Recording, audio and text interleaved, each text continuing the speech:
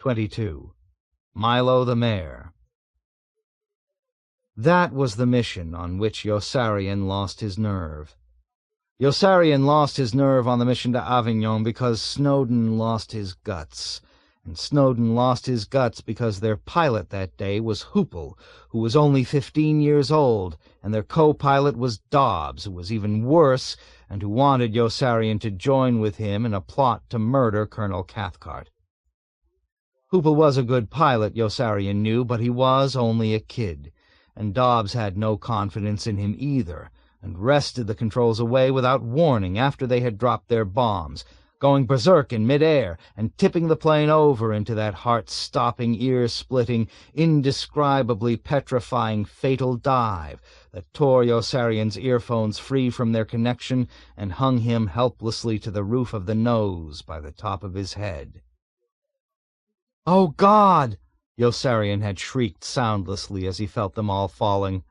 "Oh, God, oh, God, oh, God, oh, God!" he had shrieked beseechingly through lips that could not open, as the plane fell and he dangled without weight by the top of his head until Hoople managed to seize the controls back and leveled the plane out down inside the crazy, craggy patchwork canyon of crushing anti-aircraft fire from which they had climbed away and from which they would now have to escape again.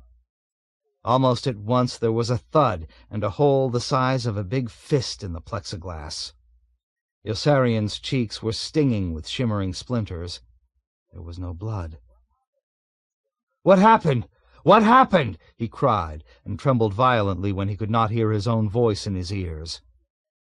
He was cowed by the empty silence on the intercom, and almost too horrified to move as he crouched like a trapped mouse on his hands and knees and waited without daring to breathe, until he finally spied the gleaming cylindrical jack plug of his headset swinging back and forth in front of his eyes, and jammed it back into its receptacle with fingers that rattled. "Oh, God!" he kept shrieking with no abatement of terror as the flak thumped and mushroomed all about him. "Oh, God!" Dobbs was weeping when Yossarian jammed his jack plug back into the intercom system and was able to hear again. "Help him! Help him!" Dobbs was sobbing. "Help him! Help him!" "Help who? Help who?" Yossarian called back. "Help who?" "The bombardier! The bombardier!" Dobbs cried. "He doesn't answer! Help the bombardier! Help the bombardier!" "I'm the bombardier!" Yossarian cried back at him. "I'm the bombardier! I'm all right! I'm all right!" "Then help him! Help him!" Dobbs wept. "Help him! Help him!" "Help who? Help who?" "The radio gunner," Dobbs begged. "Help the radio gunner!" "I'm cold," Snowden whimpered feebly over the intercom system then in a bleat of plaintive agony. "Please help me. I'm cold." And Yossarian crept out through the crawlway and climbed up over the bomb bay and down into the rear section of the plane, where Snowden lay on the floor, wounded and freezing to death in a yellow splash of sunlight near the new tail gunner lying stretched out on the floor beside him in a dead faint. Dobbs was the worst pilot in the world and knew it, a shattered wreck of a virile young man who was continually striving to convince his superiors that he was no longer fit to pilot a plane. None of his superiors would listen, and it was the day the number of missions was raised to 60 that Dobbs stole into Yossarian's tent while Orr was out looking for gaskets and disclosed the plot he had formulated to murder Colonel Cathcart. He needed Yossarian's assistance. "You want us to kill him in cold blood?" Yossarian objected. "That's right," Dobbs agreed with an optimistic smile, encouraged by Yossarian's ready grasp of the situation. "We'll shoot him to death with the Luger I brought back from Sicily that nobody knows I've got." "I don't think I could do it," Yossarian concluded after weighing the idea in silence a while. Dobbs was astonished. "Why not?" "Look, nothing would please me more than to have the son of a bitch break his neck or get killed in a crash, or to find out that someone else had shot him to death. But I don't think I could kill him." "He'd do it to you," Dobbs argued. "In fact, you're the one who told me he is doing it to us by keeping us in combat so long." but I don't think I could do it to him. He's got a right to live too, I guess. Not as long as he's trying to rob you and me of our right to live. What's the matter with you? Dobbs was flabbergasted. I used to listen to you arguing that same thing with Clevenger, and look what happened to him, right inside that cloud. Stop shouting, will you? Yossarian shushed him. I'm not shouting! Dobbs shouted louder, his face red with revolutionary fervor. His eyes and nostrils were running, and his palpitating crimson lower lip was splattered with a foamy dew. There must have been close to 100 men in the group who had finished their 55 missions when he raised the number to 60. There must have been at least another 100 like you with just a couple more to fly. He's going to kill us all if we let him go on forever. We've got to kill him first. Yossarian nodded expressionlessly without committing himself. Do you think we could get away with it? I've got it all worked out. Stop shouting, for Christ's sake. I'm not shouting. I've got it. Will you stop shouting? I've got it all worked out, Dobbs whispered, gripping the side of Orr's cot with white-knuckled hands to constrain them from waving. Thursday morning, when he's due back from that goddamn farmhouse of his in the hills, I'll sneak up through the woods to that hairpin turn in the road and hide in the bushes. He has to slow down there, and I can watch the road in both directions to make sure there's no one else around. When I see him coming, I'll shove a big log out into the road to make him stop his jeep. Then I'll step out of the bushes with my Luger and shoot him in the head until he's dead. I'll bury the gun, come back down through the woods to the squadron, and go about my business just like everybody else. What could possibly go wrong? Yossarian had followed each step attentively. Where do I come in? He asked in puzzlement. I couldn't do it without you, Dobbs explained. I need you to tell me to go ahead. Yossarian found it hard to believe him. Is that all you want me to do? Just tell you to go ahead? That's all I need from you, Dobbs answered. Just tell me to go ahead, and I'll blow his brains out all by myself the day after tomorrow. His voice was accelerating with emotion and rising again. I'd like to shoot Colonel Corn in the head, too, while we're at it, although I'd like to spare Major Danby, if that's all right with you. Then I'd like to murder Appleby and Havermeyer also, and after we finish murdering Appleby and Havermeyer, I'd like to murder McWatt. McWatt! Cried Yossarian, almost jumping up in horror.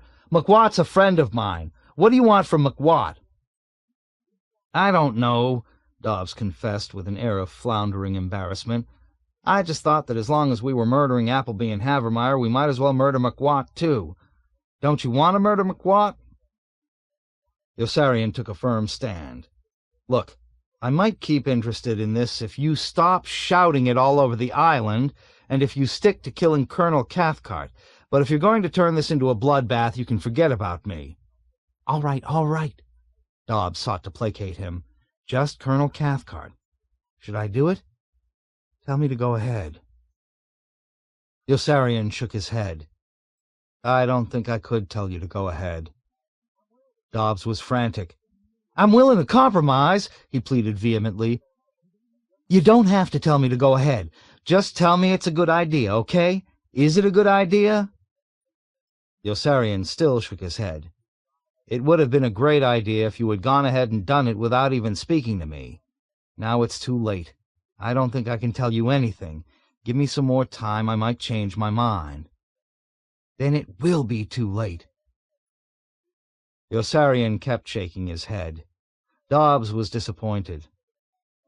He sat for a moment with a hangdog look, then spurted to his feet suddenly and stamped away to have another impetuous crack at persuading Daneeka to ground him, knocking over Yossarian's washstand with his hip when he lurched around, and tripping over the fuel line of the stove Orr was still constructing.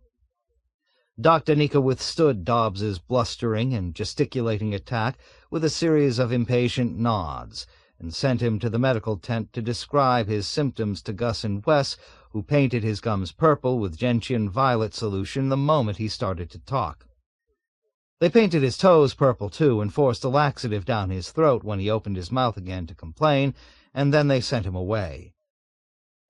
Dobbs was in even worse shape than Hungry Joe, who could at least fly missions when he was not having nightmares. Dobbs was almost as bad as Orr, who seemed happy as an undersized, grinning lark with his deranged and galvanic giggle and shivering, warped buck teeth, and who was sent along for a rest leave with Milo and Yossarian on the trip to Cairo for eggs, when Milo bought cotton instead and took off at dawn for Istanbul with his plane packed to the gun turrets with exotic spiders and unripened red bananas. Orr was one of the homeliest freaks Yossarian had ever encountered, and one of the most attractive. He had a raw, bulgy face with hazel eyes squeezing from their sockets like matching brown halves of marbles, and thick, wavy, party-colored hair sloping up to a peak on the top of his head like a pomaded pup tent. Orr was knocked down into the water or had an engine shot out almost every time he went up, and he began jerking on Yossarian's arm like a wild man after they had taken off for Naples and come down in Sicily to find the scheming, cigar-smoking 10-year-old pimp with the two 12-year-old virgin sisters waiting for them in town in front of the hotel in which there was room for only Milo.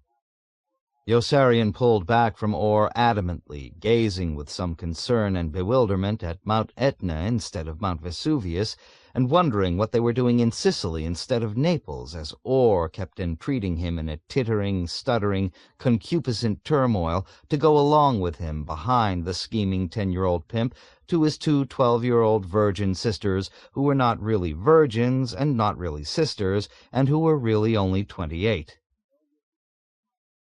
"Go with him," Milo instructed Yossarian laconically. "Remember your mission." "All right," Yossarian yielded with a sigh, remembering his mission. "But at least let me try to find a hotel room first so I can get a good night's sleep afterward."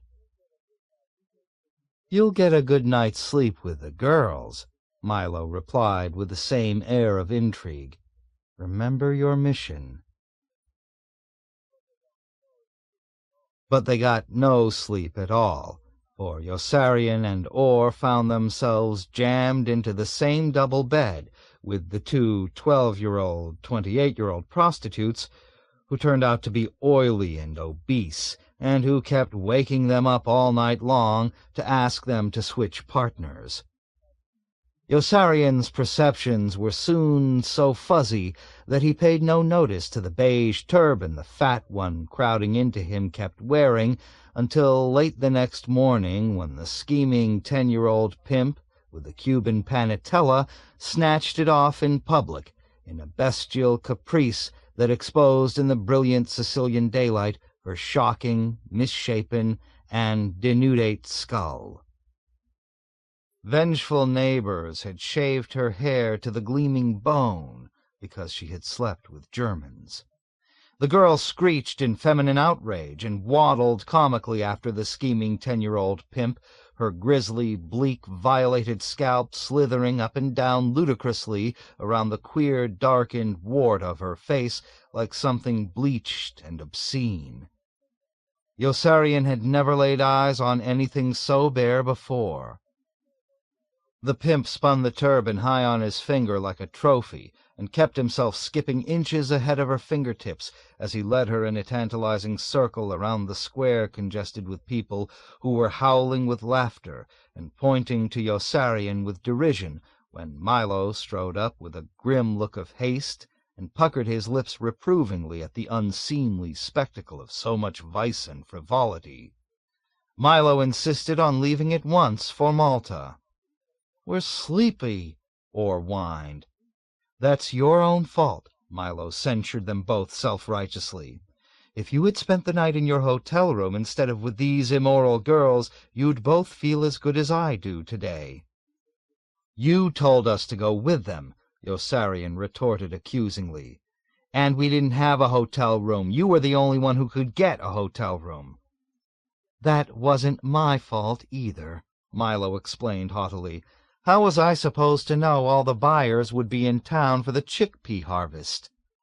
"You knew it," Yossarian charged. "That explains why we're here in Sicily instead of Naples. You've probably got the whole damned plane filled with chickpeas already." "Shh!" Milo cautioned sternly, with a meaningful glance toward Orr. "Remember your mission." The bomb bay, the rear and tail sections of the plane, and most of the top turret gunner's section were all filled with bushels of chickpeas when they arrived at the airfield to take off for Malta. Yossarian's mission on the trip was to distract Orr from observing where Milo bought his eggs, even though Orr was a member of Milo's syndicate and, like every other member of Milo's syndicate, owned a share. His mission was silly, Yossarian felt, since it was common knowledge that Milo bought his eggs in Malta for 7 cents apiece and sold them to mess halls in his syndicate for 5 cents apiece. "I just don't trust him," Milo brooded in the plane, with a backward nod toward Orr, who was curled up like a tangled rope on the low bushels of chickpeas, trying torturedly to sleep. "And I'd just as soon buy my eggs when he's not around to learn my business secrets. What else don't you understand?" Yossarian was riding beside him in the co-pilot's seat. "I don't understand why you buy eggs for 7 cents apiece in Malta and sell them for 5 cents. "I do it to make a profit." "But how can you make a profit? You'll lose 2 cents an egg." "But I make a profit of 3¼ cents an egg by selling them for 4¼ cents an egg to the people in Malta I buy them from for 7 cents an egg. Of course, I don't make the profit. The syndicate makes the profit, and everybody has a share." Yossarian felt he was beginning to understand.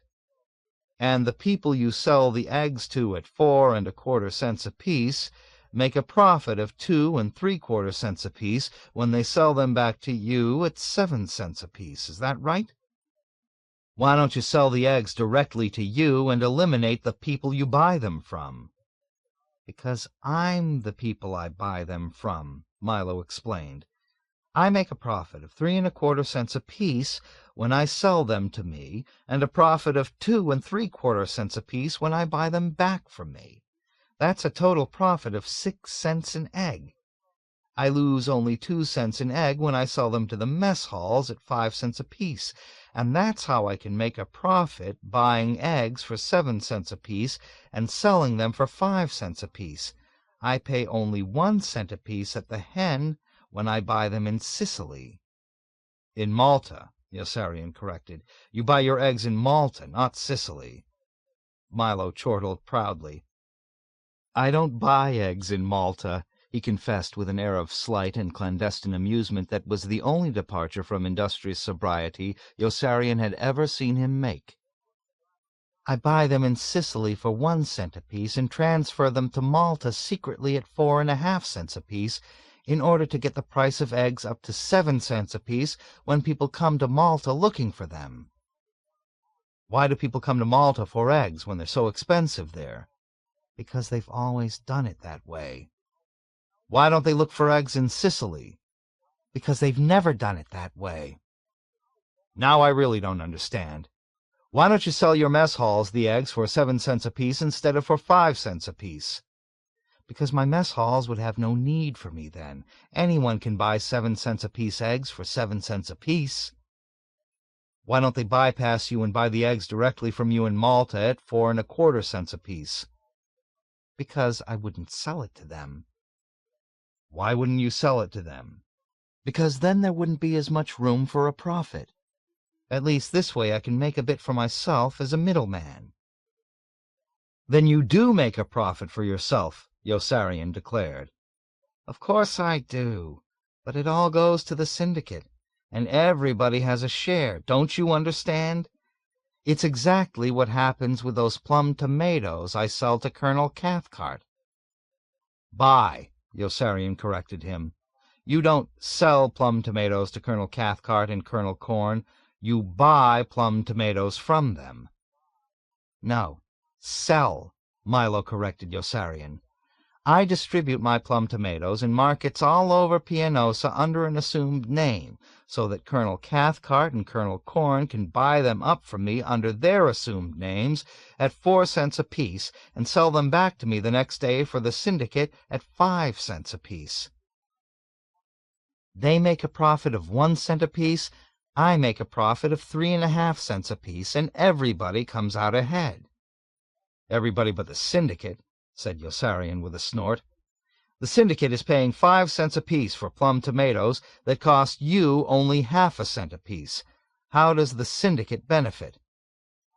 "The syndicate benefits when I benefit," Milo explained, "because everybody has a share, and the syndicate gets Colonel Cathcart's and Colonel Corn's support so that they'll let me go out on trips like this one. You'll see how much profit that can mean in about 15 minutes when we land in Palermo." "Malta," Yossarian corrected him. "We're flying to Malta now, not Palermo."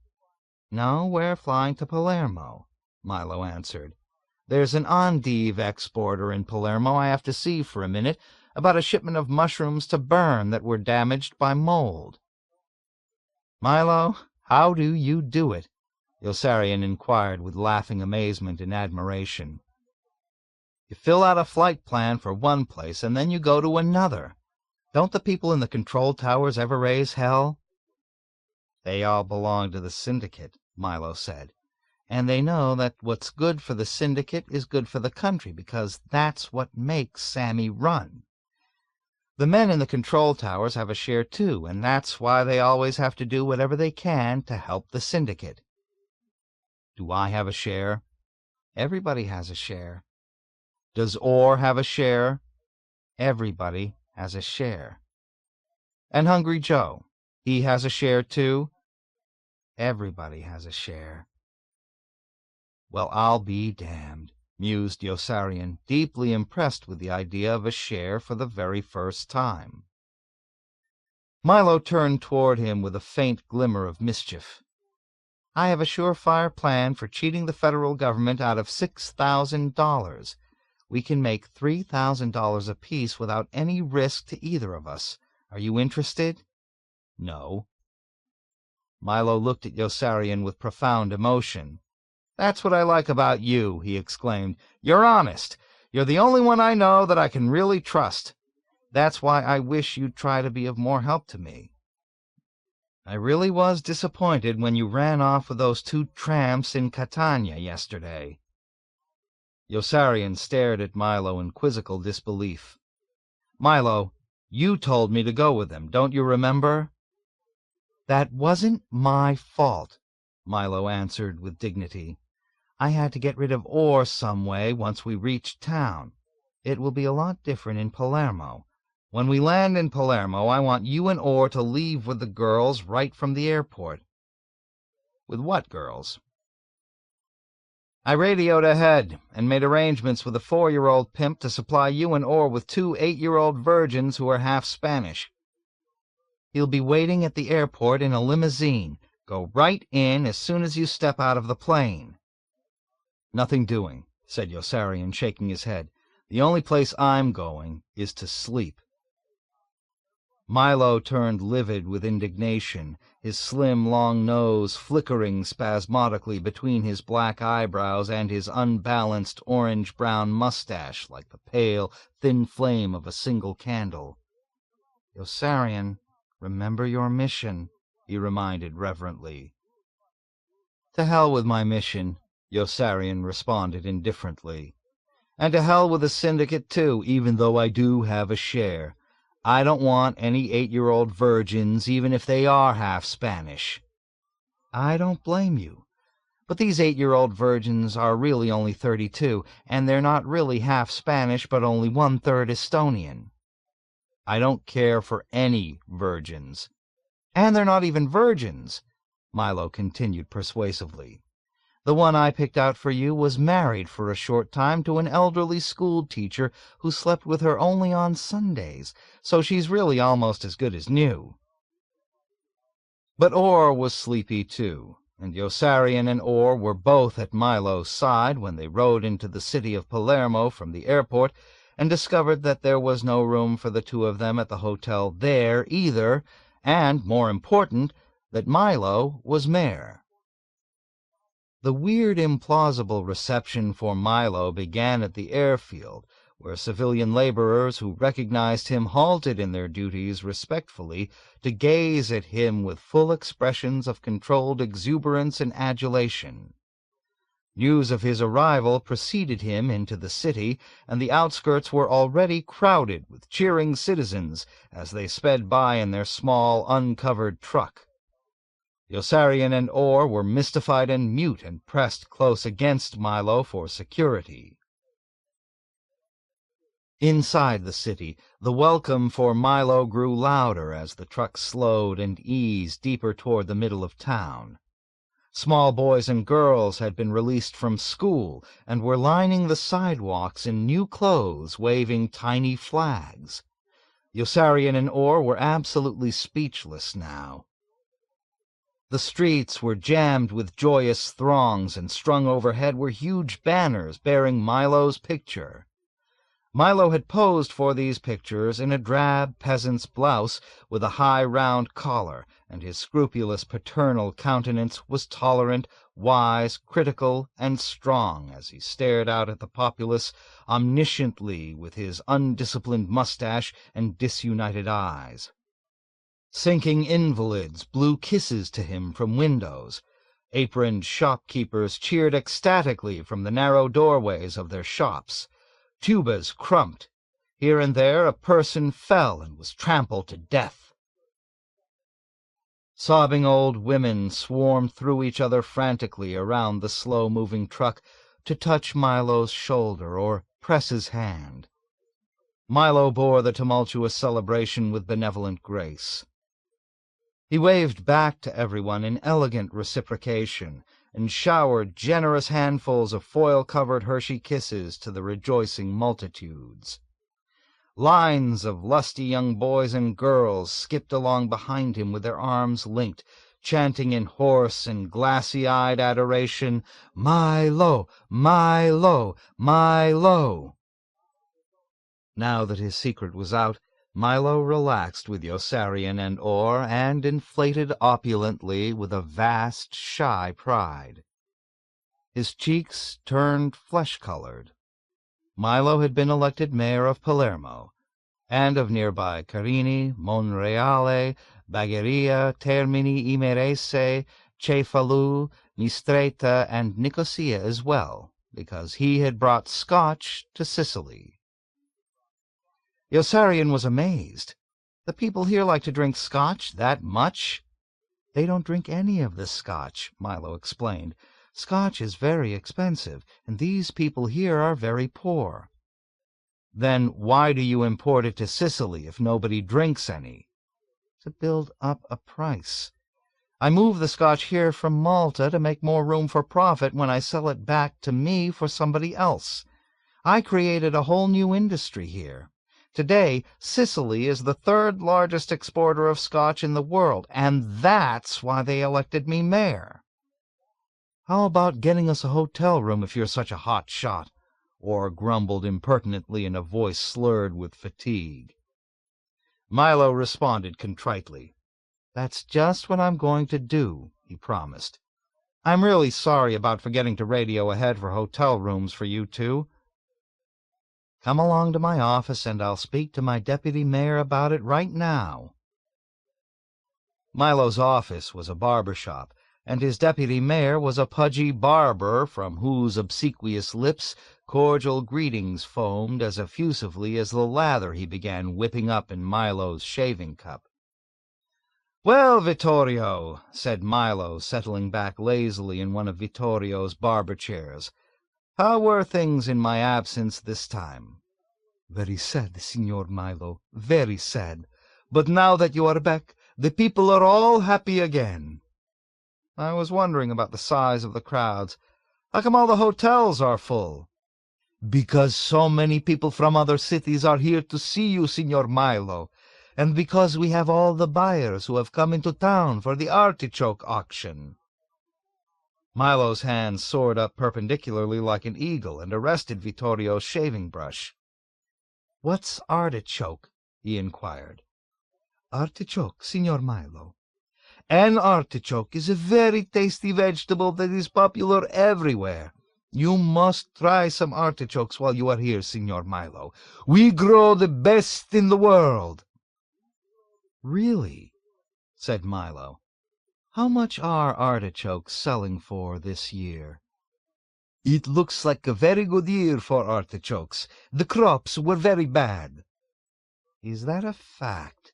mused Milo, and was gone, sliding from his chair so swiftly that his striped barber's apron retained his shape for a second or two after he had gone before it collapsed. Milo had vanished from sight by the time Yossarian and Orr rushed after him to the doorway. "Next!" barked Milo's deputy mayor officiously. "Who's next?" Yossarian and Orr walked from the barber shop in dejection. Deserted by Milo, they trudged homelessly through the reveling masses in futile search of a place to sleep. Yossarian was exhausted. His head throbbed with a dull, debilitating pain, and he was irritable with Orr, who had found 2 crab-apples somewhere and walked with them in his cheeks, until Yossarian spied them there and made him take them out. Then Orr found 2 horse-chestnuts somewhere and slipped those in, until Yossarian detected them and snapped at him again to take the crab-apples out of his mouth. Orr grinned and replied that they were not crab-apples, but horse-chestnuts, and that they were not in his mouth, but in his hands. But Yossarian was not able to understand a single word he said because of the horse-chestnuts in his mouth, and made him take them out anyway. A sly light twinkled in Orr's eyes. He rubbed his forehead harshly with his knuckles, like a man in an alcoholic stupor, and snickered lewdly. "Do you remember that girl?" He broke off to snicker lewdly again. "Do you remember that girl who was hitting me over the head with that shoe in that apartment in Rome when we were both naked?" he asked with a look of cunning expectation. He waited until Yossarian nodded cautiously.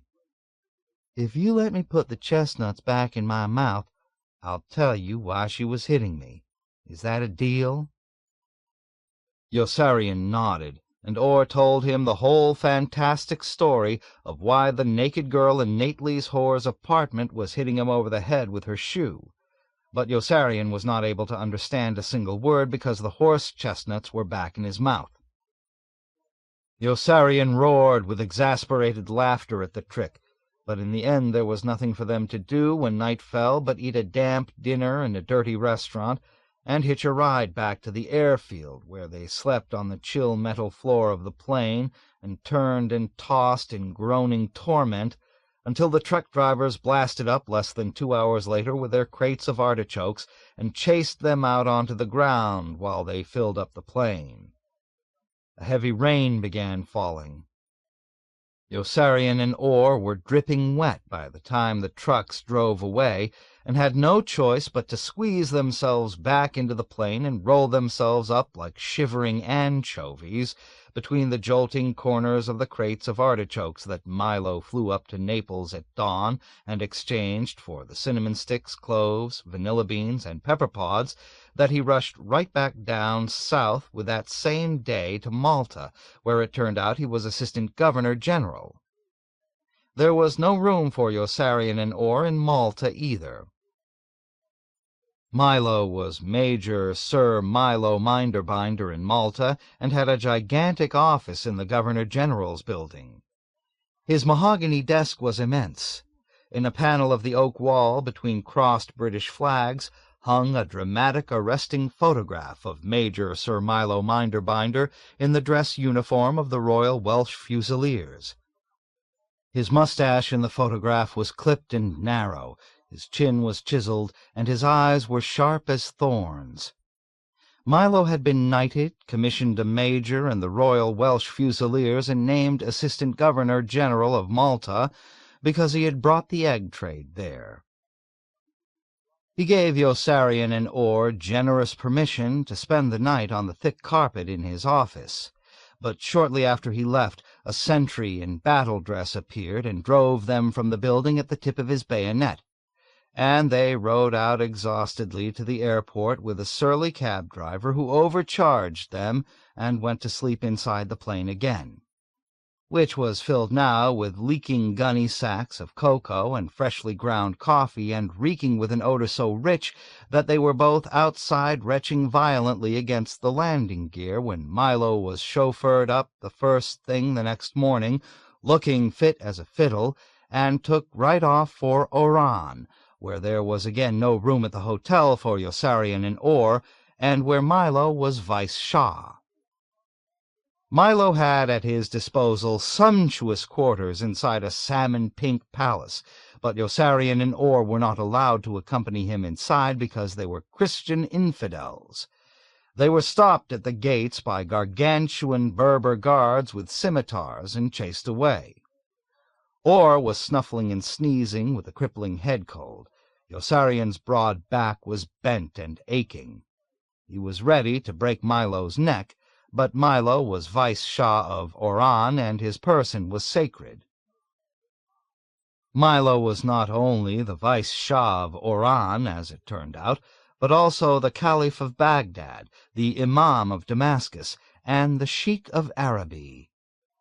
Milo was the corn god, the rain god, and the rice god in backward regions where such crude gods were still worshipped by ignorant and superstitious people, and deep inside the jungles of Africa, he intimated with becoming modesty, large graven images of his mustached face could be found overlooking primitive stone altars red with human blood. Everywhere they touched he was acclaimed with honor, and it was one triumphal ovation after another for him in city after city, until they finally doubled back through the Middle East and reached Cairo, where Milo cornered the market on cotton that no one else in the world wanted, and brought himself promptly to the brink of ruin. In Cairo there was at last room at the hotel for Yossarian and Orr. There were soft beds for them with fat, fluffed-up pillows and clean, crisp sheets. There were closets with hangers for their clothes. There was water to wash with. Yossarian and Orr soaked their rancid, unfriendly bodies pink in a steaming hot tub, and then went from the hotel with Milo to eat shrimp cocktails and filet mignon in a very fine restaurant with a stock ticker in the lobby that happened to be clicking out the latest quotation for Egyptian cotton when Milo inquired of the captain of waiters what kind of machine it was. Milo had never imagined a machine so beautiful as a stock ticker before. "Really?" he exclaimed when the captain of waiters had finished his explanation. "And how much is Egyptian cotton selling for?" The captain of waiters told him, and Milo bought the whole crop. But Yossarian was not nearly so frightened by the Egyptian cotton Milo bought as he was by the bunches of green-red bananas Milo had spotted in the native marketplace as they drove into the city. And his fears proved justified, for Milo shook him awake out of a deep sleep just after 12 and shoved a partly peeled banana toward him. Yossarian choked back a sob. "Taste it," Milo urged, following Yossarian's writhing face around with a banana insistently. "Milo, you bastard," moaned Yossarian. "I've got to get some sleep." "Eat it and tell me if it's good," Milo persevered. "Don't tell Orr I gave it to you. I charged him 2 piastres for his." Yossarian ate the banana submissively and closed his eyes after telling Milo it was good. But Milo shook him awake again and instructed him to get dressed as quickly as he could because they were leaving at once for Pianosa. "You and Orr have to load the bananas into the plane right away," he explained. "The man said to watch out for spiders while you're handling the bunches." "Milo, can't we wait until morning?" Yossarian pleaded. "I've got to get some sleep." "They're ripening very quickly," answered Milo, "and we don't have a minute to lose. Just think how happy the men back at the squadron will be when they get these bananas." But the men back at the squadron never even saw any of the bananas, for it was a seller's market for bananas in Istanbul and a buyer's market in Beirut for the caraway seeds Milo rushed with to Benghazi after selling the bananas, and when they raced back into Pianosa breathlessly 6 days later at the conclusion of Orr's rest leave, it was with a load of best white eggs from Sicily that Milo said were from Egypt and sold to his mess halls for only 4 cents apiece, so that all the commanding officers in his syndicate would implore him to speed right back to Cairo for more bunches of green-red bananas to sell in Turkey for the caraway seeds in demand in Benghazi. And everybody had a share. 23. Nately's Old Man. The only one back in the squadron who did see any of Milo's red bananas was Aarfy, who picked up 2 from an influential fraternity brother of his in the quartermaster corps when the bananas ripened and began streaming into Italy through normal black market channels, and who was in the officer's apartment with Yossarian the evening Nately finally found his whore again, after so many fruitless weeks of mournful searching, and lured her back to the apartment with 2 girlfriends by promising them $30 each. $30 each? Remarked Aarfy slowly, poking and patting each of the 3 strapping girls skeptically with the air of a grudging connoisseur. $30 is a lot of money for pieces like these. Besides, I never paid for it in my life. I'm not asking you to pay for it, Nately assured him quickly. I'll pay for them all. I just want you guys to take the other 2. Won't you help me out? Aarfy smirked complacently and shook his soft round head. Nobody has to pay for it for good old Aarfy. I can get all I want any time I want it. I'm just not in the mood right now. Why don't you just pay all 3 and send the other 2 away? Yossarian suggested. Because then mine will be angry with me for making her work for her money, Nately replied with an anxious look at his girl who was glowering at him restlessly and starting to mutter. She says that if I really liked her, I'd send her away and go to bed with one of the others. I have a better idea, boasted Aarfy. Why don't we keep the 3 of them here until after the curfew and then threaten to push them out into the street to be arrested unless they give us all their money? We can even threaten to push them out the window. Aarfy! Nately was aghast. I was only trying to help, said Aarfy sheepishly. Aarfy was always trying to help Nately because Nately's father was rich and prominent and in an excellent position to help Aarfy after the war. Gee whiz, he defended himself querulously. Back in school we were always doing things like that. I remember one day we tricked these 2 dumb high school girls from town into the fraternity house and made them put out for all the fellows there who wanted them by threatening to call up their parents and say they were putting out for us. We kept them trapped in bed there for more than 10 hours. We even smacked their faces a little when they started to complain. Then we took away their nickels and dimes and chewing gum and threw them out. Boy, we used to have fun in that fraternity house, he recalled peacefully, his corpulent cheeks aglow with the jovial, rubicund warmth of nostalgic recollection. We used to ostracize everyone, even each other. But Aarfy was no help to Nately now, as the girl Nately had fallen so deeply in love with began swearing at him sullenly with rising, menacing resentment. Luckily, Hungry Joe burst in just then, and everything was all right again, except that Dunbar staggered in drunk a minute later and began embracing one of the other giggling girls at once. Now there were 4 men and 3 girls, and the 7 of them left Aarfy in the apartment and climbed into a horse-drawn cab, which remained at the curb at a dead halt while the girls demanded their money in advance. Nately gave them $90 with a gallant flourish, after borrowing $20 from Yossarian, $35 from Dunbar, and $17 from Hungry Joe.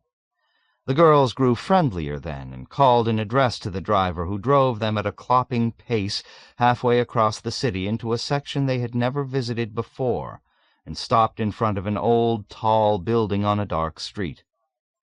The girls led them up 4 steep, very long flights of creaking wooden stairs, and guided them through a doorway into their own wonderful and resplendent tenement apartment, which burgeoned miraculously with an infinite and proliferating flow of supple young naked girls, and contained the evil and debauched ugly old man who irritated Nately constantly with his caustic laughter, and the clucking, proper old woman in the ash-gray woolen sweater, who disapproved of everything immoral that occurred there and tried her best to tidy up.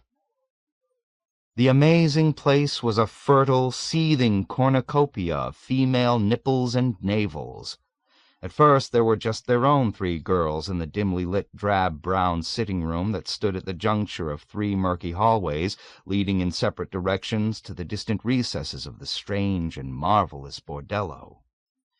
The girls disrobed at once, pausing in different stages to point proudly to their garish underthings, and bantering all the while with the gaunt and dissipated old man with the shabby long white hair and slovenly white unbuttoned shirt, who sat cackling lasciviously in a musty blue armchair almost in the exact center of the room, and bade Nately and his companions welcome with a mirthful and sardonic formality. Then the old woman trudged out to get a girl for Hungry Joe, dipping her captious head sadly, and returned with 2 big-bosomed beauties, one already undressed and the other in only a transparent pink half-slip that she wiggled out of while sitting down. 3 more naked girls sauntered in from a different direction and remained to chat, then 2 others. 4 more girls passed through the room in an indolent group engrossed in conversation. 3 were barefoot, and 1 wobbled perilously on a pair of unbuckled silver dancing shoes that did not seem to be her own. 1 more girl appeared, wearing only panties, and sat down, bringing the total congregating there in just a few minutes to 11, all but 1 of them completely unclothed. There was bare flesh lounging everywhere, most of it plump, and Hungry Joe began to die. He stood stock-still in rigid cataleptic astonishment while the girls ambled in and made themselves comfortable. Then he let out a piercing shriek suddenly and bolted toward the door in a headlong dash back toward the enlisted men's apartment for his camera, only to be halted in his tracks with another frantic shriek by the dreadful, freezing premonition that this whole lovely, lurid, rich and colorful pagan paradise would be snatched away from him irredeemably if he were to let it out of his sight for even an instant.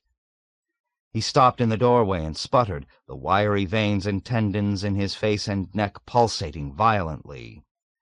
The old man watched him with victorious merriment, sitting in his musty blue armchair like some satanic and hedonistic deity on a throne, a stolen U.S. Army blanket wrapped around his spindly legs to ward off a chill. He laughed quietly, his sunken, shrewd eyes sparkling perceptively with a cynical and wanton enjoyment. He had been drinking. Nately reacted on sight with bristling enmity to this wicked, depraved, and unpatriotic old man who was old enough to remind him of his father and who made disparaging jokes about America. "America," he said, "will lose the war, and Italy will win it." "America is the strongest and most prosperous nation on earth," Nately informed him with lofty fervor and dignity, "and the American fighting man is second to none." "Exactly," agreed the old man pleasantly, with a hint of taunting amusement. "Italy, on the other hand, is one of the least prosperous nations on earth, and the Italian fighting man is probably second to all. And that's exactly why my country is doing so well in this war, while your country is doing so poorly." Nately guffawed with surprise, then blushed apologetically for his impoliteness. "I'm sorry I laughed at you," he said sincerely, and he continued in a tone of respectful condescension. "But Italy was occupied by the Germans, and is now being occupied by us. You don't call that doing very well, do you?" "But of course I do," exclaimed the old man cheerfully. "The Germans are being driven out, and we are still here. In a few years you will be gone too, and we will still be here. You see, Italy is really a very poor and weak country, and that's what makes us so strong. Italian soldiers are not dying anymore, but American and German soldiers are. I call that doing extremely well. Yes, I am quite certain that Italy will survive this war and still be in existence long after your own country has been destroyed." Nately could scarcely believe his ears. He had never heard such shocking blasphemies before, and he wondered with instinctive logic why G-men did not appear to lock the traitorous old man up. "America is not going to be destroyed!" he shouted passionately. "Never?" prodded the old man softly. "Well," Nately faltered. The old man laughed indulgently, holding in check a deeper, more explosive delight. His goading remained gentle. "Rome was destroyed. Greece was destroyed. Persia was destroyed. Spain was destroyed. All great countries are destroyed. Why not yours? How much longer do you really think your own country will last? Forever? Keep in mind that the earth itself is destined to be destroyed by the sun in 25 million years or so." Nately squirmed uncomfortably. "Well, forever is a long time, I guess." "A million years?" persisted the jeering old man with keen, sadistic zest. "A 500,000? The frog is almost 500 million years old. Could you really say with much certainty that America, with all its strength and prosperity, with its fighting man that is second to none, and with its standard of living that is the highest in the world, will last as long as the frog?" Nately wanted to smash his leering face. He looked about, imploring for help in defending his country's future against the obnoxious calumnies of this sly and sinful assailant. He was disappointed. Yossarian and Dunbar were busy in a far corner pawing orgiastically at 4 or 5 frolicsome girls and 6 bottles of red wine, and Hungry Joe had long since tramped away down one of the mystic hallways, propelling before him like a ravening despot as many of the broadest-hipped young prostitutes as he could contain in his frail windmilling arms and cram into one double bed. Nately felt himself at an embarrassing loss. His own girl sat sprawled out gracelessly on an overstuffed sofa with an expression of otiose boredom. Nately was unnerved by her torpid indifference to him, by the same sleepy and inert pose that he remembered so vividly, so sweetly, and so miserably from the first time she had seen him and ignored him at the packed penny-ante blackjack game in the living-room of the enlisted men's apartment. Her lax mouth hung open in a perfect O, and God alone knew at what her glazed and smoky eyes were staring in such brute apathy. The old man waited tranquilly, watching him with a discerning smile that was both scornful and sympathetic. A lissom, blonde, sinuous girl with lovely legs and honey-colored skin laid herself out contentedly on the arm of the old man's chair, and began molesting his angular, pale, dissolute face languidly and coquettishly. Nately stiffened with resentment and hostility at the sight of such lechery in a man so old. He turned away with a sinking heart, and wondered why he simply did not take his own girl and go to bed. This sordid, vulturous, diabolical old man reminded Nately of his father, because the two were nothing at all alike. Nately's father was a courtly, white-haired gentleman who dressed impeccably. This old man was an uncouth bum. Nately's father was a sober, philosophical, and responsible man.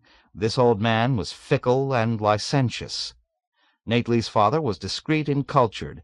This old man was a boor. Nately's father believed in honor and knew the answer to everything.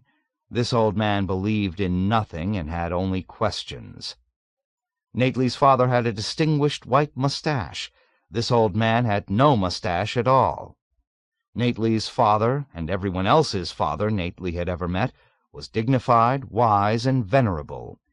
This old man was utterly repellent, and Nately plunged back into debate with him, determined to repudiate his vile logic and insinuations with an ambitious vengeance that would capture the attention of the bored, phlegmatic girl he had fallen so intensely in love with and win her admiration forever.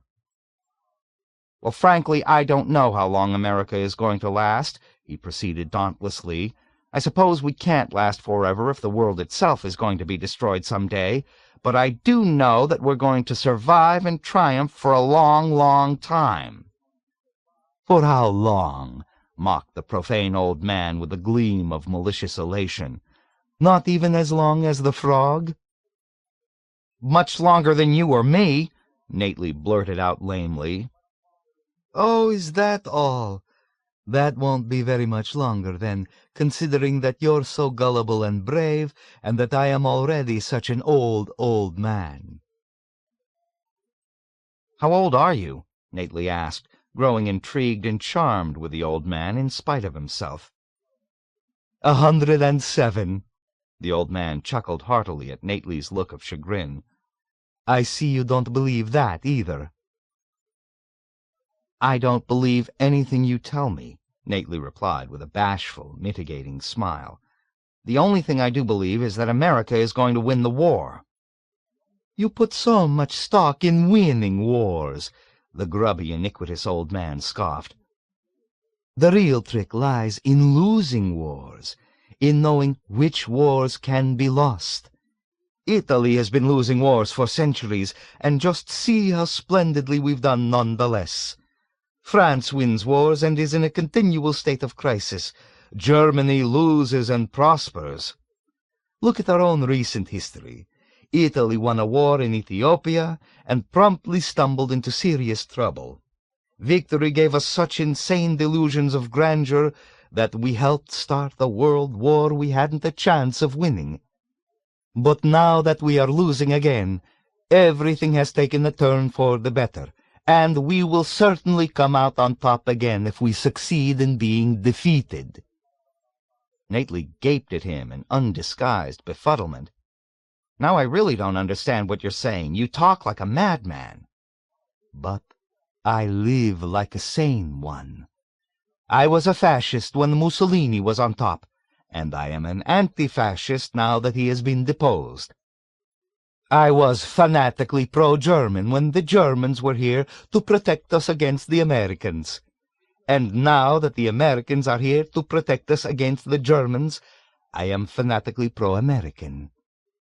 I can assure you, my outraged young friend," the old man's knowing, disdainful eyes shone even more effervescently as Nately's stuttering dismay increased, "that you and your country will have no more loyal partisan in Italy than me, but only as long as you remain in Italy." "But," Nately cried out in disbelief, "you're a turncoat, a time-server, a shameful, unscrupulous opportunist." "I am 107 years old," the old man reminded him suavely. "Don't you have any principles?" "Of course not." "No morality?" "Oh, I am a very moral man," the villainous old man assured him with satiric seriousness, stroking the bare hip of a buxom, black-haired girl with pretty dimples who had stretched herself out seductively on the other arm of his chair. He grinned at Nately sarcastically as he sat between both naked girls in smug and threadbare splendor with a sovereign hand on each. "I can't believe it," Nately remarked grudgingly, trying stubbornly not to watch him in relationship to the girls. "I simply can't believe it." "But it's all perfectly true. When the Germans marched into the city, I danced in the streets like a youthful ballerina and shouted 'Heil Hitler' until my lungs were hoarse. I even waved the small Nazi flag that I had snatched away from a beautiful little girl while her mother was looking the other way.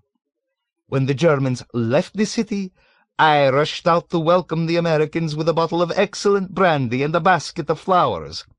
The brandy was for myself, of course, and the flowers were to sprinkle upon our liberators. There was a very stiff and stuffy old major riding in the first car, and I hit him squarely in the eye with a red rose. A marvelous shot. You should have seen him wince." Nately gasped, and was on his feet with amazement, the blood draining from his cheeks. "Major de Coverley!" he cried. "Do you know him?" inquired the old man with delight. "What a charming coincidence!" Nately was too astonished even to hear him. "So you're the one who wounded Major de Coverley!" he exclaimed in horrified indignation. "How could you do such a thing?" The fiendish old man was unperturbed. "How could I resist, you mean? You should have seen the arrogant old boor sitting there so sternly in that car like the Almighty himself, with his big, rigid head and his foolish, solemn face. What a tempting target he made. I got him in the eye with an American Beauty rose. I thought that was most appropriate, don't you?" "That was a terrible thing to do," Nately shouted at him reproachfully.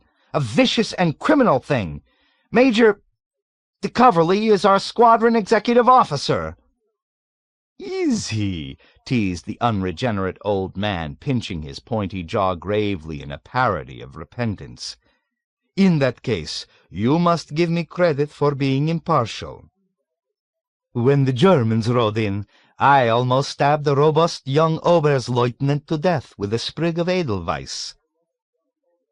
Nately was appalled and bewildered by the abominable old man's inability to perceive the enormity of his offense. "Don't you realize what you've done?" he scolded vehemently. "Major de Coverley is a noble and wonderful person, and everyone admires him." "He's a silly old fool who really has no right acting like a silly young fool. Where is he today? Dead?" Nately answered softly with somber awe. "Nobody knows. He seems to have disappeared." "You see, imagine a man his age risking what little life he has left for something so absurd as a country." Nately was instantly up in arms again. "There is nothing so absurd about risking your life for your country," he declared. "Isn't there?" asked the old man. "What is a country? A country is a piece of land surrounded on all sides by boundaries, usually unnatural. Englishmen are dying for England, Americans are dying for America, Germans are dying for Germany, Russians are dying for Russia. There are now 50 or 60 countries fighting in this war. Surely so many countries can't all be worth dying for." "Anything worth living for," said Nately, "is worth dying for." "And anything worth dying for," answered the sacrilegious old man, "is certainly worth living for. You know, you're such a pure and naive young man that I almost feel sorry for you. How old are you, 25, 26? 19, said Nately. "I'll be 20 in January." "If you live." The old man shook his head, wearing for a moment the same touchy, meditating frown of the fretful and disapproving old woman. "They are going to kill you if you don't watch out. And I can see now that you are not going to watch out. Why don't you use some sense and try to be more like me? You might live to be 107 too." "Because it's better to die on one's feet than live on one's knee," Nately retorted with triumphant and lofty conviction. "I guess you've heard that saying before."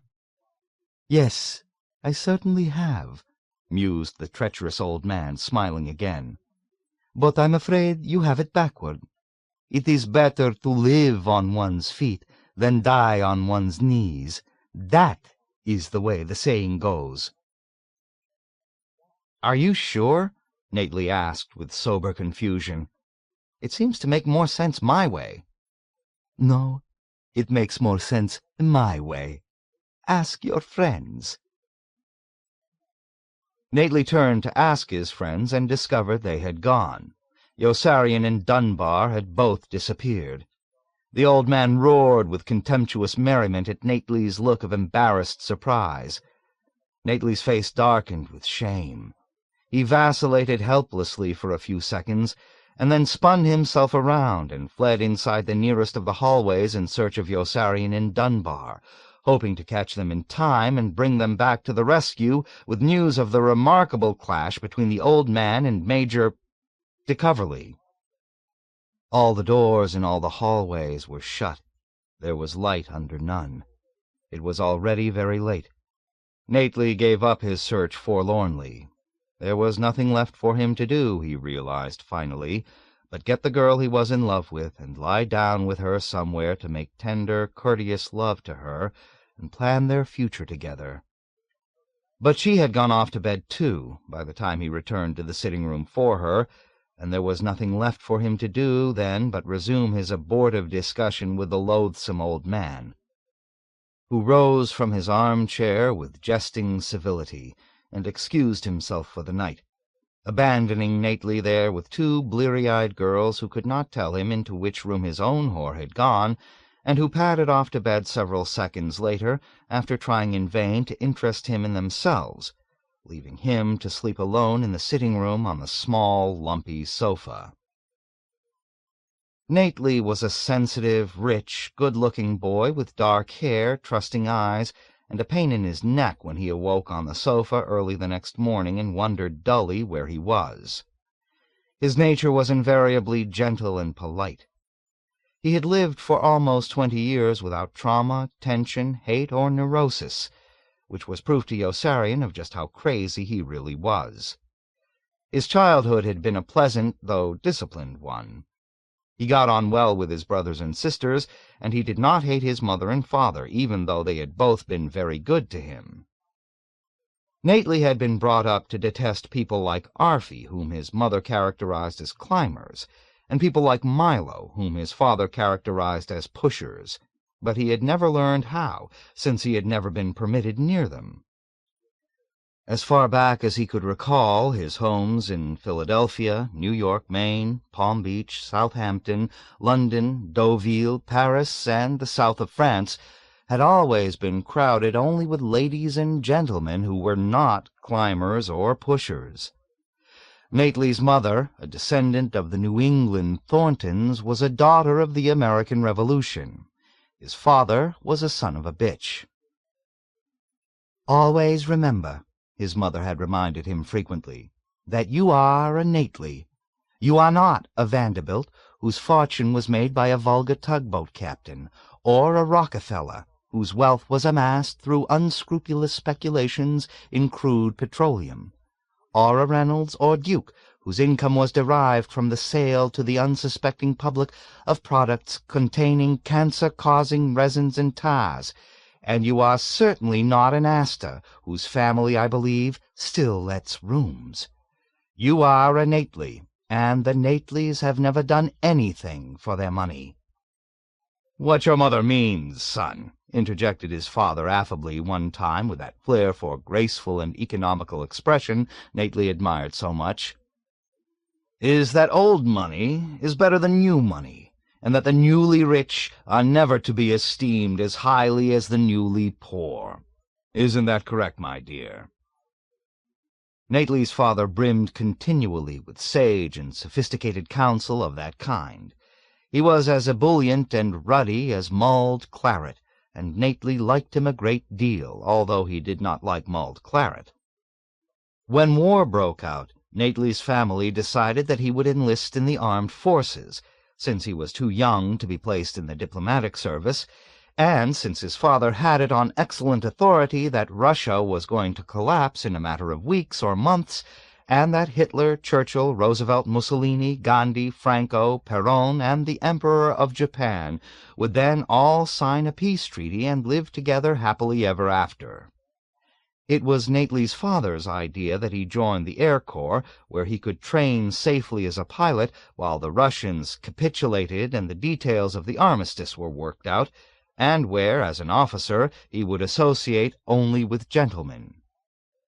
Instead, he found himself with Yossarian, Dunbar, and Hungry Joe in a whorehouse in Rome, poignantly in love with an indifferent girl there with whom he finally did lie down the morning after the night he slept alone in the sitting-room, only to be interrupted almost immediately by her incorrigible kid sister, who came bursting in without warning and hurled herself onto the bed jealously, so that Nately could embrace her too. Nately's whore sprang up snarling to whack her angrily and jerked her to her feet by the hair. The 12-year-old girl looked to Nately like a plucked chicken or like a twig with the bark peeled off. Her sapling body embarrassed everyone in her precocious attempts to imitate her elders, and she was always being chased away to put clothes on and ordered out into the street to play in the fresh air with the other children. The two sisters swore and spat at each other now savagely, raising a fluent, deafening commotion that brought a whole crowd of hilarious spectators swarming into the room. Nately gave up in exasperation. He asked his girl to get dressed and took her downstairs for breakfast. The kid's sister tagged along, and Nately felt like the proud head of a family as the three of them ate respectably in a nearby open-air cafe.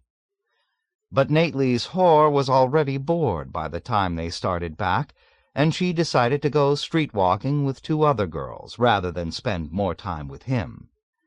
Nately and the kid's sister followed meekly a block behind, the ambitious youngster to pick up valuable pointers, Nately to eat his liver in mooning frustration, and both were saddened when the girls were stopped by soldiers in a staff car and driven away.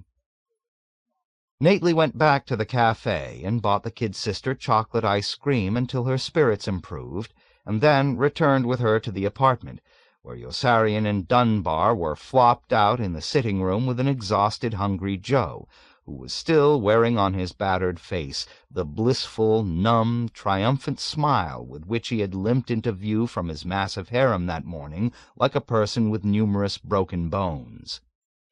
The lecherous and depraved old man was delighted with Hungry Joe's split lips and black and blue eyes. He greeted Nately warmly, still wearing the same rumpled clothes of the evening before.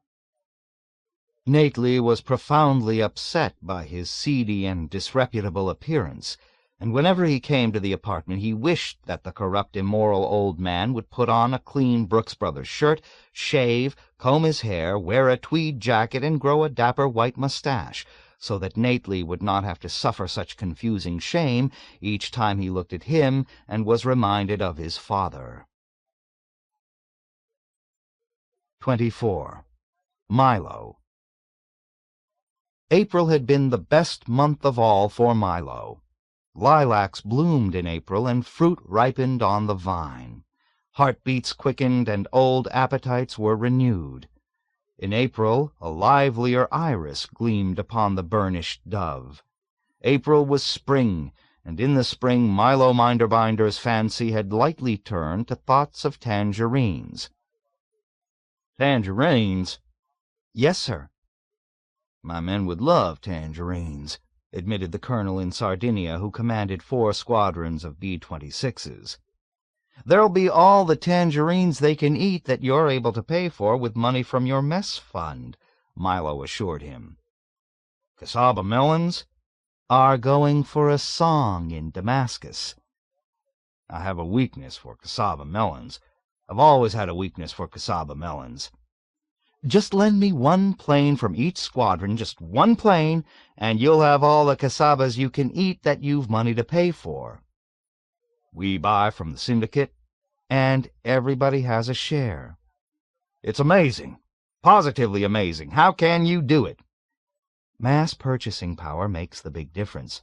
For example, breaded veal cutlets."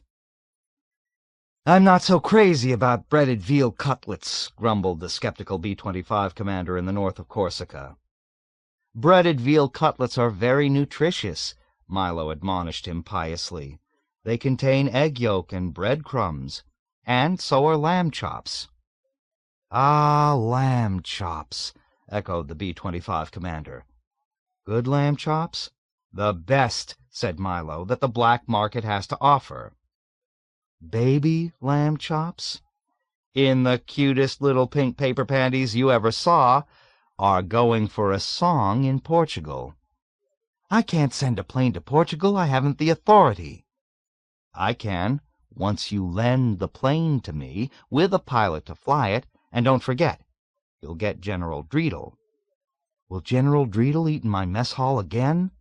"Like a pig, once you start feeding him my best white fresh eggs fried in my pure creamery butter. There'll be tangerines, too, and cassava melons, honeydews, filet of Dover sole, baked Alaska, and cockles and mussels." "And everybody has a share?" "That," said Milo, "is the most beautiful part of it." "I don't like it," growled the uncooperative fighter plane commander, who didn't like Milo either. "There's an uncooperative fighter plane commander up north who's got it in for me," Milo complained to General Dreedle. "It takes just one person to ruin the whole thing, and then you wouldn't have your fresh eggs fried in my pure creamery butter any more." General Dreedle had the uncooperative fighter plane commander transferred to the Solomon Islands to dig graves, and replaced him with a senile colonel with bursitis and a craving for lychee nuts, who introduced Milo to the B-17 general on the mainland with a yearning for Polish sausage. "Polish sausage is going for peanuts in Krakow," Milo informed him. "Polish sausage," sighed the general nostalgically. "You know, I'd give just about anything for a good hunk of Polish sausage. Just about anything." "You don't have to give anything. Just give me one plane for each mess hall, and a pilot who will do what he's told, and a small down payment on your initial order as a token of good faith." "But Krakow is hundreds of miles behind the enemy lines. How will you get to the sausage?" "There's an international Polish sausage exchange in Geneva. I'll just fly the peanuts into Switzerland and exchange them for Polish sausage at the open market rate. They'll fly the peanuts back to Krakow, and I'll fly the Polish sausage back to you. You buy only as much Polish sausage as you want through the syndicate. There'll be tangerines, too, with only a little artificial coloring added, and eggs from Malta and Scotch from Sicily. You'll be paying the money to yourself when you buy from the syndicate, since you'll own a share, so you'll really be getting everything you buy for nothing. Doesn't that make sense?" "Sheer genius. How in the world did you ever think of it?"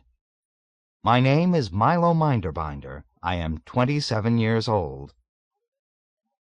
Milo Minderbinder's planes flew in from everywhere, the pursuit planes, bombers, and cargo ships streaming into Colonel Cathcart's field with pilots at the controls who would do what they were told. The planes were decorated with flamboyant squadron emblems illustrating such laudable ideals as courage, might, justice, truth, liberty, love, honor, and patriotism that were painted out at once by Milo's mechanics with a double coat of flat white, and replaced in garish purple with the stenciled name M&M Enterprises, Fine Fruits and Produce. The M&M in M&M Enterprises stood for Milo and Minderbinder, and the "and" was inserted, Milo revealed candidly, to nullify any impression that the syndicate was a one-man operation. Planes arrived for Milo from airfields in Italy, North Africa, and England, and from Air Transport Command stations in Liberia, Ascension Island, Cairo, and Karachi. Pursuit planes were traded for additional cargo ships or retained for emergency invoice duty and small parcel service. Trucks and tanks were procured from the ground forces and used for short-distance road hauling. Everybody had a share, and men got fat and moved about tamely with toothpicks in their greasy lips. Milo supervised the whole expanding operation by himself. Deep, otter-brown lines of preoccupation etched themselves permanently into his careworn face and gave him a harried look of sobriety and mistrust. Everybody but Yossarian thought Milo was a jerk, first for volunteering for the job of mess officer, and next for taking it so seriously. Yossarian also thought that Milo was a jerk, but he also knew that Milo was a genius. One day Milo flew away to England to pick up a load of Turkish halva and came flying back from Madagascar leading 4 German bombers filled with yams, collards, mustard greens, and black-eyed Georgia peas. Milo was dumbfounded when he stepped down to the ground and found a contingent of armed MPs waiting to imprison the German pilots and confiscate their planes. Confiscate? The mere word was anathema to him, and he stormed back and forth in excoriating condemnation, shaking a piercing finger of rebuke in the guilt-ridden faces of Colonel Cathcart, Colonel Corn, and the poor battle-scarred captain with the submachine gun who commanded the MPs. "Is this Russia?" Milo assailed them incredulously at the top of his voice. "Confiscate!" he shrieked, as though he could not believe his own ears. "Since when is it the policy of the American government to confiscate the private property of its citizens? Shame on you! Shame on all of you for even thinking such a horrible thought!" "But, Milo," Major Danby interrupted timidly, "we're at war with Germany, and those are German planes." "They are no such thing," Milo retorted furiously. "Those planes belong to the syndicate, and everybody has a share. Confiscate? How can you possibly confiscate your own private property? Confiscate, indeed! I've never heard anything so depraved in my whole life!" And sure enough, Milo was right, for when they looked, his mechanics had painted out the German swastikas on the wings, tails, and fuselages with double coats of flat white, and stenciled in the words M&M Enterprises, Fine Fruits and Produce. Right before their eyes, he had transformed his syndicate into an international cartel. Milo's argosies of plenty now filled the air. Planes poured in from Norway, Denmark, France, Germany, Austria, Italy, Yugoslavia, Romania, Bulgaria, Sweden, Finland, Poland, from everywhere in Europe, in fact, but Russia, with whom Milo refused to do business. When everybody who was going to had signed up with M&M Enterprises, Fine Fruits and Produce, Milo created a wholly owned subsidiary, M&M Enterprises Fancy Pastry, and obtained more airplanes and more money from the mess funds for scones and crumpets from the British Isles, prune and cheese Danish from Copenhagen, eclairs, cream puffs, Napoleons, and petit four from Paris, Reims and Grenoble, Kugelhopf, Pumpernickel, and Pfefferkuchen from Berlin, Linzer and Dobosch-Torten from Vienna, Strudel from Hungary, and Baklava from Ankara. Each morning Milo sent planes aloft all over Europe and North Africa, hauling long red tow signs advertising the day's specials in large square letters. I round, 79 cents. Whiting, 21 cents. He boosted cash income for the syndicate by leasing tow signs to Pet Milk, Gaines Dog Food, and Noxzema. In a spirit of civic enterprise, he regularly allotted a certain amount of free aerial advertising space to General Peckem for the propagation of such messages in the public interest as "Neatness counts," "Haste makes waste," and "The family that prays together stays together." Milo purchased spot radio announcements on Axis Sally's and Lord Haw-Haw's daily propaganda broadcasts from Berlin to keep things moving. Business boomed on every battlefront. Milo's planes were a familiar sight. They had freedom of passage everywhere, and one day Milo contracted with the American military authorities to bomb the German-held highway bridge at Orvieto, and with the German military authorities to defend the highway bridge at Orvieto with anti-aircraft fire against his own attack. His fee for attacking the bridge for America was the total cost of the operation plus 6%, and his fee from Germany for defending the bridge was the same cost plus 6 agreement, augmented by a merit bonus of $1,000 for every American plane he shot down. The consummation of these deals represented an important victory for private enterprise, he pointed out, since the armies of both countries were socialized institutions. Once the contracts were signed, there seemed to be no point in using the resources of the syndicate to bomb and defend the bridge, inasmuch as both governments had ample men and materiel right there to do so and were perfectly happy to contribute them. And in the end, Milo realized a fantastic profit from both halves of his project for doing nothing more than signing his name twice. The arrangements were fair to both sides. Since Milo did have freedom of passage everywhere, his planes were able to steal over in a sneak attack without alerting the German anti-aircraft gunners. And since Milo knew about the attack, he was able to alert the German anti-aircraft gunners in sufficient time for them to begin firing accurately the moment the planes came into range. It was an ideal arrangement for everyone but the dead man in Yossarian's tent, who was killed over the target the day he arrived. "I didn't kill him," Milo kept replying passionately to Yossarian's angry protest. "I wasn't even there that day, I tell you. Do you think I was down there on the ground firing an anti-aircraft gun when the planes came over?" "But you organized the whole thing, didn't you?" Yossarian shouted back at him in the velvet darkness, cloaking the path leading past the still vehicles of the motor pool to the open-air movie theater. "And I didn't organize anything," Milo answered indignantly, drawing great agitated sniffs of air in through his hissing, pale, twitching nose. "The Germans have the bridge, and we were going to bomb it, whether I stepped into the picture or not. I just saw a wonderful opportunity to make some profit out of the mission, and I took it. What's so terrible about that?" "What's so terrible about it? Milo, a man in my tent was killed on that mission before he could even unpack his bags." "But I didn't kill him." "You got $1,000 extra for it." "But I didn't kill him. I wasn't even there, I tell you. I was in Barcelona buying olive oil and skinless and boneless sardines, and I've got the purchase orders to prove it. And I didn't get the $1,000. That $1,000 went to the syndicate, and everybody got a share, even you." Milo was appealing to Yossarian from the bottom of his soul.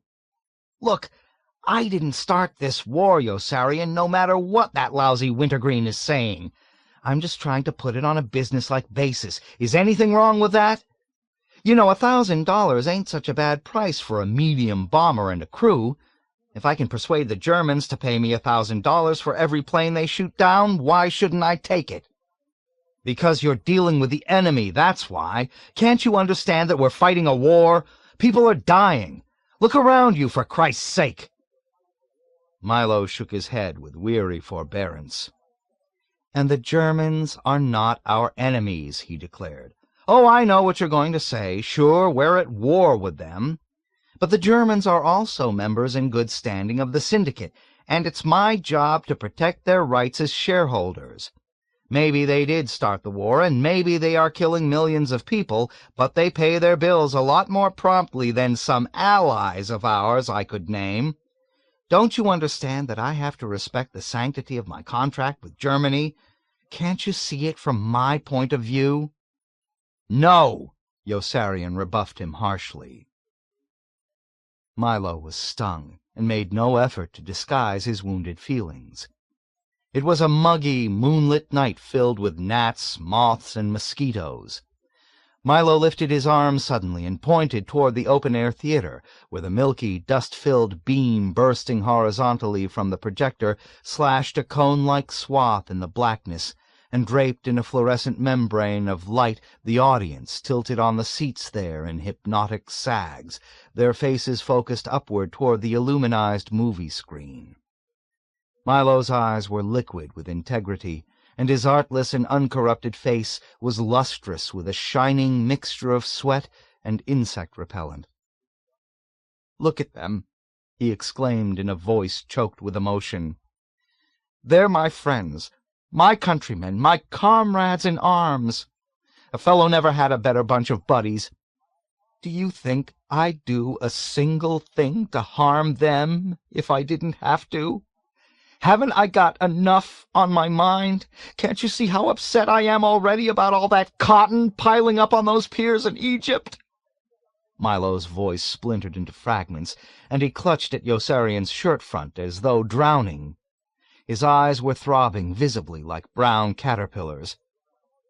"Yossarian, what am I going to do with so much cotton? It's all your fault for letting me buy it." The cotton was piling up on the piers in Egypt, and nobody wanted any.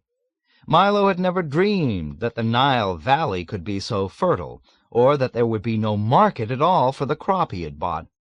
The mess halls in his syndicate would not help. They rose up in uncompromising rebellion against his proposal to tax them on a per capita basis in order to enable each man to own his own share of the Egyptian cotton crop. Even his reliable friends, the Germans, failed him in this crisis. They preferred ersatz. Milo's mess halls would not even help him store the cotton, and his warehousing costs skyrocketed and contributed to the devastating drain upon his cash reserves. The profits from the Orvieto mission were sucked away. He began writing home for the money he had sent back in better days. Soon that was almost gone, and new bales of cotton kept arriving on the wharves at Alexandria every day. Each time he succeeded in dumping some on the world market for a loss, it was snapped up by canny Egyptian brokers in the Levant who sold it back to him at the original contract price, so that he was really worse off than before. M&M Enterprises verged on collapse. Milo cursed himself hourly for his monumental greed and stupidity in purchasing the entire Egyptian cotton crop, but a contract was a contract and had to be honored, and one night, after a sumptuous evening meal, all Milo's fighters and bombers took off, joined in formation directly overhead, and began dropping bombs on the group. He had landed another contract with the Germans, this time to bomb his own outfit.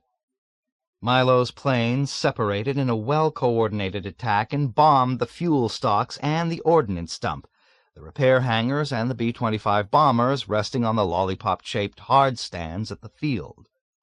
His crews spared the landing strip in the mess halls so that they could land safely when their work was done and enjoy a hot snack before retiring. They bombed with their landing lights on, since no one was shooting back. They bombed all 4 squadrons, the officers' club, and the group headquarters building. Men bolted from their tents in sheer terror and did not know in which direction to turn. Wounded soon lay screaming everywhere. A cluster of fragmentation bombs exploded in the yard of the officers' club and punched jagged holes in the side of the wooden building and in the bellies and backs of a row of lieutenants and captains standing at the bar. They doubled over in agony and dropped. The rest of the officers fled toward the 2 exits in panic and jammed up the doorways like a dense, howling dam of human flesh as they shrank from going farther. Colonel Cathcart clawed and elbowed his way through the unruly, bewildered mass until he stood outside by himself. He stared up at the sky in stark astonishment and horror. Milo's planes, ballooning serenely in over the blossoming treetops with their bomb bay doors open and wing flaps down, and with their monstrous, bug-eyed, blinding, fiercely flickering, eerie landing lights on, were the most apocalyptic sight he had ever beheld. Colonel Cathcart let go a stricken gasp of dismay and hurled himself headlong into his jeep, almost sobbing. He found the gas pedal in the ignition and sped toward the airfield as fast as the rocking car would carry him, his huge flabby hands clenched and bloodless on the wheel or blaring his horn tormentedly. Once he almost killed himself when he swerved with a banshee screech of tires to avoid plowing into a bunch of men running crazily toward the hills in their underwear with their stunned faces down and their thin arms pressed high around their temples as puny shields. Yellow, orange, and red fires were burning on both sides of the road. Tents and trees were in flames, and Milo's planes kept coming around interminably, with their blinking white landing lights on and their bomb bay doors open. Colonel Cathcart almost turned his jeep over when he slammed the brakes on at the control tower. He leaped from the car while it was still skidding dangerously and hurtled up the flight of steps inside, where 3 men were busy at the instruments and the controls. He bowled 2 of them aside in his lunge for the nickel-plated microphone, his eyes glittering wildly and his beefy face contorted with stress. He squeezed the microphone in a bestial grip and began shouting hysterically at the top of his voice, "Milo, you son of a bitch! Are you crazy? What the hell are you doing? Come down! Come down!" "Stop hollering so much, will you?" answered Milo, who was standing there right beside him in the control tower with a microphone of his own. "I'm right here." Milo looked at him with reproof and turned back to his work. "Very good, men, very good," he chanted into his microphone. "But I see one supply shed still standing. That will never do, Purvis. I've spoken to you about that kind of shoddy work before. Now you go right back there this minute and try it again, and this time come in slowly. Slowly. Haste makes waste, Purvis. Haste makes waste. If I've told you once, I must have told you 100 times. Haste makes waste." The loudspeaker overhead began squawking. "Milo, this is Alvin Brown. I've finished dropping my bombs. What should I do now?" "Strafe," said Milo. "Strafe?" Alvin Brown was shocked. "We have no choice," Milo informed him resignedly. "It's in the contract." "Oh, okay then," Alvin Brown acquiesced. "In that case, I'll strafe." This time Milo had gone too far. Bombing his own men in planes was more than even the most phlegmatic observer could stomach, and it looked like the end for him. High-ranking government officials poured in to investigate. Newspapers inveighed against Milo with glaring headlines, and congressmen denounced the atrocity in stentorian wrath and clamored for punishment. Mothers with children in the service organized into militant groups and demanded revenge. Not one voice was raised in his defense. Decent people everywhere were affronted, and Milo was all washed up until he opened his books to the public and disclosed the tremendous profit he had made. He could reimburse the government for all the people and property he had destroyed and still have enough money left over to continue buying Egyptian cotton. Everybody, of course, owned a share, and the sweetest part of the whole deal was that there really was no need to reimburse the government at all. In a democracy, the government is the people, Milo explained. We're people, aren't we? So we might just as well keep the money and eliminate the middleman. Frankly, I'd like to see the government get out of war altogether and leave the whole field to private industry. If we pay the government everything we owe it, we'll only be encouraging government control and discouraging other individuals from bombing their own men and planes. We'll be taking away their incentive. Milo was correct, of course, as everyone soon agreed, but a few embittered misfits like Daneeka, who sulked cantankerously and muttered offensive insinuations about the morality of the whole venture, until Milo mollified him with a donation, in the name of the syndicate, of a lightweight aluminum collapsible garden chair that Daneeka could fold up conveniently and carry outside his tent each time Chief White Half-Oat came inside his tent, and carry back inside his tent each time Chief White Half-Oat came out. Daneeka had lost his head during Milo's bombardment. Instead of running for cover, he had remained out in the open and performed his duty, slithering along the ground through shrapnel, strafing, and incendiary bombs like a furtive, wily lizard from casualty to casualty, administering tourniquets, morphine, splints, and sulfanilamide with a dark and doleful visage, never saying one word more than he had to, and reading in each man's bluing wound a dreadful portent of his own decay. He worked himself relentlessly into exhaustion before the long night was over, and came down with a sniffle the next day that sent him hurrying querulously into the medical tent to have his temperature taken by Gus and Wes and to obtain a mustard plaster and vaporizer. Daneeka tended each moaning man that night with the same glum and profound and introverted grief he showed at the airfield the day of the Avignon mission, when Yossarian climbed down the few steps of his plane naked, in a state of utter shock, with Snowden smeared abundantly all over his bare heels and toes, knees, arms, and fingers, and pointed inside wordlessly toward where the young radio gunner lay freezing to death on the floor beside the still younger tail gunner, who kept falling back into a dead faint each time he opened his eyes and saw Snowden dying. Daneeka draped a blanket around Yossarian's shoulders almost tenderly after Snowden had been removed from the plane and carried into an ambulance on a stretcher. He led Yossarian toward his jeep. McWatt helped, and the three drove in silence to the squadron medical tent where McWatt and Daneeka guided Yossarian inside to a chair and washed Snowden off him with cold, wet balls of absorbent cotton. Daneeka gave him a pill and a shot that put him to sleep for 12 hours. When Yossarian woke up and went to see him, Daneeka gave him another pill and a shot that put him to sleep for another 12 hours.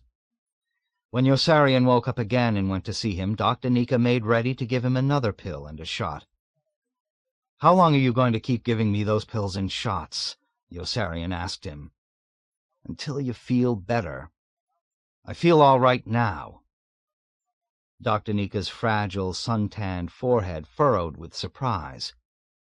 "Then why don't you put some clothes on? Why are you walking around naked?" "I don't want to wear a uniform any more." Daneeka accepted the explanation and put away his hypodermic syringe. "Are you sure you feel all right?" "I feel fine. I'm just a little logy from all those pills and shots you've been giving me." Yossarian went about his business with no clothes on all the rest of that day, and was still naked late the next morning when Milo, after hunting everywhere else, finally found him sitting up a tree a small distance in back of the quaint little military cemetery at which Snowden was being buried.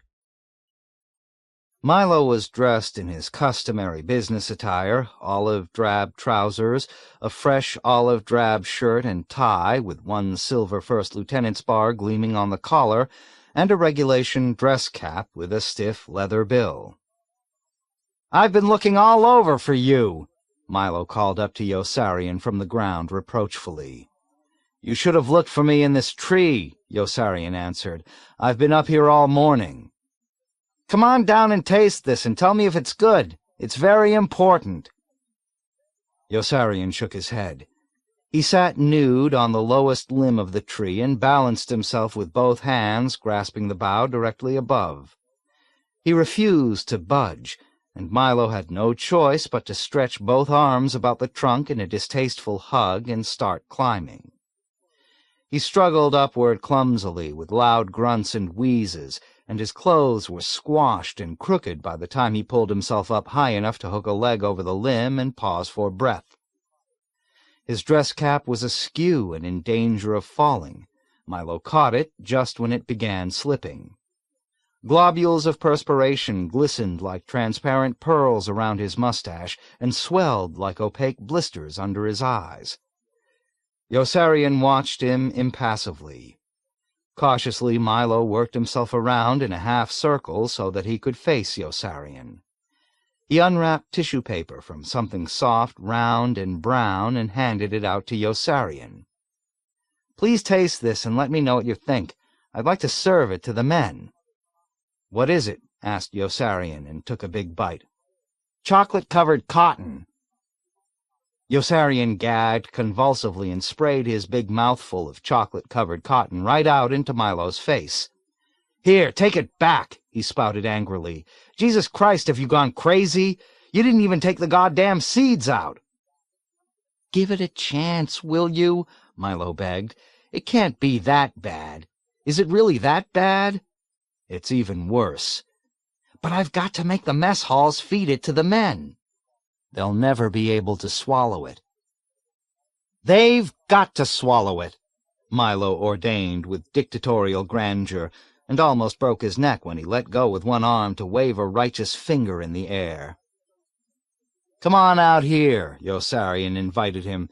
"You'll be much safer and you can see everything." Gripping the bough above with both hands, Milo began inching his way out on the limb sideways with utmost care and apprehension. His face was rigid with tension, and he sighed with relief when he found himself seated securely beside Yossarian. He stroked the tree affectionately. "This is a pretty good tree," he observed admiringly with proprietary gratitude. "It's the tree of life," Yossarian answered, waggling his toes, "and of knowledge of good and evil, too." Milo squinted closely at the bark and branches. "No, it isn't," he replied. "It's a chestnut tree. I ought to know. I sell chestnuts." "Have it your way." They sat in the tree without talking for several seconds. their legs dangling and their hands almost straight up on the bough above, the one completely nude but for a pair of crepe-soled sandals, the other completely dressed in a coarse, olive-drab woolen uniform with his tie knotted tight. Milo studied Yossarian diffidently through the corner of his eye, hesitating tactfully. "I want to ask you something," he said at last. "You don't have any clothes on. I don't want to butt in or anything, but I just want to know. Why aren't you wearing your uniform?" "I don't want to." Milo nodded rapidly, like a sparrow pecking. I see, he stated quickly with a look of vivid confusion. "I understand perfectly.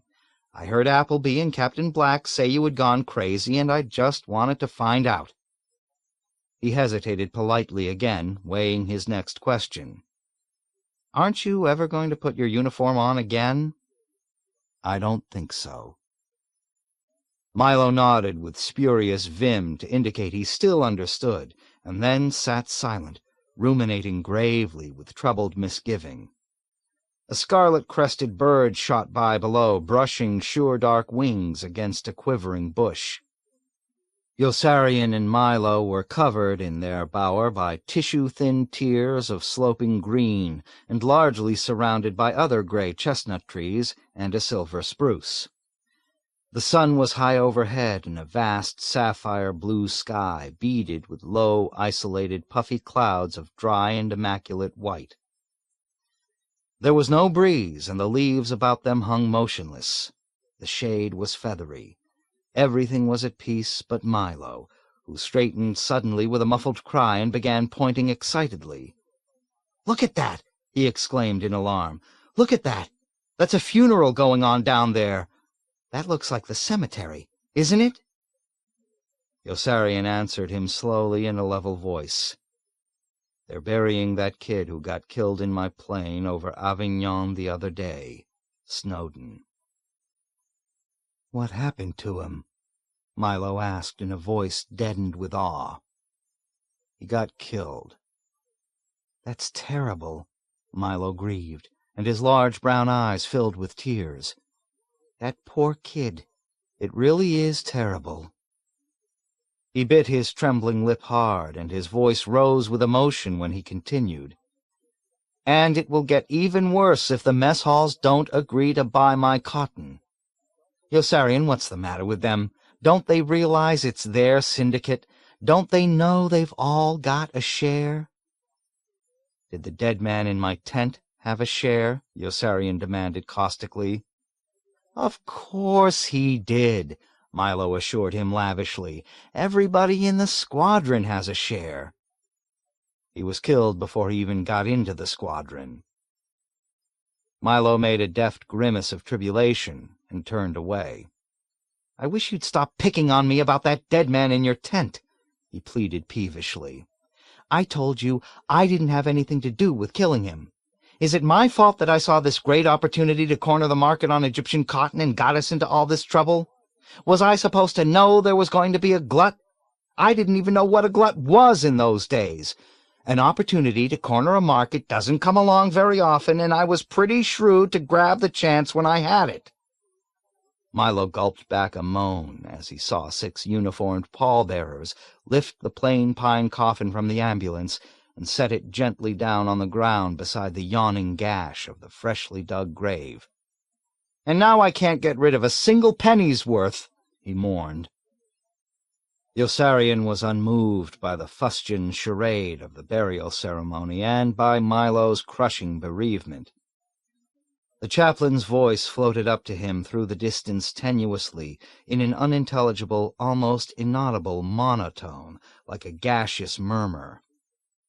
Yossarian could make out Major by his towering and lanky aloofness, and thought he recognized Major Danby mopping his brow with a handkerchief. Major Danby had not stopped shaking since his run-in with General Dreedle. There were strands of enlisted men molded in a curve around the 3 officers, as inflexible as lumps of wood, and 4 idle grave-diggers in streaked fatigues lounging indifferently on spades near the shocking, incongruous heap of loose copper-red earth. As Yossarian stared, the chaplain elevated his gaze toward Yossarian beatifically, pressed his fingers down over his eyeballs in a manner of affliction, peered upward again toward Yossarian searchingly, and bowed his head, concluding what Yossarian took to be a climactic part of the funeral rite. The 4 men in fatigues lifted the coffin on slings and lowered it into the grave. Milo shuddered violently. "I can't watch it," he cried, turning away in anguish. "I just can't sit here and watch while those mess halls let my syndicate die." He gnashed his teeth and shook his head with bitter woe and resentment. "If they had any loyalty, they would buy my cotton till it hurts, so that they can keep right on buying my cotton till it hurts them some more. They would build fires and burn up their underwear and summer uniforms just to create a bigger demand, but they won't do a thing. Yossarian, try eating the rest of this chocolate-covered cotton for me. Maybe it will taste delicious now." Yossarian pushed his hand away. "Give up, Milo. People can't eat cotton." Milo's face narrowed cunningly. "It isn't really cotton," he coaxed. "I was joking. It's really cotton candy, delicious cotton candy. Try it and see." "Now you're lying." "I never lie," Milo rejoined with proud dignity. "You're lying now." "I only lie when it's necessary," Milo explained defensively, averting his eyes for a moment and blinking his lashes winningly. "This stuff is better than cotton candy. Really it is. It's made out of real cotton. Yossarian, you've got to help me make the men eat it. Egyptian cotton is the finest cotton in the world." "But it's indigestible," Yossarian emphasized. "It will make them sick. Don't you understand? Why don't you try living on it yourself if you don't believe me?" "I did try," admitted Milo gloomily, "and it made me sick." The graveyard was yellow as hay and green as cooked cabbage. In a little while the chaplain stepped back, and the beige crescent of human forms began to break up sluggishly like flotsam. The men drifted without haste or sound to the vehicles parked along the side of the bumpy dirt road. With their heads down disconsolately, the chaplain, Major Major, and Major Danby moved toward their jeeps in an ostracized group, each holding himself friendlessly several feet away from the other 2. "It's all over," observed Yossarian. "It's the end," Milo agreed despondently. "There's no hope left, and all because I left them free to make their own decisions. That should teach me a lesson about discipline the next time I try something like this." "Why don't you sell your cotton to the government?" Yossarian suggested casually as he watched the 4 men in street fatigues shoveling heaping bladefuls of the copper-red earth back down inside the grave. Milo vetoed the idea brusquely. "It's a matter of principle," he explained firmly. "The government has no business in business, and I would be the last person in the world to ever try to involve the government in a business of mine." "But the business of government is business," he remembered alertly, and continued with elation. "Calvin Coolidge said that, and Calvin Coolidge was a president, so it must be true. And the government does have the responsibility of buying all the Egyptian cotton I've got that no one else wants, so that I can make a profit, doesn't it?" Milo's face clouded almost as abruptly, and his spirits descended into a state of sad anxiety. "But how will I get the government to do it?" "Bribe it," Yossarian said. "Bribe it!" Milo was outraged and almost lost his balance and broke his neck again. "Shame on you!" he scolded severely, breathing virtuous fire down and upward into his rusty mustache, through his billowing nostrils and prim lips. "Bribery is against the law, and you know it. But it's not against the law to make a profit, is it? So it can't be against the law for me to bribe someone in order to make a fair profit, can it? No, of course not." He fell to brooding again with a meek, almost pitiable distress. "But how will I know who to bribe?" "Oh, don't you worry about that," Yossarian comforted him with a toneless snicker as the engines of the jeeps and ambulance fractured the drowsy silence and the vehicles in the rear began driving away backward. "You make the bribe big enough and they'll find you. Just make sure you do everything right out in the open. Let everyone know exactly what you want and how much you're willing to pay for it. The first time you act guilty or ashamed, you might get into trouble." "I wish you'd come with me," Milo remarked. "I won't feel safe among people who take bribes. They're no better than a bunch of crooks." "You'll be all right," Yossarian assured him with confidence. "If you run into trouble, just tell everybody that the security of the country requires a strong domestic Egyptian cotton speculating industry." "It does," Milo informed him solemnly. "A strong Egyptian cotton speculating industry means a much stronger America." "Of course it does. And if that doesn't work, point out the great number of American families that depend on it for income." "A great many American families do depend on it for income." "You see," said Yossarian, "you're much better at it than I am. You almost make it sound true." "It is true," Milo exclaimed, with a strong trace of the old hauteur. "That's what I mean. You do it with just the right amount of conviction." "You're sure you won't come with me?" Yossarian shook his head. Milo was impatient to get started.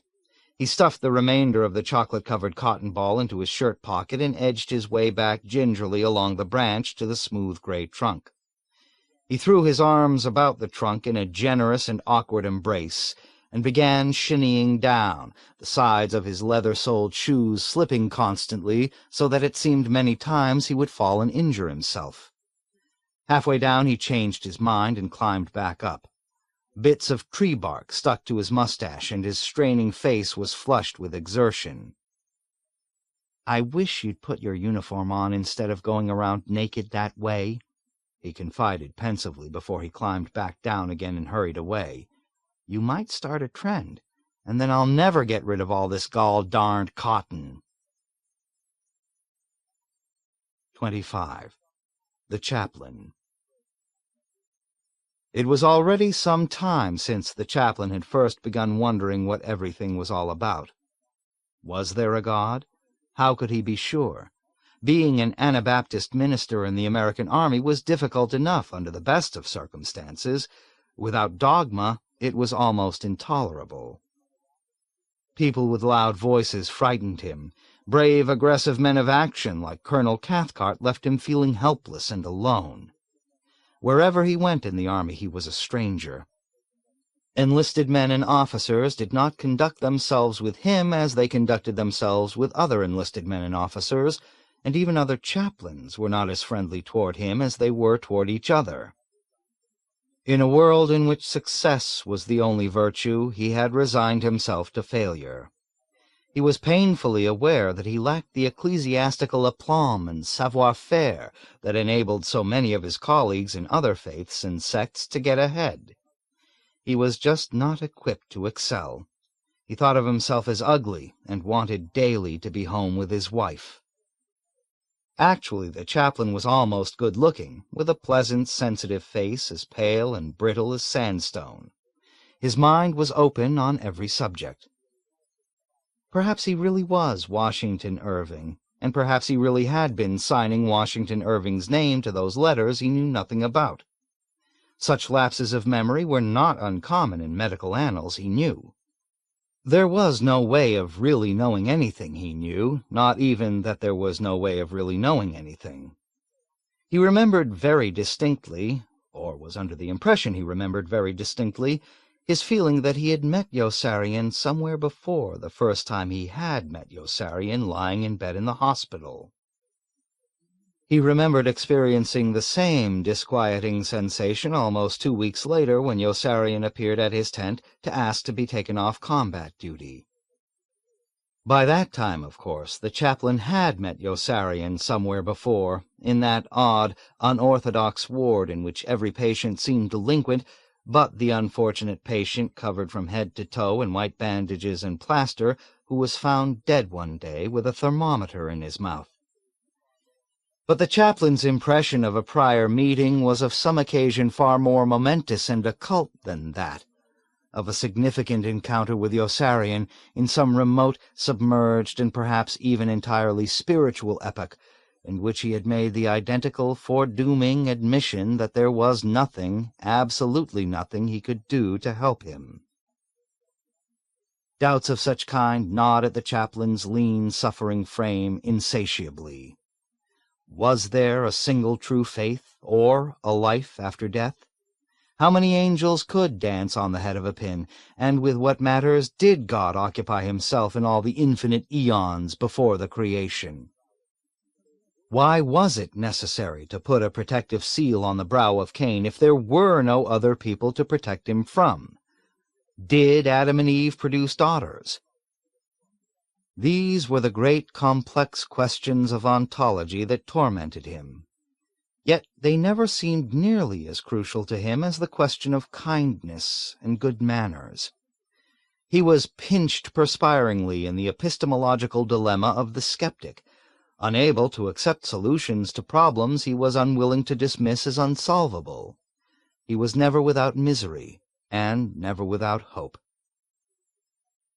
"Have you ever," he inquired hesitantly of Yossarian that day in his tent, as Yossarian sat holding in both hands the warm bottle of Coca-Cola with which the chaplain had been able to solace him, "been in a situation which you felt you had been in before, even though you knew you were experiencing it for the first time?"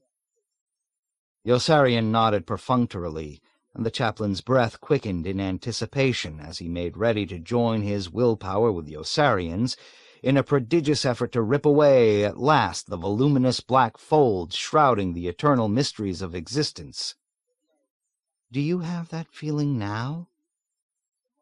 Yossarian shook his head and explained that déjà vu was just a momentary infinitesimal lag in the operation of two coactive sensory nerve centers that commonly functioned simultaneously. The chaplain scarcely heard him. He was disappointed, but not inclined to believe Yossarian, for he had been given a sign, a secret, enigmatic vision that he still lacked the boldness to divulge. There was no mistaking the awesome implications of the chaplain's revelation. It was either an insight of divine origin or a hallucination. He was either blessed or losing his mind. Both prospects filled him with equal fear and depression. It was neither déjà vu, presque vu, nor jamais vu. It was possible that there were other vus of which he had never heard, and that one of these other vus would explain succinctly the baffling phenomenon of which he had been both a witness and a part. It was even possible that none of what he thought had taken place really had taken place, that he was dealing with an aberration of memory rather than of perception, that he never really had thought he had seen what he now thought he once did think he had seen, that his impression now that he once had thought so was merely the illusion of an illusion, and that he was only now imagining that he had ever once imagined seeing a naked man sitting in a tree at the cemetery. It was obvious to the chaplain now that he was not particularly well suited to his work, and he often speculated whether he might not be happier serving in some other branch of the service, as a private in the infantry or field artillery, perhaps, or even as a paratrooper. He had no real friends. Before meeting Yossarian, there was no one in the group with whom he felt at ease, and he was hardly at ease with Yossarian, whose frequent rash and insubordinate outbursts kept him almost constantly on edge and in an ambiguous state of enjoyable trepidation. The chaplain felt safe when he was at the officers' club with Yossarian and Dunbar, and even with just Nately and McWatt. When he sat with them, he had no need to sit with anyone else. His problem of where to sit was solved, and he was protected against the undesired company of all those fellow officers who invariably welcomed him with excessive cordiality when he approached and waited uncomfortably for him to go away. He made so many people uneasy. Everyone was always very friendly toward him, and no one was ever very nice. Everyone spoke to him, and no one ever said anything. Yossarian and Dunbar were much more relaxed, and the chaplain was hardly uncomfortable with them at all. They even defended him the night Colonel Cathcart tried to throw him out of the officers' club again, Yossarian rising truculently to intervene, and Nately shouting out, "Yossarian!" to restrain him. Colonel Cathcart turned white as a sheet at the sound of Yossarian's name, and, to everyone's amazement, retreated in horrified disorder until he bumped into General Dreedel, who elbowed him away with annoyance and ordered him right back to order the chaplain to start coming into the officers' club every night again. The chaplain had almost as much trouble keeping track of his status at the officers' club as he had remembering at which of the 10 mess halls in the group he was scheduled to eat his next meal. He would just as soon have remained kicked out of the officers' club had it not been for the pleasure he was now finding there with his new companions. If the chaplain did not go to the officers' club at night, there was no place else he could go. He would pass the time at Yossarian's and Dunbar's table with a shy, reticent smile, seldom speaking unless addressed, a glass of thick, sweet wine almost untasted before him as he toyed unfamiliarly with the tiny corncob pipe that he affected self-consciously and occasionally stuffed with tobacco and smoked. He enjoyed listening to Nately, whose maudlin, bitter-sweet lamentations mirrored much of his own romantic desolation, and never failed to evoke in him resurgent tides of longing for his wife and children. The chaplain would encourage Nately with nods of comprehension or assent, amused by his candor and immaturity. Nately did not glory too immodestly that his girl was a prostitute, and the chaplain's awareness stemmed mainly from Captain Black, who never slouched past their table without a broad wink at the chaplain and some tasteless, wounding jibe about her to Nately. The chaplain did not approve of Captain Black and found it difficult not to wish him evil. No one, not even Nately, seemed really to appreciate that he, Chaplain Albert Taylor Tapman, was not just a chaplain but a human being, that he could have a charming, passionate, pretty wife whom he loved almost insanely, and 3 small blue-eyed children with strange, forgotten faces who would grow up some day to regard him as a freak, and who might never forgive him for all the social embarrassment his vocation would cause them. Why couldn't anybody understand that he was not really a freak but a normal, lonely adult trying to lead a normal, lonely adult life? If they pricked him, didn't he bleed? And if he was tickled, didn't he laugh?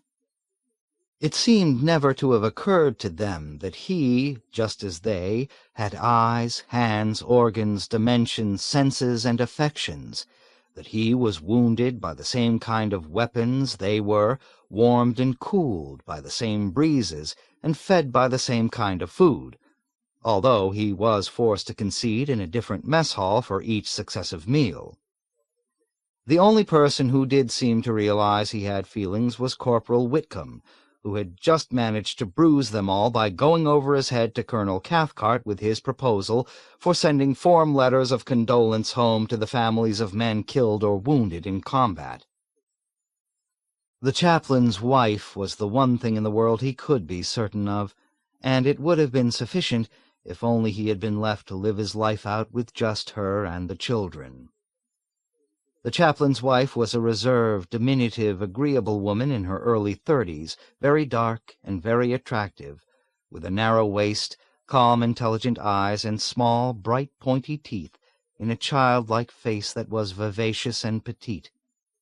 He kept forgetting what his children looked like, and each time he returned to their snapshots it was like seeing their faces for the first time. The chaplain loved his wife and children with such tameless intensity that he often wanted to sink to the ground helplessly and weep like a castaway cripple. He was tormented inexorably by morbid fantasies involving them, by dire, hideous omens of illness and accident. His meditations were polluted with threats of dread diseases like Ewing's tumor and leukemia. He saw his infant son die 2 or 3 times every week because he had never taught his wife how to stop arterial bleeding. Watched in tearful, paralyzed silence, his whole family electrocuted, one after the other, at a baseboard socket, because he had never told her that a human body would conduct electricity. All four went up in flames almost every night when the water heater exploded and set the 2-story wooden house afire.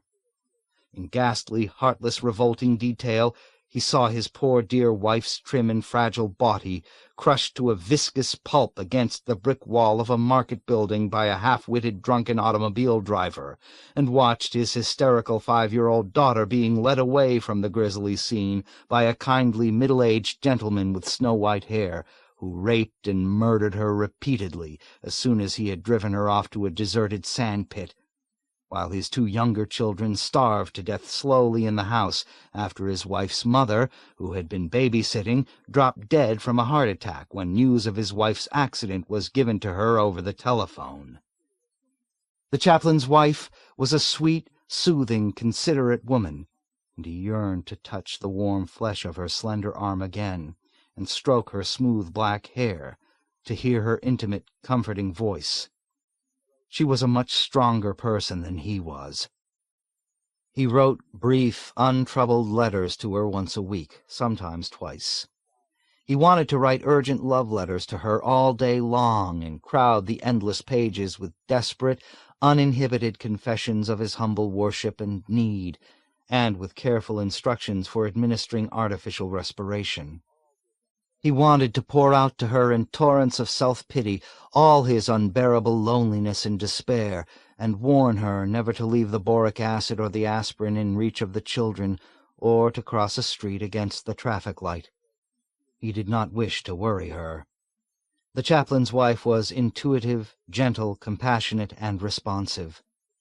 Almost inevitably, his reveries of reunion with her ended in explicit acts of love-making. The chaplain felt most deceitful presiding at funerals, and it would not have astonished him to learn that the apparition in the tree that day was a manifestation of the Almighty's censure for the blasphemy and pride inherent in his function. To simulate gravity, feign grief, and pretend supernatural intelligence of the hereafter in so fearsome and arcane a circumstance as death seemed the most criminal of offenses. He recalled, or was almost convinced he recalled, the scene of the cemetery perfectly. He could still see Major, and Major Danby standing somber as broken stone pillars on either side of him, see almost the exact number of enlisted men and almost the exact places in which they had stood, see the 4 unmoving men with spades, the repulsive coffin, and the large, loose, triumphant mound of reddish-brown earth, and the massive, still, depthless, muffling sky, so weirdly blank and blue that day it was almost poisonous.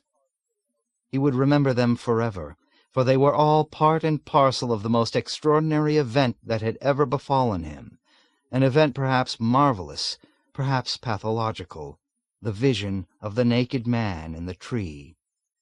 How could he explain it?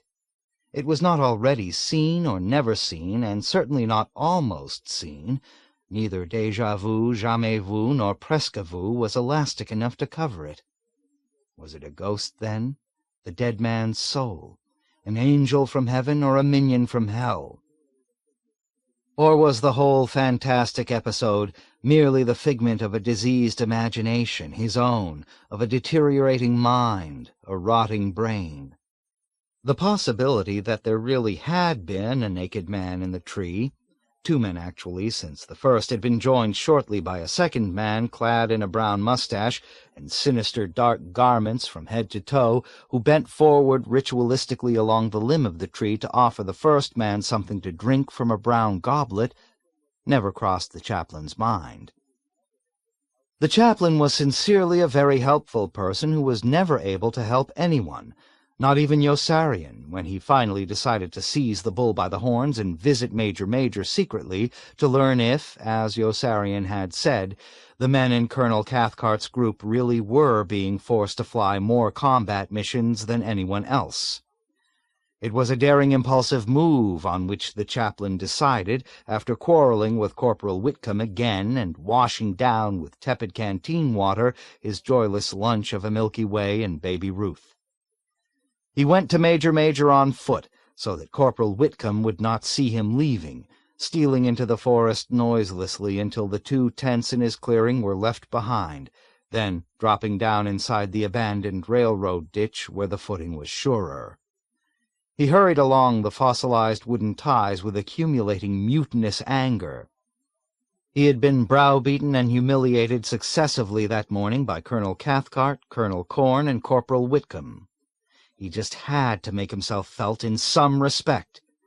His slight chest was soon puffing for breath. He moved as swiftly as he could without breaking into a run, fearing his resolution might dissolve if he slowed. Soon he saw a uniformed figure coming toward him between the rusted rails. He clambered immediately up the side of the ditch, ducked inside a dense copse of low trees for concealment, and sped along in his original direction on a narrow, overgrown, mossy path he found winding deep inside the shaded forest.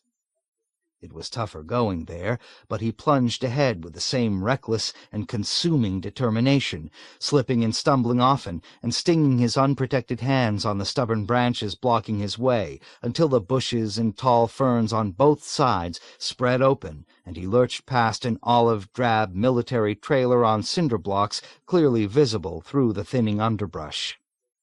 He continued past a tent with a luminous pearl-gray cat sunning itself outside, and past another trailer on cinder blocks, and then burst into the clearing of Yossarian's squadron. A salty dew had formed on his lips. He did not pause, but strode directly across the clearing into the orderly room, where he was welcomed by a gaunt, stoop-shouldered staff sergeant with prominent cheekbones and long, very light blonde hair, who informed him graciously that he could go right in, since Major was out. The chaplain thanked him with a curt nod and proceeded alone down the aisle between the desks and typewriters to the canvas partition in the rear. He bobbed through the triangular opening and found himself inside an empty office. The flap fell closed behind him. He was breathing hard and sweating profusely. The office remained empty. He thought he heard furtive whispering. 10 minutes passed. He looked about in stern displeasure, his jaws clamped together indomitably, and then turned suddenly to water as he remembered the staff sergeant's exact words. He could go right in, since Major was out.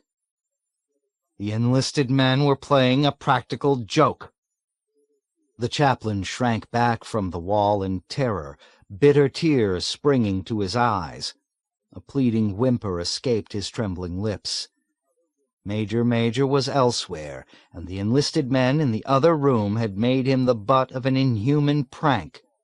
He could almost see them waiting on the other side of the canvas wall, bunched up expectantly like a pack of greedy, gloating, omnivorous beasts of prey, ready with their barbaric mirth and jeers to pounce on him brutally the moment he reappeared.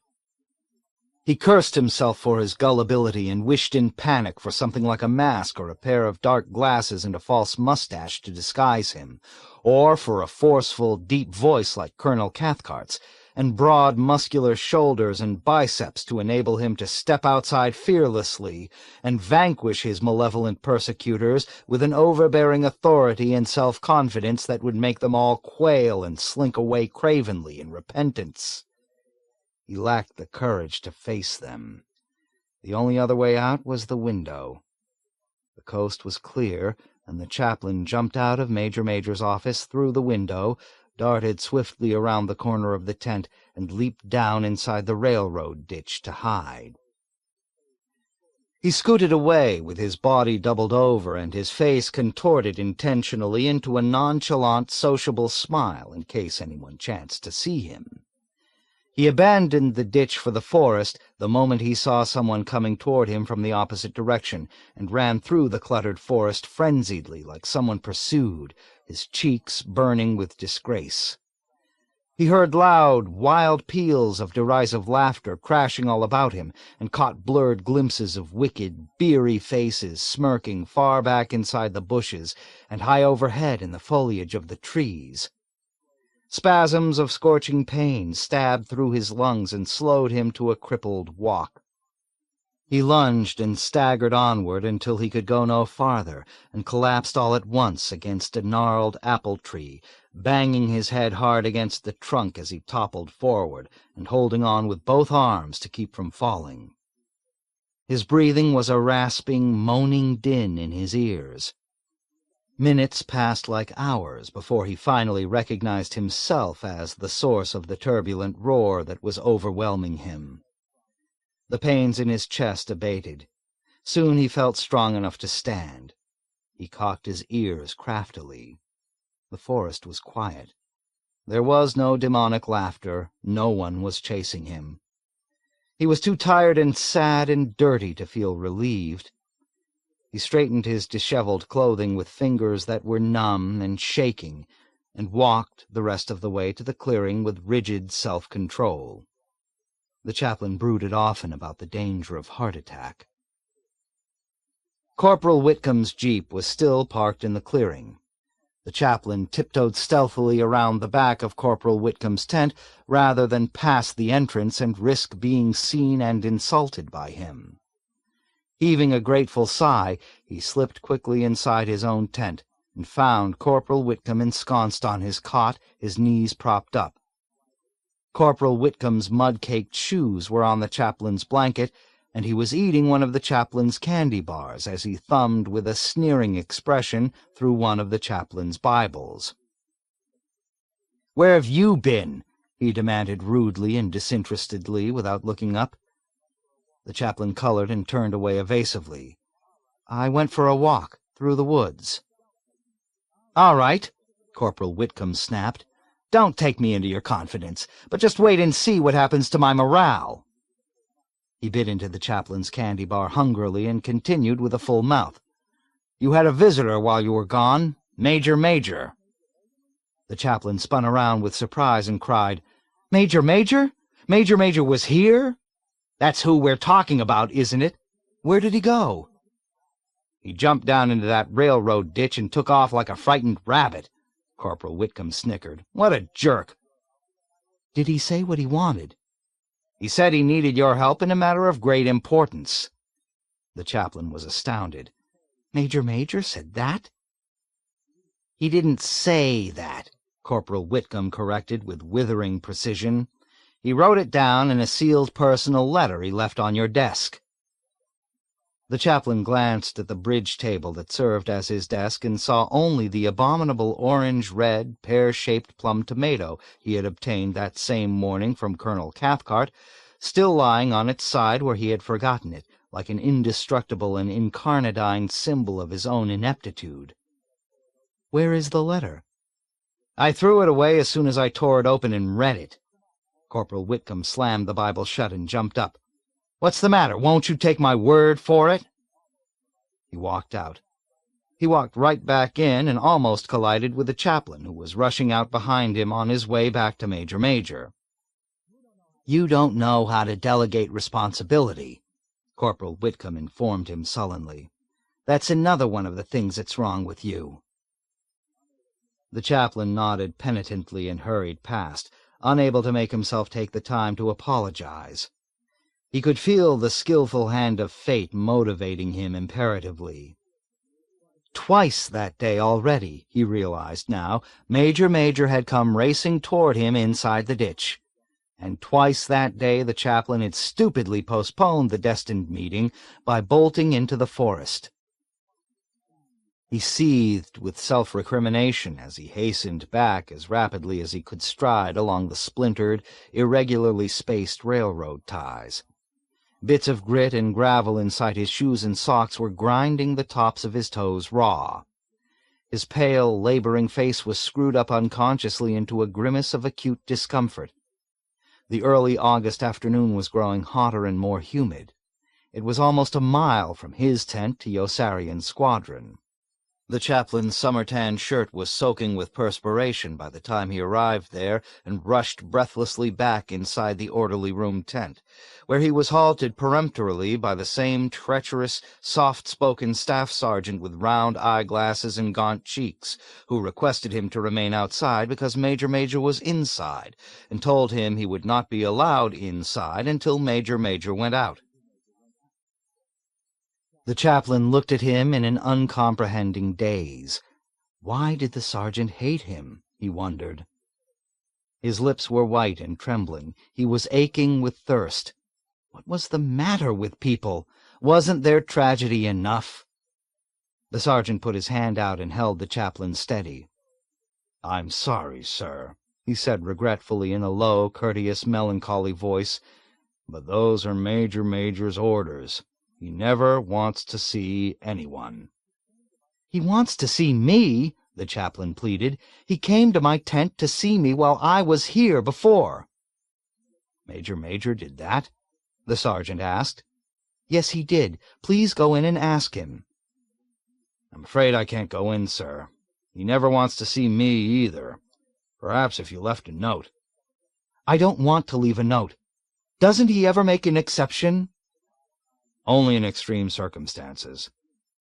The last time he left his tent was to attend the funeral of one of the enlisted men. The last time he saw anyone in his office was a time he was forced to.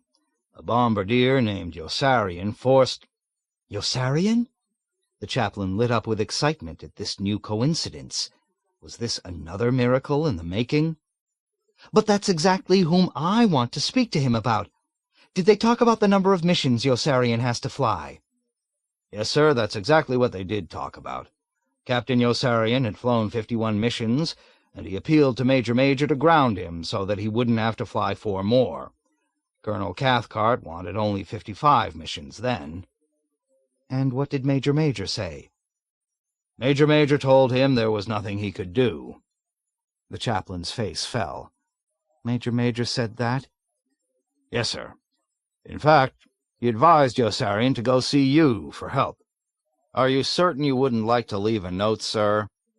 I have a pencil and paper right here." The chaplain shook his head, chewing his clotted, dry lower lip forlornly, and walked out.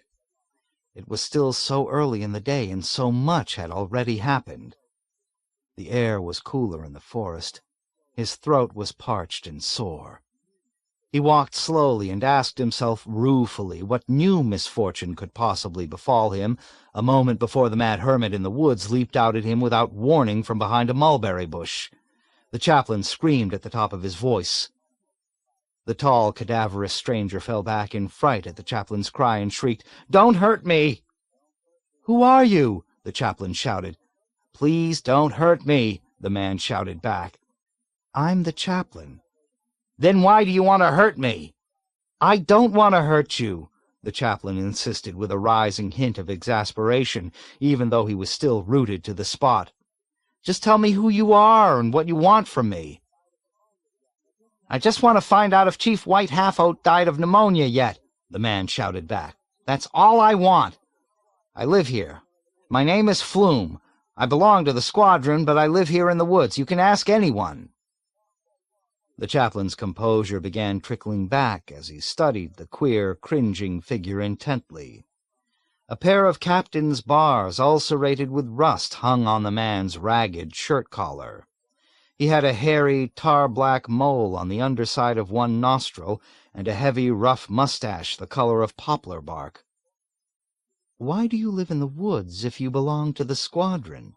the chaplain inquired curiously. "I have to live in the woods," the captain replied crabbily, as though the chaplain ought to know. He straightened slowly, still watching the chaplain guardedly, although he towered above him by more than a full head. "Don't you hear everybody talking about me? Chief White Half-Oat swore he was going to cut my throat some night when I was fast asleep, and I don't dare lie down in the squadron while he's still alive." The chaplain listened to the implausible explanation distrustfully. "But that's incredible," he replied. "That would be premeditated murder. Why didn't you report the incident to Major?" "I did report the incident to Major," said the captain sadly, "and Major said he would cut my throat if I ever spoke to him again." The man studied the chaplain fearfully. "Are you going to cut my throat, too?" "Oh, no," the chaplain assured him. "Of course not. Do you really live in the forest?" The captain nodded, and the chaplain gazed at his porous, gray pallor of fatigue and malnutrition with a mixture of pity and esteem. The man's body was a bony shell inside rumpled clothing that hung on him like a disorderly collection of sacks. Wisps of dried grass were glued all over him. He needed a haircut badly.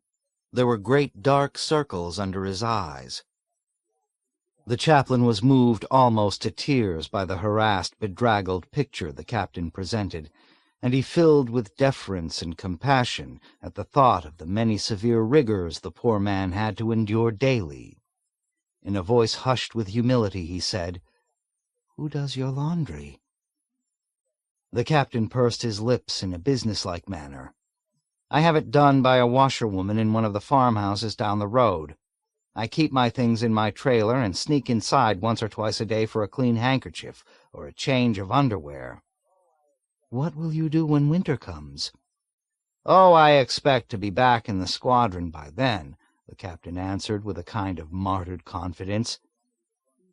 "Chief White Half-Oat kept promising everyone that he was going to die of pneumonia, and I guess I'll just have to be patient until the weather turns a little colder and damper." He scrutinized the chaplain perplexedly. "Don't you know all this? Don't you hear all the fellows talking about me?" "I don't think I've ever heard anyone mention you." "Well, I certainly can't understand that." The captain was piqued, but managed to carry on with a pretense of optimism. "Well, here it is almost September already, so I guess it won't be too long now. The next time any of the boys ask about me, why, just tell them I'll be back grinding out those old publicity releases again as soon as Chief White Half-Oat dies of pneumonia. Will you tell them that? Say I'll be back in the squadron as soon as winter comes and Chief White Half-Oat dies of pneumonia, okay?" The chaplain memorized the prophetic words solemnly, entranced further by their esoteric import. "Do you live on berries, herbs, and roots?" he asked. "No, of course not," the captain replied with surprise. "I sneak into the mess hall through the back and eat in the kitchen. Milo gives me sandwiches and milk." "What do you do when it rains?" The captain answered frankly, "I get wet." "Where do you sleep?" Swiftly the captain ducked down into a crouch and began backing away. "You too?" he cried frantically. "Oh, no!" cried the chaplain. "I swear to you." "You do want to cut my throat," the captain insisted. "I give you my word," the chaplain pleaded. But it was too late, for the homely hirsute spectre had already vanished, dissolving so expertly inside the blooming, dappled, fragmented malformations of leaves, light, and shadows, that the chaplain was already doubting that he had even been there. So many monstrous events were occurring that he was no longer positive which events were monstrous and which were really taking place. He wanted to find out about the madman in the woods as quickly as possible, to check if there ever really had been a Captain Flume, but his first chore, he recalled with reluctance, was to appease Corporal Whitcomb for neglecting to delegate enough responsibility to him. He plodded along the zigzagging path through the forest listlessly, clogged with thirst and feeling almost too exhausted to go on. He was remorseful when he thought of Corporal Whitcomb. He prayed that Corporal Whitcomb would be gone when he reached the clearing so that he could undress without embarrassment, wash his arms and chest and shoulders thoroughly, drink water, lie down refreshed, and perhaps even sleep for a few minutes. But he was in for still another disappointment and still another shock, for Corporal Whitcomb was Sergeant Whitcomb by the time he arrived, and was sitting with his shirt off in the chaplain's chair, sewing his new sergeant's stripes on his sleeve with the chaplain's needle and thread. Corporal Whitcomb had been promoted by Colonel Cathcart, who wanted to see the chaplain at once about the letters. "Oh, no," groaned the chaplain, sinking down dumbfounded on his cot. His warm canteen was empty, and he was too distraught to remember the Lister bag hanging outside in the shade between the two tents. "I can't believe it. I just can't believe that anyone would seriously believe that I've been forging Washington Irving's name." "Not those letters," Corporal Whitcomb corrected, plainly enjoying the chaplain's chagrin. "He wants to see you about the letters home to the families of casualties." "Those letters?" asked the chaplain with surprise. "That's right," Corporal Whitcomb gloated. "He's really going to chew you out for refusing to let me send them. You should have seen him go for the idea once I reminded him the letters could carry his signature. That's why he promoted me. He's absolutely sure they'll get him into the Saturday Evening Post." The chaplain's befuddlement increased. "But how did he know we were even considering the idea?" "I went to his office and told him." "You did what?" the chaplain demanded shrilly, and charged to his feet in an unfamiliar rage. "Do you mean to say that you actually went over my head to the colonel without asking my permission?" Corporal Whitcomb grinned brazenly with scornful satisfaction. "That's right, Chaplain," he answered, "and you better not try to do anything about it if you know what's good for you." He laughed quietly in malicious defiance. "Colonel Cathcart isn't going to like it if he finds out you're getting even with me for bringing him my idea." "You know something, Chaplain?" Corporal Whitcomb continued, biting the chaplain's black thread apart contemptuously with a loud snap and buttoning on his shirt. "That dumb bastard really thinks it's one of the greatest ideas he's ever heard." "It might even get me into the Saturday Evening Post," Colonel Cathcart boasted in his office with a smile, swaggering back and forth convivially as he reproached the chaplain. "And you didn't have brains enough to appreciate it. You've got a good man in Corporal Whitcomb, Chaplain. I hope you have brains enough to appreciate that." "Sergeant Whitcomb," the chaplain corrected before he could control himself. Colonel Cathcart glared. "I said Sergeant Whitcomb," he replied. "I wish you'd try listening once in a while instead of always finding fault. You don't want to be a captain all your life, do you?" "Sir?" "Well, I certainly don't see how you're ever going to amount to anything else if you keep on this way. Corporal Whitcomb feels that you fellows haven't had a fresh idea in 1944 years, and I'm inclined to agree with him. A bright boy, that Corporal Whitcomb. Well, it's all going to change." Colonel Cathcart sat down at his desk with a determined air and cleared a large, neat space in his blotter. When he had finished, he tapped his finger inside it. "Starting tomorrow," he said, "I want you and Corporal Whitcomb to write a letter of condolence for me to the next of kin of every man in the group who's killed, wounded, or taken prisoner. I want those letters to be sincere letters. I want them filled up with lots of personal details so there'll be no doubt I mean every word you say. Is that clear?" The chaplain stepped forward impulsively to remonstrate. "But, sir, that's impossible," he blurted out. "We don't even know all the men that well." "What difference does that make?" Colonel Cathcart demanded, and then smiled amicably. "Corporal Whitcomb brought me this basic form letter that takes care of just about every situation. Listen. Dear Mrs., Mr., Miss, or Mr. and Mrs., words cannot express the deep personal grief I experienced when your husband, son, father, or brother was killed, wounded, or reported missing in action, and so on. I think that opening sentence sums up my sentiments exactly. Listen, maybe you'd better let Corporal Whitcomb take charge of the whole thing if you don't feel up to it." Colonel Cathcart whipped out his cigarette holder and flexed it between both hands like an onyx and ivory riding crop. "That's one of the things that's wrong with you, Chaplain. Corporal Whitcomb tells me you don't know how to delegate responsibility. He says you've got no initiative either. You're not going to disagree with me, are you?" "No, sir." The chaplain shook his head, feeling despicably remiss because he did not know how to delegate responsibility and had no initiative, and because he really had been tempted to disagree with the colonel. His mind was a shambles. They were shooting skeet outside, and every time a gun was fired his senses were jarred. He could not adjust to the sound of the shots. He was surrounded by bushels of plum tomatoes, and was almost convinced that he had stood in Colonel Cathcart's office on some similar occasion deep in the past, and had been surrounded by those same bushels of those same plum tomatoes. Déjà vu again. The setting seemed so familiar, yet it also seemed so distant. His clothes felt grimy and old, and he was deathly afraid he smelled. "You take things too seriously, Chaplain," Colonel Cathcart told him bluntly with an air of adult objectivity. "That's another one of the things that's wrong with you. That long face of yours gets everybody depressed.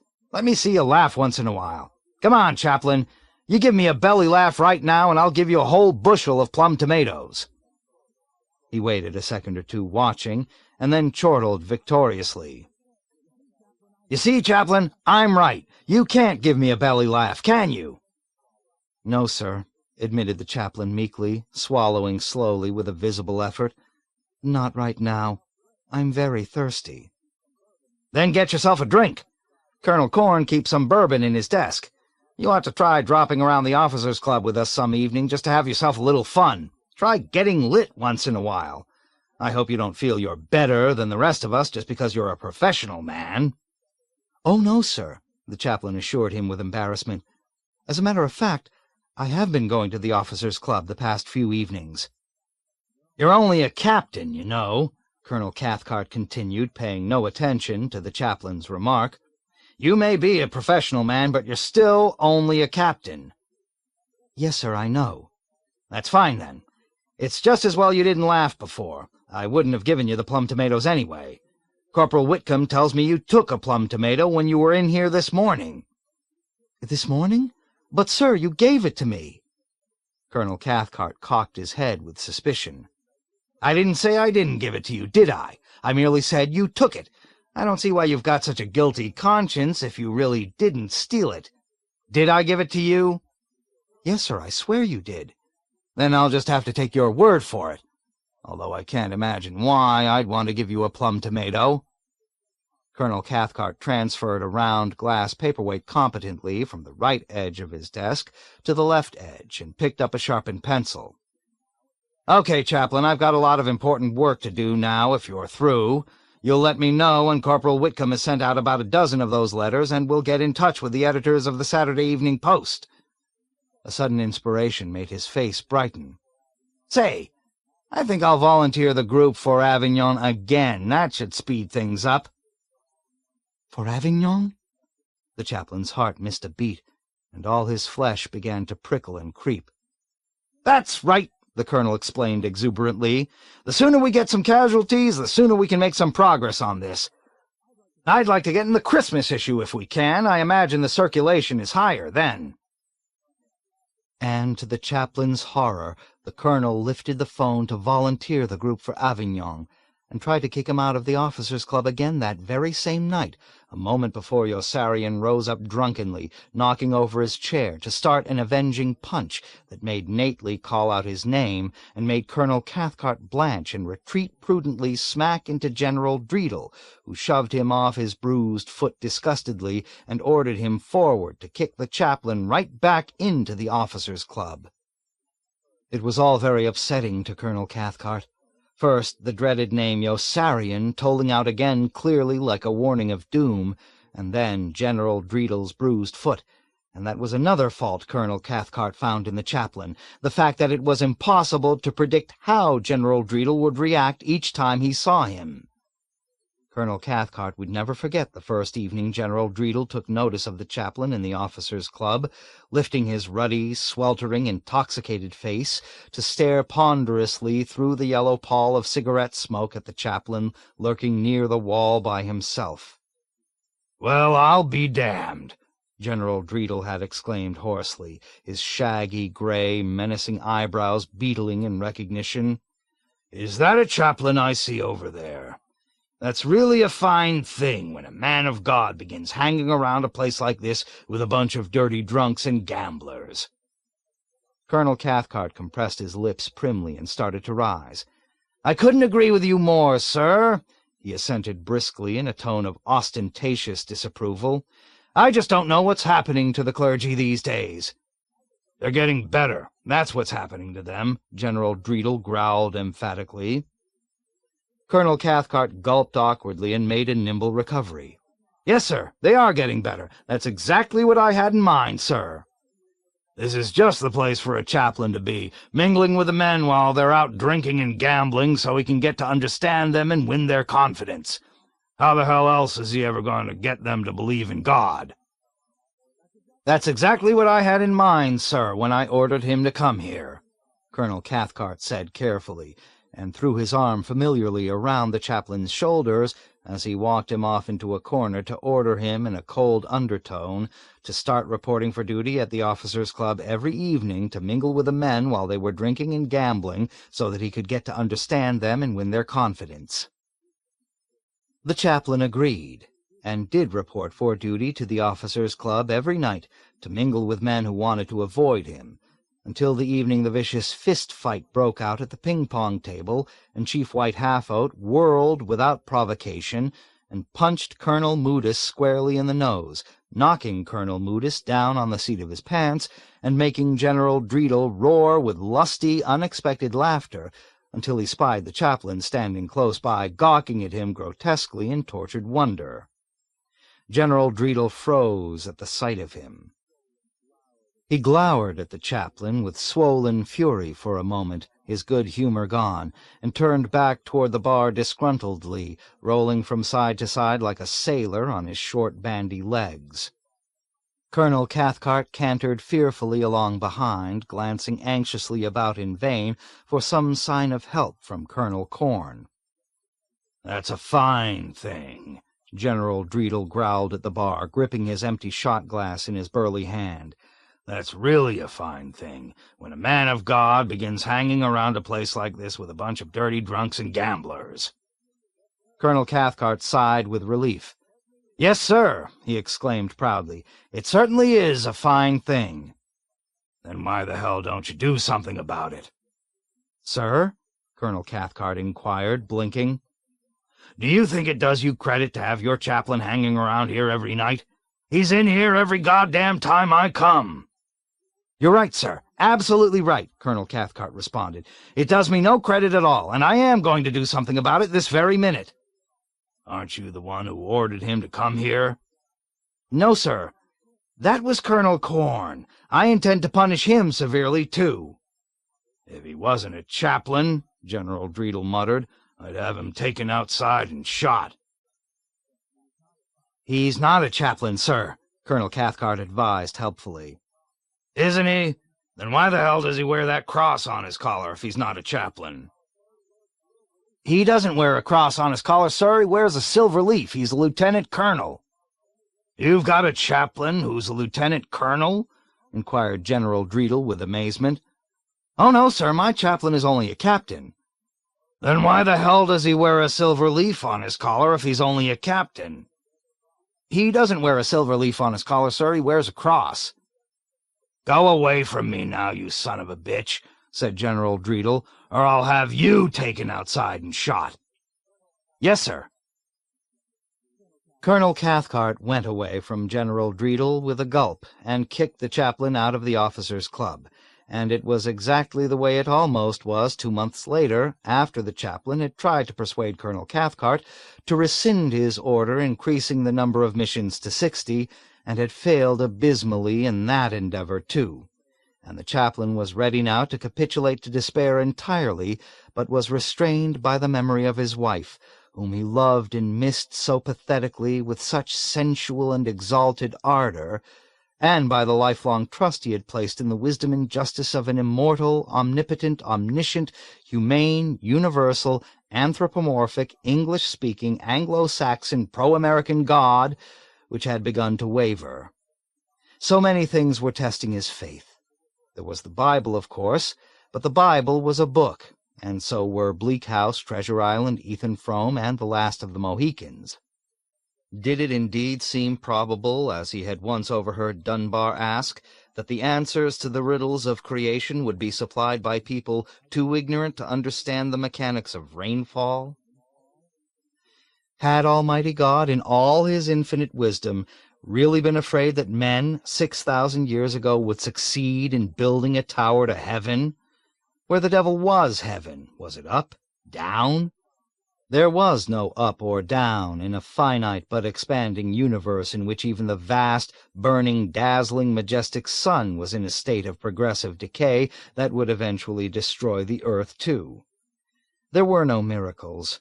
Prayers went unanswered. and misfortune tramped with equal brutality on the virtuous and the corrupt, and the chaplain, who had conscience and character, would have yielded to reason and relinquished his belief in the God of his fathers, would truly have resigned both his calling and his commission, and taken his chances as a private in the infantry or field artillery, or even, perhaps, as a corporal in the paratroopers, had it not been for such successive mystic phenomena as the naked man in the tree at that poor sergeant's funeral weeks before, and the cryptic, haunting, encouraging promise of the prophet Flume in the forest only that afternoon. "Tell them I'll be back when winter comes." 26. Aarfy. In a way, it was all Yossarian's fault, for if he had not moved the bomb line during the big siege of Bologna, Major de Coverley might still be around to save him, and if he had not stocked the enlisted men's apartment with girls who had no other place to live, Nately might never have fallen in love with his whore as she sat naked from the waist down in the room full of grumpy blackjack players who ignored her. Nately stared at her covertly from his overstuffed yellow armchair, marveling at the bored, phlegmatic strength with which she accepted the mass rejection. She yawned, and he was deeply moved. He had never witnessed such heroic poise before. The girl had climbed 5 steep flights of stairs to sell herself to the group of satiated enlisted men who had girls living there all around them. None wanted her at any price, not even after she had stripped without real enthusiasm to tempt them with a tall body that was firm and full and truly voluptuous. She seemed more fatigued than disappointed. Now she sat resting in vacuous indolence, watching the card game with dull curiosity as she gathered her recalcitrant energies for the tedious chore of donning the rest of her clothing and going back to work. In a little while she stirred. A little while later she rose with an unconscious sigh and stepped lethargically into her tight cotton panties and dark skirt, then buckled on her shoes and left.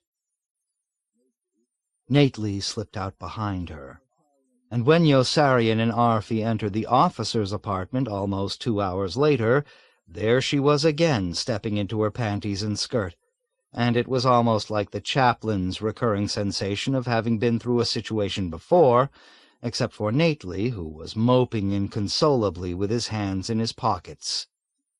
"She wants to go now," he said in a faint, strange voice. "She doesn't want to stay." "Why don't you just pay her some money to let you spend the rest of the day with her?" Yossarian advised. "She gave me my money back," Nately admitted. "She's tired of me now and wants to go looking for someone else." The girl paused when her shoes were on to glance in surly invitation at Yossarian and Aarfy. Her breasts were pointy and large in the thin white sleeveless sweater she wore that squeezed each contour and flowed outward smoothly with the tops of her enticing hips. Yossarian returned her gaze and was strongly attracted. He shook his head. "Good riddance to bad rubbish," was Aarfy's unperturbed response. "Don't say that about her," Nately protested with passion that was both a plea and a rebuke. "I want her to stay with me." "What's so special about her?" Aarfy sneered with mock surprise. "She's only a whore." "And don't call her a whore." The girl shrugged impassively after a few more seconds and ambled toward the door. Nately bounded forward wretchedly to hold it open. He wandered back in a heartbroken daze, his sensitive face eloquent with grief. "Don't worry about it," Yossarian counseled him as kindly as he could. "You'll probably be able to find her again. We know where all the whores hang out." "Please don't call her that," Nately begged, looking as though he might cry. "I'm sorry," murmured Yossarian. Aarfy thundered jovially, "There are hundreds of whores just as good crawling all over the streets. That one wasn't even pretty." He chuckled mellifluously with resonant disdain and authority. Why, you rushed forward to open that door as though you were in love with her." "I think I am in love with her," Nately confessed in a shamed, far-off voice. Aarfy wrinkled his chubby, round, rosy forehead in comic disbelief. "Ho, ho, ho, ho!" he laughed, patting the expansive, forest-green sides of his officer's tunic prosperously. "That's rich! You in love with her? That's really rich!" Aarfy had a date that same afternoon with a Red Cross girl from Smith, whose father owned an important milk of magnesia plant. "Now that's the kind of girl you ought to be associating with, and not with common sluts like that one. Why, she didn't even look clean." "I don't care!" Nately shouted desperately. "And I wish you'd shut up! I don't even want to talk about it with you." "Aarfy, shut up," said Yossarian. "Ho, ho, ho, ho!" Aarfy continued. "I can just imagine what your father and mother would say if they knew you were running around with filthy trollops like that one. Your father is a very distinguished man, you know." "I'm not going to tell him," Nately declared with determination. "I'm not going to say a word about her to him or mother until after we're married." "Married?" Aarfy's indulgent merriment swelled tremendously. "Ho, ho, ho, ho, ho! Now you're really talking, stupid. Why, you're not even old enough to know what true love is." Aarfy was an authority on the subject of true love, because he had already fallen truly in love with Nately's father, and with the prospect of working for him after the war in some executive capacity as a reward for befriending Nately. Aarfy was a lead navigator who had never been able to find himself since leaving college.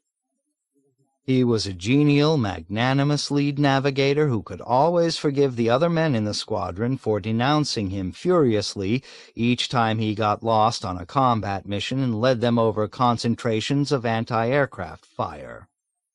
He got lost on the streets of Rome that same afternoon, and never did find the eligible Red Cross girl from Smith with the important milk of magnesia plant. He got lost on the mission to Ferrara the day Kraft was shot down and killed, and he got lost again on the weekly milk run to Parma and tried to lead the planes out to sea over the city of Leghorn after Yossarian had dropped his bombs on the undefended inland target and settled back against his thick wall of armor plate with his eyes closed and a fragrant cigarette in his fingertips.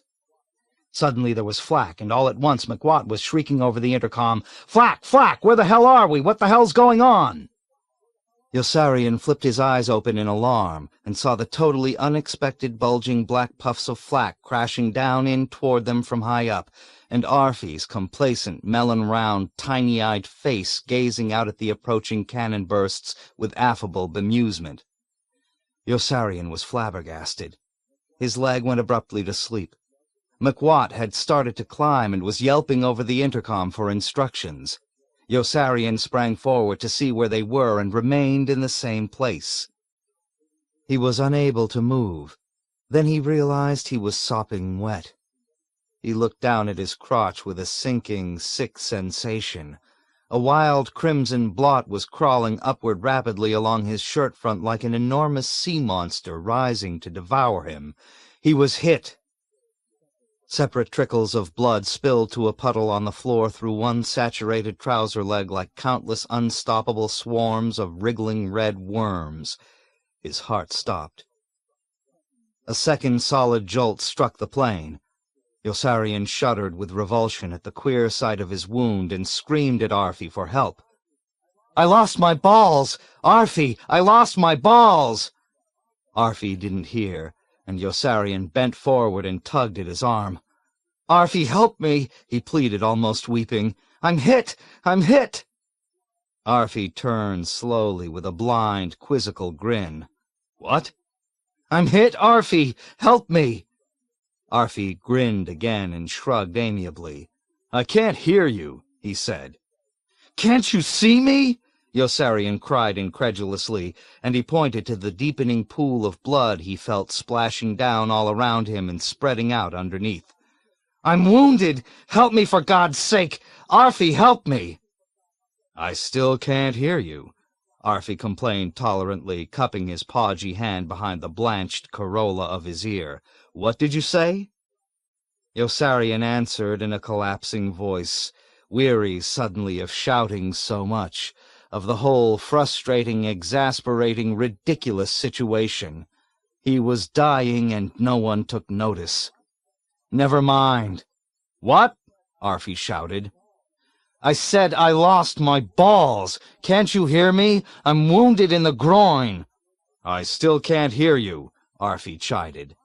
"I said, never mind!" Yossarian screamed with a trapped feeling of terror, and began to shiver, feeling very cold suddenly and very weak. Aarfy shook his head regretfully again and lowered his obscene, lactescent ear almost directly into Yossarian's face. "You'll just have to speak up, my friend. You'll just have to speak up." "Leave me alone, you bastard! You dumb, insensitive bastard! Leave me alone!" Yossarian sobbed. He wanted to pummel Aarfy, but lacked the strength to lift his arms. He decided to sleep instead, and keeled over sideways into a dead faint. He was wounded in the thigh, and when he recovered consciousness he found McWatt on both knees taking care of him. He was relieved, even though he still saw Aarfy's bloated cherub's face hanging down over McWatt's shoulder with placid interest. Yossarian smiled feebly at McWatt, feeling ill, and asked, "Who's minding the store?" McWatt gave no sign that he heard. With growing horror, Yossarian gathered in breath and repeated the words as loudly as he could. McWatt looked up. "Christ, I'm glad you're alive!" he exclaimed, heaving an enormous sigh.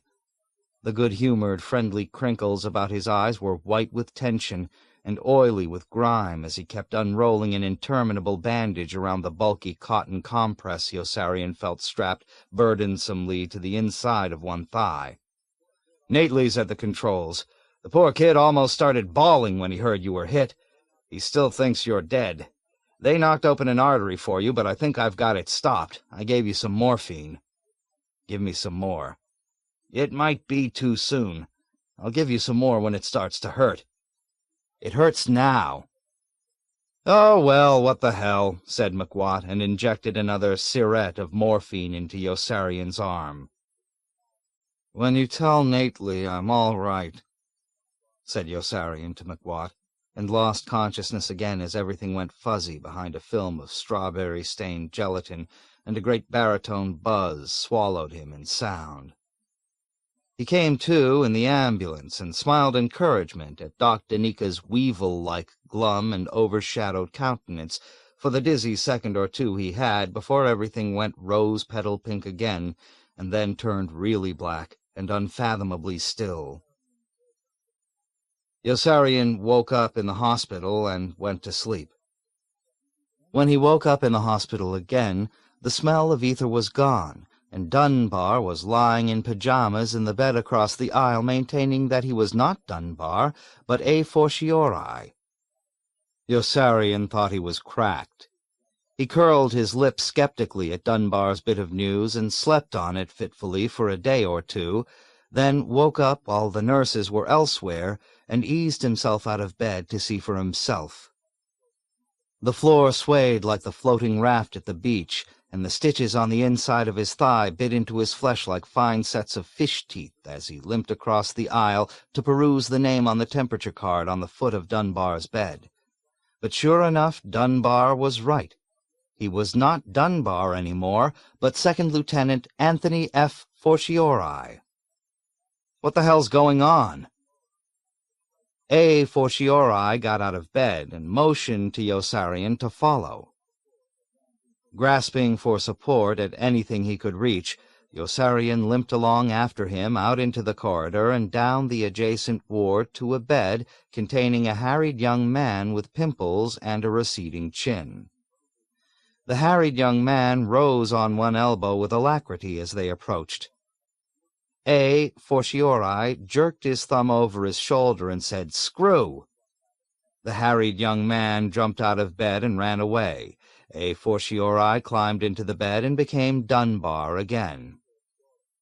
That was A. Fortiori. Dunbar explained.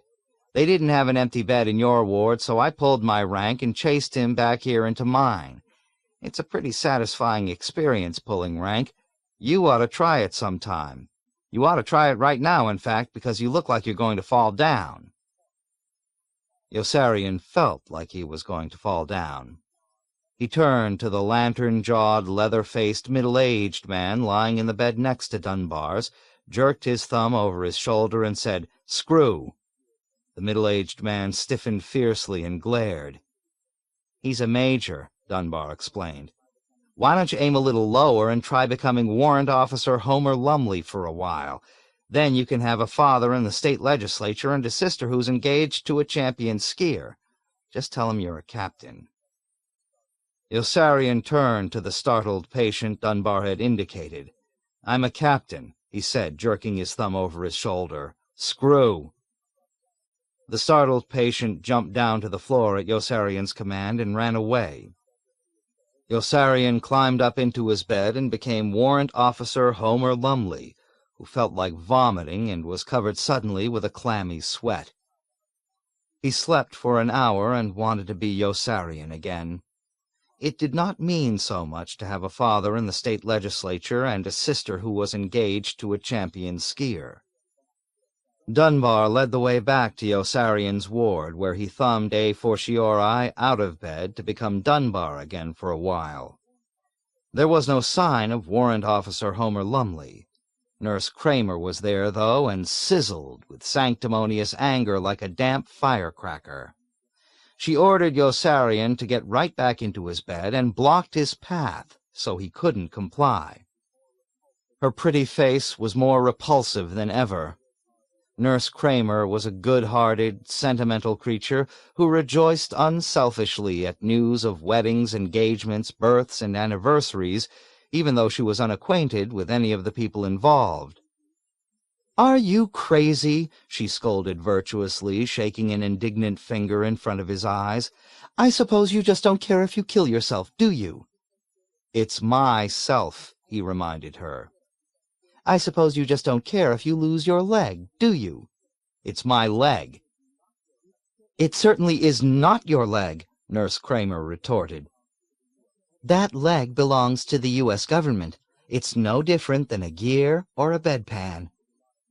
The Army has invested a lot of money to make you an airplane pilot, and you've no right to disobey the doctor's orders." Yossarian was not sure he liked being invested in. Nurse Kramer was still standing directly in front of him so that he could not pass. His head was aching. Nurse Kramer shouted at him some question he could not understand.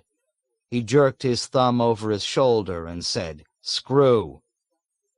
Nurse Kramer cracked him in the face so hard she almost knocked him down. Yossarian drew back his fist to punch her in the jaw just as his leg buckled and he began to fall. Nurse Duckett strode up in time to catch him. She addressed them both firmly. "Just what's going on here?" "He won't get back into his bed," Nurse Kramer reported zealously in an injured tone. "Sue Ann, he said something absolutely horrible to me. Oh, I can't even make myself repeat it." "She called me a gear," Yossarian muttered. Nurse Duckett was not sympathetic. "Will you get back into bed?" she said, "or must I take you by your ear and put you there?"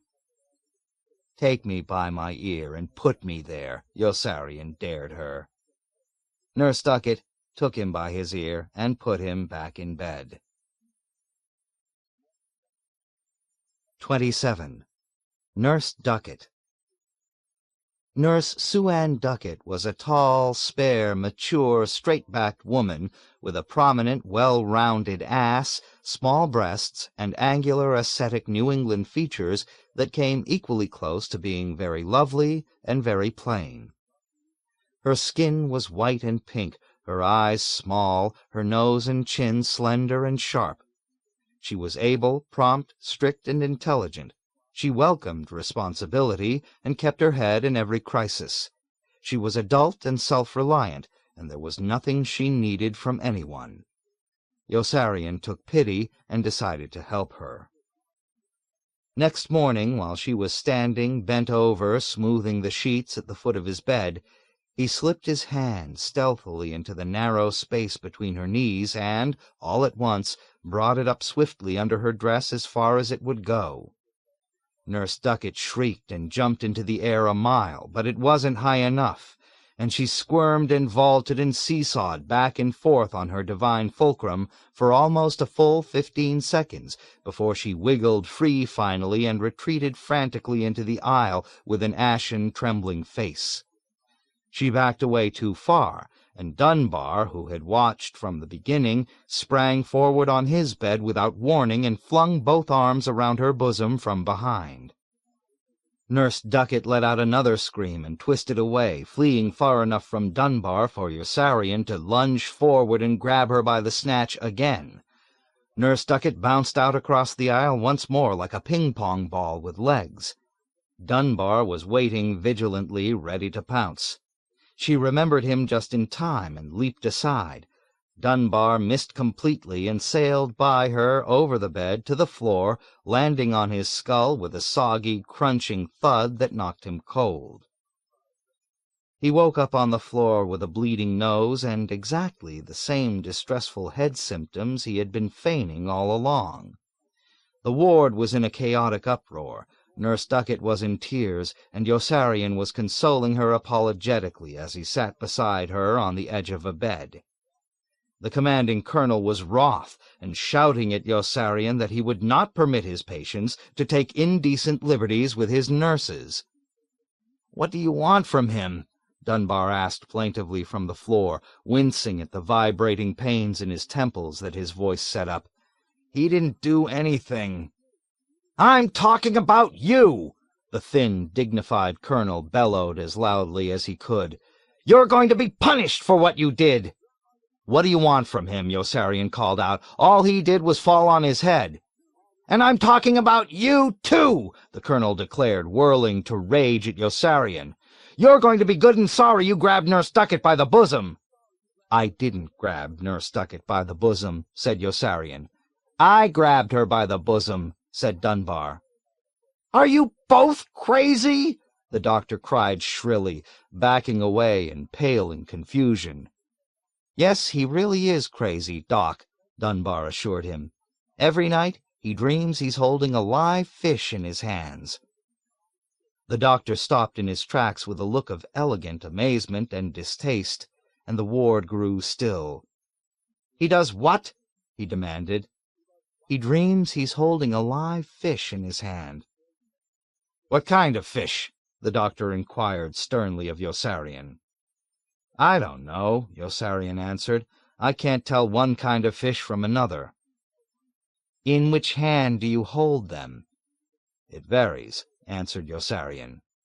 "It varies with the fish," Dunbar added helpfully. The colonel turned and stared down at Dunbar suspiciously with a narrow squint. "Yes? And how come you seem to know so much about it?" "I'm in the dream," Dunbar answered without cracking a smile. The colonel's face flushed with embarrassment. He glared at them both with cold, unforgiving resentment.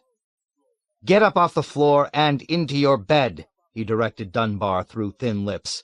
"And I don't want to hear another word about this dream from either one of you.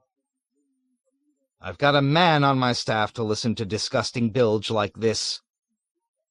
"Just why do you think," carefully inquired Major Sanderson, the soft and thick-set, smiling staff psychiatrist to whom the colonel had ordered Yossarian sent, "that Colonel Ferridge finds your dream disgusting?" Yossarian replied respectfully, "I suppose it's either some quality in the dream or some quality in Colonel Ferridge." "That's very well put," applauded Major Sanderson, who wore squeaking GI shoes and had charcoal black hair that stood up almost straight. "For some reason," he confided, "Colonel Ferridge has always reminded me of a seagull. He doesn't put much faith in psychiatry, you know." "You don't like seagulls, do you?" inquired Yossarian. "No, not very much. admitted Major Sanderson, with a sharp, nervous laugh, and pulled at his pendulous second chin lovingly, as though it were a long goatee. "I think your dream is charming, and I hope it recurs frequently, so that we can continue discussing it. Would you like a cigarette?" He smiled when Yossarian declined. "Just why do you think," he asked knowingly, "that you have such a strong aversion to accepting a cigarette from me?" "I put one out a second ago. It's still smoldering in your ashtray." Major Sanderson chuckled. "That's a very ingenious explanation, but I suppose we'll soon discover the true reason." He tied a sloppy double bow in his opened shoelace and then transferred a lined yellow pad from his desk to his lap. "This fish you dream about, let's talk about that. It's always the same fish, isn't it?" "I don't know," Yossarian replied. "I have trouble recognizing fish." "What does the fish remind you of?" "Other fish." "And what do the other fish remind you of?" "Other fish." Major Sanderson sat back disappointedly. "Do you like fish?" "Not especially." "Just why do you think you have such a morbid aversion to fish?" asked Major Sanderson triumphantly. "They're too bland," Yossarian answered, "and too bony." Major Sanderson nodded understandingly, with a smile that was agreeable and insincere. "That's a very interesting explanation, but we'll soon discover the true reason, I suppose. Do you like this particular fish, the one you're holding in your hand?" "I have no feelings about it either way." "Do you dislike the fish? Do you have any hostile or aggressive emotions toward it?" "No, not at all.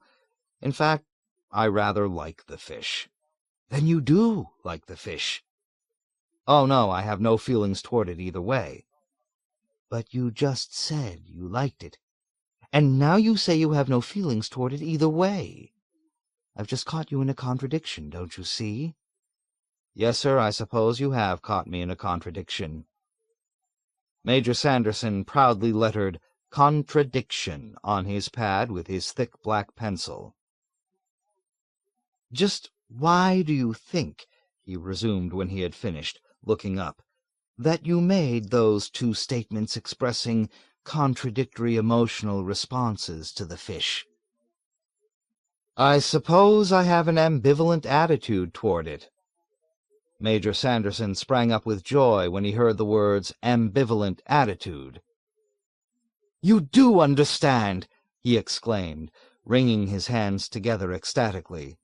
"Oh, you can't imagine how lonely it's been for me, talking day after day to patients who haven't the slightest knowledge of psychiatry, trying to cure people who have no real interest in me or my work. It's given me such a terrible feeling of inadequacy." A shadow of anxiety crossed his face.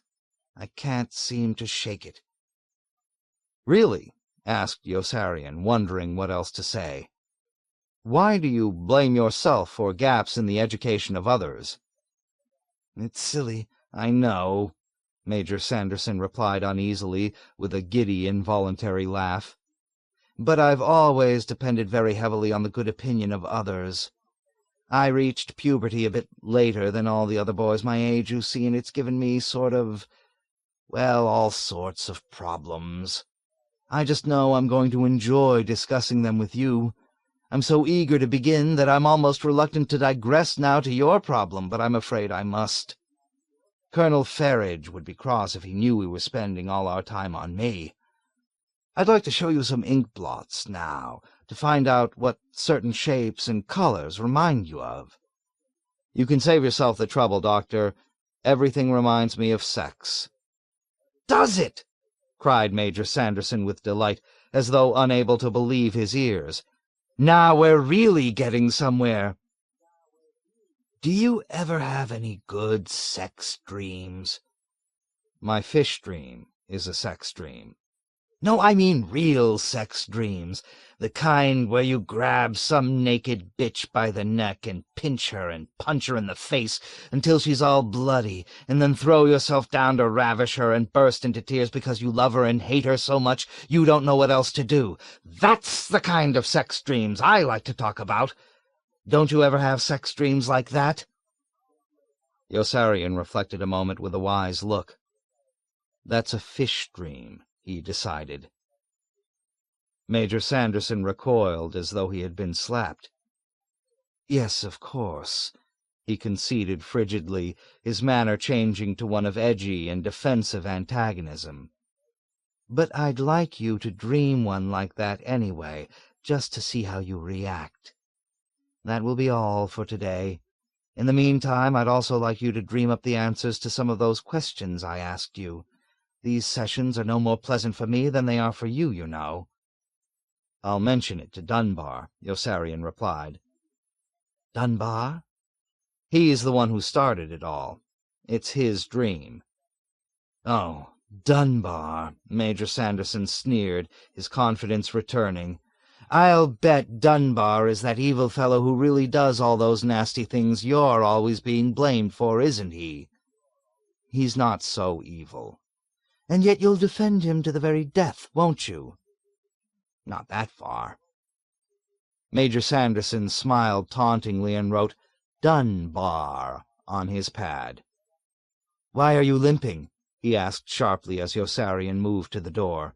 "And what the devil is that bandage doing on your leg? Are you mad or something?" "I was wounded in the leg. That's what I'm in the hospital for." "Oh, no, you're not," gloated Major Sanderson maliciously. "You're in the hospital for a stone in your salivary gland. So you're not so smart after all, are you? You don't even know what you're in the hospital for." "I'm in the hospital for a wounded leg," Yossarian insisted. Major Sanderson ignored his argument with a sarcastic laugh. "Well, give my regards to your friend Dunbar, and you will tell him to dream that dream for me, won't you?" But Dunbar had nausea and dizziness with his constant headache, and was not inclined to cooperate with Major Sanderson. Hungry Joe had nightmares because he had finished 60 missions and was waiting again to go home, but he was unwilling to share any when he came to the hospital to visit.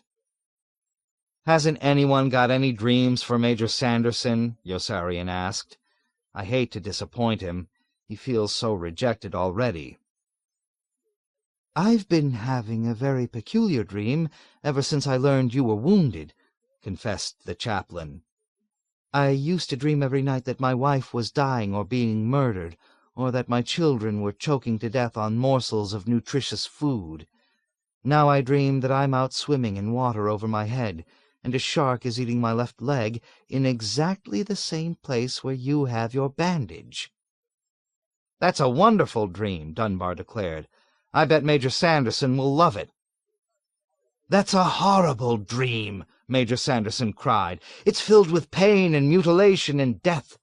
I'm sure you had it just to spite me. You know, I'm not even sure you belong in the army with a disgusting dream like that." Yossarian thought he spied a ray of hope. "Perhaps you're right, sir," he suggested slyly. "Perhaps I ought to be grounded and returned to the States."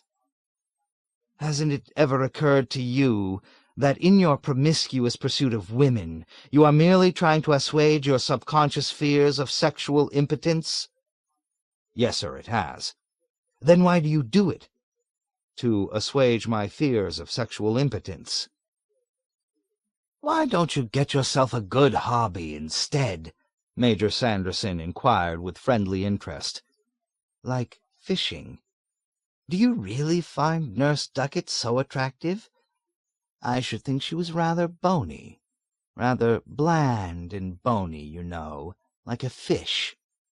"I hardly know Nurse Duckett." "Then why did you grab her by the bosom? Merely because she has one?" "Dunbar did that." "Oh, don't start that again!" Major Sanderson exclaimed with vitriolic scorn and hurled down his pencil disgustedly. "Do you really think that you can absolve yourself of guilt by pretending to be someone else?" I don't like you, Fortiori. Do you know that? I don't like you at all." Yossarian felt a cold, damp wind of apprehension blow over him. "I'm not Fortiori, sir," he said timidly. "I'm Yossarian." "You're who?" "My name is Yossarian, sir, and I'm in the hospital with a wounded leg." "Your name is Fortiori," Major Sanderson contradicted him belligerently, "and you're in the hospital for a stone in your salivary gland." "Oh, come on, Major," Yossarian exploded. "I ought to know who I am." "And I've got an official army record here to prove it," Major Sanderson retorted. "You'd better get a grip on yourself before it's too late. First you're Dunbar, now you're Yossarian. The next thing you know, you'll be claiming you're Washington Irving. Do you know what's wrong with you? You've got a split personality. That's what's wrong with you." "Perhaps you're right, sir," Yossarian agreed diplomatically. "I know I'm right. You've got a bad persecution complex. You think people are trying to harm you." "People are trying to harm me." "You see? You have no respect for excessive authority or obsolete traditions. You're dangerous and depraved, and you ought to be taken outside and shot." "Are you serious?" "You're an enemy of the people." "Are you nuts?" Yossarian shouted. "No, I'm not nuts," Dobbs roared furiously back in the ward in what he imagined was a furtive whisper. "Hungry Joe saw them, I tell you. He saw them yesterday when he flew to Naples to pick up some black market air conditioners for Colonel Cathcart's farm. They've got a big replacement center there, and it's filled with hundreds of pilots, bombardiers, and gunners on the way home. They've got 45 missions, that's all. A few with Purple Hearts have even less. Replacement crews are pouring in from the States into other bomber groups. They want everyone to serve overseas at least once, even administrative personnel. Don't you read the papers? We've got to kill him now." "You've got only 2 more missions to fly," Yossarian reasoned with him in a low voice. "Why take a chance?" "I can get killed flying them, too," Dobbs answered pugnaciously in his rough, quavering voice. "We can kill him the first thing tomorrow morning when he drives back from his farm. I've got the gun right here." Yossarian goggled with amazement as Dobbs pulled a gun out of his pocket and displayed it high in the air. "Are you crazy?" he hissed frantically. "Put it away, and keep your idiot voice down." "What are you worried about?" Dobbs asked with offended innocence. "No one can hear us." "Hey, knock it off down there," a voice rang out from the far end of the ward. "Can't you see we're trying to nap?" "What the hell are you, a wise guy?" Dobbs yelled back and spun with clenched fists ready to fight. He whirled back to Yossarian and, before he could speak, sneezed thunderously 6 times, staggering sideways on rubbery legs in the intervals and raising his elbow ineffectively to fend each seizure off. The lids of his watery eyes were puffy and inflamed. "Who does he think?" he demanded, sniffing spasmodically and wiping his nose with the back of his sturdy wrist. "He is a cop or something?" "He's a CID man," Yossarian notified him tranquilly. "We've got 3 here now and more on the way. Oh, don't be scared. They're after a forger named Washington Irving. They're not interested in murderers." "Murderers?" Dobbs was affronted. "Why do you call us murderers? Just because we're going to murder Colonel Cathcart?" "Be quiet, damn you," directed Yossarian. "Can't you whisper?" "I am whispering. You're still shouting. "No, I'm not. Hey, shut up down there, will you?" Patients all over the ward began hollering at Dobbs. "I'll fight you all!" Dobbs screamed back at them and stood up on a rickety wooden chair, waving the gun wildly. Yossarian caught his arm and yanked him down. Dobbs began sneezing again. "I have an allergy," he apologized when he had finished, his nostrils running and his eyes streaming with tears. "That's too bad. You'd make a great leader of men without it." "Colonel Cathcart's the murderer," Dobbs complained hoarsely when he had shoved away a soiled, crumpled khaki handkerchief. "Colonel Cathcart's the one who's going to murder us all if we don't do something to stop him." Maybe he won't raise the missions anymore. Maybe 60 is as high as he'll go. He always raises the missions. You know that better than I do. Dobbs swallowed and bent his intense face very close to Yossarian's, the muscles in his bronze, rock-like jaw bunching up into quivering knots. Just say it's okay, and I'll do the whole thing tomorrow morning. You understand what I'm telling you? I'm whispering now, ain't I? Yossarian tore his eyes away from the gaze of burning entreaty Dobbs had fastened on him. Why the goddamn hell don't you just go out and do it? He protested. Why don't you stop talking to me about it and do it alone? I'm afraid to do it alone. I'm afraid to do anything alone. Then leave me out of it. I'd have to be crazy to get mixed up in something like this now. I've got $1 million leg wound here. They're going to send me home. Are you crazy? Dobbs exclaimed in disbelief. All you've got there is a scratch. He'll have you back flying combat missions the day you come out, Purple Heart and all. Then I really will kill him, Yossarian vowed. I'll come looking for you and we'll do it together. Then let's do it tomorrow while we've still got the chance, Dobbs pleaded. The chaplain says he's volunteered the group for Avignon again. I may be killed before you get out. Look how these hands of mine shake. I can't fly a plane. I'm not good enough. Yossarian was afraid to say yes. I want to wait and see what happens first. The trouble with you is that you just won't do anything, Dobbs complained in a thick, infuriated voice. I'm doing everything I possibly can, the chaplain explained softly to Yossarian after Dobbs had departed. I even went to the medical tent to speak to Daneeka about helping you. Yes, I can see, Yossarian suppressed a smile. What happened? They painted my gums purple, the chaplain replied sheepishly. They painted his toes purple, too, Nately added in outrage, and then they gave him a laxative. But I went back again this morning to see him. And they painted his gums purple again, said Nately. But I did get to speak to him, the chaplain argued in a plaintive tone of self-justification. Dr. Daneeka seems like such an unhappy man. He suspects that someone is plotting to transfer him to the Pacific Ocean. All this time he's been thinking of coming to me for help. When I told him I needed his help, he wondered if there wasn't a chaplain I couldn't go see. The chaplain waited in patient dejection when Yossarian and Dunbar both broke into laughter. I used to think it was immoral to be unhappy, he continued, as though keening aloud in solitude. Now I don't know what to think any more. I'd like to make the subject of immorality the basis of my sermon this Sunday, but I'm not sure I ought to give any sermon at all with these purple gums. Colonel Corn was very displeased with them. Chaplain, why don't you come into the hospital with us for a while and take it easy? Yossarian invited. You could be very comfortable here. The brash iniquity of the proposal tempted and amused the chaplain for a second or two. No, I don't think so, he decided reluctantly. I want to arrange for a trip to the mainland to see a mail clerk named Wintergreen. Dr. Daneeka told me he could help. Wintergreen is probably the most influential man in the whole theater of operations. He's not only a mail clerk, but he has access to a mimeograph machine. But he won't help anybody. That's one of the reasons he'll go far.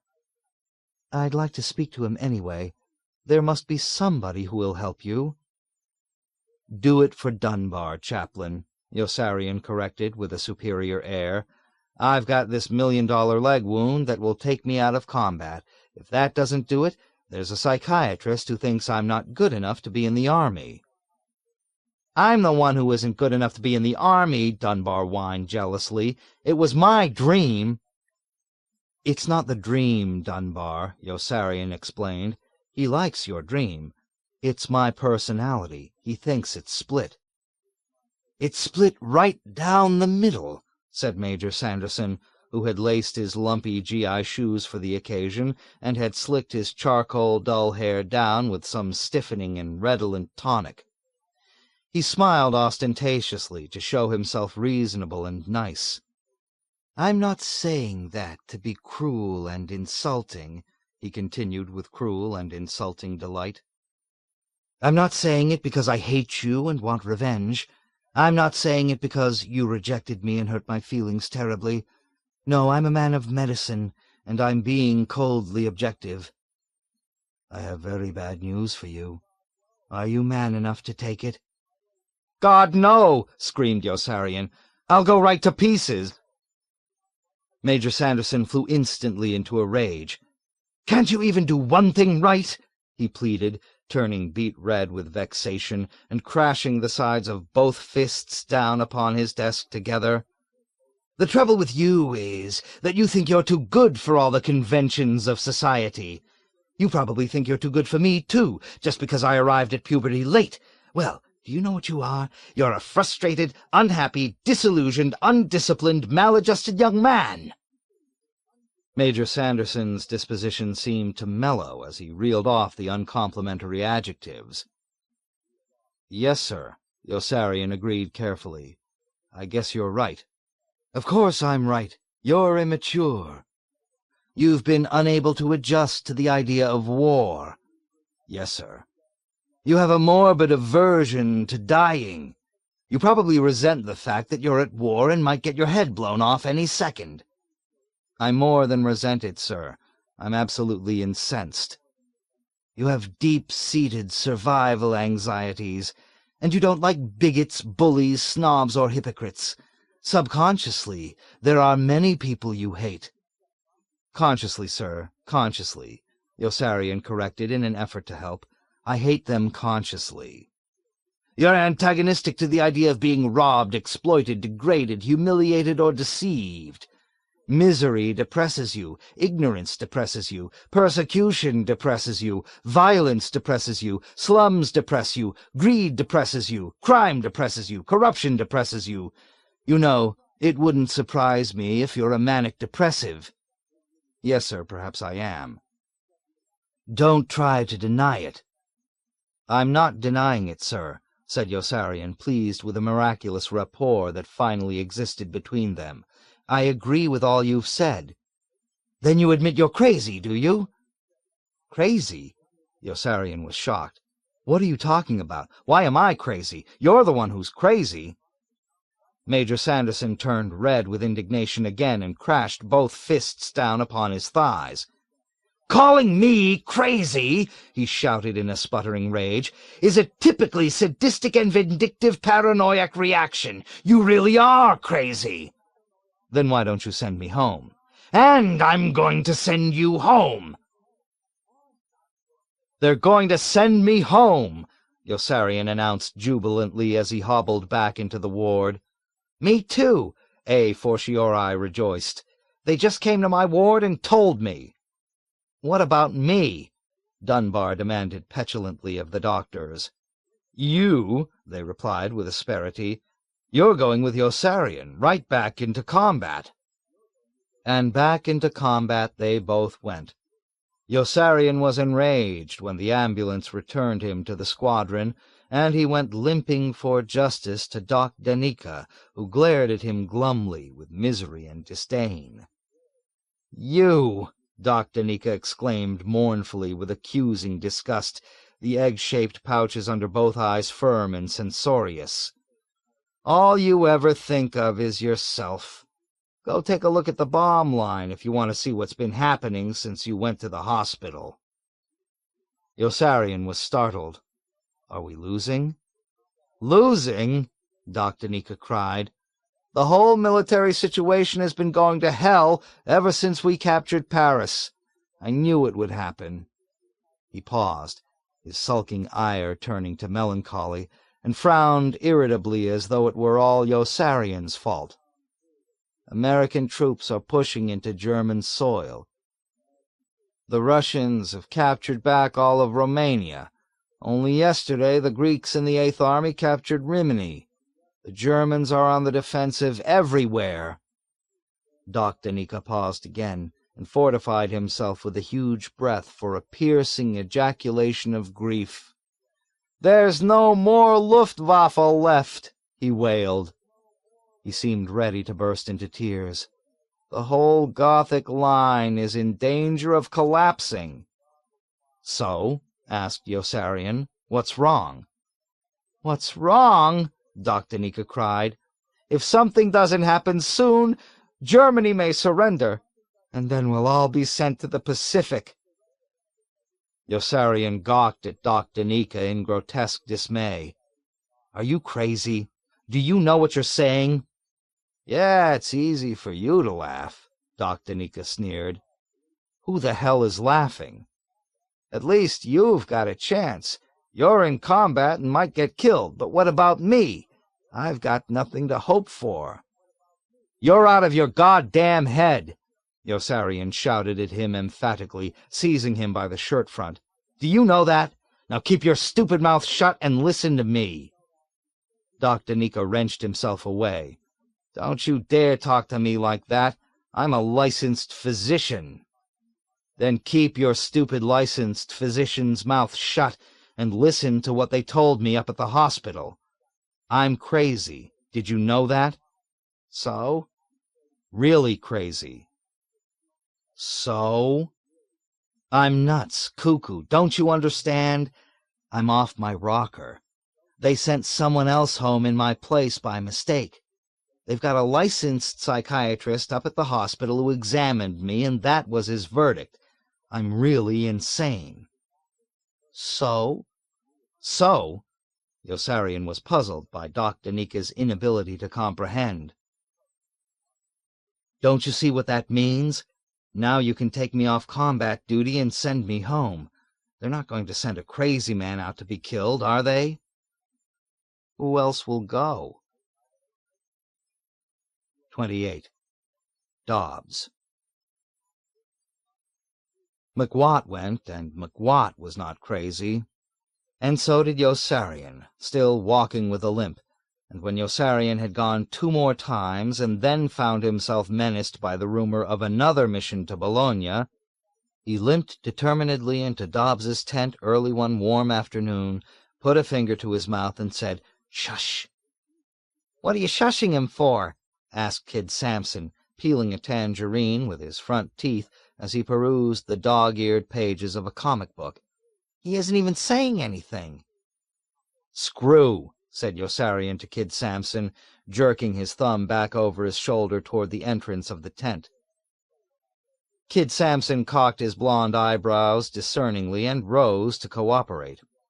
He whistled upward 4 times into his drooping yellow mustache, and spurted away into the hills on the dented old green motorcycle he had purchased second-hand months before. Yossarian waited until the last faint bark of the motor had died away in the distance. Things inside the tent did not seem quite normal. The place was too neat. Dobbs was watching him curiously, smoking a fat cigar. Now that Yossarian had made up his mind to be brave, he was deathly afraid. "All right," he said. "Let's kill Colonel Cathcart. We'll do it together." Dobbs sprang forward off his cot with a look of wildest terror. "Shush!" he roared. "Kill Colonel Cathcart? What are you talking about?" "Be quiet, damn it!" Yossarian snarled. "The whole island will hear. Have you still got that gun?" "Are you crazy or something?" shouted Dobbs. "Why should I want to kill Colonel Cathcart?" "Why?"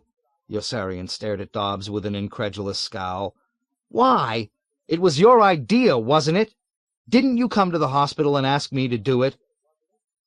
Dobbs smiled slowly. "But that was when I had only 58 missions," he explained, puffing on his cigar luxuriously. "I'm all packed now, and I'm waiting to go home. I've finished my 60 missions." "So what?" Yossarian replied. "He's only going to raise them again." "Maybe this time he won't." "He always raises them. What the hell's the matter with you, Dobbs?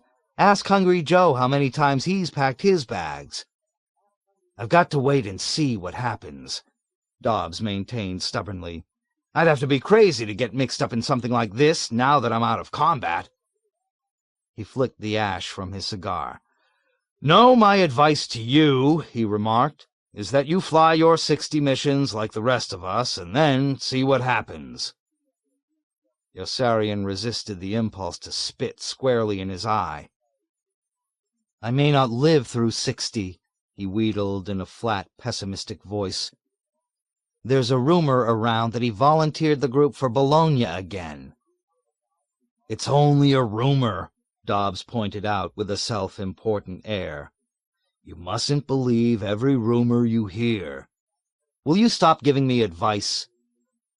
"Why don't you speak to Orr?" Dobbs advised. "Orr got knocked down into the water again last week on that second mission to Avignon.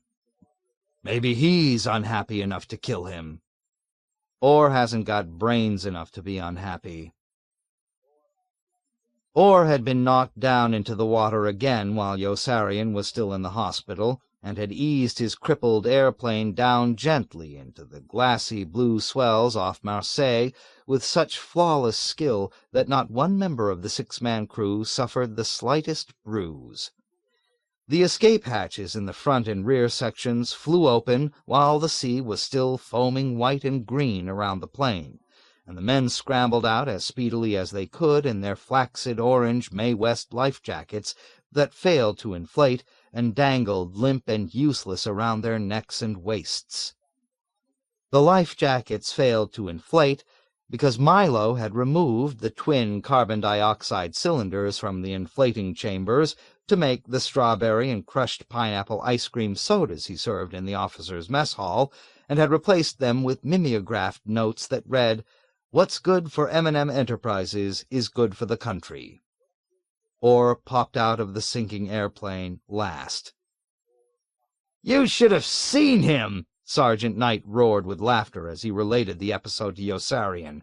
"It was the funniest goddamn thing you ever saw. None of the Mae Wests would work because Milo had stolen the carbon dioxide to make those ice cream sodas you bastards have been getting in the officers' mess. But that wasn't too bad, as it turned out. Only one of us couldn't swim, and we lifted that guy up into the raft after Orr had worked it over by its rope right up against the fuselage while we were all still standing on the plane. That little crackpot sure has a knack for things like that. Then the other raft came loose and drifted away so that all 6 of us wound up sitting in one with our elbows and legs pressed so close against each other you almost couldn't move without knocking the guy next to you out of the raft into the water. The plane went down about 3 seconds after we left it, and we were out there all alone. And right after that we began unscrewing the caps on our Mae Wests to see what the hell had gone wrong, and found these goddamn notes from Milo telling us that what was good for him was good enough for the rest of us. That bastard! Jesus, did we curse him! All except that buddy of yours, Orr, who just kept grinning, as though for all he cared what was good for Milo might be good enough for the rest of us. I swear you should have seen him sitting up there on the rim of the raft like the captain of a ship, while the rest of us just watched him and waited for him to tell us what to do. He kept slapping his hands on his legs every few seconds as though he had the shakes and saying, "All right now, all right," and giggling like a crazy little freak, then saying, "All right now, all right," again, and giggling like a crazy little freak some more. It was like watching some kind of a moron. Watching him was all that kept us from going to pieces altogether during the first few minutes, what with each wave washing over us into the raft, or dumping a few of us back into the water so that we had to climb back in again before the next wave came along and washed us right back out. It was sure funny. We just kept falling out and climbing back in. We had the guy who couldn't swim stretched out in the middle of the raft on the floor, but even there he almost drowned, because the water inside the raft was deep enough to keep splashing in his face. Oh, boy! Then Orr began opening up compartments in the raft, and the fun really began. First he found a box of chocolate bars, and he passed those around, so we sat there eating salty, wet chocolate bars, while the waves kept knocking us out of the raft into the water. Next he found some bouillon cubes in aluminum cups and made us some soup, Then he found some tea. Sure, he made it. Can't you see him serving us tea as we sat there soaking wet in water up to our ass? Now I was falling out of the raft because I was laughing so much. We were all laughing. And he was dead serious except for that goofy giggle of his and that crazy grin. What a jerk. Whatever he found, he used. He found some shark repellent and he sprinkled it right into the water. He found some marker dye and he threw it into the water.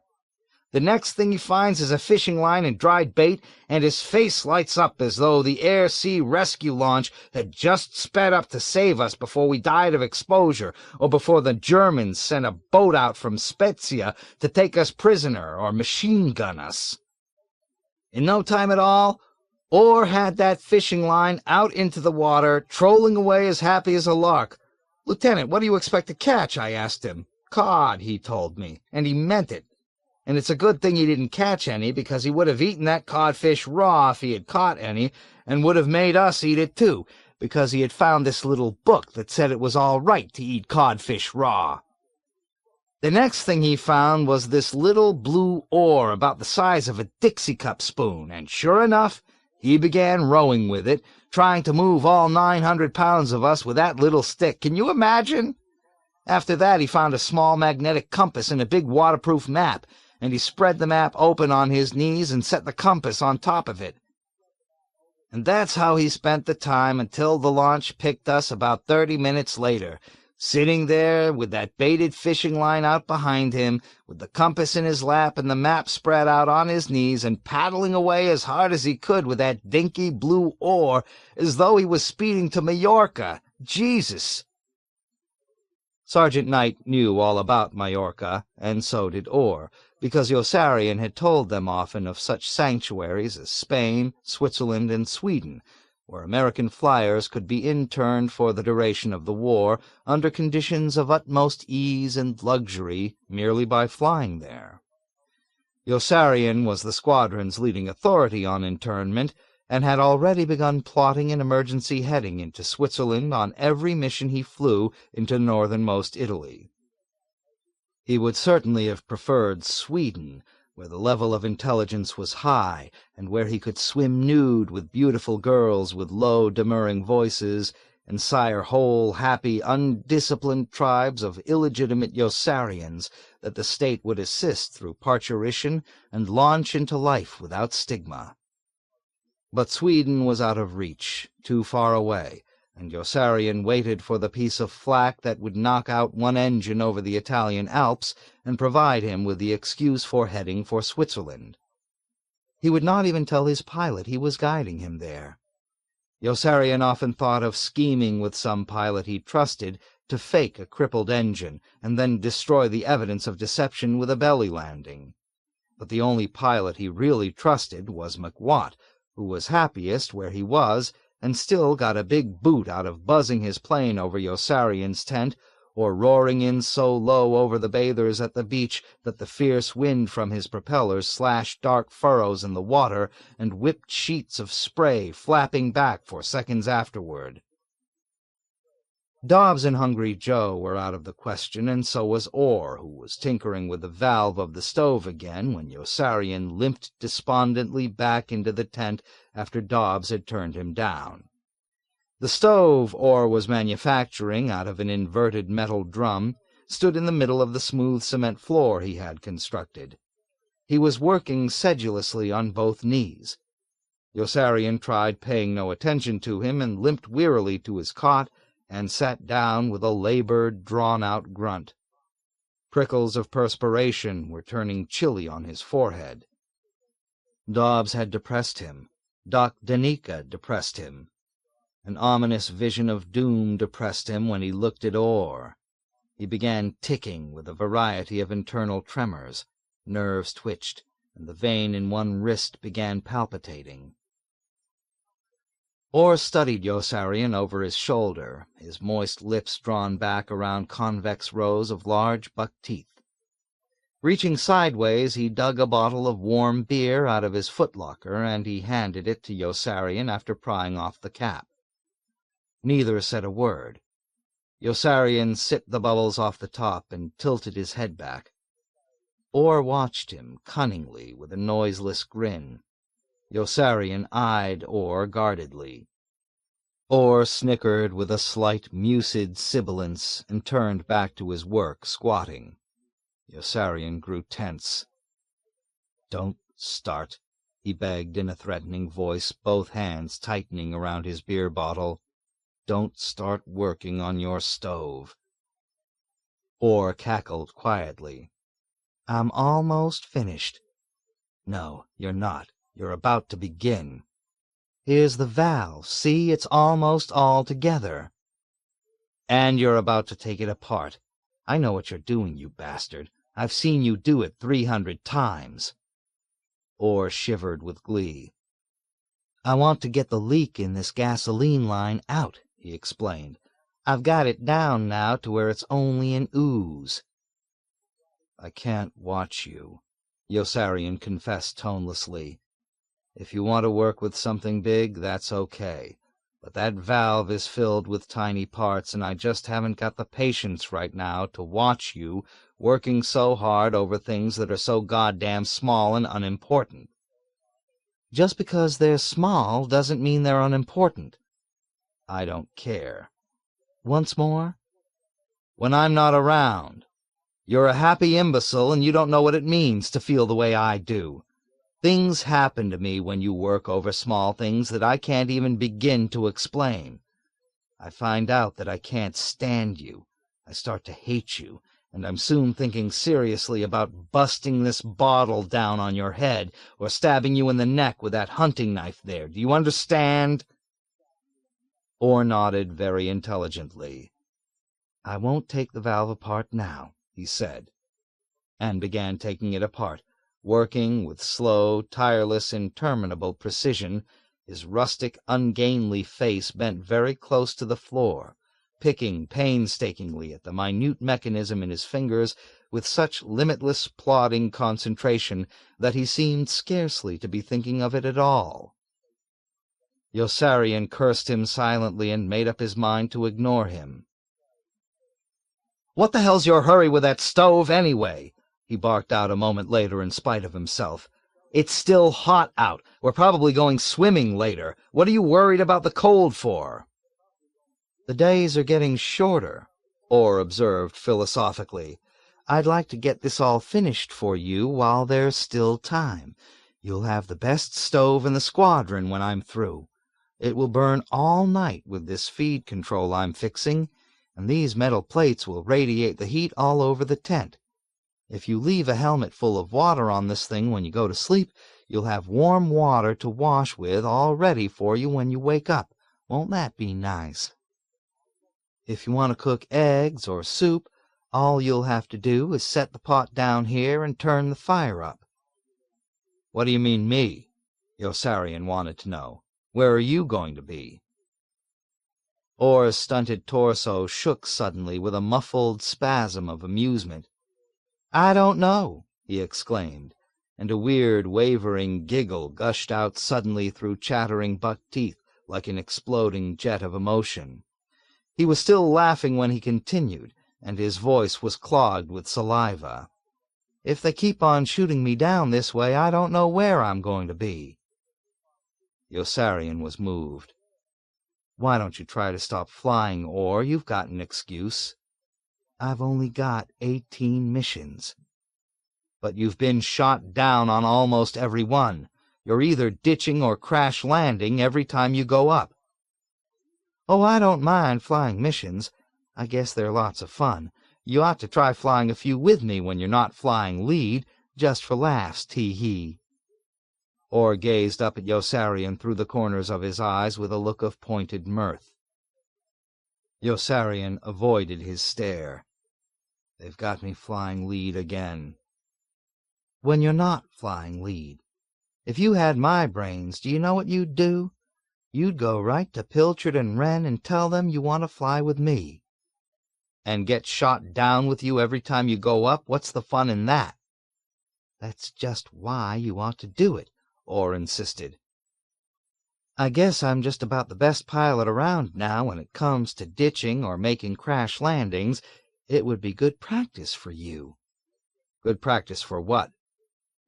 Good practice in case you ever have to ditch or make a crash landing, tee-hee-hee. Have you got another bottle of beer for me? Yossarian asked morosely.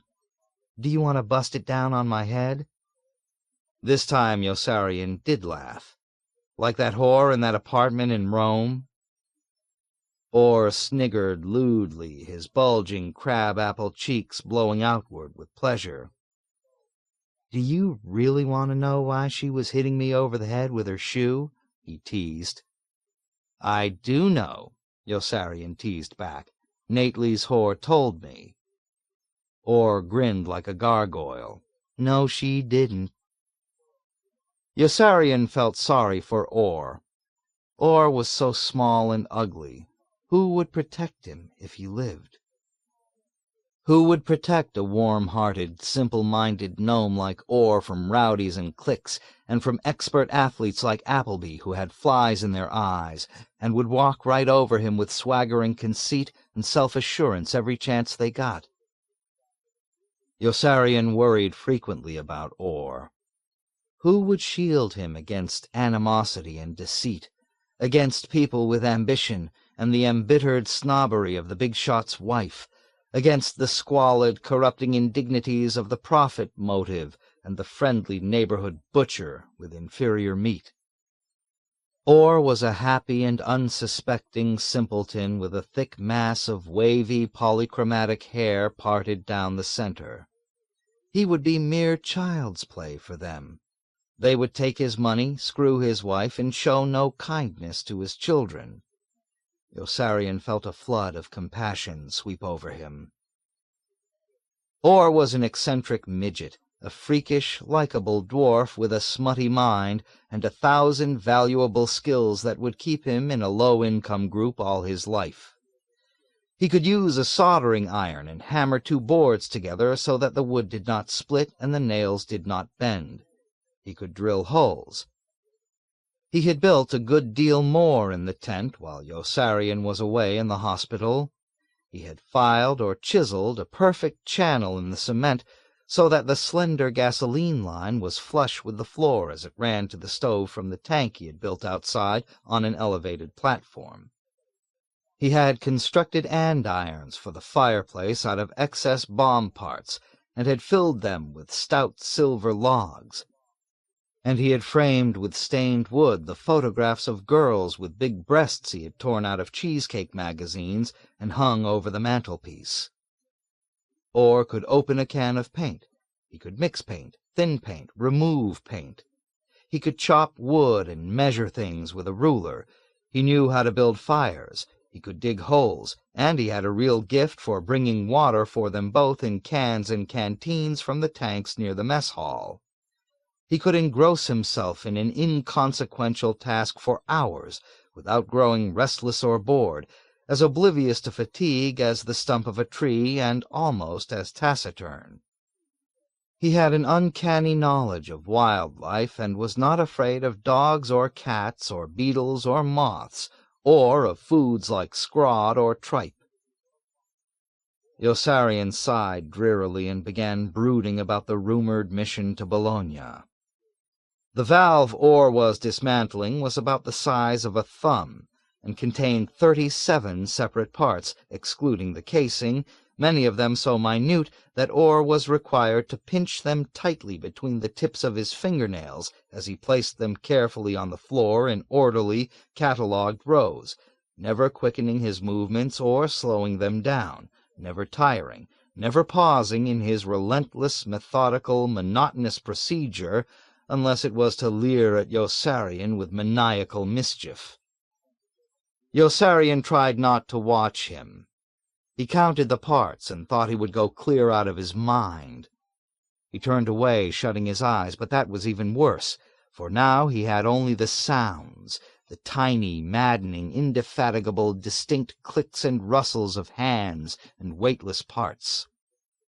Orr was breathing rhythmically with a noise that was stertorous and repulsive. Yossarian clenched his fists and looked at the long bone-handled hunting knife hanging in a holster over the cot of the dead man in the tent.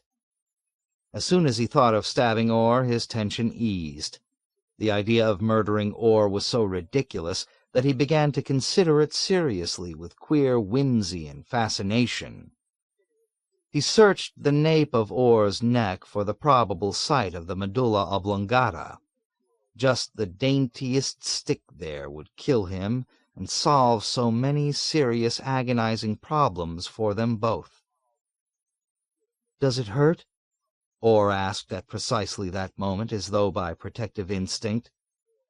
Yossarian eyed him closely. "Does what hurt?" "Your leg," said Orr with a strange, mysterious laugh. "You still limp a little." "It's just a habit, I guess," said Yossarian, breathing again with relief. "I'll probably get over it soon."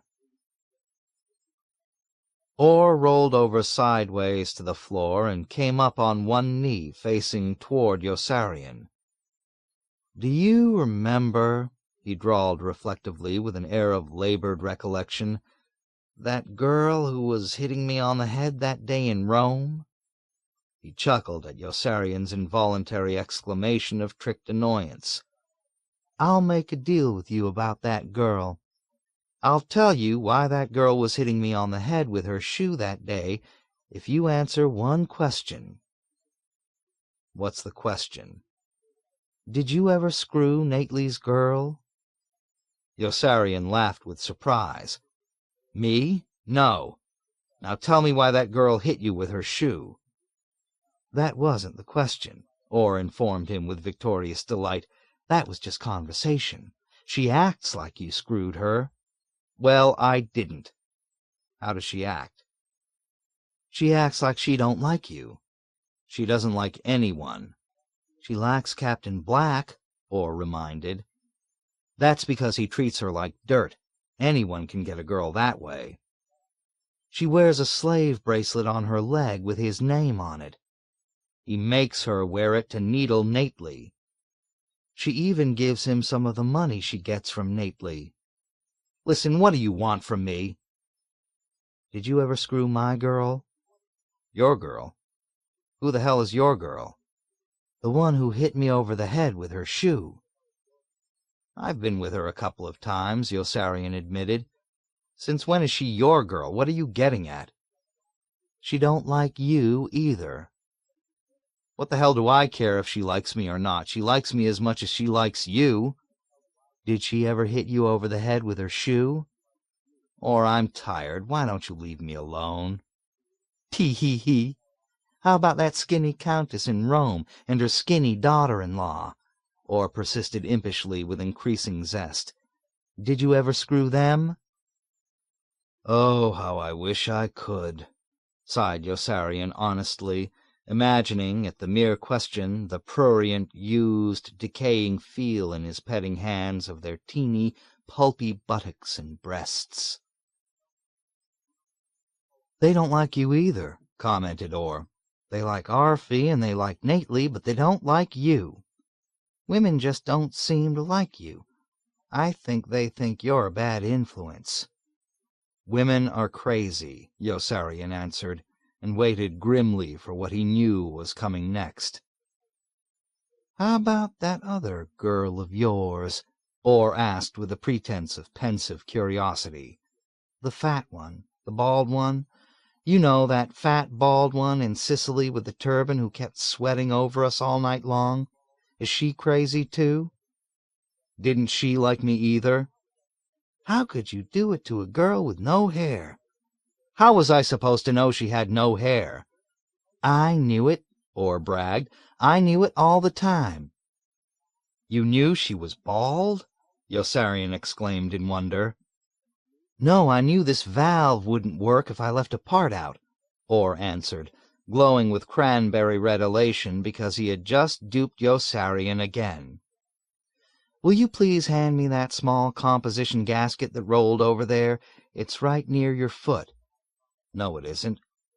"Right here," said Orr, and took hold of something invisible with the tips of his fingernails and held it up for Yossarian to see. "Now I'll have to start all over again."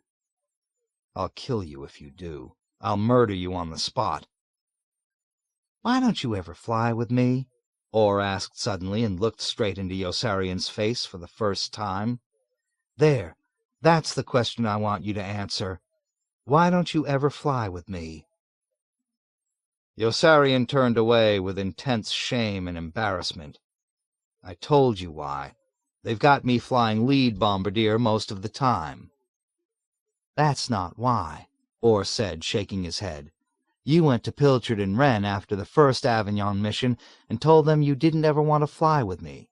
That's why, isn't it? Yossarian felt his skin turn hot. No, I didn't, he lied. Yes, you did, Orr insisted equably. You asked them not to assign you to any plane piloted by me, Dobbs, or Hoople because you didn't have confidence in us at the controls. And Pilchard and Wren said they couldn't make an exception of you because it wouldn't be fair to the men who did have to fly with us. So, said Yossarian, it didn't make any difference then, did it? But they've never made you fly with me. Orr, working on both knees again, was addressing Yossarian without bitterness or reproach, but with injured humility, which was infinitely more painful to observe, although he was still grinning and snickering as though the situation were comic. You really ought to fly with me, you know. I'm a pretty good pilot, and I'd take care of you. I may get knocked down a lot, but that's not my fault, and nobody's ever been hurt in my plane. Yes, sir, if you had any brains, you know what you'd do? You'd go right to Pilchard and Wren and tell them you want to fly all your missions with me. Yossarian leaned forward and peered closely into Orr's inscrutable mask of contradictory emotions. Are you trying to tell me something? He, Orr responded. I'm trying to tell you why that big girl with the shoe was hitting me on the head that day, but you just won't let me. Tell me. Will you fly with me? Yossarian laughed and shook his head. You'll only get knocked down into the water again.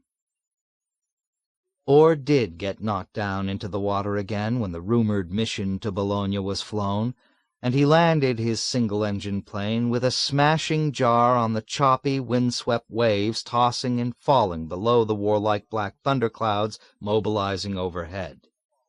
He was late getting out of the plane, and ended up alone in a raft that began drifting away from the men in the other raft, and was out of sight by the time the air-sea rescue launch came plowing up through the wind and splattering raindrops to take them aboard. Night was already falling by the time they were returned to the squadron. There was no word of Orr. Don't worry, reassured Kid Sampson, still wrapped in the heavy blankets and raincoat in which he had been swaddled on the boat by his rescuers. He's probably been picked up already if he didn't drown in that storm. It didn't last long. I bet he'll show up any minute. Yossarian walked back to his tent to wait for Orr to show up any minute, and lit a fire to make things warm for him. The stove worked perfectly, with a strong, robust blaze that could be raised or lowered by turning the tap Orr had finally finished repairing. A light rain was falling, drumming softly on the tent, the trees, the ground. Yossarian cooked a can of hot soup to have ready for Orr, and ate it all himself as the time passed. He hard-boiled some eggs for Orr and ate those, too. Then he ate a whole tin of cheddar cheese from a package of K-rations.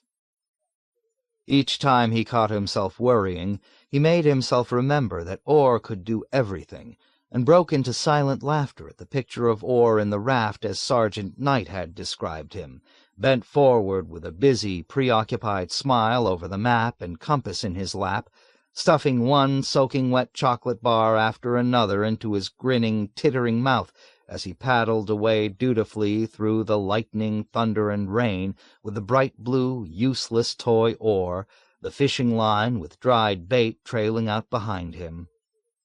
Yossarian really had no doubt about Orr's ability to survive.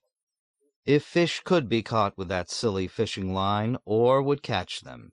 And if it was codfish he was after, then Orr would catch a codfish, even though no codfish had ever been caught in those waters before.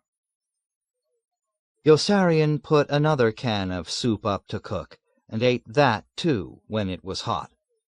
Every time a car door slammed, he broke into a hopeful smile and turned expectantly toward the entrance, listening for footsteps. He knew that any moment Orr would come walking into the tent with big, glistening, rain-soaked eyes, cheeks, and buck teeth, looking ludicrously like a jolly New England oysterman in a yellow oilskin rain hat and slicker numerous sizes too large for him, and holding up proudly for Yossarian's amusement a great dead codfish he had caught. But he didn't. 29. Peckem. There was no word about Orr the next day, and Sergeant Whitcomb, with commendable dispatch and considerable hope, dropped a reminder in his tickler file to send a form letter over Colonel Cathcart's signature to Orr's next of kin when 9 more days had elapsed. There was word from General Peckham's headquarters, though, and Yossarian was drawn to the crowd of officers and enlisted men in shorts and bathing trunks buzzing in grumpy confusion around the bulletin board just outside the orderly room. "What's so different about this Sunday, I want to know?" Hungry Joe was demanding vociferously of Chief White Halfout. "Why won't we have a parade this Sunday when we don't have a parade every Sunday, huh?" Yossarian worked his way through to the front and let out a long, agonized groan when he read the terse announcement there. "Due to circumstances beyond my control, there will be no big parade this Sunday afternoon. Colonel Scheisskopf." Dobbs was right. They were indeed sending everyone overseas, even Lieutenant Scheisskopf, who had resisted the move with all the vigor and wisdom at his command, and who reported for duty at General Peckham's office in a mood of grave discontent. General Peckem welcomed Colonel Scheisskopf with effusive charm and said he was delighted to have him. An additional colonel on his staff meant that he could now begin agitating for 2 additional majors, 4 additional captains, 16 additional lieutenants, and untold quantities of additional enlisted men, typewriters, desks, filing cabinets, automobiles, and other substantial equipment and supplies that would contribute to the prestige of his position and increase his striking power in the war he had declared against General Dreedel.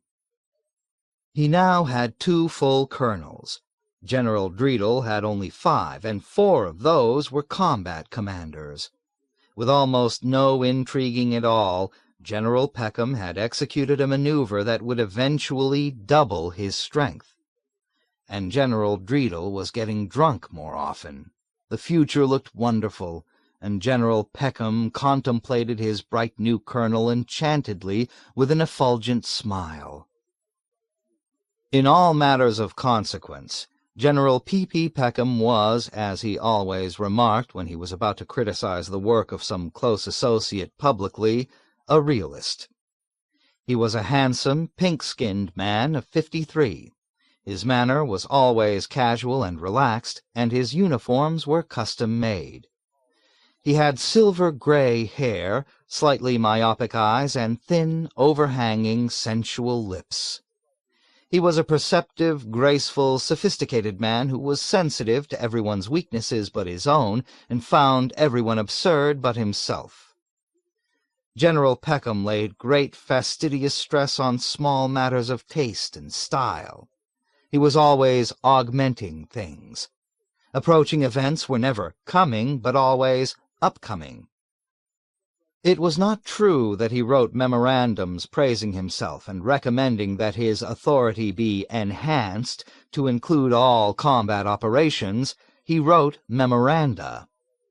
And the prose in the memoranda of other officers was always turgid, stilted, or ambiguous.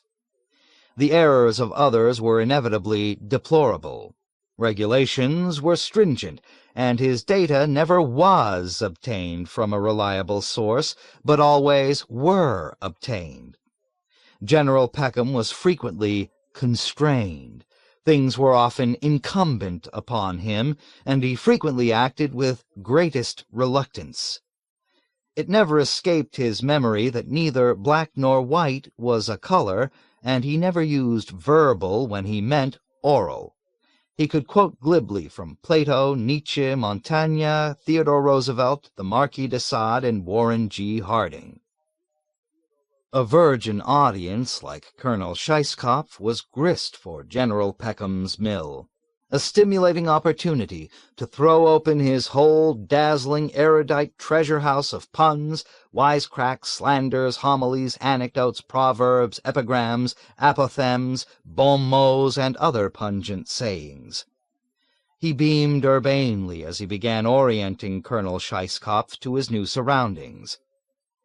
"My only fault," he observed with practiced good humor, watching for the effect of his words, "is that I have no faults." Colonel Scheisskopf didn't laugh, and General Peckem was stunned. A heavy doubt crushed his enthusiasm. He had just opened with one of his most trusted paradoxes, and he was positively alarmed that not the slightest flicker of acknowledgment had moved across that impervious face, which began to remind him suddenly in hue and texture of an unused soap eraser. Perhaps Colonel Scheisskopf was tired, General Peckem granted to himself charitably. He had come a long way, and everything was unfamiliar. General Peckem's attitude toward all the personnel in his command, officers and enlisted men, was marked by the same easy spirit of tolerance and permissiveness. He mentioned often that if the people who worked for him met him halfway, he would meet them more than halfway, with the result, as he always added with an astute chuckle, that there was never any meeting of the minds at all. General Peckem thought of himself as aesthetic and intellectual. When people disagreed with him, he urged them to be objective. And it was indeed an objective Peckem who gazed at Colonel Scheisskopf encouragingly, and resumed his indoctrination with an attitude of magnanimous forgiveness. "You've come to us just in time, Scheisskopf. The summer offensive has petered out, thanks to the incompetent leadership with which we supply our troops, and I have a crying need for a tough, experienced, competent officer like you to help produce the memoranda upon which we rely so heavily, to let people know how good we are and how much work we're turning out. I hope you are a prolific writer." "I don't know anything about writing," Colonel Scheisskopf retorted sullenly. "Well, don't let that trouble you," General Peckem continued with a careless flick of his wrist. "Just pass the work I assign you along to somebody else and trust to luck. We call that delegation of responsibility. Somewhere down near the lowest level of this coordinated organization I run are people who do get the work done when it reaches them, and everything manages to run along smoothly without too much effort on my part. I suppose that's because I am a good executive. Nothing we do in this large department of ours is really very important, and there's never any rush. On the other hand, it is important that we let people know we do a great deal of it. Let me know if you find yourself short-handed. I've already put in a requisition for 2 majors, 4 captains, and 16 lieutenants to give you a hand. While none of the work we do is very important, it is important that we do a great deal of it, don't you agree?" "What about the parades?" Colonel Scheisskopf broke in. "What parades?" inquired General Peckem with a feeling that his polish just wasn't getting across. "Won't I be able to conduct parades every Sunday afternoon?" Colonel Scheisskopf demanded petulantly. "No, of course not. Whatever gave you that idea?" "But they said I could." "Who said you could?" "The officers who sent me overseas. They told me I'd be able to march the men around in parades all I wanted to." "They lied to you." "That wasn't fair, sir." "I'm sorry, Scheisskopf. I'm willing to do everything I can to make you happy here, but parades are out of the question. We don't have enough men in our own organization to make up much of a parade, and the combat units would rise up in open rebellion if we tried to make them march. I'm afraid you'll just have to hold back a while until we get control. Then you can do what you want with the men." What about my wife? Colonel Scheisskopf demanded with disgruntled suspicion. I'll still be able to send for her, won't I? Your wife? Why in the world should you want to? A husband and wife should be together. That's out of the question also. But they said I could send for her. They lied to you again. They had no right to lie to me, Colonel Scheisskopf protested, his eyes wetting with indignation. Of course they had a right, General Peckem snapped with cold and calculated severity, resolving right then and there to test the mettle of his new colonel under fire. Don't be such an ass, Scheisskopf. People have a right to do anything that's not forbidden by law, and there's no law against lying to you. Now don't ever waste my time with such sentimental platitudes again, do you hear? Yes, sir, murmured Colonel Scheisskopf. Colonel Scheisskopf wilted pathetically, and General Peckem blessed the fates that had sent him a weakling for a subordinate. A man of spunk would have been unthinkable. Having won, General Peckem relented. He did not enjoy humiliating his men. If your wife were a whack, I could probably have her transferred here, but that's the most I can do. She has a friend who's a whack, Colonel Scheisskopf offered hopefully. I'm afraid that isn't good enough. Have Mrs. Scheisskopf join the whacks if she wants to, and I'll bring her over here. But in the meantime, my dear Colonel, let's get back to our little war, if we may. Here, briefly, is the military situation that confronts us. General Peckem rose and moved toward a rotary rack of enormous colored maps. Colonel Scheisskopf blanched. "We're not going into combat, are we?" he blurted out in horror. "Oh, no, of course not," General Peckem assured him indulgently with a companionable laugh. "Please give me some credit, won't you? That's why we're still down here in Rome. Certainly I'd like to be up in Florence, too, where I could keep in closer touch with ex-PFC Wintergreen. But Florence is still a bit too near the actual fighting to suit me." General Peckem lifted a wooden pointer and swept the rubber tip cheerfully across Italy from one coast to the other. "These, Scheisskopf, are the Germans.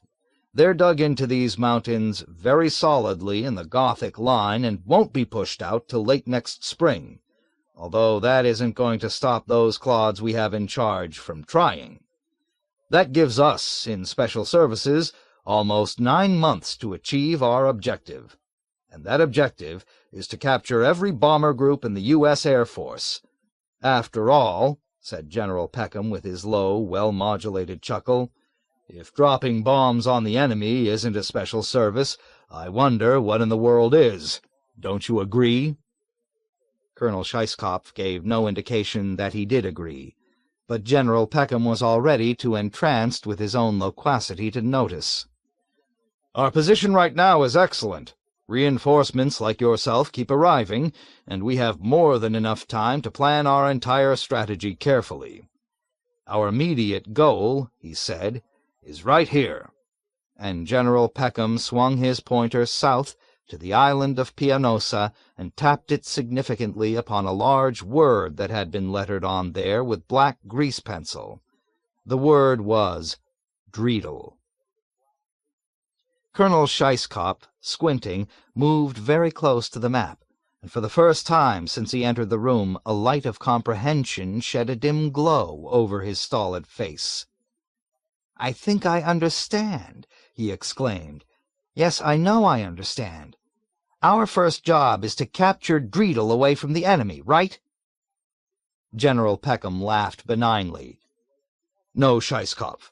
Dreidel's on our side, and Dreidel is the enemy. General Dreidel commands 4 bomb groups that we simply must capture in order to continue our offensive.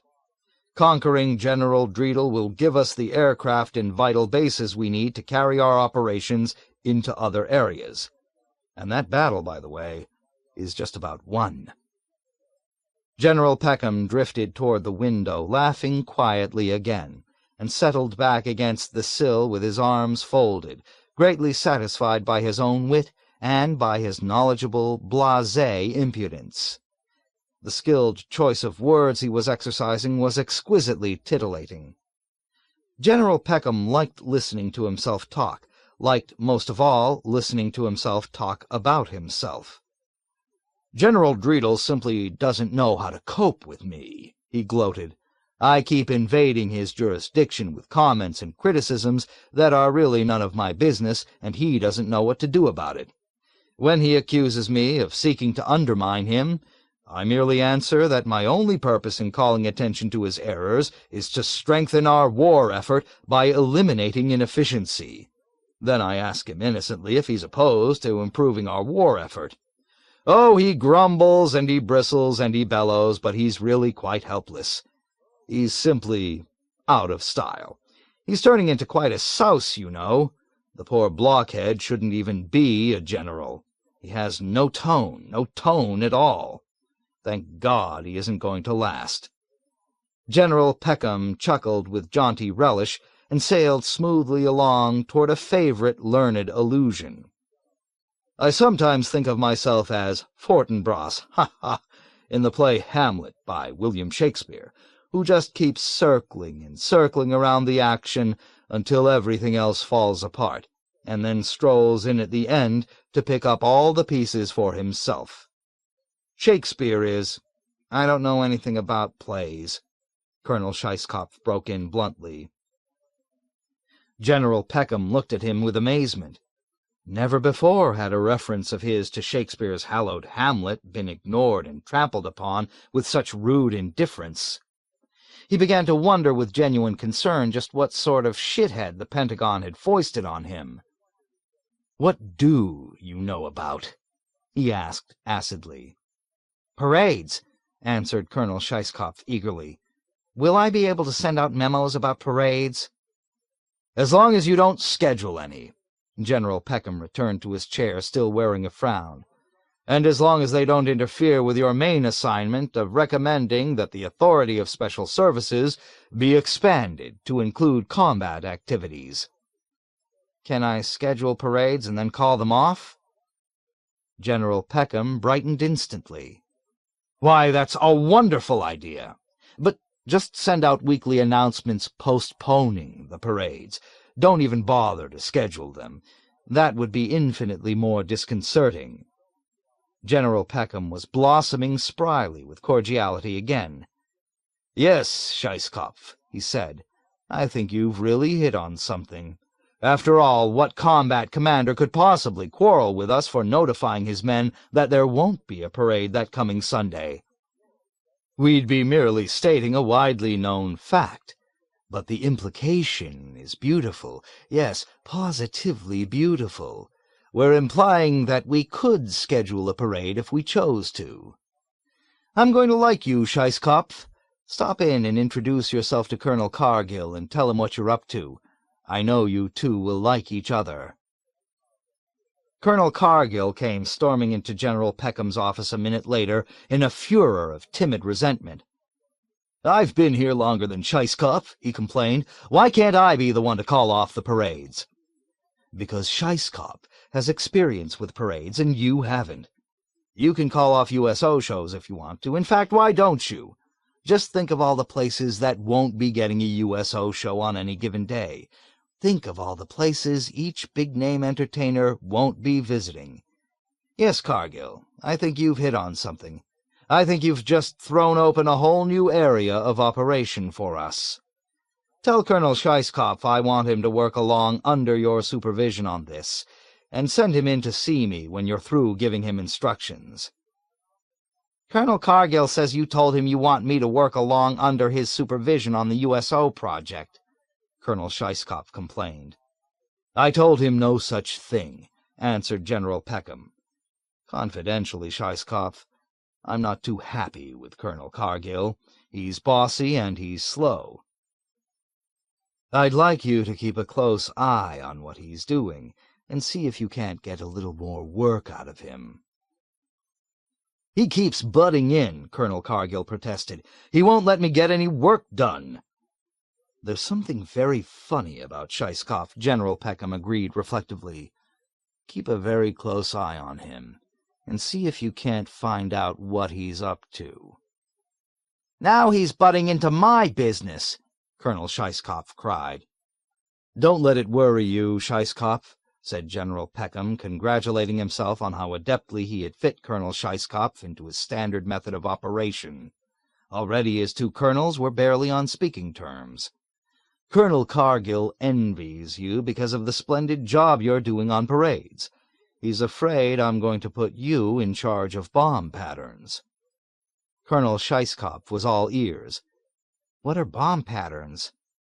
"Bomb patterns?" General Peckem repeated, twinkling with self-satisfied good humor.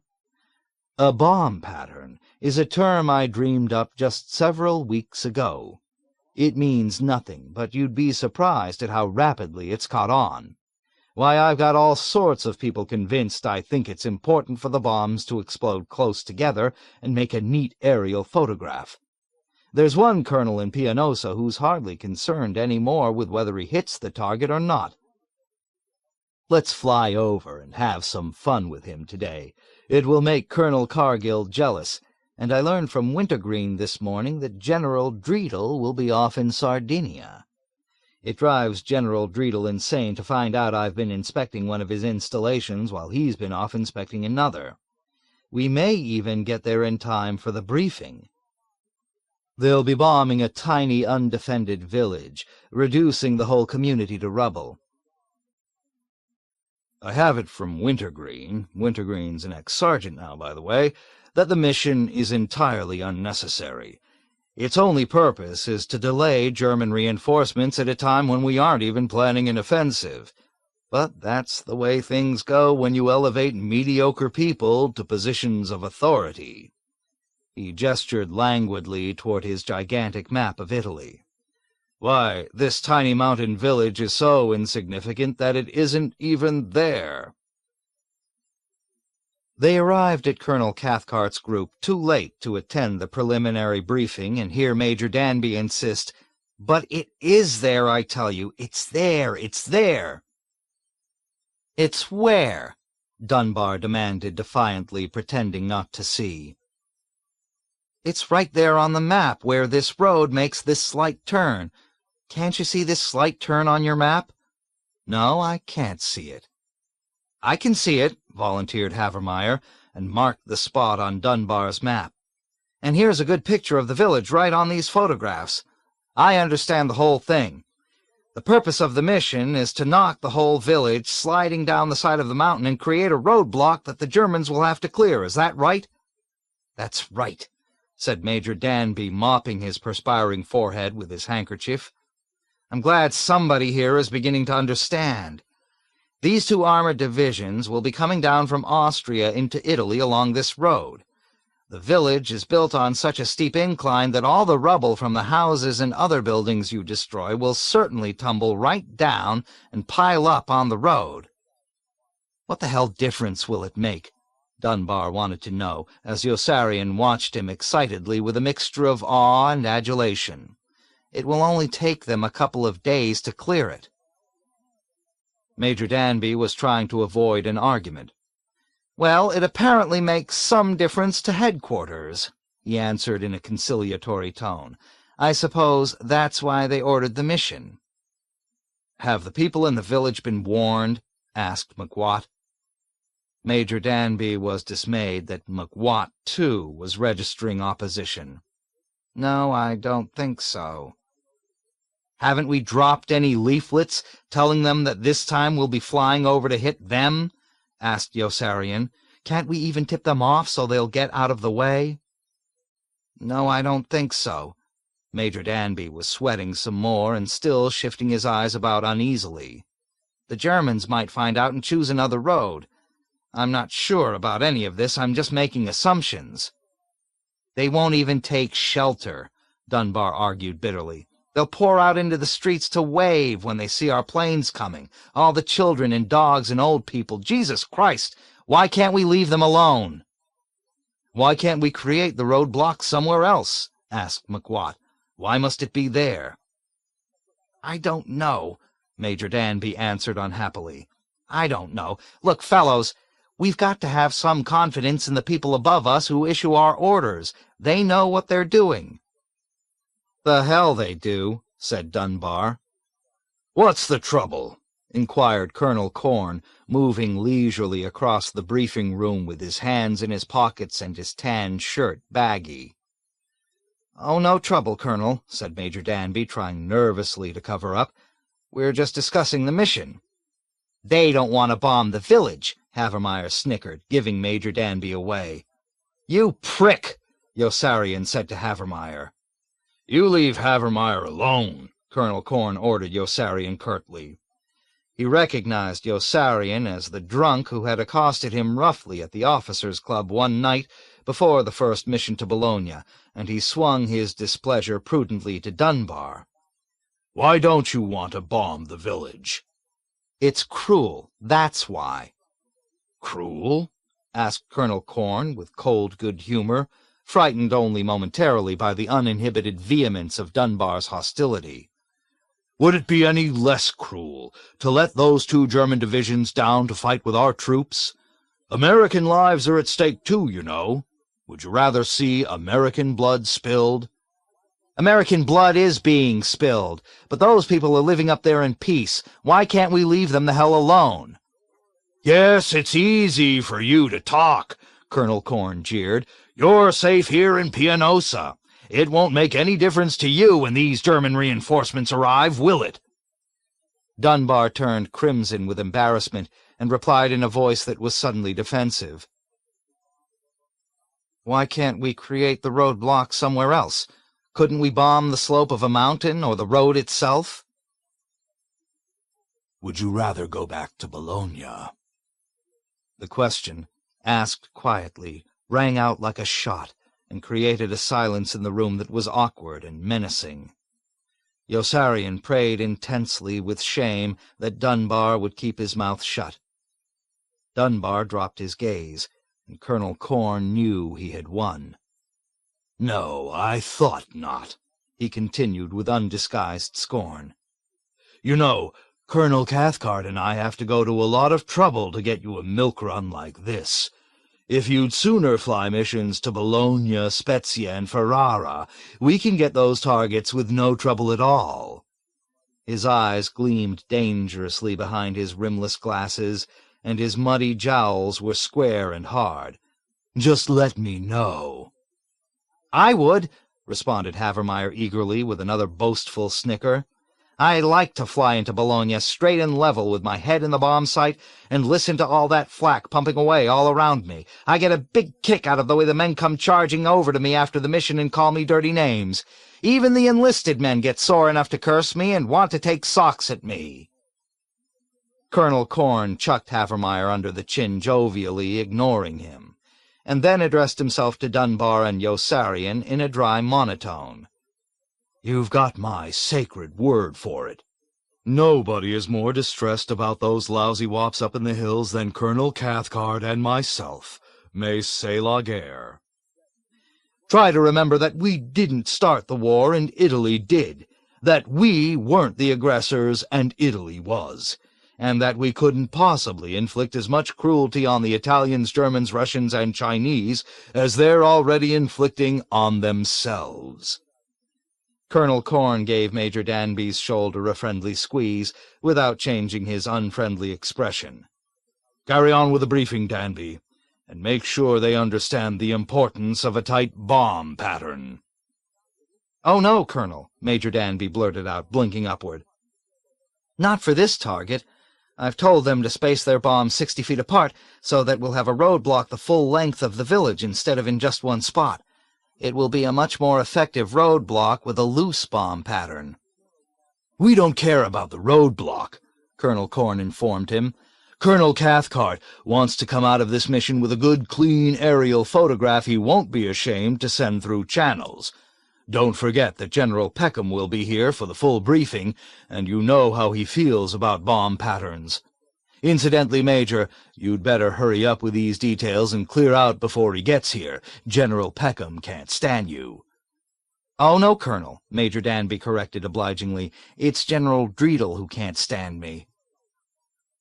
General Peckem can't stand you either. In fact, no one can stand you. Finish what you're doing, Danby, and disappear. I'll conduct the briefing." "Where's Major Danby?" Colonel Cathcart inquired after he had driven up for the full briefing with General Peckem and Colonel Scheisskopf. "He asked permission to leave as soon as he saw you driving up," answered Colonel Corn. "He's afraid General Peckem doesn't like him. I was going to conduct the briefing anyway. I do a much better job." "Splendid," said Colonel Cathcart. "No!" Colonel Cathcart countermanded himself an instant later, when he remembered how good a job Colonel Corn had done before General Dreedel at the first Avignon briefing. "I'll do it myself." Colonel Cathcart braced himself with the knowledge that he was one of General Peckham's favorites, and took charge of the meeting, snapping his words out crisply to the attentive audience of subordinate officers with the bluff and dispassionate toughness he had picked up from General Dreedel. He knew he cut a fine figure there on the platform with his open shirt collar, his cigarette holder, and his close-cropped, gray-tipped, curly black hair. He breezed along beautifully, even emulating certain characteristic mispronunciations of General Dreedel's, and he was not the least bit intimidated by General Peckham's new colonel until he suddenly recalled that General Peckem detested General Dreedel. Then his voice cracked, and all confidence left him. He stumbled ahead through instinct and burning humiliation. He was suddenly in terror of Colonel Scheisskopf. Another colonel in the area meant another rival, another enemy, another person who hated him. And this one was tough. A horrifying thought occurred to Colonel Cathcart. Suppose Colonel Scheisskopf had already bribed all the men in the room to begin moaning, as they had done at the first Avignon mission. How could he silence them? What a terrible black eye that would be! Colonel Cathcart was seized with such fright that he almost beckoned to Colonel Corn. Somehow he held himself together and synchronized the watches. When he had done that, he knew he had won, for he could end now at any time. He had come through in a crisis. He wanted to laugh in Colonel Scheisskopf's face with triumph and spite. He had proved himself brilliantly under pressure, and he concluded the briefing with an inspiring peroration that every instinct told him was a masterful exhibition of eloquent tact and subtlety. "Now, men," he exhorted, "we have with us today a very distinguished guest, General Peckem from Special Services, the man who gives us all our softball bats, comic books, and USO shows. I want to dedicate this mission to him. Go on out there and bomb, for me, for your country, for God, and for that great American General P.P. Peckem. And let's see you put all those bombs on a dime." 30. Dunbar. Yossarian no longer gave a damn where his bombs fell, although he did not go as far as Dunbar, who dropped his bombs hundreds of yards past the village, and would face a court-martial if it could ever be shown he had done it deliberately. Without a word even to Yossarian, Dunbar had washed his hands of the mission. The fall in the hospital had either shown him the light or scrambled his brains. It was impossible to say which. Dunbar seldom laughed any more and seemed to be wasting away. He snarled belligerently at superior officers, even at Major Danby, and was crude and surly and profane even in front of the chaplain, who was afraid of Dunbar now and seemed to be wasting away also. The chaplain's pilgrimage to Wintergreen had proved abortive. Another shrine was empty. Wintergreen was too busy to see the chaplain himself. A brash assistant brought the chaplain a stolen Zippo cigarette lighter as a gift, and informed him condescendingly that Wintergreen was too deeply involved with wartime activities to concern himself with matters so trivial as the number of missions men had to fly. The chaplain worried about Dunbar, and brooded more over Yossarian now that Orr was gone.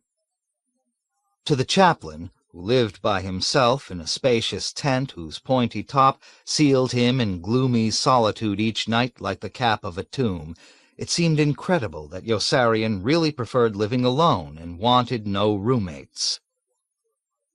As a lead bombardier again, Yossarian had McWatt for a pilot, and that was one consolation, although he was still so utterly undefended. There was no way to fight back. He could not even see McWatt and the co-pilot from his post in the nose. All he could ever see was Aarfy, with whose fustian, moon-faced ineptitude he had finally lost all patience, and there were minutes of agonizing fury and frustration in the sky when he hungered to be demoted again to a wing plane with a loaded machine gun in the compartment instead of the precision bomb sight that he really had no need for, a powerful, heavy 50-caliber machine gun he could seize vengefully in both hands and turn loose savagely against all the demons tyrannizing him, at the smoky black puffs of the flak itself, at the German anti-aircraft gunners below whom he could not even see and could not possibly harm with his machine gun, even if he ever did take the time to open fire.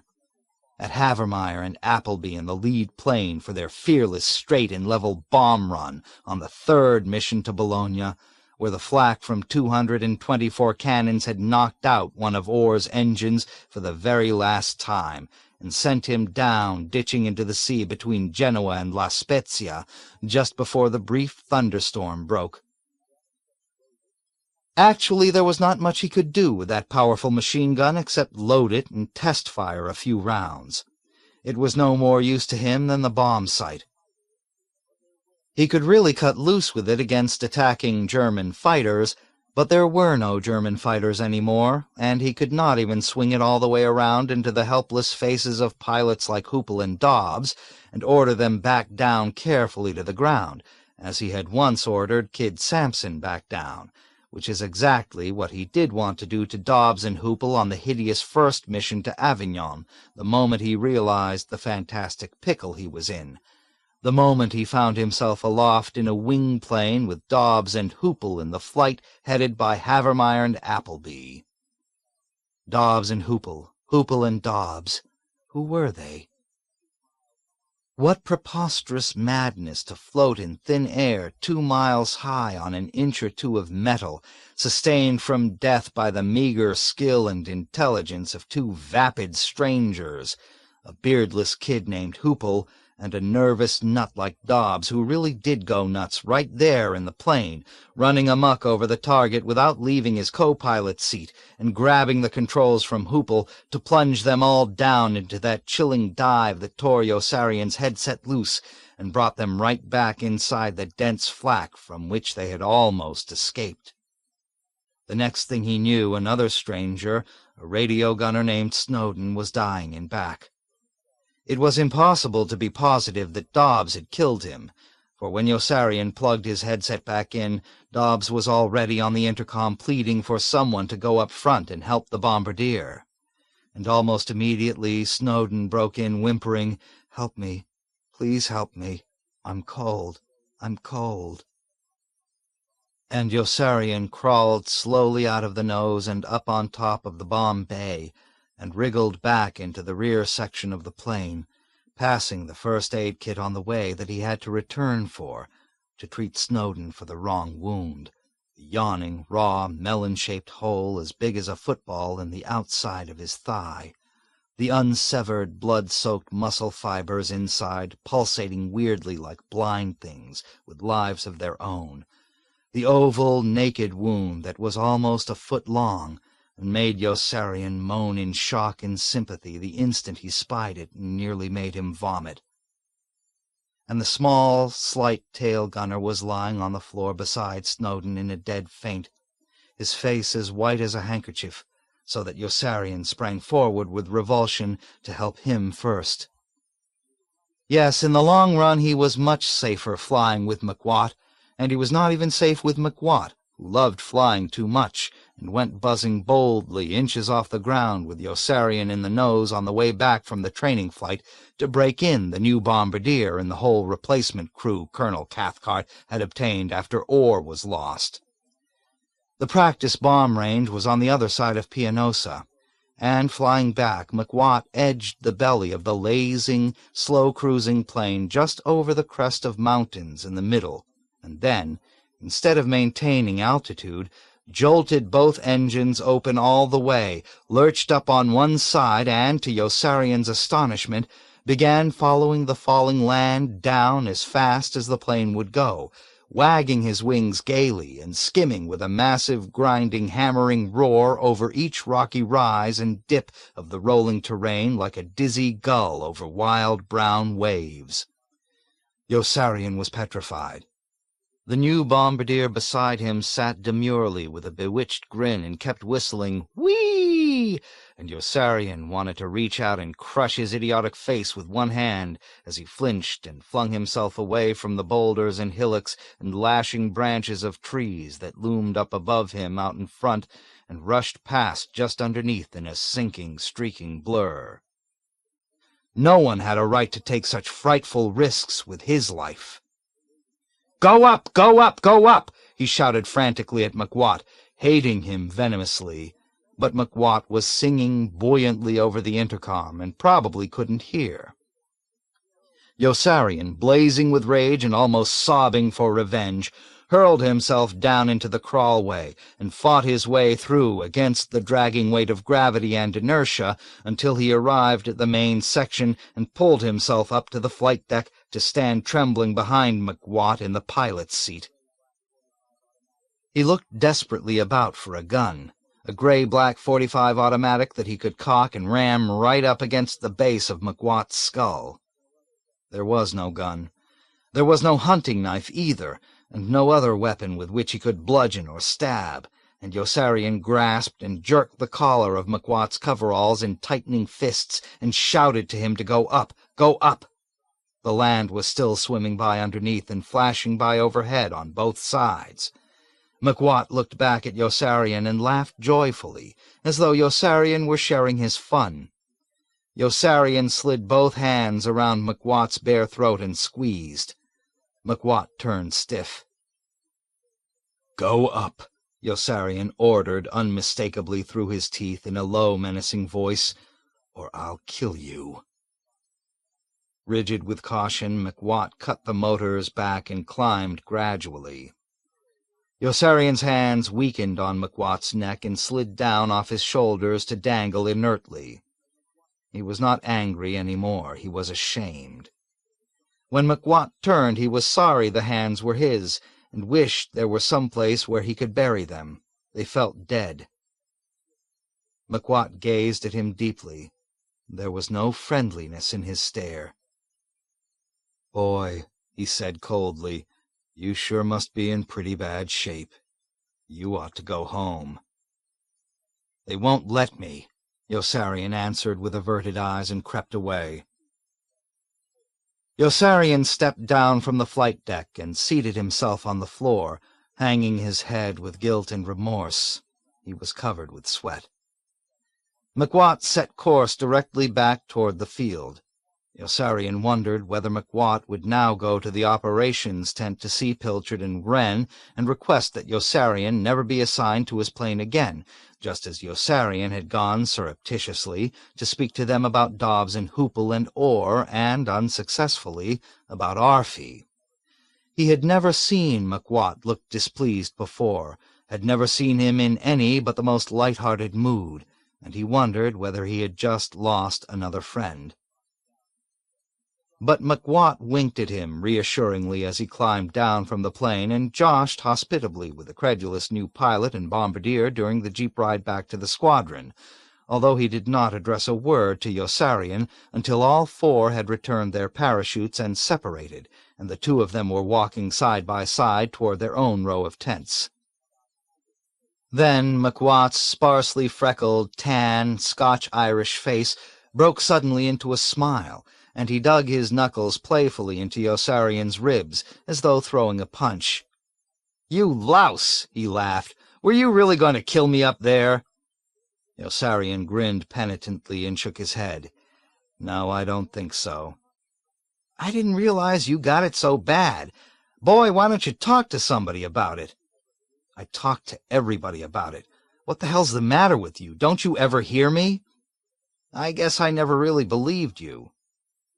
"Aren't you ever afraid?" "Maybe I ought to be." "Not even on the missions?" I guess I just don't have brains enough, McWatt laughed sheepishly. There are so many ways for me to get killed, Yossarian commented, and you had to find one more. McWatt smiled again. Say, I bet it must really scare you when I buzz your tent, huh? It scares me to death, I've told you that. I thought it was just the noise you were complaining about. McWatt made a resigned shrug. Oh, well, what the hell, he sang. I guess I'll just have to give it up. But McWatt was incorrigible, and while he never buzzed Yossarian's tent again, he never missed an opportunity to buzz the beach and roar like a fierce and low-flying thunderbolt over the raft in the water and the secluded hollow in the sand where Yossarian lay feeling up Nurse Duckett, or playing hearts, poker, or pinochle with Nately, Dunbar, and Hungry Joe. Yossarian met Nurse Duckett almost every afternoon that both were free, and came with her to the beach on the other side of the narrow swell of shoulder-high dunes separating them from the area in which the other officers and enlisted men went swimming nude. Nately, Dunbar, and Hungry Joe would come there too. McWatt would occasionally join them, and often Aarfy, who always arrived pudgily in full uniform and never removed any of his clothing but his shoes and his hat. Aarfy never went swimming. The other men wore swimming trunks in deference to Nurse Duckett, and in deference also to Nurse Kramer, who accompanied Nurse Duckett and Yossarian to the beach every time, and sat haughtily by herself 10 yards away. No one but Aarfy ever made reference to the naked men sunbathing in full view farther down the beach, or jumping and diving from the enormous whitewashed raft that bobbed on empty oil drums out beyond the silt sandbar. Nurse Kramer sat by herself because she was angry with Yossarian and disappointed in Nurse Duckett. Nurse Sue-Ann Duckett despised Aarfy, and that was another one of the numerous fetching traits about Nurse Duckett that Yossarian enjoyed. He enjoyed Nurse Sue-Ann Duckett's long white legs and supple, callipygeous ass. He often neglected to remember that she was quite slim and fragile from the waist up, and hurt her unintentionally in moments of passion when he hugged her too roughly. He loved her manner of sleepy acquiescence when they lay on the beach at dusk. He drew solace and sedation from her nearness. He had a craving to touch her always, to remain always in physical communication. He liked to encircle her ankle loosely with his fingers as he played cards with Nately, Dunbar, and Hungry Joe, to lightly and lovingly caress the downy skin of her fair, smooth thigh with the backs of his nails, or, dreamily, sensuously, almost unconsciously, slide his proprietary, respectful hand up the shell-like ridge of her spine beneath the elastic strap of the top of the two-piece bathing suit she always wore to contain and cover her tiny, long-nippled breasts. He loved Nurse Duckett's serene, flattered response, the sense of attachment to him she displayed proudly. Hungry Joe had a craving to feel Nurse Duckett up too, and was restrained more than once by Yossarian's forbidding glower. Nurse Duckett flirted with Hungry Joe just to keep him in heat, and her round, light-brown eyes glimmered with mischief every time Yossarian rapped her sharply with his elbow or fist to make her stop. The men played cards on a towel, undershirt, or blanket, and Nurse Duckett mixed the extra deck of cards, sitting with her back resting against a sand dune. When she was not shuffling the extra deck of cards, she sat squinting into a tiny pocket mirror, brushing mascara on her curling reddish eyelashes in a bird-brained effort to make them longer permanently. Occasionally she was able to stack the cards or spoil the deck in a way they did not discover until they were well into the game, and she laughed and glowed with blissful gratification when they all hurled their cards down disgustedly and began punching her sharply on the arms or legs as they called her filthy names and warned her to stop fooling around.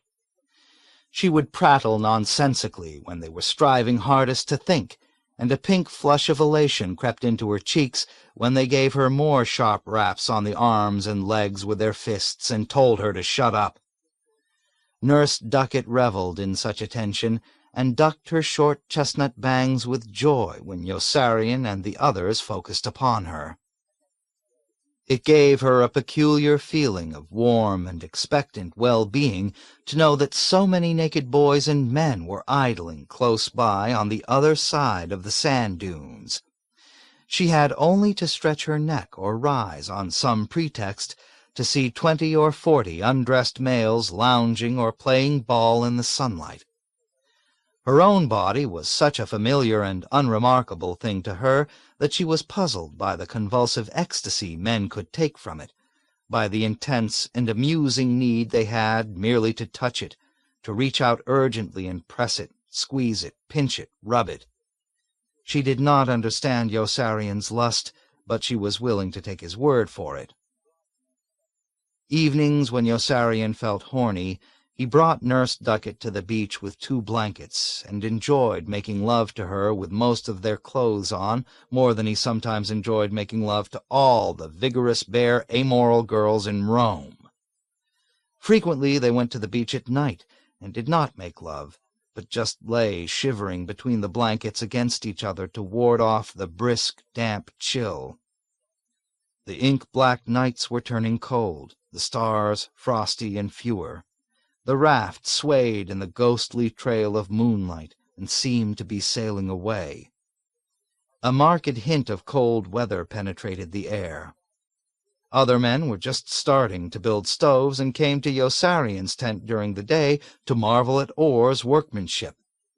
It thrilled Nurse Duckett rapturously that Yossarian could not keep his hands off her when they were together, although she would not let him slip them inside her bathing shorts during the day when anyone was near enough to see, not even when the only witness was Nurse Kramer, who sat on the other side of her sand dune with her reproving nose in the air and pretended not to see anything.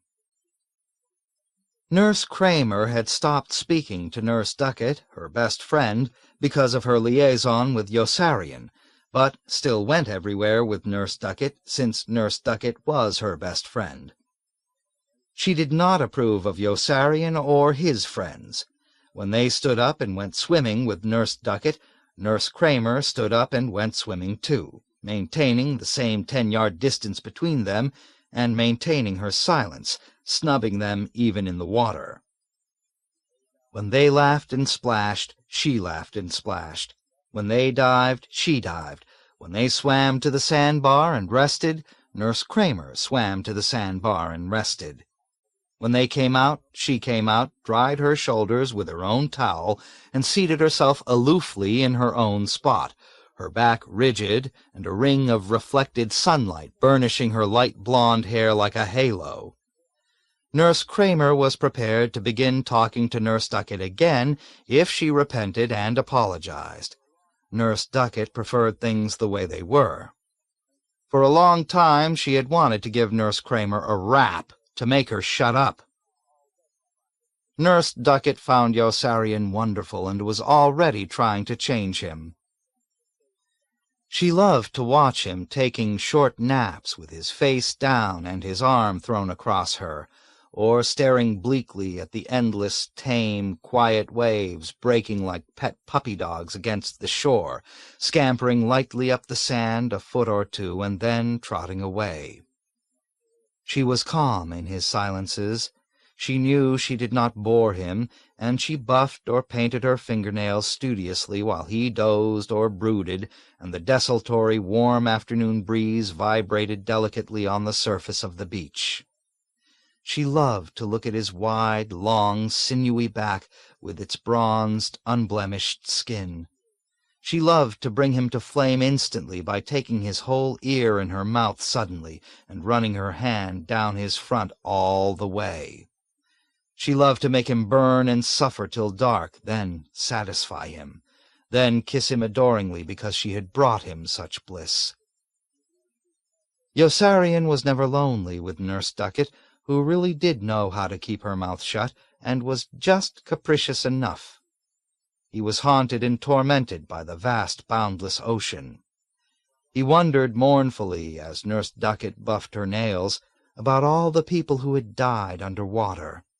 There were surely more than 1 million already. Where were they? What insects had eaten their flesh? He imagined the awful impotence of breathing in helplessly quarts and quarts of water. Yossarian followed the small fishing boats and military launches plying back and forth far out, and found them unreal. It did not seem true that there were full-sized men aboard, going somewhere every time. He looked towards Stony Elba, and his eyes automatically searched overhead for the fluffy, white, turnip-shaped cloud in which Clevenger had vanished. He peered at the vaporous Italian skyline and thought of Orr. Clevenger and Orr. Where had they gone? Yossarian had once stood on a jetty at dawn and watched a tufted round log that was drifting toward him on the tide turn unexpectedly into the bloated face of a drowned man. It was the first dead person he had ever seen. He thirsted for life and reached out ravenously to grasp and hold Nurse Duckett's flesh. He studied every floating object fearfully for some gruesome sign of Clevenger and Orr, prepared for any morbid shock, but the shock McWatt gave him one day with the plane that came blasting suddenly into sight out of the distant stillness and hurtled mercilessly along the shoreline with a great growling, clattering roar over the bobbing raft, on which blond, pale Kid Sampson, his naked side scrawny even from so far away, leaped clownishly up to touch it at the exact moment some arbitrary gust of wind or minor miscalculation of McWatt's senses dropped the speeding plane down just low enough for a propeller to slice him half away. Even people who were not there remembered vividly exactly what happened next.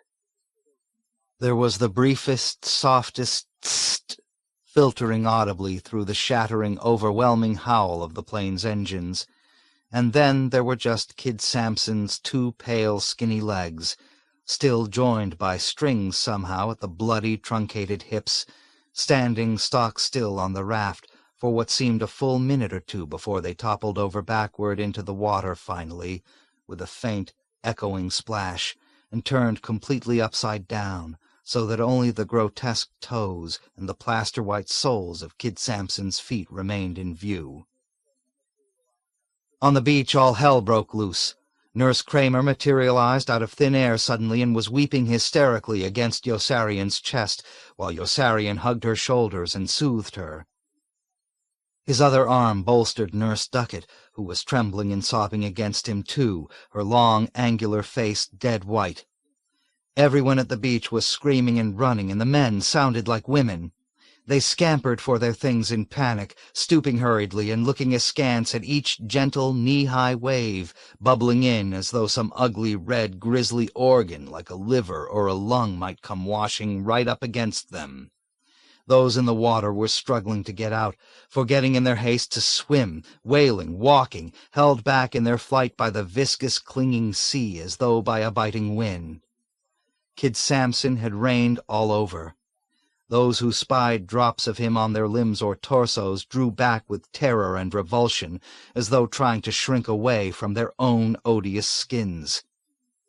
Everybody ran in a sluggish stampede, shooting tortured, horrified glances back, filling the deep, shadowy, rustling woods with their frail gasps and cries. Yossarian drove both stumbling, faltering women before him frantically, shoving them and prodding them to make them hurry, and raced back with a curse to help when Hungry Joe tripped on the blanket or the camera case he was carrying and fell forward on his face in the mud of the stream. Back at the squadron, everyone already knew. Men in uniform were screaming and running there, too, or standing motionless in one spot, rooted in awe, like Sergeant Knight and Doc Daneeka, as they gravely craned their heads upward and watched the guilty, banking, forlorn airplane with McWatt circle and circle slowly and climb. "Who is it?" Yossarian shouted anxiously at Doc Daneeka as he ran up, breathless and limp, his somber eyes burning with a misty, hectic anguish. "Who's in the plane?" "McWatt," said Sergeant Knight. "He's got the two new pilots with him on a training flight. Daneeka's up there, too." "I'm right here," contended Daneeka in a strange and troubled voice, darting an anxious look at Sergeant Knight. "Why doesn't he come down?" Yossarian exclaimed in despair. "Why does he keep going up?" "He's probably afraid to come down," Sergeant Knight answered, without moving his solemn gaze from McWatt's solitary climbing airplane. "He knows what kind of trouble he's in." And McWatt kept climbing higher and higher, nosing his droning airplane upward evenly in a slow oval spiral that carried him far out over the water as he headed south, and far in over the russet foothills when he had circled the landing field again and was flying north. He was soon up over 5,000 feet. His engines were soft as whispers. A white parachute popped open suddenly in a surprising puff. A second parachute popped open a few moments later and coasted down, like the first, directly in toward the clearing of the landing strip. There was no motion on the ground. The plane continued south for 30 seconds more, following the same pattern, familiar and predictable now, and McWatt lifted a wing and banked gracefully around into his turn. "2 more to go," said Sergeant Knight. "McWatt and Daneeka." "I'm right here, Sergeant Knight," Daneeka told him plaintively. "I'm not in the plane." "Why don't they jump?" Sergeant Knight asked, pleading aloud to himself. "Why don't they jump?"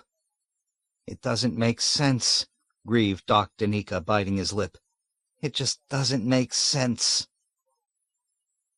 But Yossarian understood suddenly why McWatt wouldn't jump, and went running uncontrollably down the whole length of the squadron after McWatt's plane, waving his arms and shouting up at him imploringly to come down, McWatt, come down. But no one seemed to hear, certainly not McWatt, and a great choking moan tore from Yossarian's throat as McWatt turned again, dipped his wings once in salute, decided, "Oh well, what the hell," and flew into a mountain. Colonel Cathcart was so upset by the deaths of Kid Sampson and McWatt that he raised the missions to 65. 31. Mrs. Daneeka. When Colonel Cathcart learned that Daneeka too had been killed in McWatt's plane, he increased the number of missions to 70. The first person in the squadron to find out that Daneeka was dead was Sergeant Towser, who had been informed earlier by the man in the control tower that Daneeka's name was down as a passenger on the pilot's manifest McWatt had filed before taking off. Sergeant Towser brushed away a tear and struck Daneeka's name from the roster of squadron personnel. With lips still quivering, he rose and trudged outside reluctantly to break the bad news to Gus and Wes, discreetly avoiding any conversation with Daneeka himself as he moved by the flight surgeon's slight sepulchral figure, roosting despondently on his stool in the late afternoon sunlight between the orderly room and the medical tent. Sergeant Towser's heart was heavy. Now he had 2 dead men on his hands, Mudd, the dead man in Yossarian's tent who wasn't even there, and Daneeka, the new dead man in the squadron, who most certainly was there, and gave every indication of proving a still thornier administrative problem for him. Gus and Wes listened to Sergeant Towser with looks of stoic surprise, and said not a word about their bereavement to anyone else, until Daneeka himself came in about an hour afterward to have his temperature taken for the 3rd time that day and his blood pressure checked. The thermometer registered a half-degree lower than his usual subnormal temperature of 96.8. Daneeka was alarmed. The fixed, vacant wooden stares of his 2 enlisted men were even more irritating than always. "God damn it!" he expostulated politely in an uncommon excess of exasperation. "What's the matter with you 2 men anyway? It just isn't right for a person to have a low temperature all the time and walk around with a stuffed nose." Daneeka emitted a glum, self-pitying sniff, and strolled disconsolately across the tent to help himself to some aspirin and sulphur pills and paint his own throat with argyrol. His downcast face was fragile and forlorn as a swallow's, and he rubbed the back of his arms rhythmically. "Just look how cold I am right now. You're sure you're not holding anything back?" "You're dead, sir," one of his 2 enlisted men explained. Doc Daneeka jerked his head up quickly with resentful distrust. "What's that?" "You're dead, sir," repeated the other. "That's probably the reason you always feel so cold." "That's right, sir. You've probably been dead all this time, and we just didn't detect it." "What the hell are you both talking about?" Doc Daneeka cried shrilly with a surging, petrifying sensation of some onrushing, unavoidable disaster. "It's true, sir," said one of the enlisted men. "The records show that you went up in McWatt's plane to collect some flight time. You didn't come down in a parachute, so you must have been killed in the crash." "That's right, sir," said the other. "You ought to be glad you've got any temperature at all." Doc Daneeka's mind was reeling in confusion. "Have you both gone crazy?" he demanded. "I'm going to report this whole insubordinate incident to Sergeant Towser." "Sergeant Towser's the one who told us about it," said either Gus or Wes. "The War Department's even going to notify your wife." Doc Daneeka yelped and ran out of the medical tent to remonstrate with Sergeant Towser, who edged away from him with repugnance and advised Doc Daneeka to remain out of sight as much as possible until some decision could be reached relating to the disposition of his remains. "Gee, I guess he really is dead," grieved one of his enlisted men in a low, respectful voice. "I'm going to miss him. He was a pretty wonderful guy, wasn't he?" "Yeah, he sure was," mourned the other. "But I'm glad the little fuck is gone. I was getting sick and tired of taking his blood pressure all the time." Mrs. Daneeka, Doc Daneeka's wife, was not glad that Doc Daneeka was gone, and split the peaceful Staten Island night with woeful shrieks of lamentation when she learned by War Department telegram that her husband had been killed in action. Women came to comfort her, and their husbands paid condolence calls and hoped inwardly that she would soon move to another neighborhood and spare them the obligation of continuous sympathy. The poor woman was totally distraught for almost a full week. Slowly, heroically, she found the strength to contemplate a future filled with dire problems for herself and her children. Just as she was growing resigned to her loss, the postman rang with a bolt from the blue, a letter from overseas that was signed with her husband's signature, and urged her frantically to disregard any bad news concerning him. Mrs. Daneeka was dumbfounded. The date on the letter was illegible, the handwriting throughout was shaky and hurried, but the style resembled her husband's, and the melancholy, self-pitying tone was familiar, although more dreary than usual. Mrs. Daneeka was overjoyed and wept irrepressibly with relief, and kissed the crinkled, grubby tissue of V-mail stationery 1,000 times. She dashed a grateful note off to her husband, pressing him for details, and sent a wire informing the War Department of its error. The War Department replied touchily that there had been no error, and that she was undoubtedly the victim of some sadistic and psychotic forger in her husband's squadron. The letter to her husband was returned unopened, stamped "Killed in Action." Mrs. Daneeka had been widowed cruelly again, but this time her grief was mitigated somewhat by a notification from Washington that she was sole beneficiary of her husband's $10,000 GI insurance policy, which amount was obtainable by her on demand. The realization that she and the children were not faced immediately with starvation brought a brave smile to her face and marked the turning point in her distress. The Veterans Administration informed her by mail the very next day that she would be entitled to pension benefits for the rest of her natural life because of her husband's demise, and to a burial allowance for him of $250. A government check for $250 was enclosed. Gradually, inexorably, her prospects brightened. A letter arrived that same week from the Social Security Administration stating that, under the provisions of the Old Age and Survivors Insurance Act of 1935, she would receive monthly support for herself and her dependent children until they reached the age of 18, and a burial allowance of $250.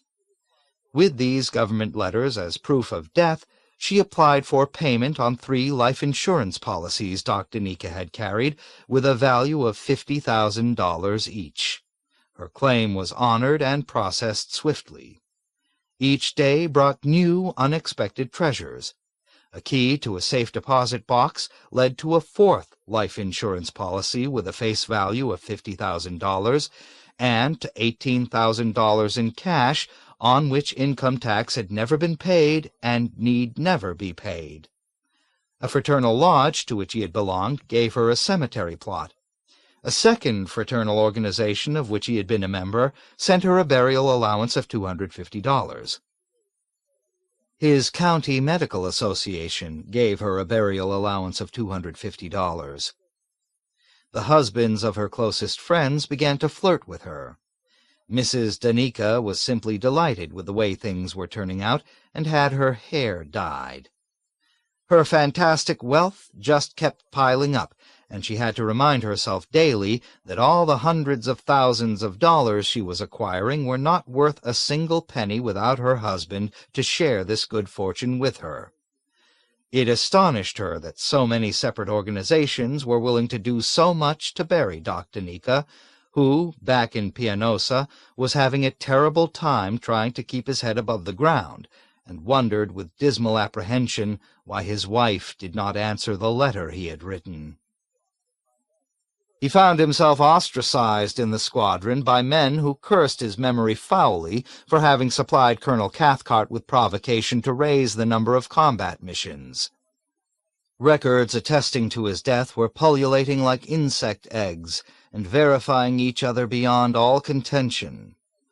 He drew no pay or PX rations, and depended for life on the charity of Sergeant Towser and Milo, who both knew he was dead. Colonel Cathcart refused to see him, and Colonel Corn sent word through Major Danby that he would have Daneeka cremated on the spot if he ever showed up at Group headquarters. Major Danby confided that Group was incensed with all flight surgeons because of Dr. Stubbs, the bushy-haired, baggy-chinned, slovenly flight surgeon in Dunbar's squadron, who was deliberately and defiantly brewing insidious dissension there by grounding all men with 60 missions on proper forms that were rejected by Group indignantly, with orders restoring the confused pilots, navigators, bombardiers, and gunners to combat duty. Morale there was ebbing rapidly, and Dunbar was under surveillance. Group was glad Daneeka had been killed, and did not intend to ask for a replacement. Not even the chaplain could bring Daneeka back to life under the circumstances. Alarm changed to resignation, and more Daneeka acquired the look of an ailing rodent. The sacks under his eyes turned hollow and black, and he padded through the shadows fruitlessly like a ubiquitous spook. Even Captain Flume recoiled when Daneeka sought him out in the woods for help. Heartlessly, Gus and Wes turned him away from the medical tent without even a thermometer for comfort, and then, only then, did he realize that, to all intents and purposes, he really was dead, and that he had better do something damned fast if he ever hoped to save himself. There was nowhere else to turn but to his wife, and he scribbled an impassioned letter begging her to bring his plight to the attention of the War Department, and urging her to communicate at once with his group commander, Colonel Cathcart, for assurances that, no matter what else she might have heard, it was indeed he, her husband, Daneeka, who was pleading with her, and not a corpse or some impostor. Mrs. Daneeka was stunned by the depth of emotion in the almost illegible appeal. She was torn with compunction and tempted to comply, but the very next letter she opened that day was from that same Colonel Cathcart, her husband's group commander, and began, Dear Mrs., Mr., Miss, or Mr. and Mrs. Daneeka, words cannot express the deep personal grief I experienced when your husband, son, father, or brother was killed, wounded, or reported missing in action. Mrs. Daneeka moved with her children to Lansing, Michigan, and left no forwarding address. 32. Yo-Yo's Roomies. Yossarian was warm when the cold weather came and whale-shaped clouds blew low through a dingy slate-gray sky almost without end, like the droning, dark iron flocks of B-17 and B-24 bombers from the long-range air bases in Italy the day of the invasion of southern France 2 months earlier. Everyone in the squadron knew that Kid Sampson's skinny legs had washed up on the wet sand to lie there and rot like a purple, twisted wishbone.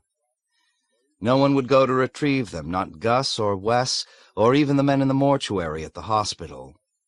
Everyone made believe that Kid Sampson's legs were not there, that they had bobbed away south forever on the tide, like all of Clevenger and Orr. Now that bad weather had come, almost no one ever sneaked away alone any more to peek through bushes like a pervert at the moldering stumps. There were no more beautiful days. There were no more easy missions. There was stinging rain and dull, chilling fog, and the men flew at week-long intervals whenever the weather cleared. At night the wind moaned.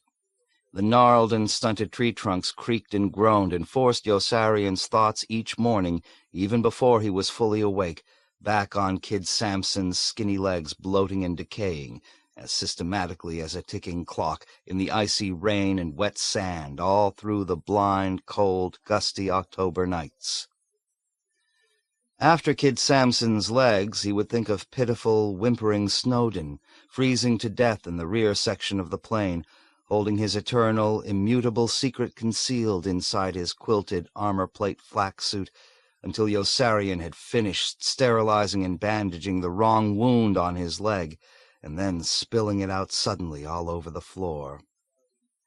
At night when he was trying to sleep, Yossarian would call the roll of all the men, women, and children he had ever known who were now dead. He tried to remember all the soldiers, and he resurrected images of all the elderly people he had known when a child, all the aunts, uncles, neighbors, parents, and grandparents, his own and everyone else's, and all the pathetic, deluded shopkeepers who opened their small, dusty stores at dawn and worked in them foolishly until midnight. They were all dead, too. The number of dead people just seemed to increase. And the Germans were still fighting. Death was irreversible, he suspected, and he began to think he was going to lose. Yossarian was warm when the cold weather came because of Orr's marvelous stove, and he might have existed in his warm tent quite comfortably, if not for the memory of Orr, and if not for the gang of animated roommates that came swarming inside rapaciously one day from the 2 full combat crews Colonel Cathcart had requisitioned, and obtained in less than 48 hours, as replacements for Kid Sampson and McWatt. Yossarian emitted a long, loud, croaking gasp of protest when he trudged in tiredly after a mission and found them already there. There were 4 of them, and they were having a whale of a good time as they helped each other set up their cots. They were horsing around. The moment he saw them, Yossarian knew they were impossible. They were frisky, eager, and exuberant, and they had all been friends in the States. They were plainly unthinkable. They were noisy, overconfident, empty-headed kids of 21. They had gone to college and were engaged to pretty, clean girls whose pictures were already standing on the rough cement mantelpiece of Orr's fireplace. They had ridden in speedboats and played tennis. They had been horseback riding. One had once been to bed with an older woman. They knew the same people in different parts of the country and had gone to school with each other's cousins. They had listened to the World Series and really cared who won football games. They were obtuse. Their morale was good. They were glad that the war had lasted long enough for them to find out what combat was really like. They were halfway through unpacking when Yossarian threw them out. They were plainly out of the question, Yossarian explained adamantly to Sergeant Towser, whose sallow equine face was despondent as he informed Yossarian that the new officers would have to be admitted. Sergeant Towser was not permitted to requisition another six-man tent from group while Yossarian was living in one alone. "I'm not living in this one alone," Yossarian said with a sulk. "I've got a dead man in here with me. His name is Mud." "Please, sir," begged Sergeant Towser, sighing wearily with a sidelong glance at the four baffled new officers listening in mystified silence just outside the entrance.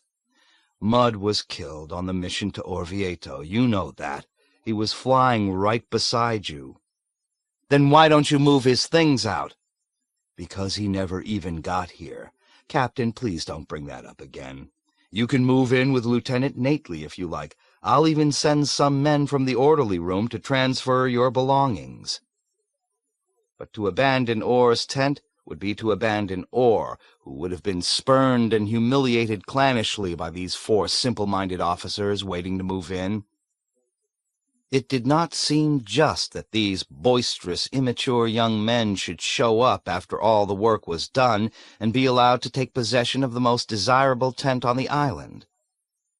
But that was the law, Sergeant Towser explained, and all Yossarian could do was glare at them in baleful apology as he made room for them and volunteer helpful, penitent hints as they moved inside his privacy and made themselves at home. They were the most depressing group of people Yossarian had ever been with. They were always in high spirits. They laughed at everything. They called him Yo-Yo jocularly, and came in tipsy late at night and woke him up with their clumsy, bumping, giggling efforts to be quiet, then bombarded him with asinine shouts of hilarious good fellowship when he sat up cursing to complain. He wanted to massacre them each time they did. They reminded him of Donald Duck's nephews. They were afraid of Yossarian and persecuted him incessantly with nagging generosity and with their exasperating insistence on doing small favors for him. They were reckless, puerile, congenial, naive, presumptuous, deferential, and rambunctious. They were dumb. They had no complaints. They admired Colonel Cathcart, and they found Colonel Corn witty. They were afraid of Yossarian, but they were not the least bit afraid of Colonel Cathcart's 70 missions. They were four clean-cut kids who were having lots of fun, and they were driving Yossarian nuts. He could not make them understand that he was a crotchety old fogey of 28, that he belonged to another generation, another era, another world, that having a good time bored him and was not worth the effort, and that they bored him too.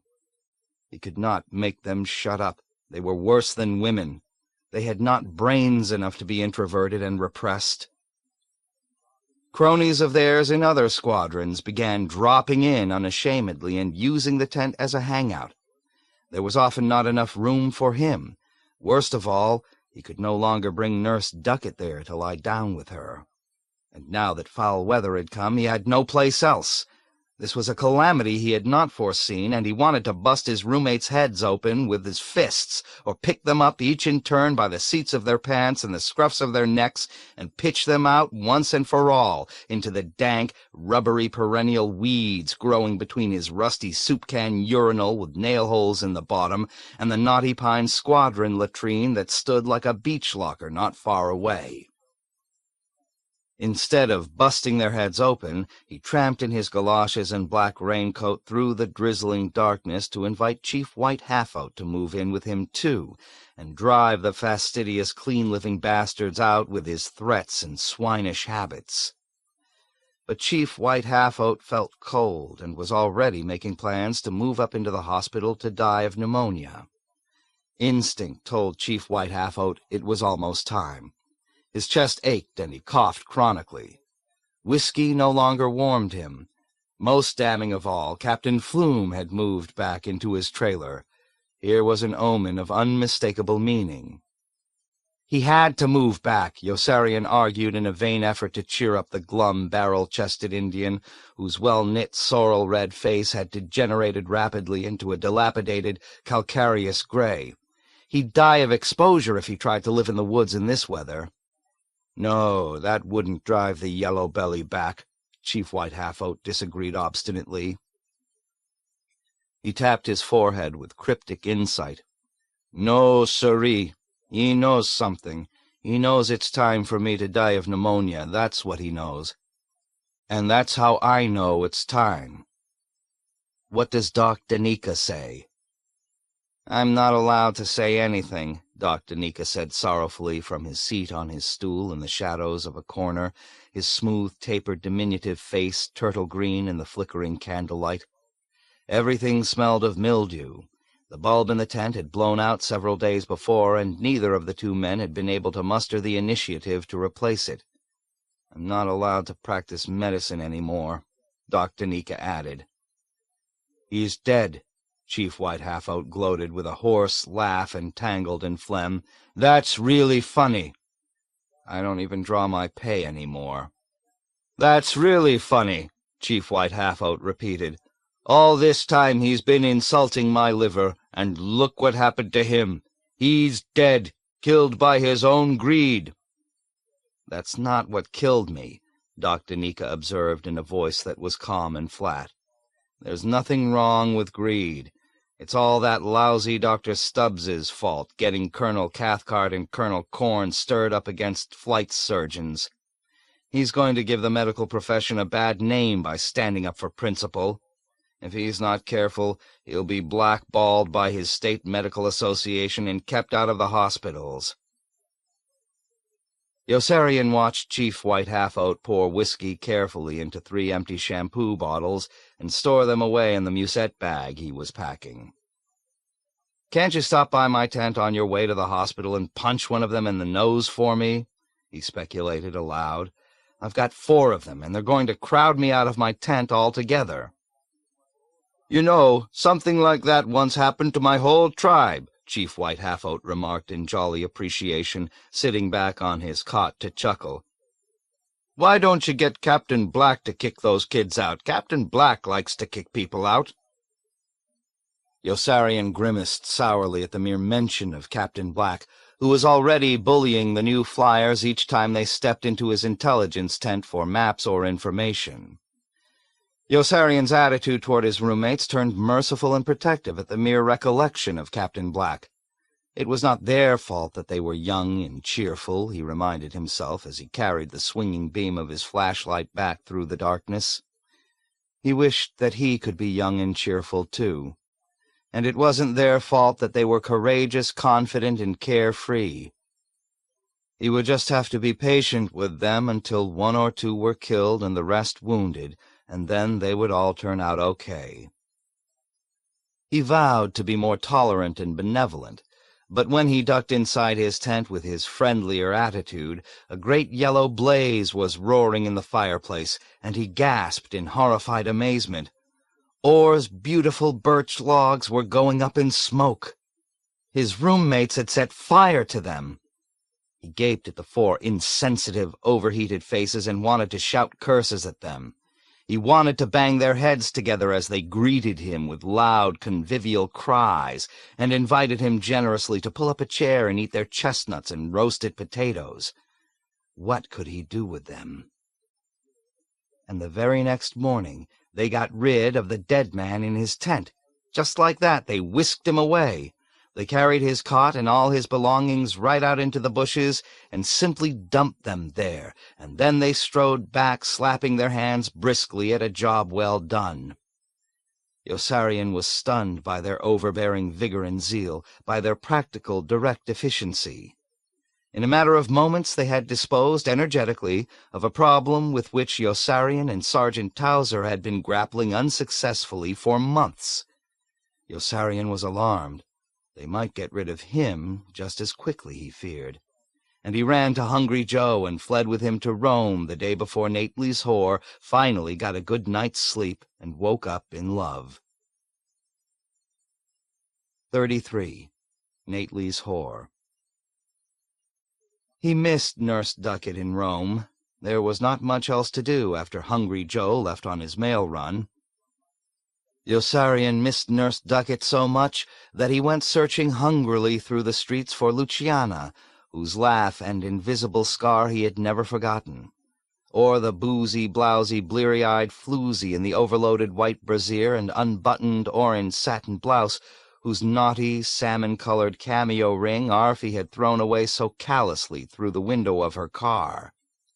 How he yearned for both girls! He looked for them in vain.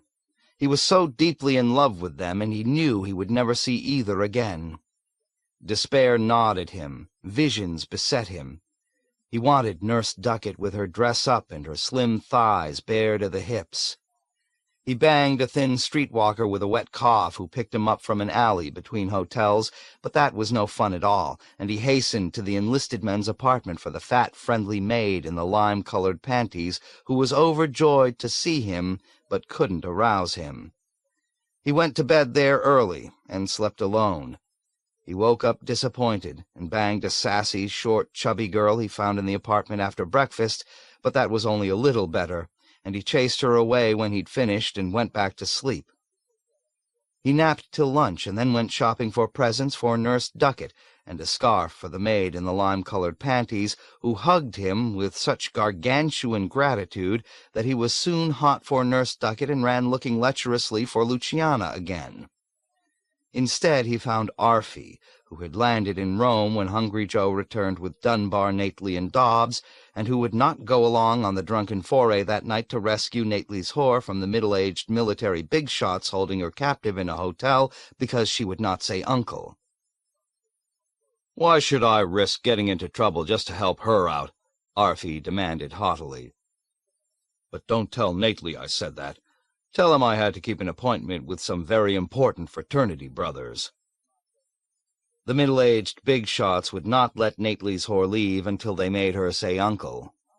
"Say uncle," they said to her. "Uncle," she said. "No, say uncle." "Uncle," she said. She still doesn't understand. "You still don't understand, do you? We can't really make you say uncle unless you don't want to say uncle, don't you see? Don't say uncle when I tell you to say uncle, okay? Say uncle." "Uncle," she said. "No, don't say uncle. Say uncle." She didn't say uncle. "That's good. That's very good. It's a start. Now, say uncle." "Uncle," she said. "It's no good." "No, it's no good that way either. She just isn't impressed with us. There's just no fun making her say uncle when she doesn't care whether we make her say uncle or not." "No, she really doesn't care, does she? Say foot." "Foot." "You see, she doesn't care about anything we do. She doesn't care about us. We don't mean a thing to you, do we?" "Uncle," she said. She didn't care about them a bit, and it upset them terribly. They shook her roughly each time she yawned. She did not seem to care about anything, not even when they threatened to throw her out the window. They were utterly demoralized men of distinction. She was bored and indifferent and wanted very much to sleep. She had been on the job for 22 hours, and she was sorry that these men had not permitted her to leave with the other two girls with whom the orgy had begun. She wondered vaguely why they wanted her to laugh when they laughed, and why they wanted her to enjoy it when they made love to her. It was all very mysterious to her and very uninteresting. She was not sure what they wanted from her. Each time she slumped over with her eyes closed, they shook her awake and made her say uncle again. Each time she said uncle, they were disappointed. She wondered what uncle meant. She sat on the sofa in a passive, phlegmatic stupor, her mouth open and all her clothing crumpled in a corner on the floor, and wondered how much longer they would sit around naked with her and make her say uncle in the elegant hotel suite to which Orr's old girl-friend, giggling uncontrollably at Yossarian's and Dunbar's drunken antics, guided Nately and the other members of the motley rescue party. Dunbar squeezed Orr's old girl-friend's fanny gratefully, and passed her back to Yossarian, who propped her against the door jamb with both hands on her hips and wormed himself against her lasciviously until Nately seized him by the arm and pulled him away from her into the blue sitting-room, where Dunbar was already hurling everything in sight out the window into the court. Dobbs was smashing furniture with an ash-stand. A nude, ridiculous man with a blushing appendectomy scar appeared in the doorway suddenly and bellowed, "What's going on here?" "Your toes are dirty," Dunbar said. The man covered his groin with both hands and shrank from view. Dunbar, Dobbs, and Hungry Joe just kept dumping everything they could lift out the window with great howling whoops of happy abandon. They soon finished with the clothing on the couches and the luggage on the floor, and they were ransacking a cedar closet when the door to the inner room opened again, and a man who was very distinguished-looking from the neck up padded into view imperiously on bare feet. "Here, you, stop that!" he barked. "Just what do you men think you're doing?" "Your toes are dirty," Dunbar said to him. The man covered his groin as the first had done and disappeared. Nately charged after him, but was blocked by the first officer, who plodded back in, holding a pillow in front of him like a bubble dancer. "Hey, you men!" he roared angrily. "Stop it!" "Stop it," Dunbar replied. "That's what I said." "That's what I said," Dunbar said. The officer stamped his foot petulantly, turning weak with frustration. "Are you deliberately repeating everything I say? Are you deliberately repeating everything I say?" "I'll thrash you!" The man raised a fist. "I'll thrash you," Dunbar warned him coldly. "You're a German spy, and I'm going to have you shot."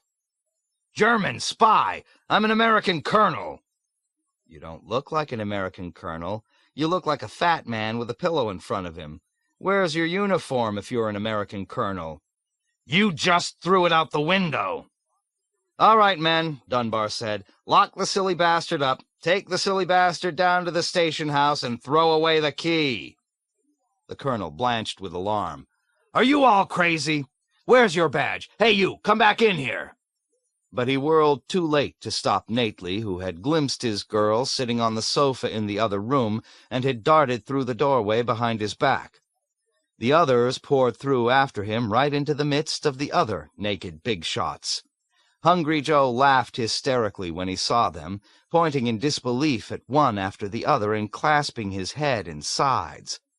Two, with fleshy physiques, advanced truculently until they spied the look of mean dislike and hostility on Dobbs and Dunbar, and noticed that Dobbs was still swinging like a two-handed club the wrought-iron ash-stand he had used to smash things in the sitting-room.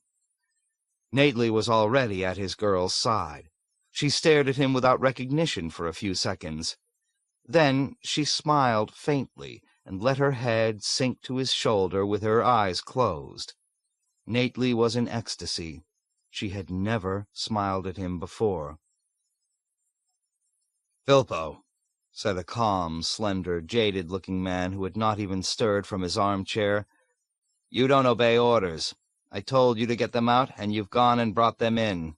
Can't you see the difference?" "They've thrown our things out the window, General." "Good for them. Our uniforms, too? That was clever. We'll never be able to convince anyone we're superior without our uniforms." "Let's get their names, Lou, and—" "Oh, Ned, relax," said the slender man with practiced weariness. "You may be pretty good at moving armored divisions into action, but you're almost useless in a social situation. Sooner or later we'll get our uniforms back, and then we'll be their superiors again." "Did they really throw our uniforms out? That was a splendid tactic." "They threw everything out." "The ones in the closet, too?" "They threw the closet out, General. That was that crash we heard when we thought they were coming in to kill us." "And I'll throw you out next," Dunbar threatened. The general paled slightly. "What the devil is he so mad about?" he asked Yossarian. "He means it, too," Yossarian said. "You'd better let the girl leave." "Lord, take her!" exclaimed the general with relief. "All she's done is make us feel insecure. At least she might have disliked or resented us for the $100 we paid her. but she wouldn't even do that. Your handsome young friend there seems quite attached to her. Notice the way he lets his fingers linger on the inside of her thighs as he pretends to roll up her stockings."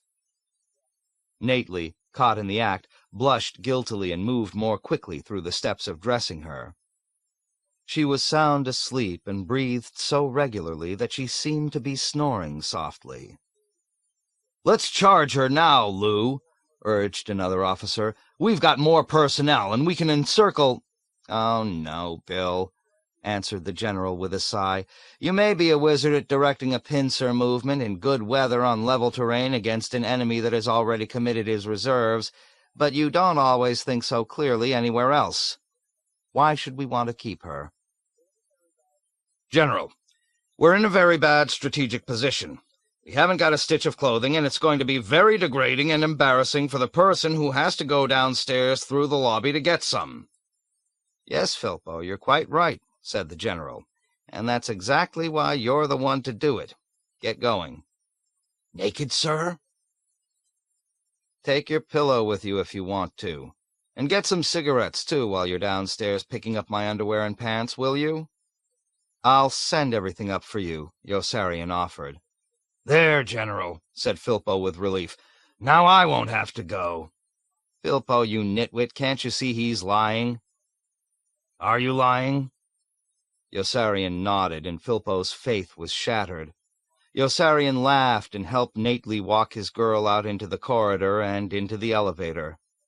Her face was smiling as though with a lovely dream as she slept with her head still resting on Nately's shoulder. Dobbs and Dunbar ran out into the street to stop a cab. Nately's whore looked up when they left the car. She swallowed dryly several times during the arduous trek up the stairs to her apartment, but she was sleeping soundly again by the time Nately undressed her and put her to bed. She slept for 18 hours, while Nately dashed about the apartment all the next morning, shushing everybody in sight, and when she woke up, she was deeply in love with him. In the last analysis, that was all it took to win her heart, a good night's sleep. The girl smiled with contentment when she opened her eyes and saw him, and then, stretching her long legs languorously beneath the rustling sheets, beckoned him into bed beside her with that look of simpering idiocy of a woman in heat. Nately moved to her in a happy daze, so overcome with rapture that he hardly minded when her kid sister interrupted him again by flying into the room and flinging herself down onto the bed between them. Nately's whore slapped and cursed her, but this time with laughter and generous affection, and Nately settled back smugly with an arm about each, feeling strong and protective. They made a wonderful family group, he decided. The little girl would go to college when she was old enough, to Smith or Radcliffe or Bryn Mawr, he would see to that.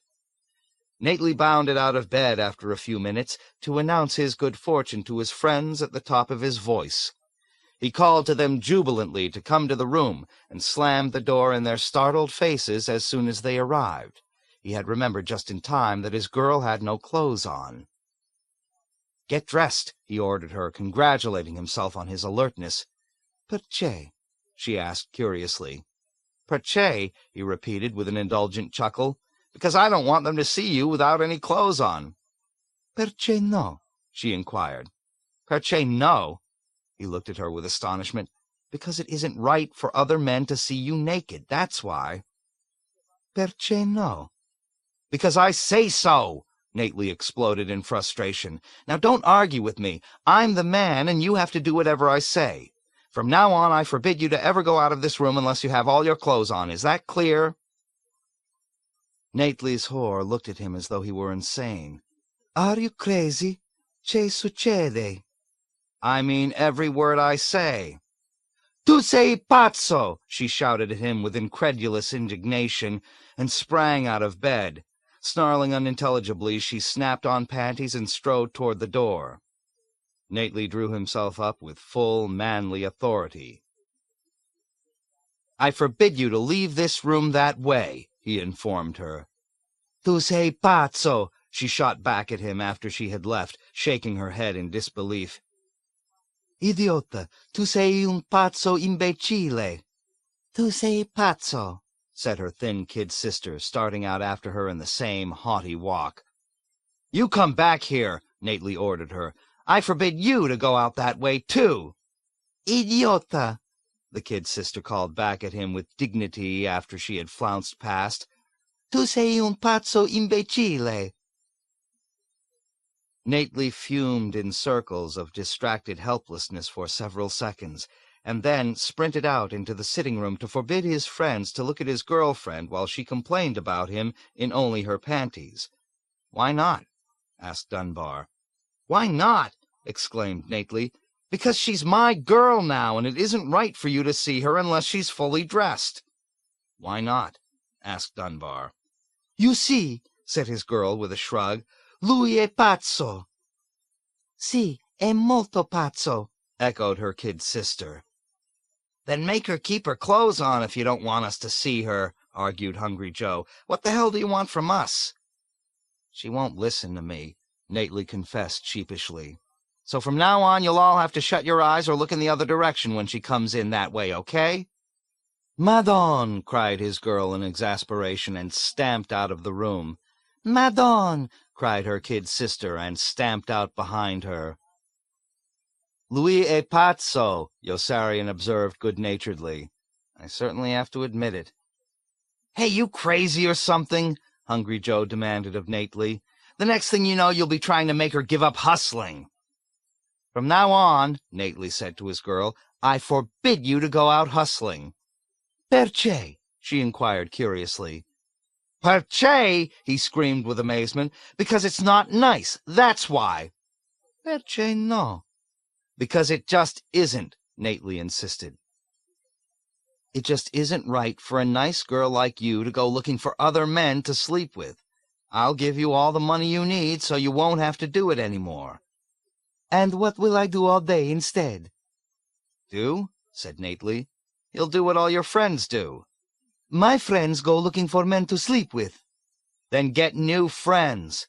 I don't even want you to associate with girls like that anyway. Prostitution is bad.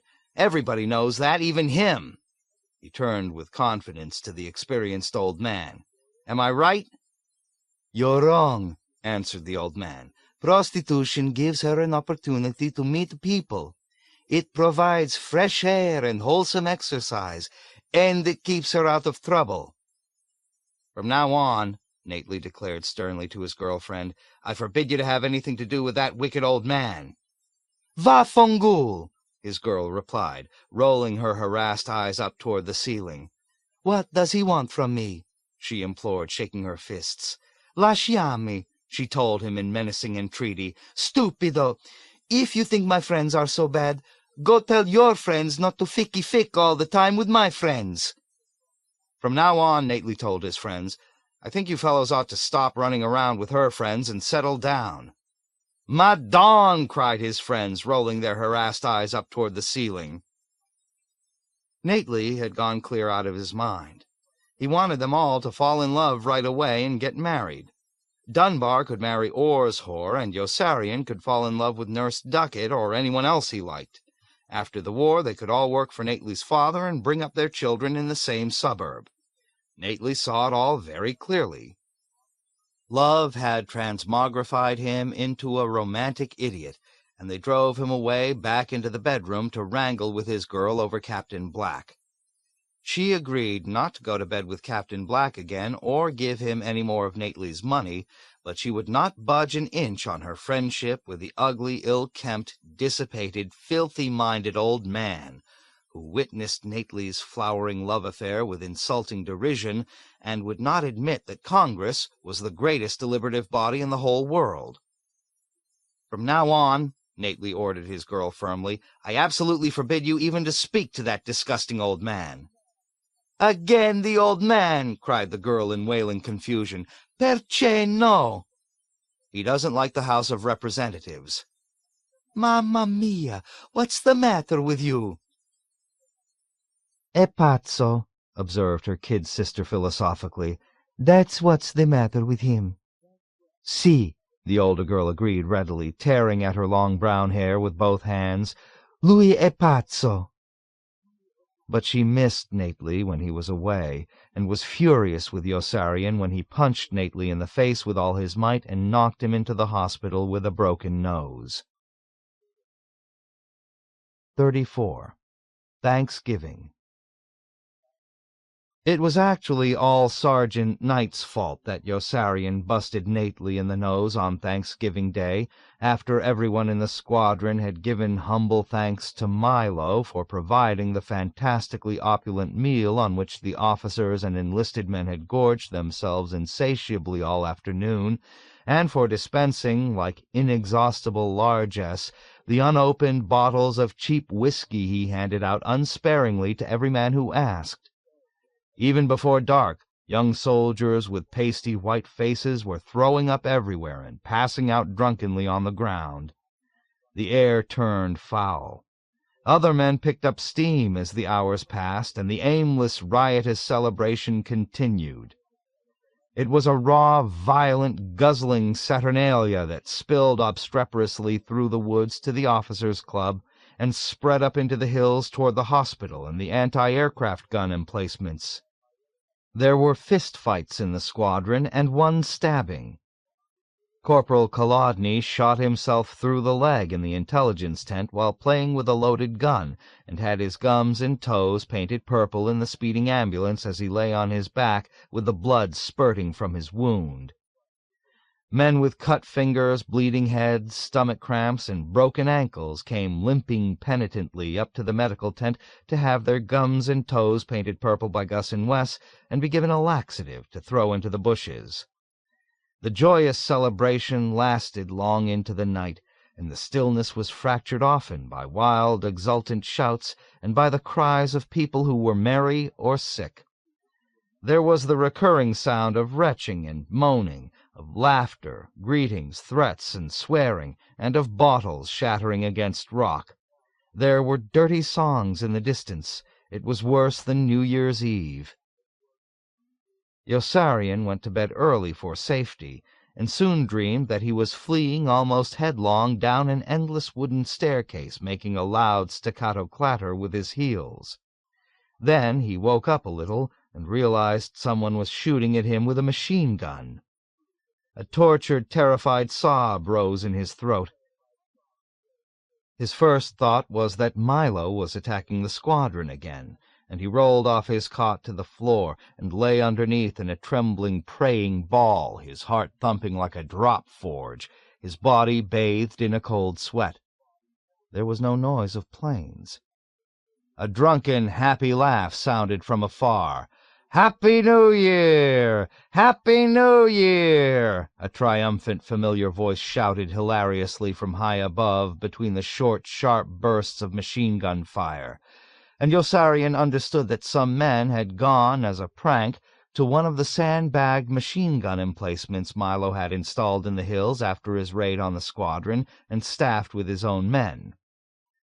Yossarian blazed with hatred and wrath when he saw he was the victim of an irresponsible joke that had destroyed his sleep and reduced him to a whimpering hulk. He wanted to kill. He wanted to murder. He was angrier than he had ever been before, angrier even than when he had slid his hands around McWatt's neck to strangle him. The gun opened fire again. Voices cried, "Happy New Year!" and gloating laughter rolled down from the hills through the darkness like a witch's glee. In moccasins and coveralls, Yossarian charged out of his tent for revenge with his .45, ramming a clip of cartridges up into the grip and slamming the bolt of the gun back to load it. He snapped off the safety catch and was ready to shoot. He heard Nately running after him to restrain him, calling his name. The machine-gun opened fire once more from a black rise above the motor pool, and orange tracer bullets skimmed like low-gliding dashes over the tops of the shadowy tents, almost clipping the peaks. Roars of rough laughter rang out again between the short bursts. Yossarian felt resentment boil like acid inside him. They were endangering his life, the bastards! With blind, ferocious rage and determination, he raced across the squadron past the motor pool, running as fast as he could, and was already pounding up into the hills along the narrow, winding path when Nately finally caught up, still calling, "Yo-yo! Yo-yo!" with pleading concern and imploring him to stop. He grasped Yossarian's shoulders and tried to hold him back. Yossarian twisted free, turning. Nately reached for him again, and Yossarian drove his fist squarely into Nately's delicate young face as hard as he could, cursing him, then drew his arm back to hit him again. But Nately had dropped out of sight with a groan and lay curled up on the ground with his head buried in both hands and blood streaming between his fingers. Yossarian whirled and plunged ahead up the path without looking back. Soon he saw the machine gun. 2 figures leaped up in silhouette when they heard him and fled into the night with taunting laughter before he could get there. He was too late. Their footsteps receded, leaving the circle of sandbags empty and silent in the crisp and windless moonlight. He looked about dejectedly. Jeering laughter came to him again from a distance. A twig snapped nearby. Yossarian dropped to his knees with a cold thrill of elation and aimed. He heard a stealthy rustle of leaves on the other side of the sandbags and fired 2 quick rounds. Someone fired back at him once, and he recognized the shot. "Dunbar?" he called. "Yossarian?" The 2 men left their hiding places and walked forward to meet in the clearing with weary disappointment, their guns down. They were both shivering slightly from the frosty air and wheezing from the labor of their uphill rush. "The bastards," said Yossarian. "They got away." "They took 10 years off my life," Dunbar exclaimed. "I thought that son of a bitch Milo was bombing us again. I've never been so scared. I wish I knew who the bastards were." One was Sergeant Knight. "Let's go kill him." Dunbar's teeth were chattering. "He had no right to scare us that way." Yossarian no longer wanted to kill anyone. "Let's help Nately first. I think I heard him at the bottom of the hill." But there was no sign of Nately along the path, even though Yossarian located the right spot by the blood on the stones. Nately was not in his tent either, and they did not catch up with him until the next morning, when they checked into the hospital as patients after learning he had checked in with a broken nose the night before. Nately beamed in frightened surprise as they padded into the ward in their slippers and robes behind Nurse Kramer and were assigned to their beds. Nately's nose was in a bulky cast, and he had 2 black eyes. He kept blushing giddily in shy embarrassment and saying he was sorry when Yossarian came over to apologize for hitting him. Yossarian felt terrible. He could hardly bear to look at Nately's battered countenance. Even though the sight was so comical, he was tempted to guffaw. Dunbar was disgusted by their sentimentality, and all 3 were relieved when Hungry Joe came barging in unexpectedly with his intricate black camera and trumped-up symptoms of appendicitis to be near enough to Yossarian to take pictures of him feeling up Nurse Duckett. Like Yossarian, he was soon disappointed. Nurse Duckett had decided to marry a doctor. Any doctor, because they all did so well in business, and would not take chances in the vicinity of the man who might someday be her husband.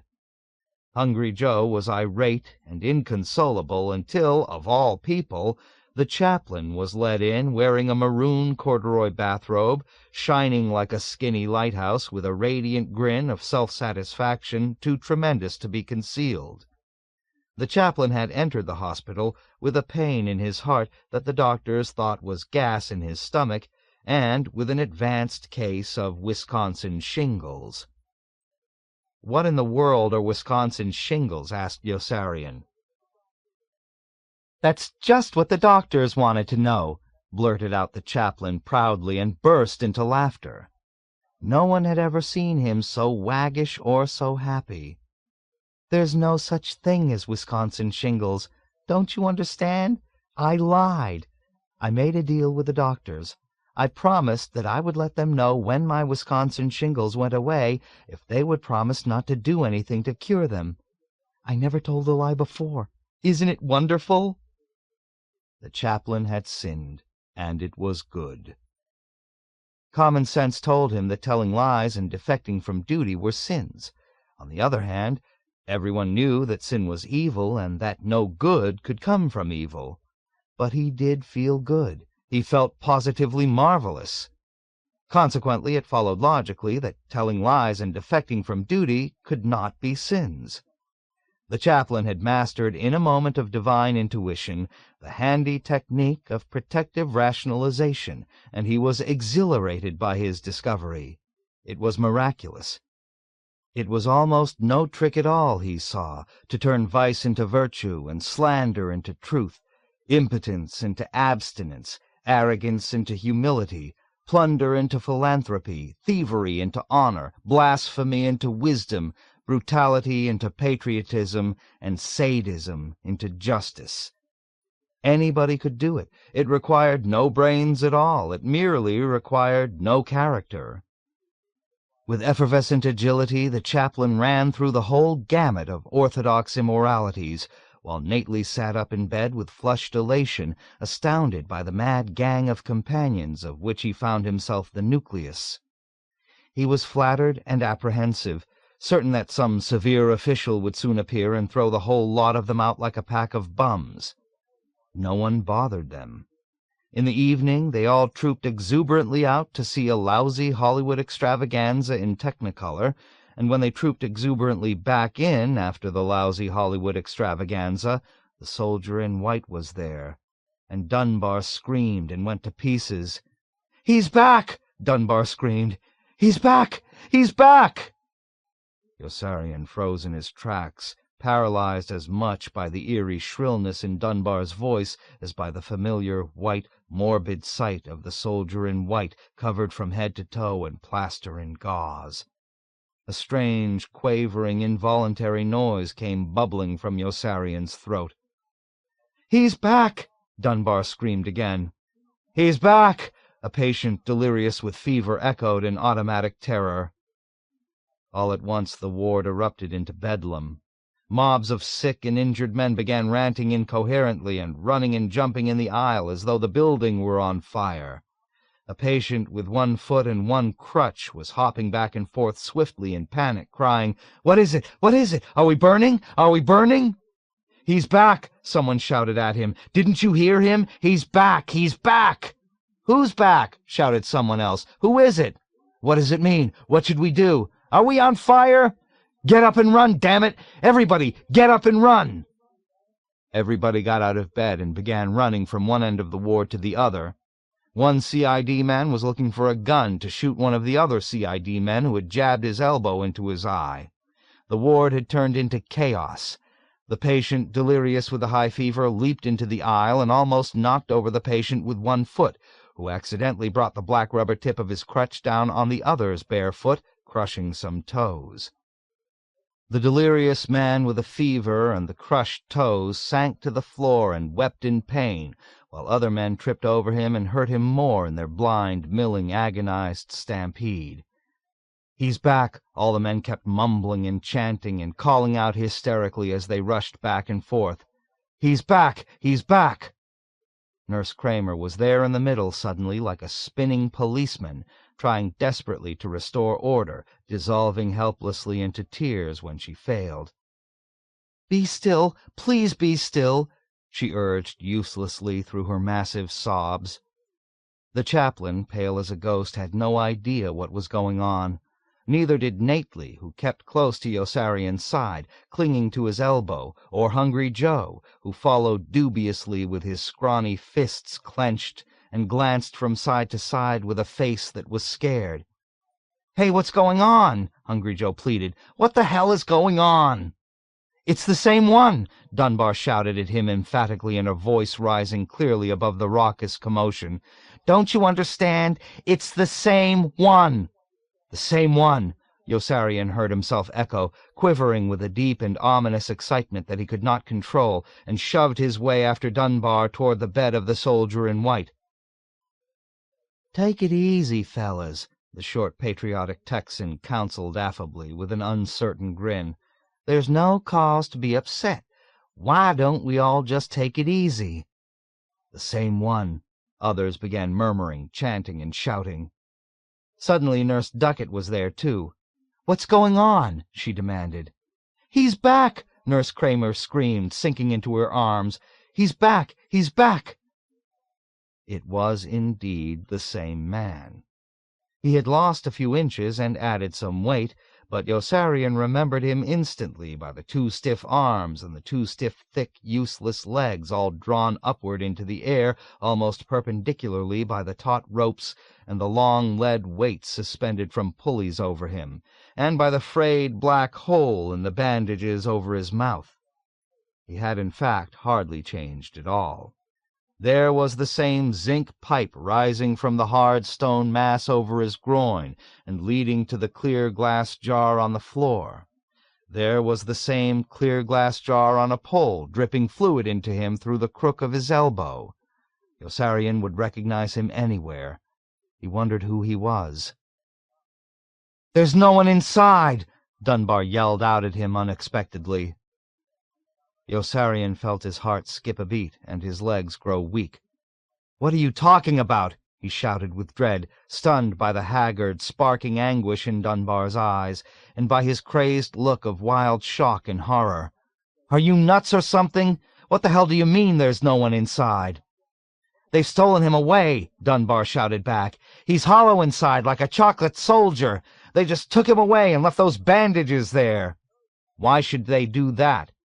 "Why do they do anything?" "They've stolen him away!" screamed someone else, and people all over the ward began screaming, "They've stolen him away! They've stolen him away!" "Go back to your beds!" Nurse Duckett pleaded with Dunbar and Yossarian, pushing feebly against Yossarian's chest. "Please go back to your beds." "You're crazy!" Yossarian shouted angrily at Dunbar. "What the hell makes you say that?" "Did anyone see him?" Dunbar demanded with sneering fervor. "You saw him, didn't you?" Yossarian said to Nurse Duckett. "Tell Dunbar there's someone inside." "Lieutenant Schmulker is inside," Nurse Duckett said. "He's burned all over." "Did she see him?" "You saw him, didn't you?" "The doctor who bandaged him saw him." "Go get him, will you? Which doctor was it?" Nurse Duckett reacted to the question with a startled gasp. "The doctor isn't even here," she exclaimed. "The patient was brought to us that way from a field hospital." "You see?" cried Nurse Kramer. "There's no one inside." "There's no one inside!" yelled Hungry Joe and began stamping on the floor. Dunbar broke through and leaped up furiously on the soldier in white's bed to see for himself, pressing his gleaming eye down hungrily against the tattered black hole in the shell of white bandages. He was still bent over, staring with one eye into the lightless, unstirring void of the soldier in white's mouth, when the doctors and the MPs came running to help Yossarian pull him away. The doctors wore guns at the waist. The guards carried carbines and rifles with which they shoved and jolted the crowd of muttering patients back. A stretcher on wheels was there, and the soldier in white was lifted out of bed skillfully and rolled out of sight in a matter of seconds. The doctors and MPs moved through the ward, assuring everyone that everything was all right. Nurse Duckett plucked Yossarian's arm and whispered to him furtively to meet her in the broom closet outside in the corridor. Yossarian rejoiced when he heard her. He thought Nurse Duckett finally wanted to get laid, and pulled her skirt up the second they were alone in the broom closet, but she pushed him away. She had urgent news about Dunbar. "They're going to disappear him," she said. Yossarian squinted at her uncomprehendingly. "They're what?" he asked in surprise and laughed uneasily. "What does that mean?" "I don't know. I heard them talking behind a door." "Who?" "I don't know. I couldn't see them. I just heard them say they were going to disappear Dunbar." "Why are they going to disappear him?" "I don't know." "It doesn't make sense. It isn't even good grammar. What the hell does it mean when they disappear somebody?" "I don't know." "Jesus, you're a great help." "Why are you picking on me?" Nurse Duckett protested with hurt feelings and began sniffing back tears. "I'm only trying to help. It isn't my fault they're going to disappear him, is it? I shouldn't even be telling you." Yossarian took her in his arms and hugged her with gentle, contrite affection. "I'm sorry," he apologized, kissing her cheek respectfully, and hurried away to warn Dunbar, who was nowhere to be found. 35. Milo the Militant. For the first time in his life, Yossarian prayed. He got down on his knees and prayed to Nately not to volunteer to fly more than 70 missions after Chief White Half-Oat did die of pneumonia in the hospital and Nately had applied for his job. But Nately just wouldn't listen. "I've got to fly more missions," Nately insisted lamely with a crooked smile. "Otherwise they'll send me home." "So?" "I don't want to go home until I can take her back with me." "She means that much to you?" Nately nodded dejectedly. "I might never see her again." "Then get yourself grounded," Yossarian urged. "You've finished your missions, and you don't need the flight pay. Why don't you ask for Chief White Half-Oat's job if you can stand working for Captain Black?" Nately shook his head, his cheeks darkening with shy and regretful mortification. "They won't give it to me. I spoke to Colonel Corn, and he told me I'd have to fly more missions or be sent home." Yossarian cursed savagely. "That's just plain meanness." "I don't mind, I guess. I've flown 70 missions without getting hurt. I guess I can fly a few more. Don't do anything at all about it until I talk to someone," Yossarian decided, and went looking for help from Milo, who went immediately afterward to Colonel Cathcart for help in having himself assigned to more combat missions. Milo had been earning many distinctions for himself. He had flown fearlessly into danger and criticism by selling petroleum and ball bearings to Germany at good prices in order to make a good profit and help maintain a balance of power between the contending forces. His nerve under fire was graceful and infinite. With a devotion to purpose above and beyond the line of duty, he had then raised the price of food in his mess halls so high that all officers and enlisted men had to turn over all their pay to him in order to eat. Their alternative, there was an alternative, of course, since Milo detested coercion and was a vocal champion of freedom of choice, was to starve. When he encountered a wave of enemy resistance to this attack, he stuck to his position without regard for his safety or reputation, and gallantly invoked the law of supply and demand. And when someone somewhere said no, Milo gave ground grudgingly, valiantly defending, even in retreat, the historic right of free men to pay as much as they had to for the things they needed in order to survive. Milo had been caught red-handed in the act of plundering his countrymen, and as a result his stock had never been higher.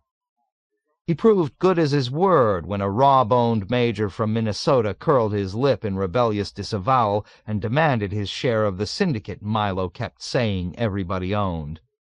Milo met the challenge by writing the words "a share" on the nearest scrap of paper and handing it away with a virtuous disdain that won the envy and admiration of almost everyone who knew him.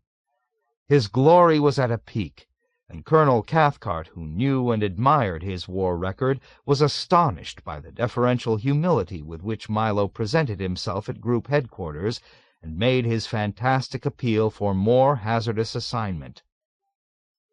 "You want to fly more combat missions?" Colonel Cathcart gasped. "What in the world for?" Milo answered in a demure voice with his face lowered meekly. "I want to do my duty, sir. The country is at war, and I want to fight to defend it like the rest of the fellows." "But, Milo, you are doing your duty!" Colonel Cathcart exclaimed with a laugh that thundered jovially. "I can't think of a single person who's done more for the men than you have. Who gave them chocolate-covered cotton?" Milo shook his head slowly and sadly. "But being a good mess officer in wartime just isn't enough, Colonel Cathcart." "Certainly it is, Milo. I don't know what's come over you." "Certainly it isn't, Colonel. Milo disagreed in a somewhat firm tone, raising his subservient eyes significantly, just far enough to arrest Colonel Cathcart's. Some of the men are beginning to talk. "Oh, is that it? Give me their names, Milo. Give me their names, and I'll see to it that they go on every dangerous mission the group flies." "No, Colonel, I'm afraid they're right," Milo said, with his head drooping again. "I was sent overseas as a pilot, and I should be flying more combat missions and spending less time on my duties as a mess officer." Colonel Cathcart was surprised but cooperative. "Well, Milo, if you really feel that way, I'm sure we can make whatever arrangements you want. How long have you been overseas now?" 11 months, sir. "And how many missions have you flown?" 5. "5?" asked Colonel Cathcart. 5, sir. 5, eh? Colonel Cathcart rubbed his cheek pensively. "That isn't very good, is it?" "Isn't it?" asked Milo in a sharply edged voice, glancing up again. Colonel Cathcart quailed. "On the contrary, that's very good, Milo," he corrected himself hastily. "It isn't bad at all." "No, Colonel," Milo said, with a long, languishing, wistful sigh. "It isn't very good, although it's very generous of you to say so." "But it's really not bad, Milo. Not bad at all when you consider all your other valuable contributions. 5 missions, you say? Just 5? "Just 5, sir." "Just 5." Colonel Cathcart grew awfully depressed for a moment as he wondered what Milo was really thinking, and whether he had already got a black eye with him. 5 is very good, Milo, he observed with enthusiasm, spying a ray of hope. "That averages out to almost 1 combat mission every 2 months, and I'll bet your total doesn't even include the time you bombed us." "Yes, sir, it does." "It does?"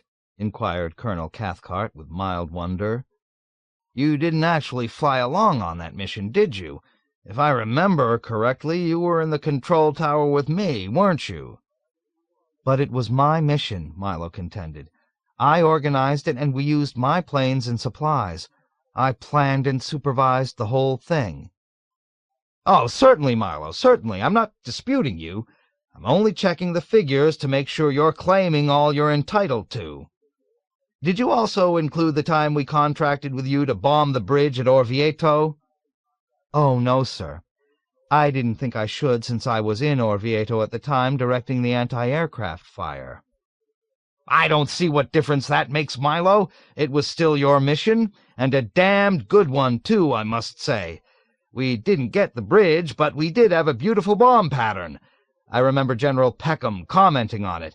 No, Milo, I insist you count Orvieto as a mission, too." "If you insist, sir." "I do insist, Milo. Now, let's see. You now have a grand total of 6 missions, which is damned good, Milo, damned good, really. 6 missions is an increase of 20% in just a couple of minutes, which is not bad at all, Milo, not bad at all." "Many of the other men have 70 missions, Milo pointed out. "But they never produced any chocolate-covered cotton, did they? Milo, you're doing more than your share." "But they're getting all the fame and opportunity," Milo persisted with a petulance that bordered on sniveling. "Sir, I want to get in there and fight like the rest of the fellows. That's what I'm here for. I want to win medals, too." "Yes, Milo, of course. We all want to spend more time in combat. But people like you and me serve in different ways. Look at my own record." Colonel Cathcart uttered a deprecatory laugh. "I'll bet it's not generally known, Milo, that I myself have flown only 4 missions, is it?" "No, sir," Milo replied. "It's generally known that you've flown only 2 missions, and that one of those occurred when Aarfy accidentally flew you over enemy territory while navigating you to Naples for a black market water cooler." Colonel Cathcart, flushing with embarrassment, abandoned all further argument. "All right, Milo. I can't praise you enough for what you want to do. If it really means so much to you, I'll have Major Major assign you to the next 64 missions so that you can have 72. Thank you, Colonel. Thank you, sir. You don't know what this means. Don't mention it, Milo. I know exactly what it means. No, Colonel, I don't think you do know what it means, Milo disagreed pointedly. Someone will have to begin running the syndicate for me right away. It's very complicated, and I might get shot down at any time. Colonel Cathcart brightened instantly at the thought and began rubbing his hands with avaricious zest. You know, Milo, I think Colonel Corn and I might be willing to take the syndicate off your hands, he suggested in an offhand manner, almost licking his lips in savory anticipation. Our experience in black market plum tomatoes should come in very useful. Where do we begin? Milo watched Colonel Cathcart steadily with a bland and guileless expression. Thank you, sir, that's very good of you. Begin with a salt-free diet for General Peckem and a fat-free diet for General Dreedle. Let me get a pencil. What's next? The cedars. Cedars? From Lebanon. Lebanon? We've got cedars from Lebanon due at the sawmill in Oslo to be turned into shingles for the builder in Cape Cod. COD. And then there's the peas. Peas? That are on the high seas. We've got boatloads of peas that are on the high seas from Atlanta to Holland to pay for the tulips that were shipped to Geneva to pay for the cheeses that must go to Vienna, MIF. MIF? Money in front. The Habsburgs are shaky. Milo. And don't forget the galvanized zinc in the warehouse at Flint. 4 carloads of galvanized zinc from Flint must be flown to the smelters in Damascus by noon of the 18th, terms FOB. Calcutta, 2%, 10 days EOM. 1 Messerschmitt full of hemp is due in Belgrade for a C-47, and a half full of those semi-pitted dates we stuck them with from Khartoum. Use the money from the Portuguese anchovies we're selling back to Lisbon to pay for the Egyptian cotton we've got coming back to us from Mamaroneck, and to pick up as many oranges as you can in Spain. Always pay cash for naranjas. Naranjas? That's what they call oranges in Spain, and these are Spanish oranges. And, oh yes, don't forget Piltdown Man. Piltdown Man? Yes, Piltdown Man. The Smithsonian Institution is not in a position at this time to meet our price for a second Piltdown Man, but they are looking forward to the death of a wealthy and beloved donor, and— Milo. France wants all the parsley we can send them, and I think we might as well, because we'll need the francs for the lira, for the pfennigs, for the dates when they get back. I've also ordered a tremendous shipment of Peruvian balsa wood for distribution to each of the mess halls in the syndicate on a pro rata basis. Balsa wood? What are the mess halls going to do with balsa wood? Good balsa wood isn't so easy to come by these days, Colonel. I just didn't think it was a good idea to pass up the chance to buy it. No, I suppose not, Colonel Cathcart surmised vaguely with the look of somebody seasick. And I assume the price was right. The price, said Milo, was outrageous, positively exorbitant. But since we bought it from one of our own subsidiaries, we were happy to pay it. Look after the hides. The hives? The hides. The hides? The hides. In Buenos Aires. They have to be tanned. Tanned? In Newfoundland. And shipped to Helsinki NMIF before the spring thaw begins. Everything to Finland goes NMIF before the spring thaw begins. No money in front? Guessed Colonel Cathcart. Good, Colonel. You have a gift, sir. And then there's the cork. The cork? That must go to New York. The shoes for Toulouse, the ham for Siam, the nails from Wales, and the tangerines for New Orleans. Milo. We have coals in Newcastle, sir. Colonel Cathcart threw up his hands. Milo, stop! He cried, almost in tears. It's no use. You're just like I am, indispensable. He pushed his pencil aside and rose to his feet in frantic exasperation. Milo, you can't fly 64 more missions. You can't even fly one more mission. The whole system would fall apart if anything happened to you." Milo nodded serenely with complacent gratification. "Sir, are you forbidding me to fly any more combat missions?"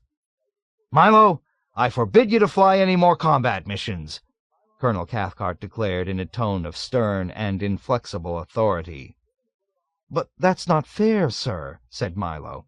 "What about my record?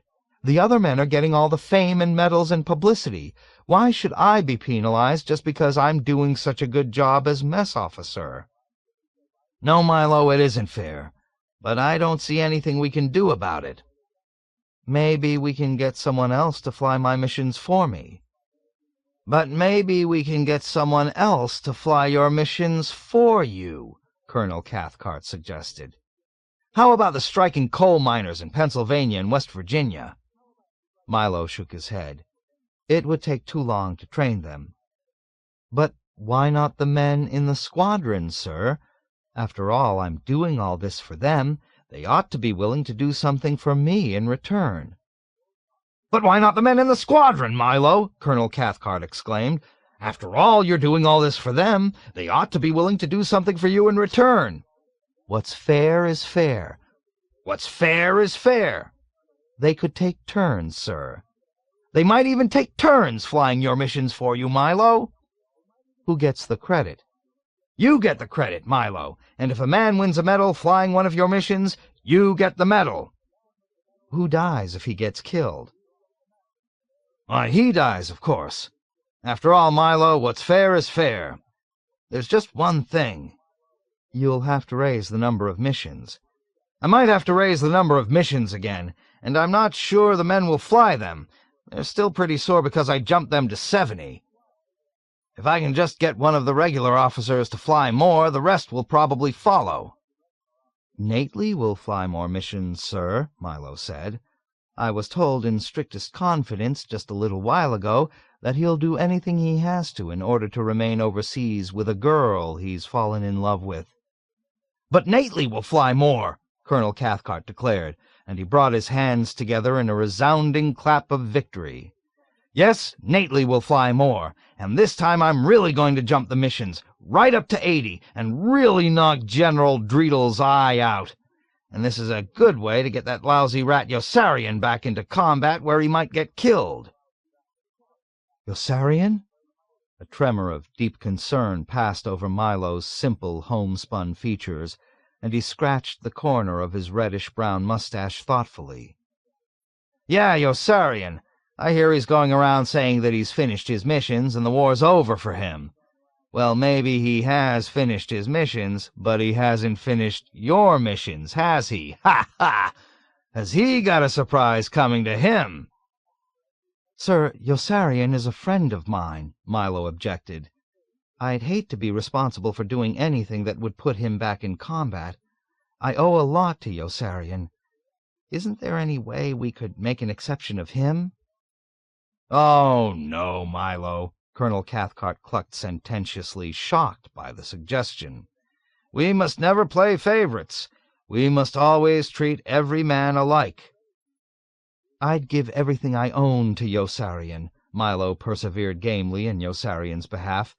"But since I don't own everything, I can't give everything to him, can I? So he'll just have to take his chances with the rest of the men, won't he?" "What's fair is fair, Milo." "Yes, sir. What's fair is fair," Milo agreed. "Yossarian is no better than the other men, and he has no right to expect any special privileges, has he?" "No, Milo. What's fair is fair." And there was no time for Yossarian to save himself from combat once Colonel Cathcart issued his announcement, raising the missions to 80 late that same afternoon. No time to dissuade Nately from flying them, or even to conspire again with Dobbs to murder Colonel Cathcart, for the alert sounded suddenly at dawn the next day, and the men were rushed into the trucks before a decent breakfast could be prepared, and they were driven at top speed to the briefing room, and then out to the airfield, where the clattering fuel trucks were still pumping gasoline into the tanks of the planes, and the scampering crews of armorers were toiling as swiftly as they could at hoisting the 1,000-pound demolition bombs into the bomb bays. Everybody was running, and engines were turned on and warmed up as soon as the fuel trucks had finished. Intelligence had reported that a disabled Italian cruiser in dry dock at La Spezia would be towed by the Germans that same morning to a channel at the entrance of the harbor and scuttled there to deprive the Allied armies of deep-water port facilities when they captured the city. For once, a military intelligence report proved accurate. The long vessel was halfway across the harbor when they flew in from the west, and they broke it apart with direct hits from every flight that filled them all with waves of enormously satisfying group pride until they found themselves engulfed in great barrages of flak that rose from guns in every bend of the huge horseshoe of mountainous land below. Even Havermeyer resorted to the wildest evasive action he could command when he saw what a vast distance he had still to travel to escape, and Dobbs, at the pilot's controls in his formation, zigged when he should have zagged, skidded his plane into the plane alongside, and chewed off its tail. His wing broke off at the base, and his plane dropped like a rock and was almost out of sight in an instant. There was no fire, no smoke, not the slightest untoward noise. The remaining wing revolved as ponderously as a grinding cement mixer, as the plane plummeted nose downward in a straight line at accelerating speed until it struck the water, which foamed open at the impact like a white water lily on the dark blue sea, and washed back in a geyser of apple-green bubbles when the plane sank. It was over in a matter of seconds.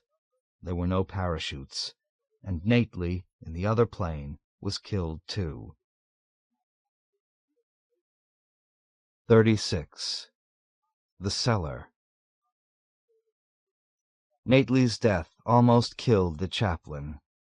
Chaplain Tapman was seated in his tent laboring over his paperwork in his reading spectacles when his phone rang and news of the mid-air collision was given to him from the field. His insides turned at once to dry clay. His hand was trembling as he put the phone down. His other hand began trembling. The disaster was too immense to contemplate. 12 men killed. How ghastly, how very, very awful. His feeling of terror grew. He prayed instinctively that Yossarian, Nately, Hungry Joe, and his other friends would not be listed among the victims, then berated himself repentantly, for to pray for their safety was to pray for the death of other young men he did not even know. It was too late to pray, yet that was all he knew how to do. His heart was pounding with a noise that seemed to be coming from somewhere outside, and he knew he would never sit in a dentist's chair again, never glance at a surgical tool, never witness an automobile accident, or hear a voice shout at night, without experiencing that same violent thumping in his chest and dreading that he was going to die. He would never watch another fist fight without fearing he was going to faint and crack his skull open on the pavement, or suffer a fatal heart attack or cerebral hemorrhage. He wondered if he would ever see his wife again or his 3 small children. He wondered if he ever should see his wife again, now that Captain Black had planted in his mind such strong doubts about the fidelity and character of all women. There were so many other men, he felt, who could prove more satisfying to her sexually. When he thought of death now, he always thought of his wife, and when he thought of his wife, he always thought of losing her.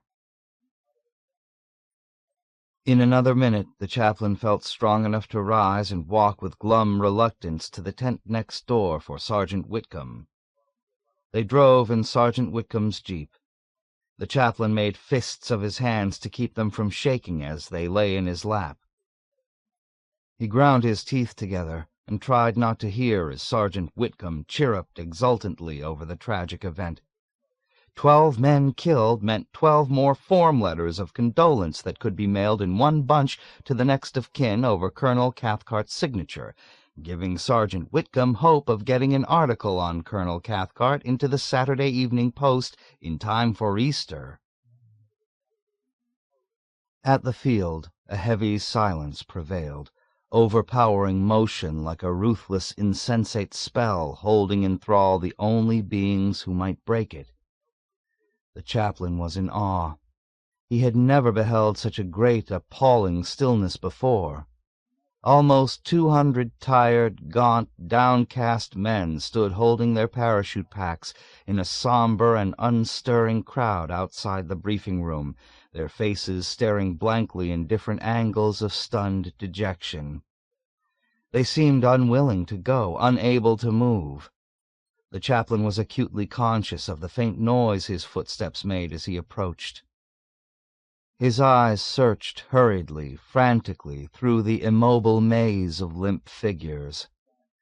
He spied Yossarian finally with a feeling of immense joy, and then his mouth gaped open slowly in unbearable horror as he noted Yossarian's vivid, beaten, grimy look of deep, drugged despair. He understood at once, recoiling in pain from the realization and shaking his head with a protesting and imploring grimace that Nately was dead. The knowledge struck him with a numbing shock. A sob broke from him.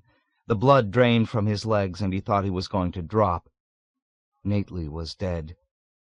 All hope that he was mistaken was washed away by the sound of Nately's name emerging with recurring clarity now from the almost inaudible babble of murmuring voices that he was suddenly aware of for the first time.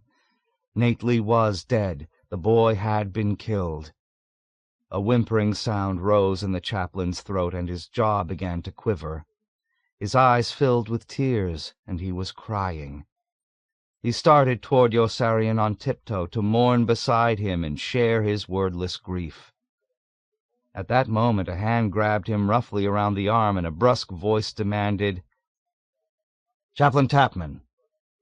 He turned with surprise to face a stout, pugnacious colonel with a large head and mustache and a smooth, florid skin. He had never seen the man before. "Yes, what is it?"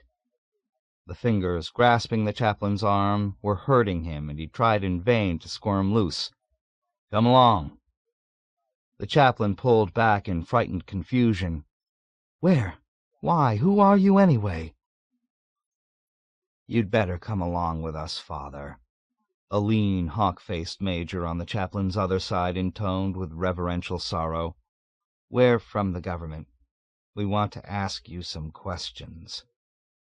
"What kind of questions? What's the matter?"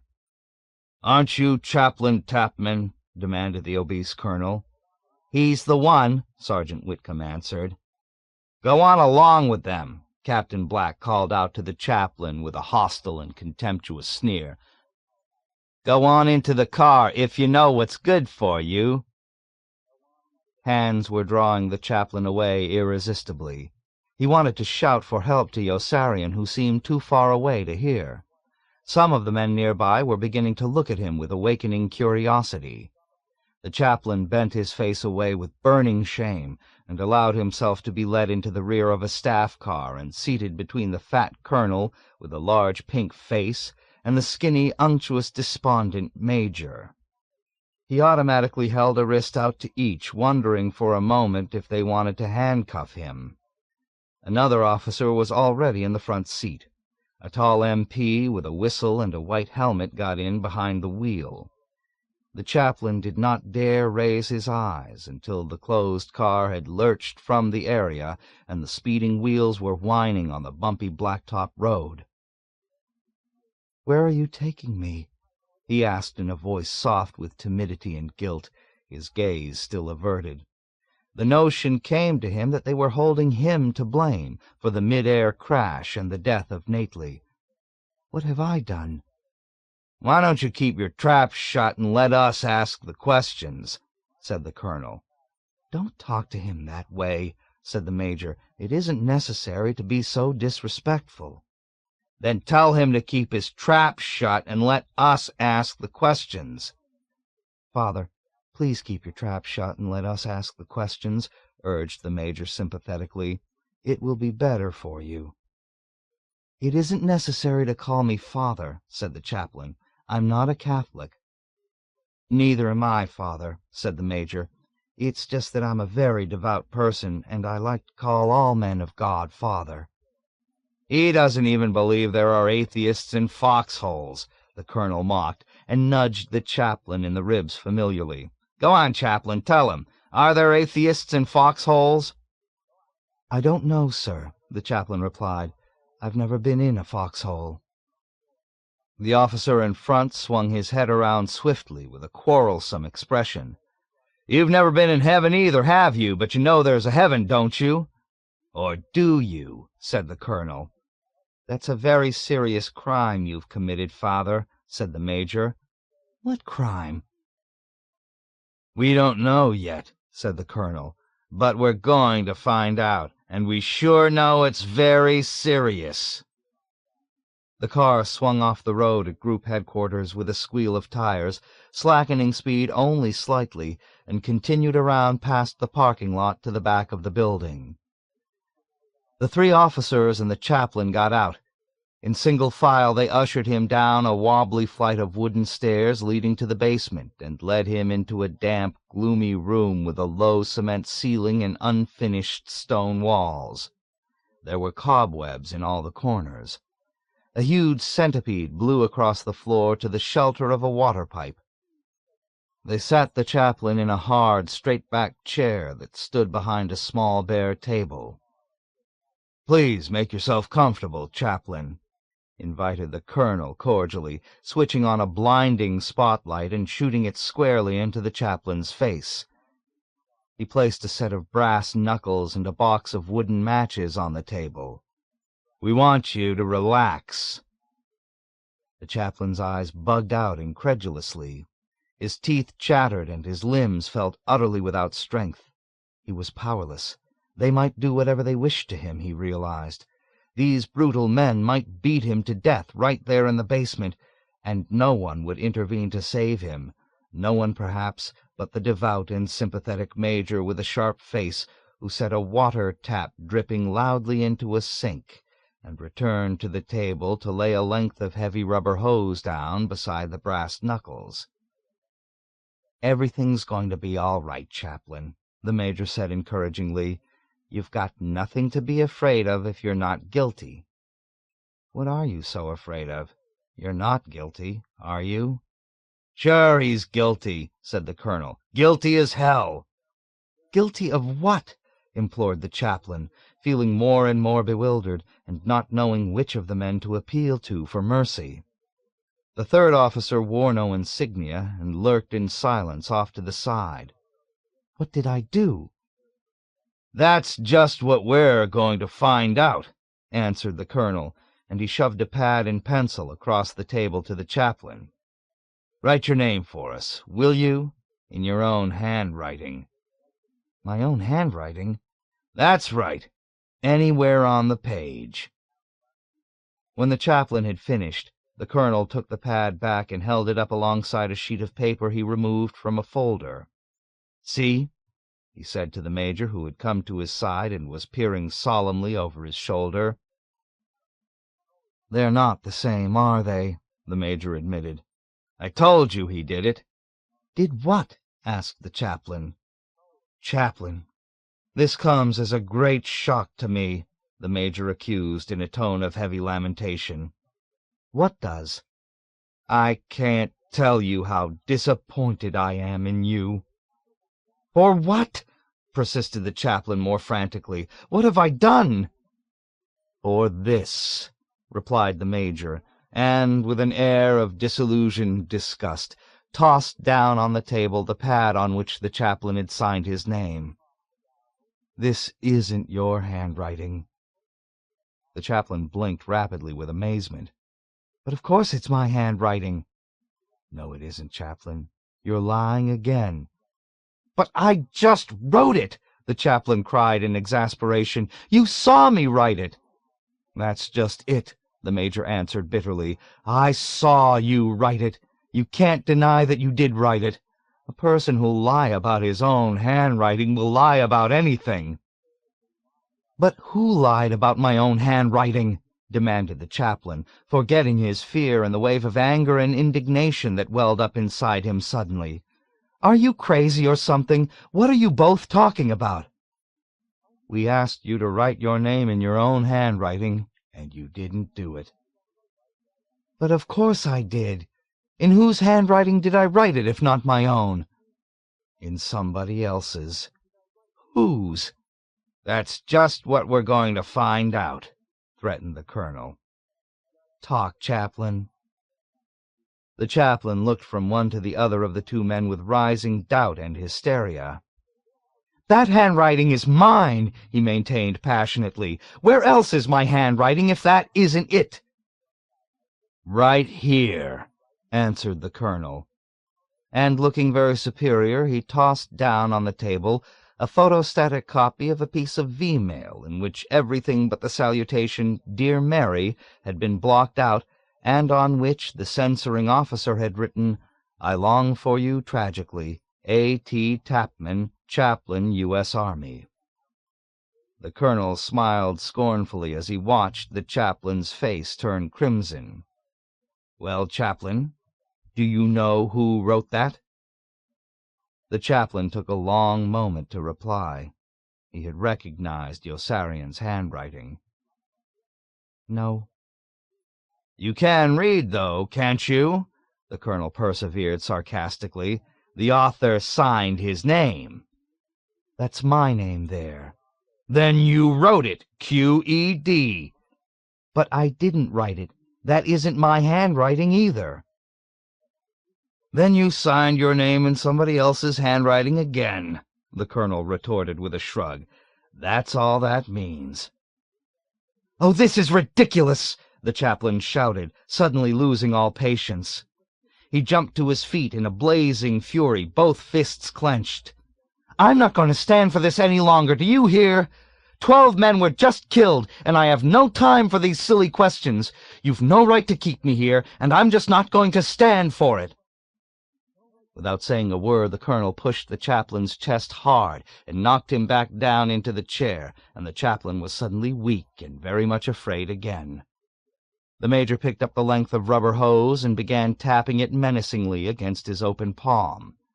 The colonel lifted the box of matches, took one out and held it poised against the striking surface, watching with glowering eyes for the chaplain's next sign of defiance. The chaplain was pale and almost too petrified to move. The bright glare of the spotlight made him turn away finally. The dripping water tap was louder and almost unbearably irritating. He wished they would tell him what they wanted, so that he would know what to confess. He waited tensely as the third officer, at a signal from the colonel, ambled over from the wall and seated himself on the table just a few inches away from the chaplain. His face was expressionless, his eyes penetrating and cold. "Turn off the light," he said over his shoulder in a low, calm voice. "It's very annoying." The chaplain gave him a small smile of gratitude. "Thank you, sir. And the drip, too, please?" "Leave the drip," said the officer. "That doesn't bother me." He tugged up the legs of his trousers a bit, as though to preserve their natty crease. "Chaplain," he asked casually, "of what religious persuasion are you?" "I'm an Anabaptist, sir." "That's a pretty suspicious religion, isn't it?" "Suspicious?" inquired the chaplain in a kind of innocent daze. "Why, sir?" "Well, I don't know a thing about it. You'll have to admit that, won't you? Doesn't that make it pretty suspicious?"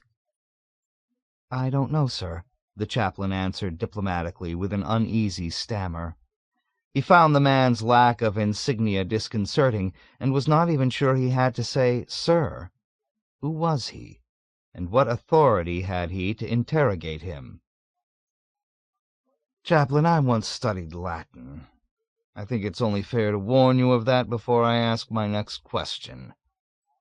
Doesn't the word Anabaptist simply mean that you're not a Baptist? Oh, no, sir, there's much more. Are you a Baptist? No, sir. Then you are not a Baptist, aren't you? Sir? I don't see why you're bickering with me on that point. You've already admitted it. Now, Chaplain, to say you're not a Baptist doesn't really tell us anything about what you are, does it? You could be anything or anyone. He leaned forward slightly, and his manner took on a shrewd and significant air. You could even be, he added, Washington Irving, couldn't you? Washington Irving? The chaplain repeated with surprise. Come on, Washington, the corpulent colonel broke in irascibly. Why don't you make a clean breast of it? We know you stole that plum tomato. After a moment's shock, the chaplain giggled with nervous relief. Oh, is that it? He exclaimed. Now I'm beginning to understand. I didn't steal that plum tomato, sir. Colonel Cathcart gave it to me. You can even ask him if you don't believe me. A door opened at the other end of the room, and Colonel Cathcart stepped into the basement as though from a closet. Hello, Colonel. Colonel, he claims you gave him that plum tomato. Did you? Why should I give him a plum tomato? Answered Colonel Cathcart. Thank you, Colonel. That will be all. It's a pleasure, Colonel, Colonel Cathcart replied, and he stepped back out of the basement, closing the door after him. Well, Chaplain, what have you got to say now? He did give it to me, the chaplain hissed in a whisper that was both fierce and fearful. He did give it to me. You're not calling a superior officer a liar, are you, Chaplain? Why should a superior officer give you a plum tomato, Chaplain? Is that why you tried to give it to Sergeant Whitcomb, Chaplain, because it was a hot tomato? No, no, no, the chaplain protested, wondering miserably why they were not able to understand. I offered it to Sergeant Whitcomb because I didn't want it. Why'd you steal it from Colonel Cathcart if you didn't want it? I didn't steal it from Colonel Cathcart. Then why are you so guilty if you didn't steal it? I'm not guilty. Then why would we be questioning you if you weren't guilty? Oh, I don't know, the chaplain groaned, kneading his fingers in his lap and shaking his bowed and anguished head. I don't know. He thinks we have time to waste, snorted the major. Chaplain, resumed the officer without insignia at a more leisurely pace, lifting a typewritten sheet of yellow paper from the open folder. I have a signed statement here from Colonel Cathcart, asserting you stole that plum tomato from him. He lay the sheet face down on one side of the folder and picked up a second page from the other side. And here I have a notarized affidavit from Sergeant Whitcomb, in which he states that he knew the tomato was hot just from the way you tried to unload it on him.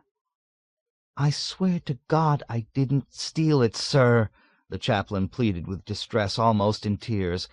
I give you my sacred word it was not a hot tomato. Chaplain, do you believe in God? Yes, sir, of course I do. That's odd, Chaplain, said the officer, taking from the folder another typewritten yellow page. Because I have here in my hands now another statement from Colonel Cathcart, in which he swears that you refused to cooperate with him in conducting prayer meetings in the briefing room before each mission.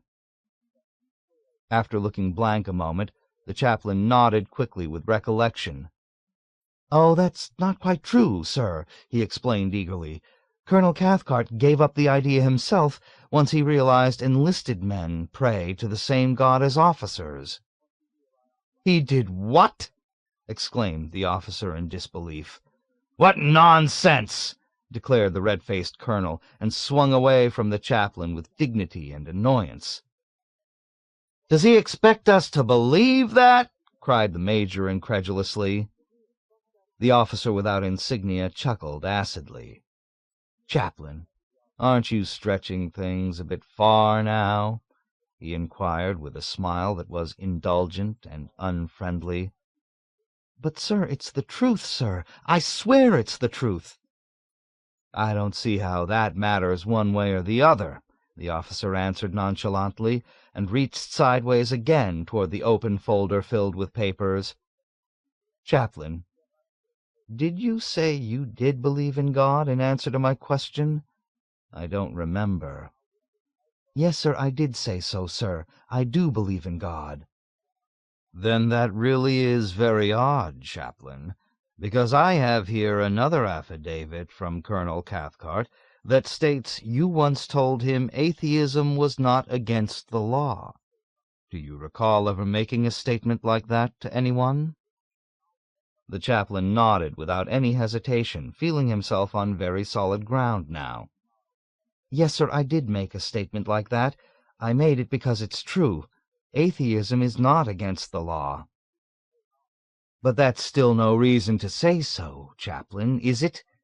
the officer chided tartly, frowning, and picked up still one more typewritten, notarized page from the folder. "And here I have another sworn statement from Sergeant Whitcomb that says you opposed his plan of sending letters of condolence over Colonel Cathcart's signature to the next of kin of men killed or wounded in combat. Is that true?" "Yes, sir, I did oppose it," answered the chaplain, "and I'm proud that I did. Those letters are insincere and dishonest. Their only purpose is to bring glory to Colonel Cathcart." "But what difference does that make?" replied the officer. "They still bring solace and comfort to the families that receive them, don't they? Chaplain, I simply can't understand your thinking process." The chaplain was stumped and at a complete loss for a reply. He hung his head, feeling tongue-tied and naive. The ruddy, stout colonel stepped forward vigorously with a sudden idea. "Why don't we knock his goddamn brains out?" he suggested with robust enthusiasm to the others. "Yes, we could knock his goddamn brains out, couldn't we?" the hawk-faced major agreed. "He's only an Anabaptist." "No, we've got to find him guilty first," the officer without insignia cautioned with a languid, restraining wave. He slid lightly to the floor and moved around to the other side of the table, facing the chaplain with both hands pressed flat on the surface. His expression was dark and very stern, square and forbidding. "Chaplain," he announced with magisterial rigidity, "we charge you formally with being Washington Irving and taking capricious and unlicensed liberties in censoring the letters of officers and enlisted men. Are you guilty or innocent?" "Innocent, sir."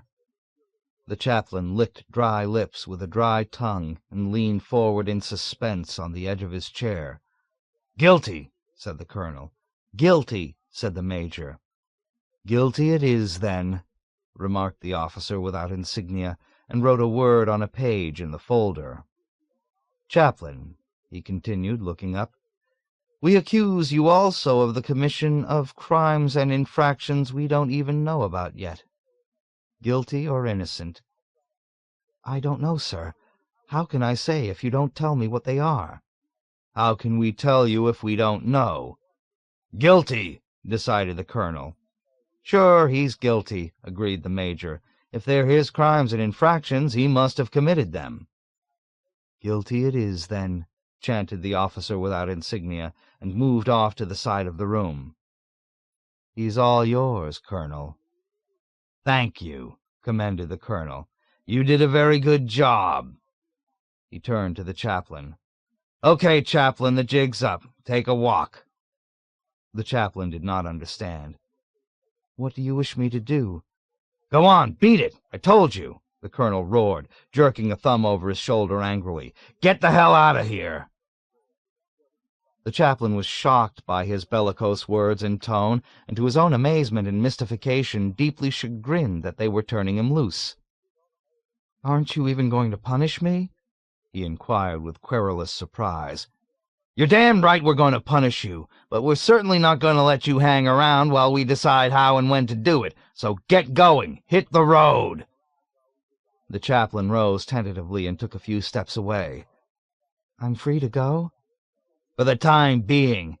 But don't try to leave the island. We've got your number, Chaplain. Just remember that we've got you under surveillance 24 hours a day." It was not conceivable that they would allow him to leave. The chaplain walked toward the exit gingerly, expecting at any instant to be ordered back by a peremptory voice, or halted in his tracks by a heavy blow on the shoulder or the head. They did nothing to stop him. He found his way through the stale, dark, dank corridors to the flight of stairs. He was staggering and panting when he climbed out into the fresh air. As soon as he had escaped, a feeling of overwhelming moral outrage filled him. He was furious, more furious at the atrocities of the day than he had ever felt before in his whole life. He swept through the spacious, echoing lobby of the building in a temper of scalding and vindictive resentment. He was not going to stand for it any more, he told himself. He was simply not going to stand for it. When he reached the entrance, he spied, with a feeling of good fortune, Colonel Corn trotting up the wide steps alone. Bracing himself with a deep breath, the chaplain moved courageously forward to intercept him. "Colonel, I'm not going to stand for it any more," he declared with vehement determination, and watched in dismay as Colonel Corn went trotting by up the steps without even noticing him. "Colonel Corn!" The tubby, loose figure of his superior officer stopped, turned, and came trotting back down slowly. "What is it, Chaplain?" "Colonel Corn, I want to talk to you about the crash this morning. It was a terrible thing to happen. Terrible!" Colonel Corn was silent a moment, regarding the chaplain with a glint of cynical amusement. "Yes, Chaplain, it certainly was terrible," he said finally. "I don't know how we're going to write this one up without making ourselves look bad." "That isn't what I meant," the chaplain scolded firmly, without any fear at all. "Some of those 12 men had already finished their 70 missions." Colonel Corn laughed. "Would it be any less terrible if they had all been new men?" he inquired caustically. Once again the chaplain was stumped. Immoral logic seemed to be confounding him at every turn. He was less sure of himself than before when he continued, and his voice wavered. "Sir, it just isn't right to make the men in this group fly 80 missions when the men in other groups are being sent home with 50 and 55.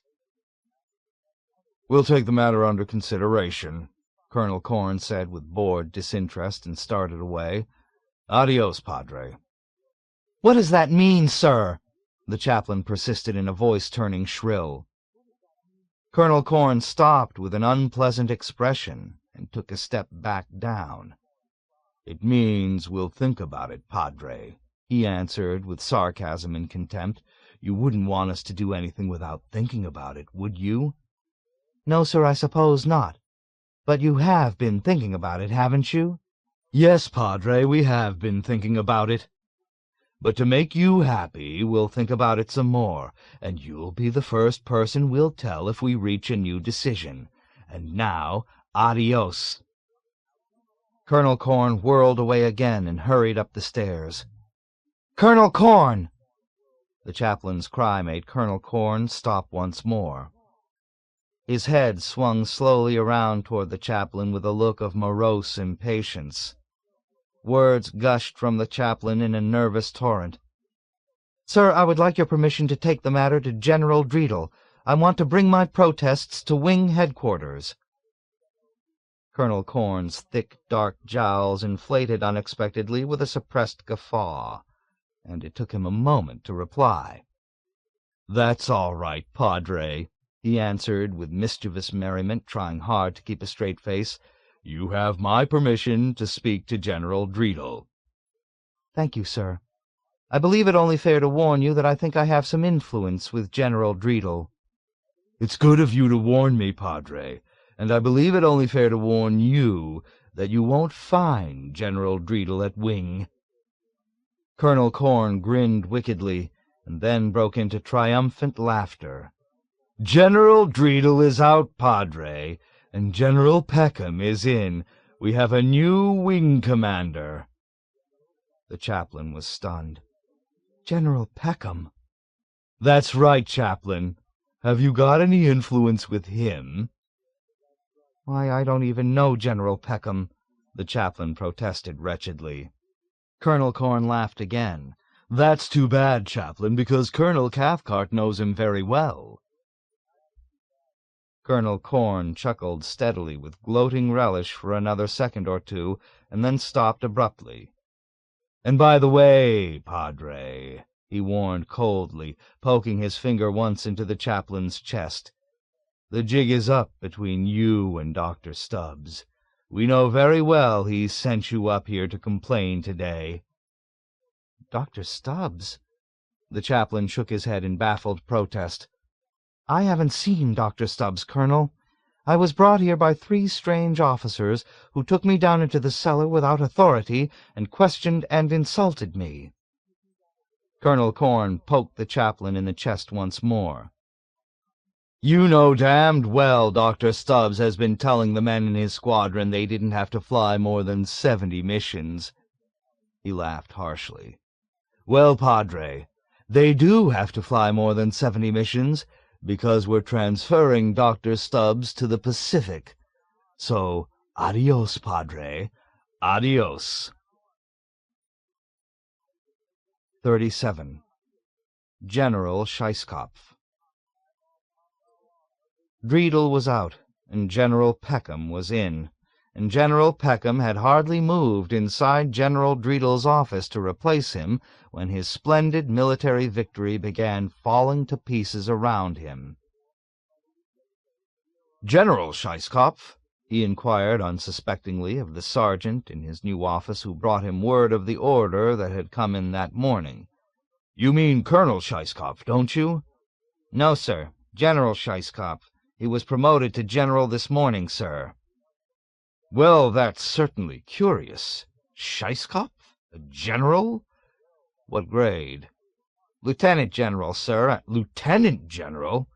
"Yes, sir. And he wants you to issue no orders to anyone in your command without first clearing them through him." "Well, I'll be damned," mused General Peckem with astonishment, swearing aloud for perhaps the first time in his life. "Cargill, did you hear that? Scheisskopf was promoted way up to lieutenant general. I'll bet that promotion was intended for me, and they gave it to him by mistake." Colonel Cargill had been rubbing his sturdy chin reflectively. "Why is he giving orders to us?" General Peckham's sleek, scrubbed, distinguished face tightened. "Yes, Sergeant," he said slowly with an uncomprehending frown. "Why is he issuing orders to us if he's still in special services and we're in combat operations?" "That's another change that was made this morning, sir. All combat operations are now under the jurisdiction of special services. General Scheisskopf is our new commanding officer." General Peckem let out a sharp cry. "Oh, my God!" he wailed, and all his practiced composure went up in hysteria. "Scheisskopf in charge? Scheisskopf?" He pressed his fists down on his eyes with horror. "Cargill, get me wintergreen. Scheisskopf? Not Scheisskopf!" All phones began ringing at once. A corporal ran in and saluted. "Sir, there's a chaplain outside to see you with news of an injustice in Colonel Cathcart's squadron." "Send him away! Send him away! We've got enough injustices of our own. Where's Wintergreen?" "Sir, General Scheisskopf is on the phone. He wants to speak to you at once." "Tell him I haven't arrived yet! Good Lord!" General Peckem screamed, as though struck by the enormity of the disaster for the first time. "Scheisskopf? The man's a moron! I walked all over that blockhead, and now he's my superior officer. Oh, my lord, Cargill, don't desert me! Where's Wintergreen?" "Sir, I have an ex-Sergeant Wintergreen on your telephone. He's been trying to reach you all morning." "General, I can't get Wintergreen," Colonel Cargill shouted. "His line is busy." General Peckem was perspiring freely as he lunged for the other telephone. "Wintergreen!" "Peckem, you son of a bitch!" "Wintergreen, have you heard what they've done?" "What have you done, you stupid bastard?" "They put Scheisskopf in charge of everything." Wintergreen was shrieking with rage and panic. "You and your goddamn memorandums! They've gone and transferred combat operations to special services!" "Oh, no," moaned General Peckem. "Is that what did it? My memoranda? Is that what made them put Scheisskopf in charge? Why didn't they put me in charge?" "Because you weren't in special services anymore. You transferred out and left him in charge. And do you know what he wants? Do you know what the bastard wants us all to do?" "Sir, I think you better talk to General Scheisskopf," pleaded the sergeant nervously. "He insists on speaking to someone." "Cargill, talk to Scheisskopf for me. I can't do it. Find out what he wants." Colonel Cargill listened to General Scheisskopf for a moment and went white as a sheet. "Oh, my God!" he cried as the phone fell from his fingers. "Do you know what he wants? He wants us to march. He wants everybody to march."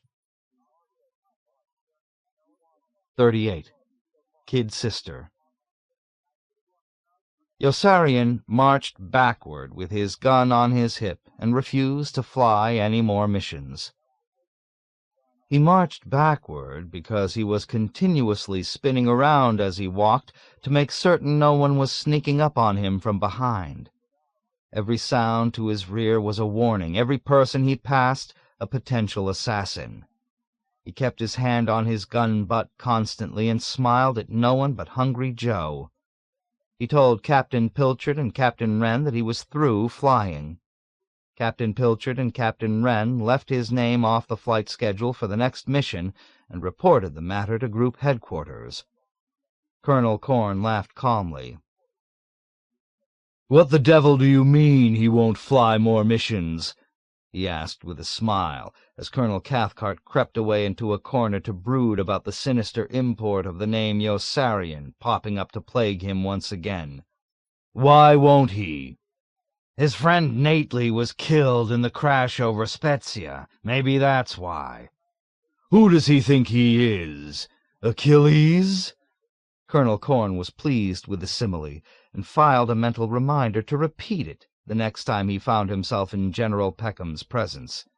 "He has to fly more missions. He has no choice. Go back and tell him you'll report the matter to us if he doesn't change his mind." "We already did tell him that, sir. It made no difference." "What does Major say?" "We never see Major. He seems to have disappeared." "I wish we could disappear him," Colonel Cathcart blurted out from the corner peevishly, "the way they did that fellow Dunbar." "Oh, there are plenty of other ways we can handle this one," Colonel Corn assured him confidently, and continued to Pilchard and Wren. "Let's begin with the kindest. Send him to Rome for a rest for a few days. Maybe this fellow's death really did hurt him a bit."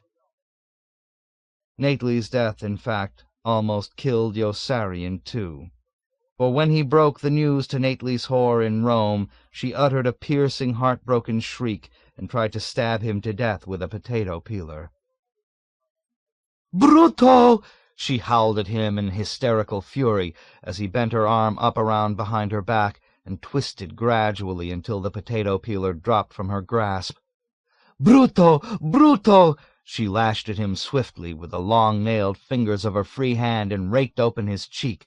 She spat in his face viciously. "What's the matter?" he screamed in stinging pain and bewilderment, flinging her away from him all the way across the room to the wall. "What do you want from me?" She flew back at him with both fists flailing and bloodied his mouth with a solid punch before he was able to grab her wrists and hold her still. Her hair tossed wildly. Tears were streaming in single torrents from her flashing, hate-filled eyes as she struggled against him fiercely in an irrational frenzy of maddened might, snarling and cursing savagely and screaming, "Bruto! Bruto!" each time he tried to explain. Her great strength caught him off guard, and he lost his footing. She was nearly as tall as Yossarian, and for a few fantastic, terror-filled moments he was certain she would overpower him in her crazed determination, crush him to the ground, and rip him apart mercilessly limb from limb for some heinous crime he had never committed. He wanted to yell for help as they strove against each other frantically in a grunting, panting stalemate, arm against arm. At last she weakened, and he was able to force her back and plead with her to let him talk, swearing to her that Nately's death had not been his fault.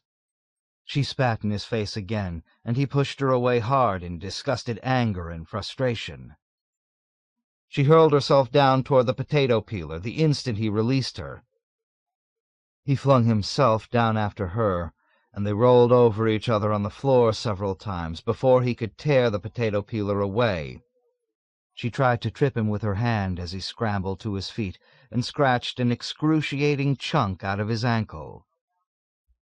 He hopped across the room in pain and threw the potato peeler out the window. He heaved a huge sigh of relief once he saw he was safe. "Now, please let me explain something to you," he cajoled in a mature, reasoning, earnest voice. She kicked him in the groin. Whoosh! Went the air out of him, and he sank down on his side with a shrill and ululating cry, doubled up over his knees in chaotic agony and retching for breath. Nately's whore ran from the room. Yossarian staggered up to his feet not a moment too soon, for she came charging back in from the kitchen carrying a long bread knife. A moan of incredulous dismay wafted from his lips as, still clutching his throbbing, tender, burning bowels in both hands, he dropped his full weight down against her shins and knocked her legs out from under her. She flipped completely over his head and landed on the floor on her elbows with a jarring thud. The knife skittered free, and he slapped it out of sight under the bed. She tried to lunge after it, and he seized her by the arm and yanked her up. She tried to kick him in the groin again, and he slung her away with a violent oath of his own. She slammed into the wall off balance and smashed a chair over into a vanity table covered with combs, hairbrushes, and cosmetic jars that all went crashing off. A framed picture fell to the floor at the other end of the room, the glass front shattering. "What do you want from me?" he yelled at her in whining and exasperated confusion. "I didn't kill him!" She hurled a heavy glass ashtray at his head. He made a fist and wanted to punch her in the stomach when she came charging at him again, but he was afraid he might harm her. He wanted to clip her very neatly on the point of the jaw and run from the room, but there was no clear target, and he merely skipped aside neatly at the last second and helped her along past him with a strong shove. She banged hard against the other wall. Now she was blocking the door. She threw a large vase at him. Then she came at him with a full wine bottle and struck him squarely on the temple, knocking him down half-stunned on one knee. His ears were buzzing. His whole face was numb. More than anything else, he was embarrassed. He felt awkward because she was going to murder him. He simply did not understand what was going on. He had no idea what to do. But he did know he had to save himself, and he catapulted forward off the floor when he saw her raise the wine bottle to clout him again and barreled into her midriff before she could strike him. He had momentum, and he propelled her before him backward in his driving rush until her knees buckled against the side of the bed and she fell over onto the mattress with Yossarian sprawled on top of her between her legs. She plunged her nails into the side of his neck and gouged as he worked his way up the supple, full hills and ledges of her rounded body until he covered her completely and pressed her into submission, his fingers pursuing her thrashing arm persistently until they arrived at the wine bottle finally and wrenched it free. She was still kicking and cursing and scratching ferociously. She tried to bite him cruelly, her coarse, sensual lips stretched back over her teeth like an enraged, omnivorous beast's. Now that she lay captive beneath him, he wondered how he would ever escape her without leaving himself vulnerable. He could feel the tensed, straddling inside of her buffeting thighs and knees squeezing and churning around one of his legs. He was stirred by thoughts of sex that made him ashamed. He was conscious of the voluptuous flesh of her firm, young woman's body, straining and beating against him like a humid, fluid, delectable, unyielding tide, her belly and warm, live, plastic breasts thrusting upward against him vigorously in sweet and menacing temptation. Her breath was scalding. All at once he realized, though the writhing turbulence beneath him had not diminished one whit, that she was no longer grappling with him, recognized with a quiver that she was not fighting him, but heaving her pelvis up against him remorselessly in the primal, powerful, rhapsodic, instinctual rhythm of erotic ardor and abandonment. He gasped in delighted surprise. Her face, as beautiful as a blooming flower to him now, was distorted with a new kind of torture, the tissues serenely swollen, her half-closed eyes misty and unseeing with the stultifying languor of desire. "Caro," she murmured hoarsely, as though from the depths of a tranquil and luxurious trance. "Oh, caro mio." He stroked her hair. She drove her mouth against his face with savage passion. He licked her neck. She wrapped her arms around him and hugged. He felt himself falling ecstatically in love with her as she kissed him again and again with lips that were steaming and wet and soft and hard, mumbling deep sounds to him adoringly in an incoherent oblivion of rapture, one caressing hand on his back slipping deftly down inside his trouser belt, while the other groped secretly and treacherously about on the floor for the bread-knife and found it. He saved himself just in time. She still wanted to kill him. He was shocked and astounded by her depraved subterfuge as he tore the knife from her grasp and hurled it away. He bounded out of the bed to his feet. His face was agog with befuddlement and disillusion. He did not know whether to dart through the door to freedom or collapse on the bed to fall in love with her and place himself abjectly at her mercy again. She spared him from doing either by bursting unpredictably into tears. He was stunned again. This time she wept with no other emotion than grief, profound, debilitating, humble grief, forgetting all about him. Her desolation was pathetic as she sat with her tempestuous, proud, lovely head bowed, her shoulders sagging, her spirit melting. This time there was no mistaking her anguish. Great racking sobs choked and shook her. She was no longer aware of him, no longer cared. He could have walked from the room safely then, but he chose to remain and console and help her. "Please," he urged her inarticulately with his arm about her shoulders, recollecting with pained sadness how inarticulate and enfeebled he had felt in the plane coming back from Avignon, when Snowden kept whimpering to him that he was cold, and all Yossarian could offer him in return was, "There, there, there, there." "Please," he repeated to her sympathetically, "please, please." She rested against him and cried until she seemed too weak to cry any longer, and did not look at him once until he extended his handkerchief when she had finished. She wiped her cheeks with a tiny, polite smile, and gave the handkerchief back, murmuring, "Grazie, grazie," with meek, maidenly propriety. And then, without any warning whatsoever of a change in mood, clawed suddenly at his eyes with both hands. She landed with each and let out a victorious shriek. "Ha! Assassino!" she hooted, and raced joyously across the room for the bread-knife to finish him off. Half-blinded, he rose and stumbled after her. A noise behind him made him turn. His senses reeled in horror at what he saw. Nately's whore's kid sister of all people was coming after him with another long bread knife. "Oh, no!" he wailed with a shudder, and he knocked the knife out of her hand with a sharp downward blow on her wrist. He lost patience entirely with the whole grotesque and incomprehensible melee.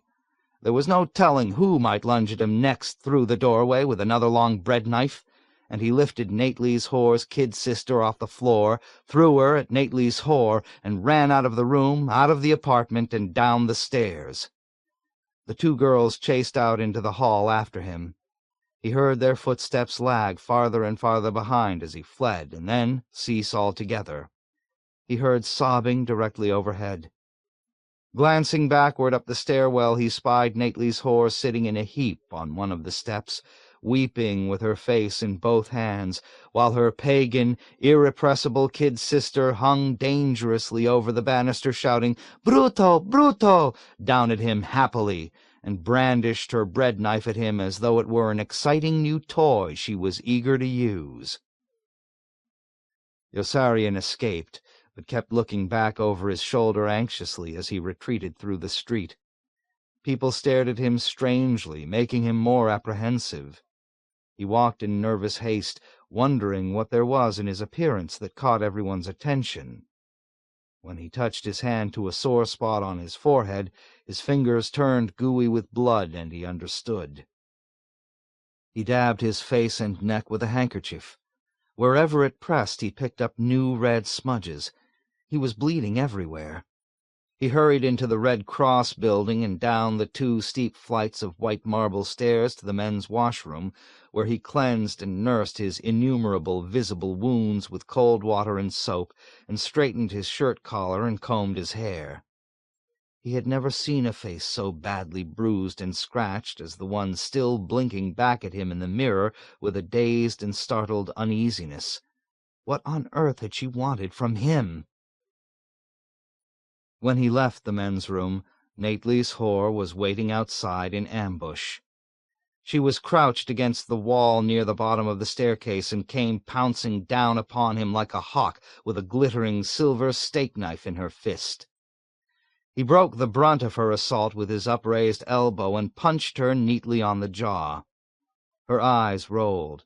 He caught her before she dropped and sat her down gently.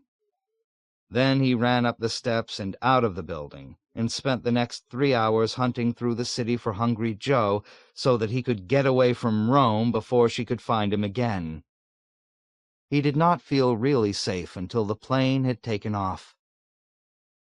When they landed in Pianosa, Nately's whore, disguised in a mechanic's green coveralls, was waiting, with her steak-knife, exactly where the plane stopped, and all that saved him as she stabbed at his chest in her leather-soled, high-heeled shoes was the gravel underfoot that made her feet roll out from under her.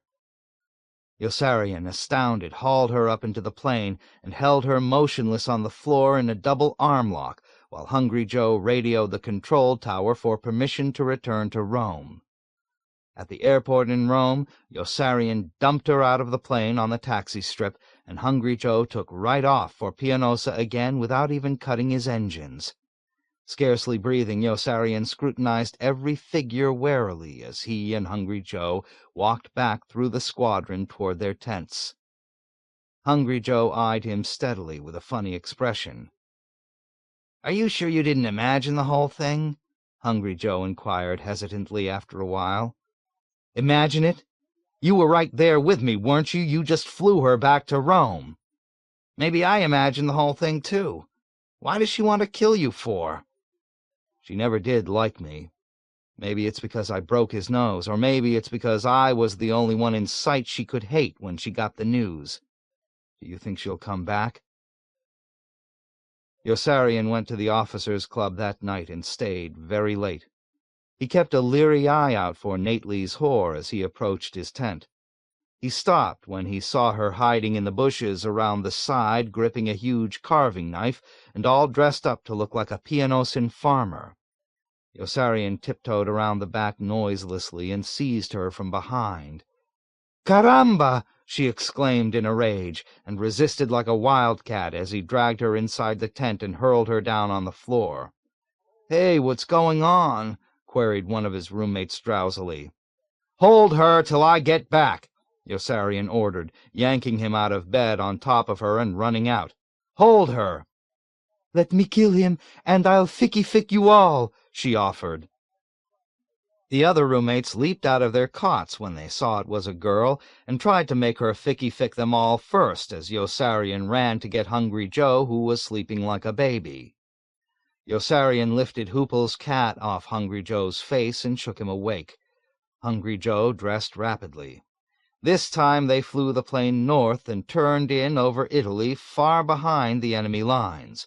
When they were over level land, they strapped a parachute on Nately's whore and shoved her out the escape hatch.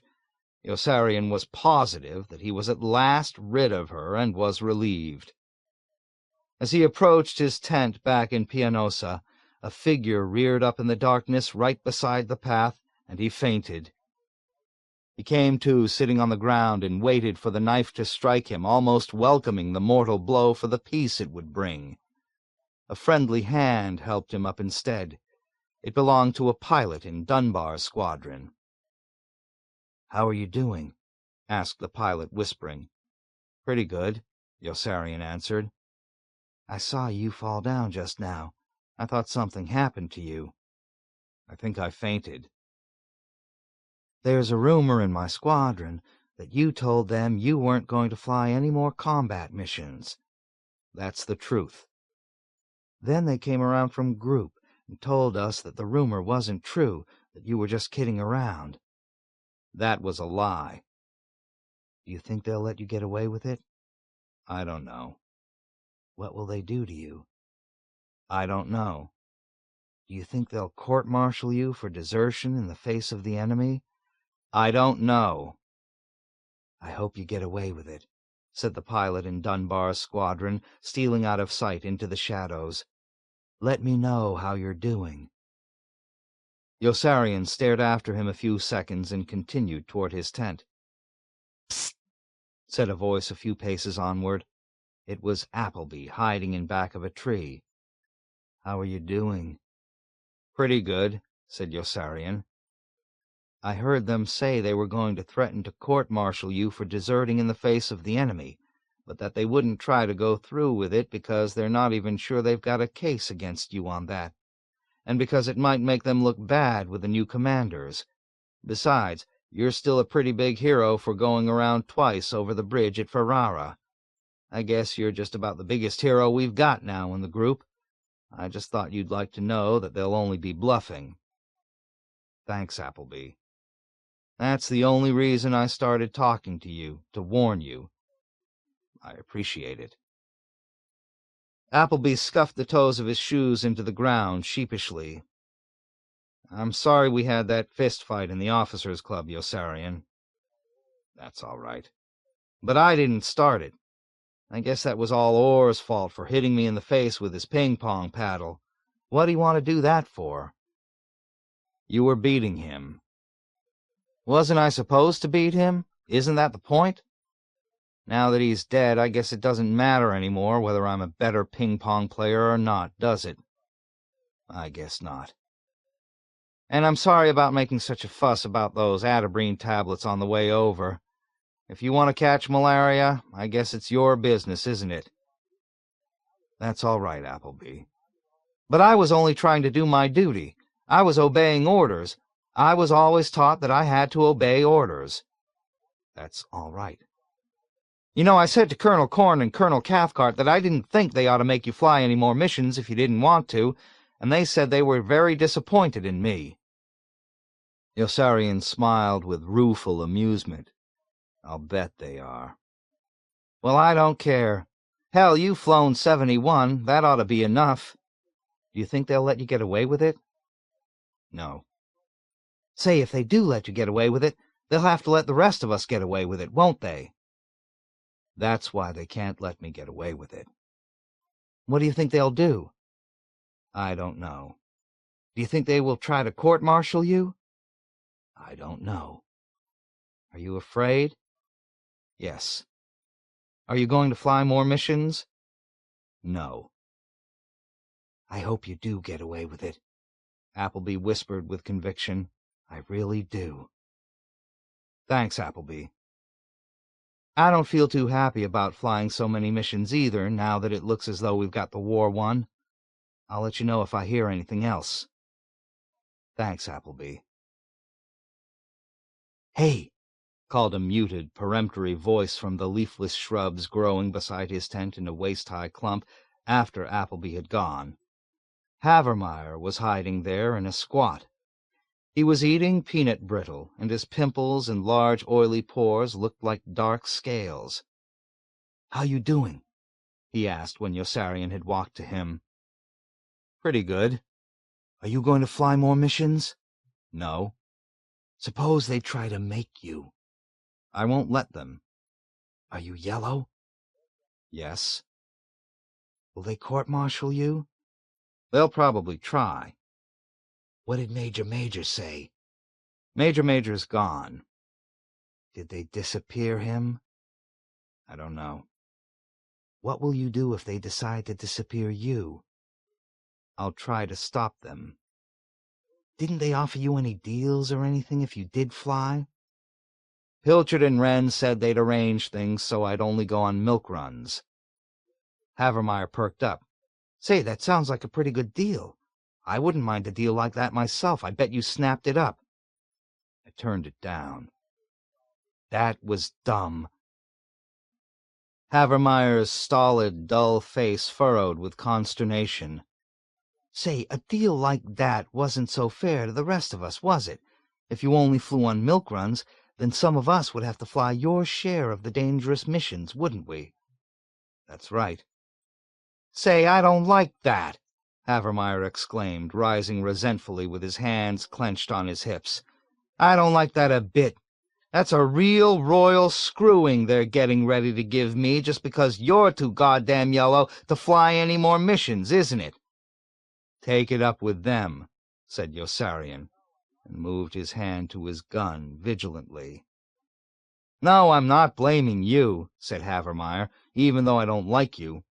You know, I'm not too happy about flying so many missions anymore either. Isn't there some way I can get out of it, too?" Yossarian snickered ironically and joked. "Put a gun on and start marching with me." Havermeyer shook his head thoughtfully. "Nah, I couldn't do that. I might bring some disgrace on my wife and kid if I acted like a coward. Nobody likes a coward. Besides, I want to stay in the reserves when the war is over. You get $500 a year if you stay in the reserves." "Then fly more missions." "Yeah, I guess I have to. Say, do you think there's any chance they might take you off combat duty and send you home?" "No." "But if they do, and let you take one person with you, will you pick me? Don't pick anyone like Appleby. Pick me." "Why in the world should they do something like that?" "I don't know, but if they do, just remember that I asked you first, will you? And let me know how you're doing. I'll wait for you here in these bushes every night. Maybe if they don't do anything bad to you, I won't fly any more missions either, okay?" All the next evening, people kept popping up at him out of the darkness to ask him how he was doing, appealing to him for confidential information with weary, troubled faces on the basis of some morbid and clandestine kinship he had not guessed existed. People in the squadron he barely knew popped into sight out of nowhere as he passed and asked him how he was doing. Even men from other squadrons came one by one to conceal themselves in the darkness and pop out. Everywhere he stepped after sundown, someone was lying in wait to pop out and ask him how he was doing. People popped out at him from trees and bushes, from ditches and tall weeds, from around the corners of tents, and from behind the fenders of parked cars. Even one of his roommates popped out to ask him how he was doing, and pleaded with him not to tell any of his other roommates he had popped out.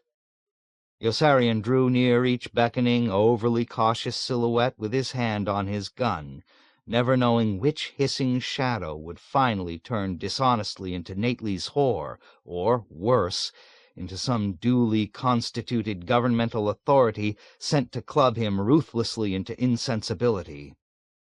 It began to look as if they would have to do something like that. They did not want to court-martial him for desertion in the face of the enemy, because 135 miles away from the enemy could hardly be called the face of the enemy.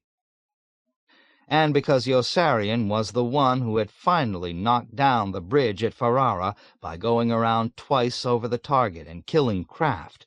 He was always almost forgetting Kraft when he counted the dead men he knew.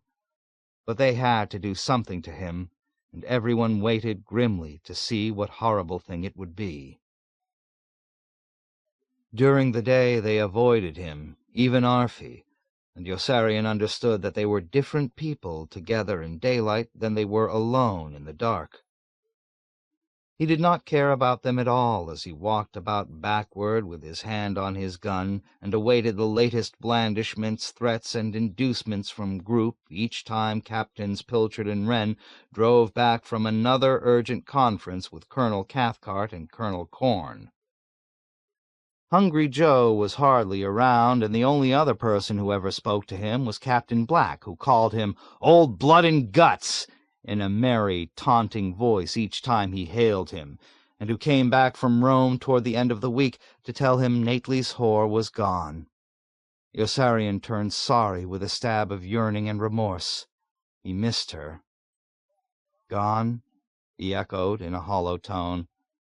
"Yeah, gone!" Captain Black laughed, his bleary eyes narrow with fatigue and his peaked, sharp face sprouting as usual with a sparse, reddish-blonde stubble.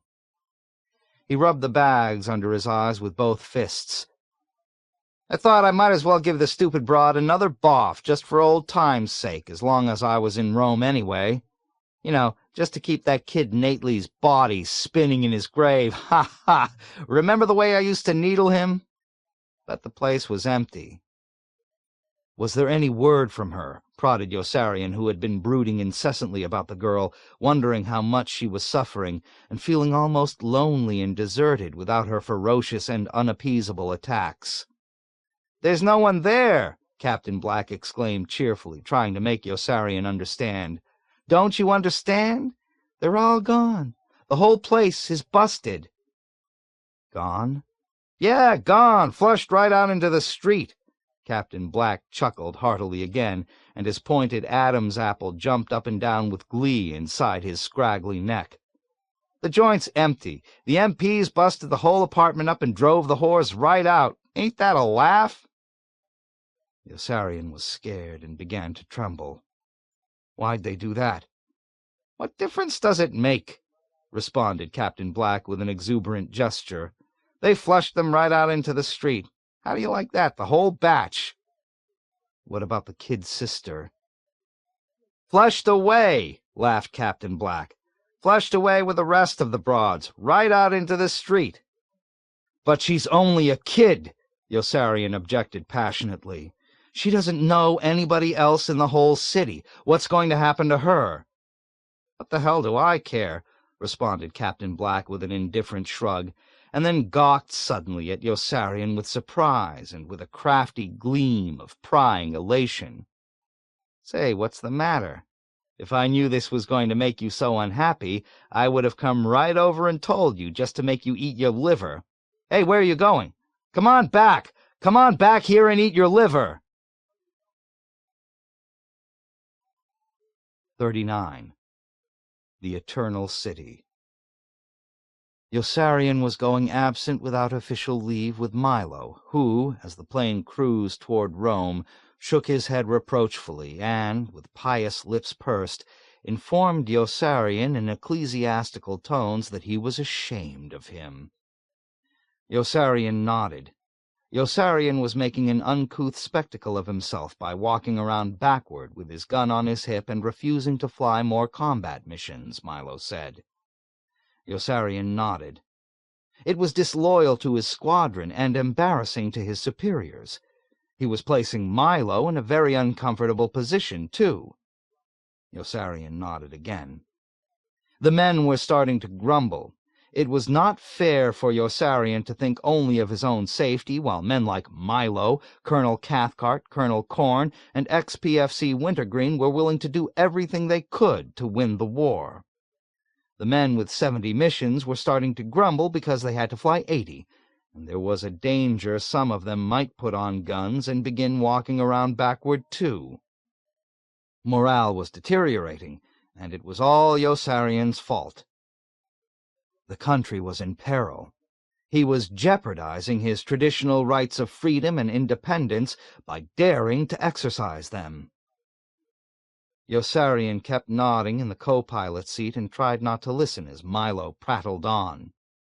Nately's whore was on his mind, as were Kraft and Orr and Nately and Dunbar and Kid Sampson and McWatt, and all the poor and stupid and diseased people he had seen in Italy, Egypt, and North Africa, and knew about in other areas of the world. And Snowden and Nately's whore's kid sister were on his conscience too. Yossarian thought he knew why Nately's whore held him responsible for Nately's death and wanted to kill him. Why the hell shouldn't she? It was a man's world, and she and everyone younger had every right to blame him and everyone older for every unnatural tragedy that befell them, just as she, even in her grief, was to blame for every man-made misery that landed on her kid sister and on all other children behind her. Someone had to do something sometime. Every victim was a culprit, every culprit a victim, and somebody had to stand up sometime to try to break the lousy chain of inherited habit that was imperiling them all. In parts of Africa, little boys were still stolen away by adult slave traders and sold for money to men who disemboweled them and ate them. Yossarian marveled that children could suffer such barbaric sacrifice without evincing the slightest hint of fear or pain. He took it for granted that they did submit so stoically. If not, he reasoned, the custom would certainly have died, for no craving for wealth or immortality could be so great, he felt, as to subsist on the sorrow of children. He was rocking the boat, Milo said, and Yossarian nodded once more. He was not a good member of the team, Milo said. Yossarian nodded and listened to Milo tell him that the decent thing to do if he did not like the way Colonel Cathcart and Colonel Corn were running the group was to go to Russia instead of stirring up trouble. Yossarian refrained from pointing out that Colonel Cathcart, Colonel Corn, and Milo could all go to Russia if they did not like the way he was stirring up trouble. Colonel Cathcart and Colonel Corn had both been very good to Yossarian, Milo said. Hadn't they given him a medal after the last mission to Ferrara and promoted him to captain? Yossarian nodded. Didn't they feed him and give him his pay every month? Yossarian nodded again. Milo was sure they would be charitable if he went to them to apologize and recant and promise to fly 80 missions. Yossarian said he would think it over, and held his breath, and prayed for a safe landing as Milo dropped his wheels and glided in toward the runway. It was funny how he had really come to detest flying. Rome was in ruins, he saw, when the plane was down. The aerodrome had been bombed 8 months before, and knobby slabs of white stone rubble had been bulldozed into flat-topped heaps on both sides of the entrance through the wire fence surrounding the field. The Colosseum was a dilapidated shell, and the Arch of Constantine had fallen. Nately's whore's apartment was a shambles. The girls were gone, and the only one there was the old woman. The windows in the apartment had been smashed. She was bundled up in sweaters and skirts and wore a dark shawl about her head. She sat on a wooden chair near an electric hot plate, her arms folded, boiling water in a battered aluminum pot. She was talking aloud to herself when Yossarian entered, and began moaning as soon as she saw him. "Gone," she moaned before he could even inquire. Holding her elbows, she rocked back and forth mournfully on her creaking chair. "Gone." "Who?" All the poor young girls." "Where?" "Away, chased away into the street. All of them gone, all the poor young girls." "Chased away by who? Who did it?" "The mean, tall soldiers with the hard white hats and clubs, and by our carabinieri. They came with their clubs and chased them away. They would not even let them take their coats. The poor things. They just chased them away into the cold. Did they arrest them? They chased them away. They just chased them away. Then why did they do it if they didn't arrest them? I don't know, sobbed the old woman. I don't know. Who will take care of me? Who will take care of me now that all the poor young girls are gone? Who will take care of me? There must have been a reason, Yossarian persisted, pounding his fist into his hand. They couldn't just barge in here and chase everyone out. No reason, wailed the old woman. No reason. What right did they have? Catch-22. What? Yossarian froze in his tracks with fear and alarm and felt his whole body begin to tingle. What did you say? Catch-22, the old woman repeated, rocking her head up and down. Catch-22. Catch-22 says they have a right to do anything we can't stop them from doing. What the hell are you talking about? Yossarian shouted at her in bewildered, furious protest. How did you know it was Catch-22? Who the hell told you it was Catch-22? The soldiers with the hard white hats and clubs. The girls were crying. Did we do anything wrong? They said. The men said no and pushed them away out the door with the ends of their clubs. Then why are you chasing us out? The girls said. Catch-22, the men said. What right do you have? The girls said. Catch-22, the men said. All they kept saying was, Catch-22, Catch-22. What does it mean, Catch-22? What is Catch-22? Didn't they show it to you? Yossarian demanded, stamping about in anger and distress. Didn't you even make them read it? They don't have to show us Catch-22, the old woman answered. The law says they don't have to. What law says they don't have to? Catch-22. Oh, God damn, Yossarian exclaimed bitterly. I bet it wasn't even really there. He stopped walking and glanced about the room disconsolately. Where's the old man? Gone, mourned the old woman. Gone? Dead, the old woman told him, nodding in emphatic lament, pointing to her head with the flat of her hand. Something broke in here. 1 minute he was living, 1 minute he was dead. But he can't be dead, Yossarian cried, ready to argue insistently. But of course he knew it was true, knew it was logical and true. Once again the old man had marched along with the majority.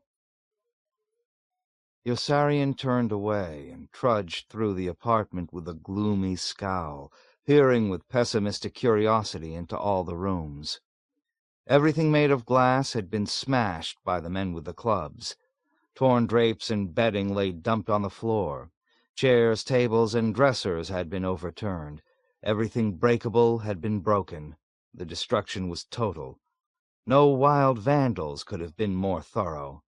Every window was smashed, and darkness poured like inky clouds into each room through the shattered panes. Yossarian could imagine the heavy crashing footfalls of the tall MPs in the hard white hats. He could picture the fiery and malicious exhilaration with which they had made their wreckage, and their sanctimonious, ruthless sense of right and dedication. All the poor young girls were gone. Everyone was gone but the weeping old woman in the bulky brown and gray sweaters and black head shawl, and soon she too would be gone. Gone, she grieved when he walked back in before he could even speak. Who will take care of me now? Yossarian ignored the question. Nately's girlfriend. Did anyone hear from her? He asked. Gone. I know she's gone. But did anyone hear from her? Does anyone know where she is? Gone. The little sister, what happened to her? Gone. The old woman's tone had not changed. Do you know what I'm talking about? Yossarian asked sharply, staring into her eyes to see if she were not speaking to him from a coma. He raised his voice. "What happened to the kid's sister, to the little girl?" "Gone, gone," the old woman replied with a crabby shrug, irritated by his persistence, her low wail growing louder. "Chased away with the rest, chased away into the street. They would not even let her take her coat." "Where did she go?" "I don't know. I don't know." "Who will take care of her?" "Who will take care of me?" "She doesn't know anybody else, does she?" "Who will take care of me?" Yossarian left money in the old woman's lap. It was odd how many wrongs leaving money seemed to right, and strode out of the apartment, cursing Catch-22 vehemently as he descended the stairs, even though he knew there was no such thing. Catch-22 did not exist, he was positive of that, but it made no difference. What did matter was that everyone thought it existed, and that was much worse, for there was no object or text to ridicule or refute, to accuse, criticize, attack, amend, hate, revile, spit at, rip to shreds, trample upon, or burn up. It was cold outside, and dark, and a leaky, insipid mist lay swollen in the air and trickled down the large, unpolished stone blocks of the houses and the pedestals of monuments. Yossarian hurried back to Milo and recanted. He said he was sorry, and, knowing he was lying, promised to fly as many more missions as Colonel Cathcart wanted if Milo would only use all his influence in Rome to help him locate Nately's whore's kid sister. "She's just a 12-year-old virgin, Milo," he explained anxiously, "and I want to find her before it's too late." Milo responded to his request with a benign smile. "I've got just the 12-year-old virgin you're looking for," he announced jubilantly. "This 12-year-old virgin is really only 34, but she was brought up on a low-protein diet by very strict parents and didn't start sleeping with men until—" "Milo, I'm talking about a little girl," Yossarian interrupted him with desperate impatience. "Don't you understand? I don't want to sleep with her. I want to help her. You've got daughters. She's just a little kid, and she's all alone in this city with no one to take care of her. I want to protect her from harm. Don't you know what I'm talking about?" Milo did understand and was deeply touched. "Yossarian, I'm proud of you," he exclaimed with profound emotion. "I really am. You don't know how glad I am to see that everything isn't always just sex with you. You've got principles. Certainly I've got daughters, and I know exactly what you're talking about. We'll find that girl. Don't you worry. You come with me, and we'll find that girl if we have to turn this whole city upside down. Come along." Yossarian went along in Milo Minderbinder's speeding M&M staff car to police headquarters to meet a swarthy, untidy police commissioner with a narrow black mustache and unbuttoned tunic who was fiddling with a stout woman with warts and 2 chins when they entered his office, and who greeted Milo with warm surprise and bowed and scraped in obscene servility as though Milo were some elegant marquis. "Ah, Marchese Milo," he declared with effusive pleasure, pushing the fat, disgruntled woman out the door without even looking toward her. "Why didn't you tell me you were coming? I would have had a big party for you. Come in, Marchese. You almost never visit us anymore." Milo knew that there was not one moment to waste. "Hello, Luigi," he said, nodding so briskly that he almost seemed rude. "Luigi, I need your help. My friend here wants to find a girl." "A girl, Marchese?" said Luigi, scratching his face pensively. "There are lots of girls in Rome. For an American officer, a girl should not be too difficult." "No, Luigi, you don't understand. This is a 12-year-old virgin that he has to find right away." "Ah, yes. Now I understand," Luigi said sagaciously. "A virgin might take a little time. But if he waits at the bus terminal where the young farm girls looking for work arrive, "Luigi, you still don't understand," Milo snapped with such brusque impatience that the police commissioner's face flushed, and he jumped to attention and began buttoning his uniform in confusion. "This girl is a friend, an old friend of the family, and we want to help her. She's only a child. She's all alone in this city somewhere, and we have to find her before somebody harms her. Now do you understand? Luigi, this is very important to me. I have a daughter the same age as that little girl, and nothing in the world means more to me right now than saving that poor child before it's too late. Will you help?" "Si, Marchese, now I understand," said Luigi, "and I will do everything in my power to find her. But tonight I have almost no men. Tonight all my men are busy trying to break up the traffic in illegal tobacco." "Illegal tobacco?" asked Milo.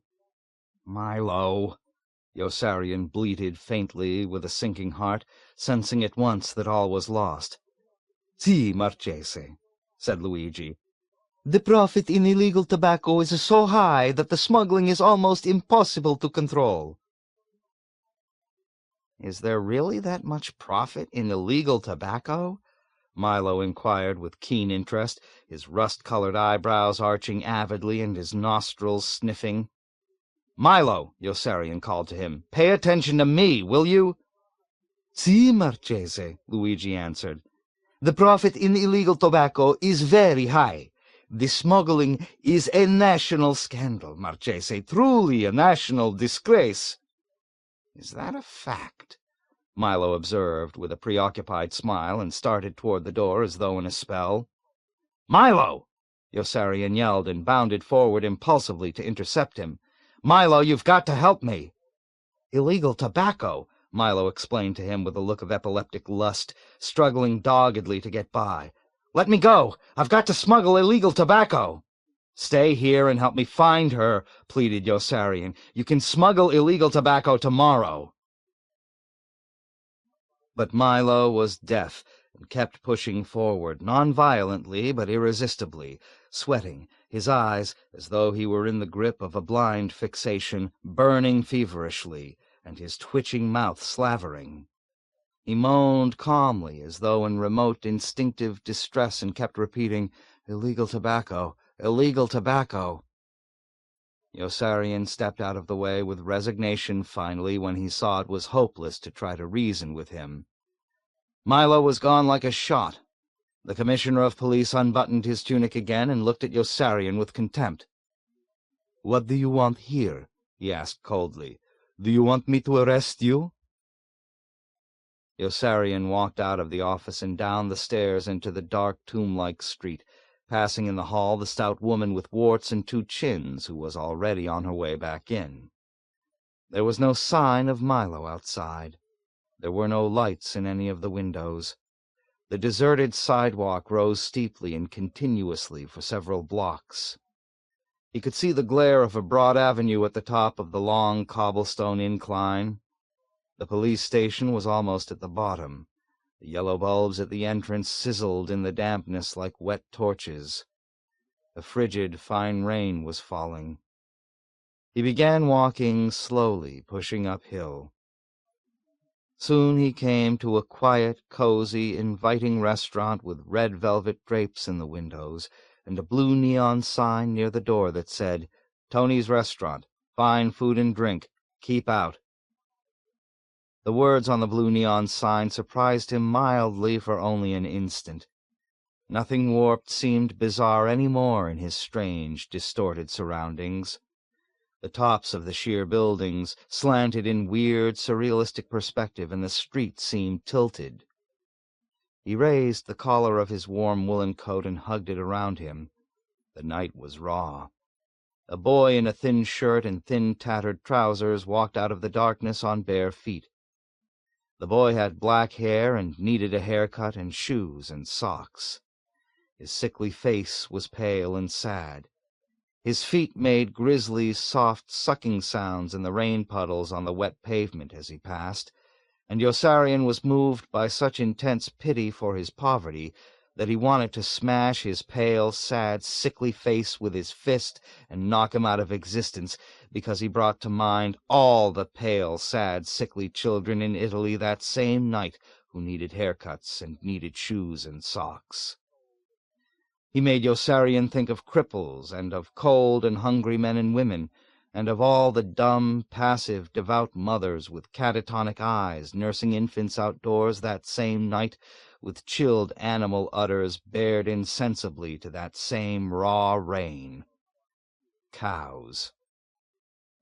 Almost on cue, a nursing mother padded past, holding an infant in black rags, and Yossarian wanted to smash her, too, because she reminded him of the barefoot boy in the thin shirt and thin tattered trousers, and of all the shivering, stupefying misery in a world that never yet had provided enough heat and food and justice for all, but an ingenious and unscrupulous handful. What a lousy earth! He wondered how many people were destitute that same night, even in his own prosperous country. How many homes were shanties, how many husbands were drunk and wives socked, and how many children were bullied, abused, or abandoned. How many families hungered for food they could not afford to buy. How many hearts were broken. How many suicides would take place that same night. How many people would go insane. How many cockroaches and landlords would triumph? How many winners were losers, successes failures, rich men poor men? How many wise guys were stupid? How many happy endings were unhappy endings? How many honest men were liars, brave men cowards, loyal men traitors? How many sainted men were corrupt? How many people in positions of trust had sold their souls to blackguards for petty cash? How many had never had souls? How many straight and narrow paths were crooked paths?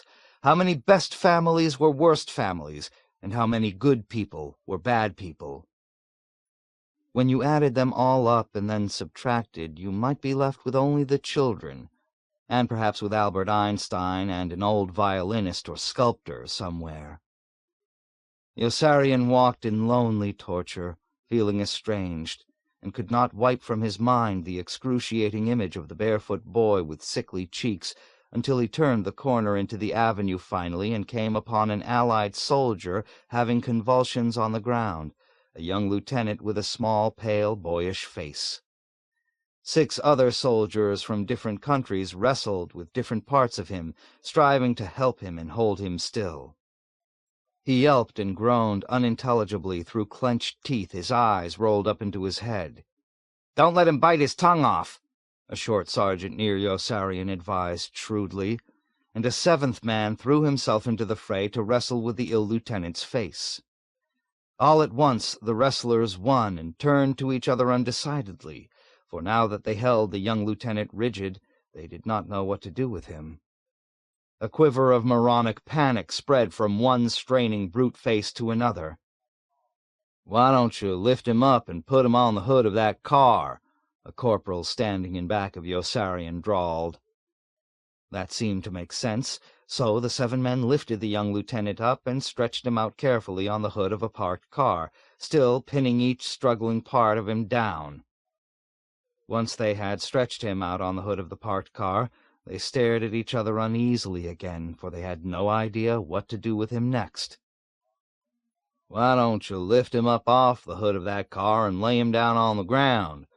drawled the same corporal behind Yossarian. That seemed like a good idea, too, and they began to move him back to the sidewalk. But before they could finish, a jeep raced up with a flashing red spotlight at the side and 2 military policemen in the front seat. "What's going on?" the driver yelled. "He's having convulsions," one of the men grappling with one of the young lieutenant's limbs answered. "We're holding him still." "That's good. He's under arrest." "What should we do with him?" "Keep him under arrest," the MP shouted, doubling over with raucous laughter at his jest, and sped away in his jeep. Yossarian recalled that he had no leave papers and moved prudently past the strange group toward the sound of muffled voices emanating from a distance inside the murky darkness ahead. The broad, rain-blotched boulevard was illuminated every half-block by short, curling lamp-posts with eerie, shimmering glares surrounded by smoky brown mist. From a window overhead he heard an unhappy female voice pleading, "Please don't, please don't." A despondent young woman in a black raincoat with much black hair on her face passed with her eyes lowered.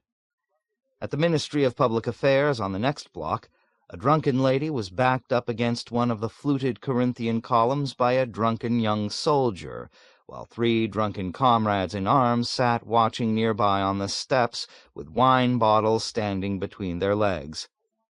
"Please don't," begged the drunken lady. "I want to go home now. Please don't." One of the 3 sitting men cursed pugnaciously and hurled a wine bottle down at Yossarian when he turned to look up. The bottle shattered harmlessly far away with a brief and muted noise.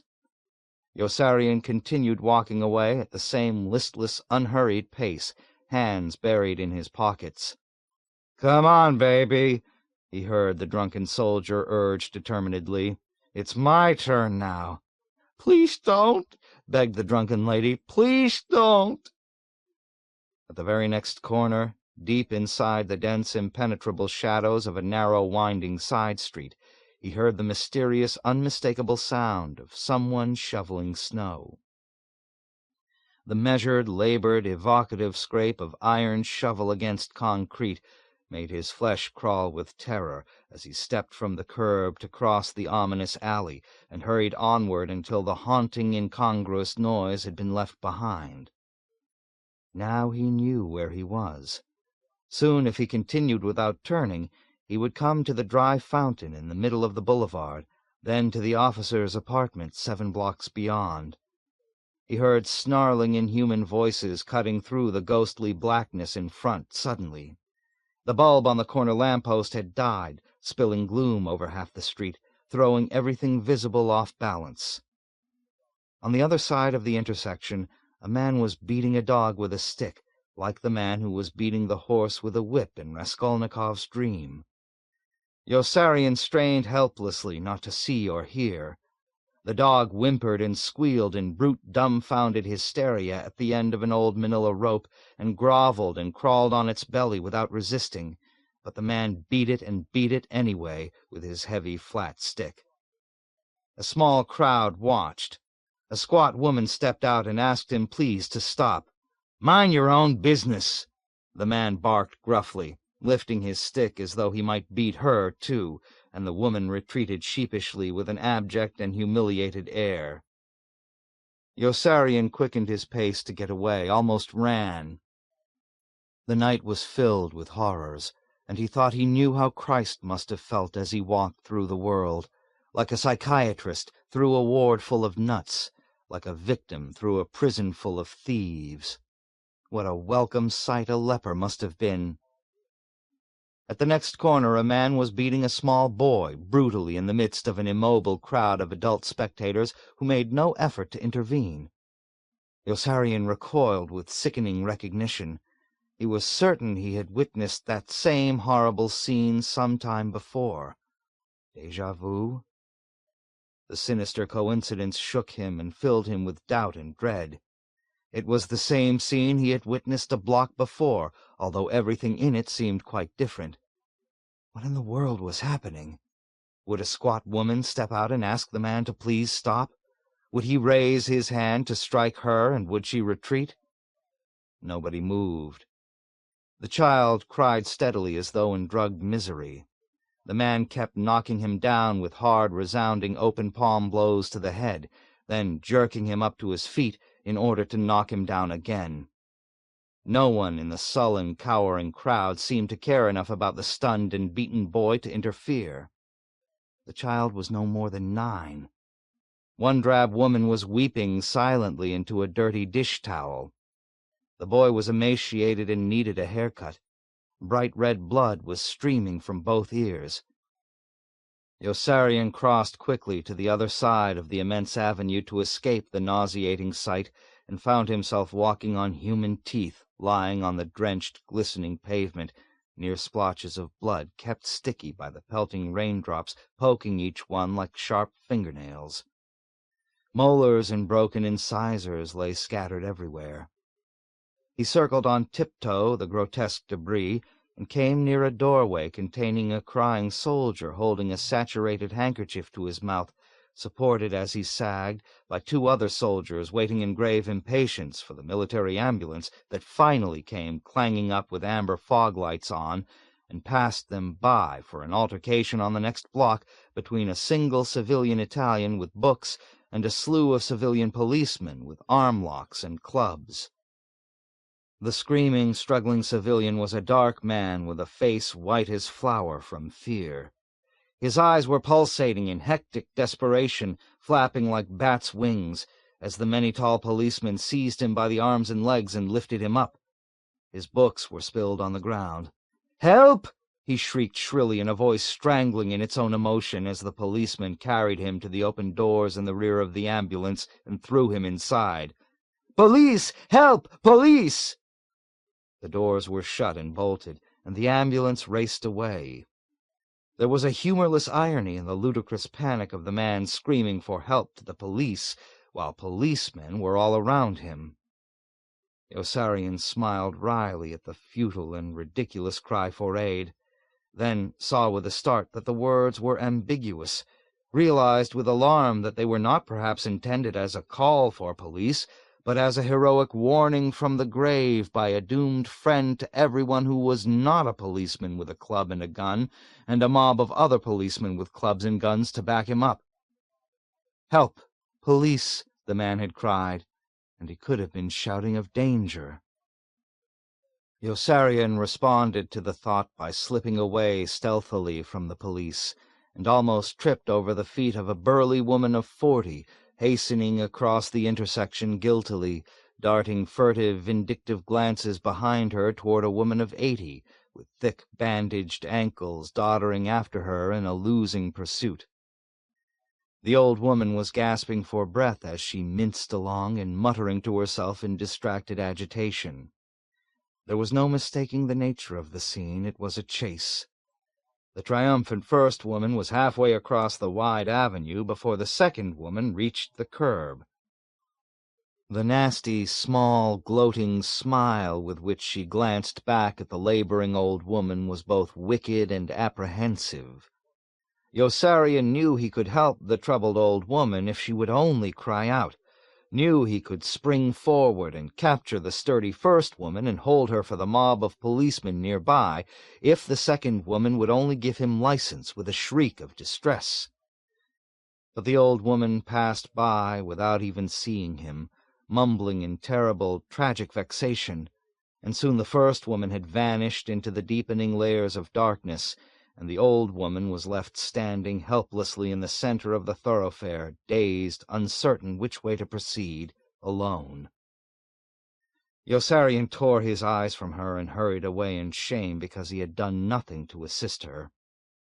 He darted furtive, guilty glances back as he fled in defeat, afraid the old woman might now start following him, and he welcomed the concealing shelter of the drizzling, drifting, lightless, nearly opaque gloom.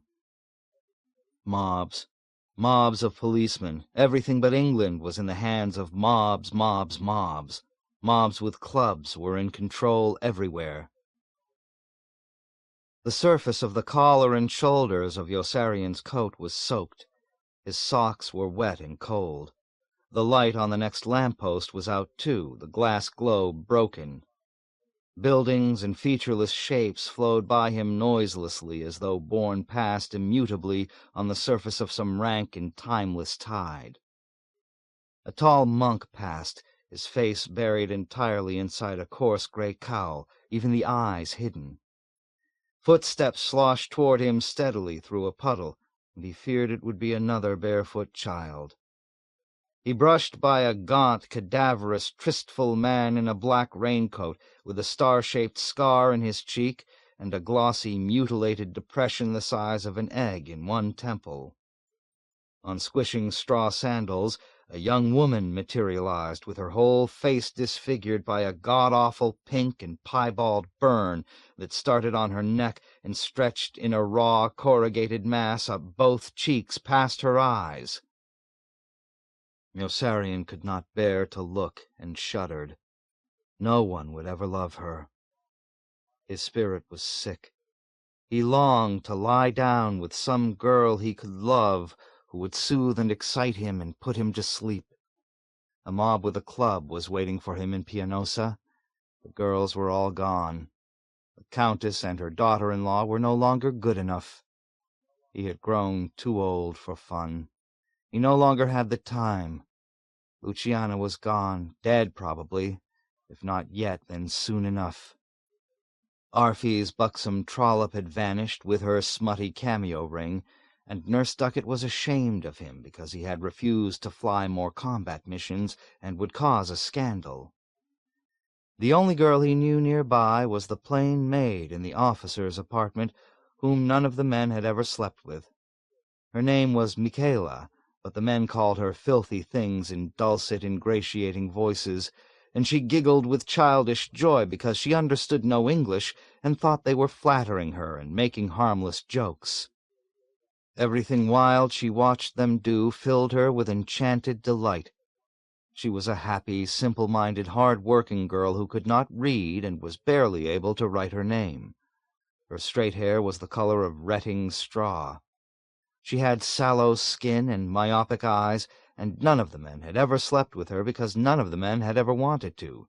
None but Aarfy, who had raped her once that same evening, and had then held her prisoner in a clothes closet for almost 2 hours with his hand over her mouth until the civilian curfew siren sounded, and it was unlawful for her to be outside. Then he threw her out the window. Her dead body was still lying on the pavement when Yossarian arrived and pushed his way politely through the circle of solemn neighbors with dim lanterns, who glared with venom as they shrank away from him and pointed up bitterly toward the second-floor windows in their private, grim, accusing conversations.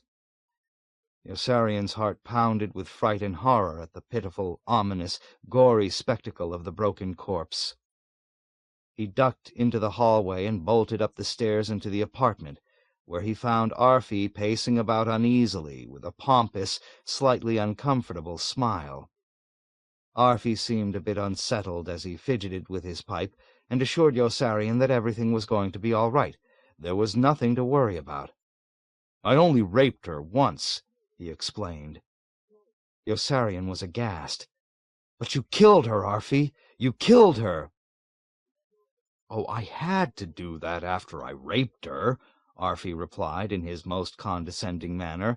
"I couldn't very well let her go around saying bad things about us, could I?"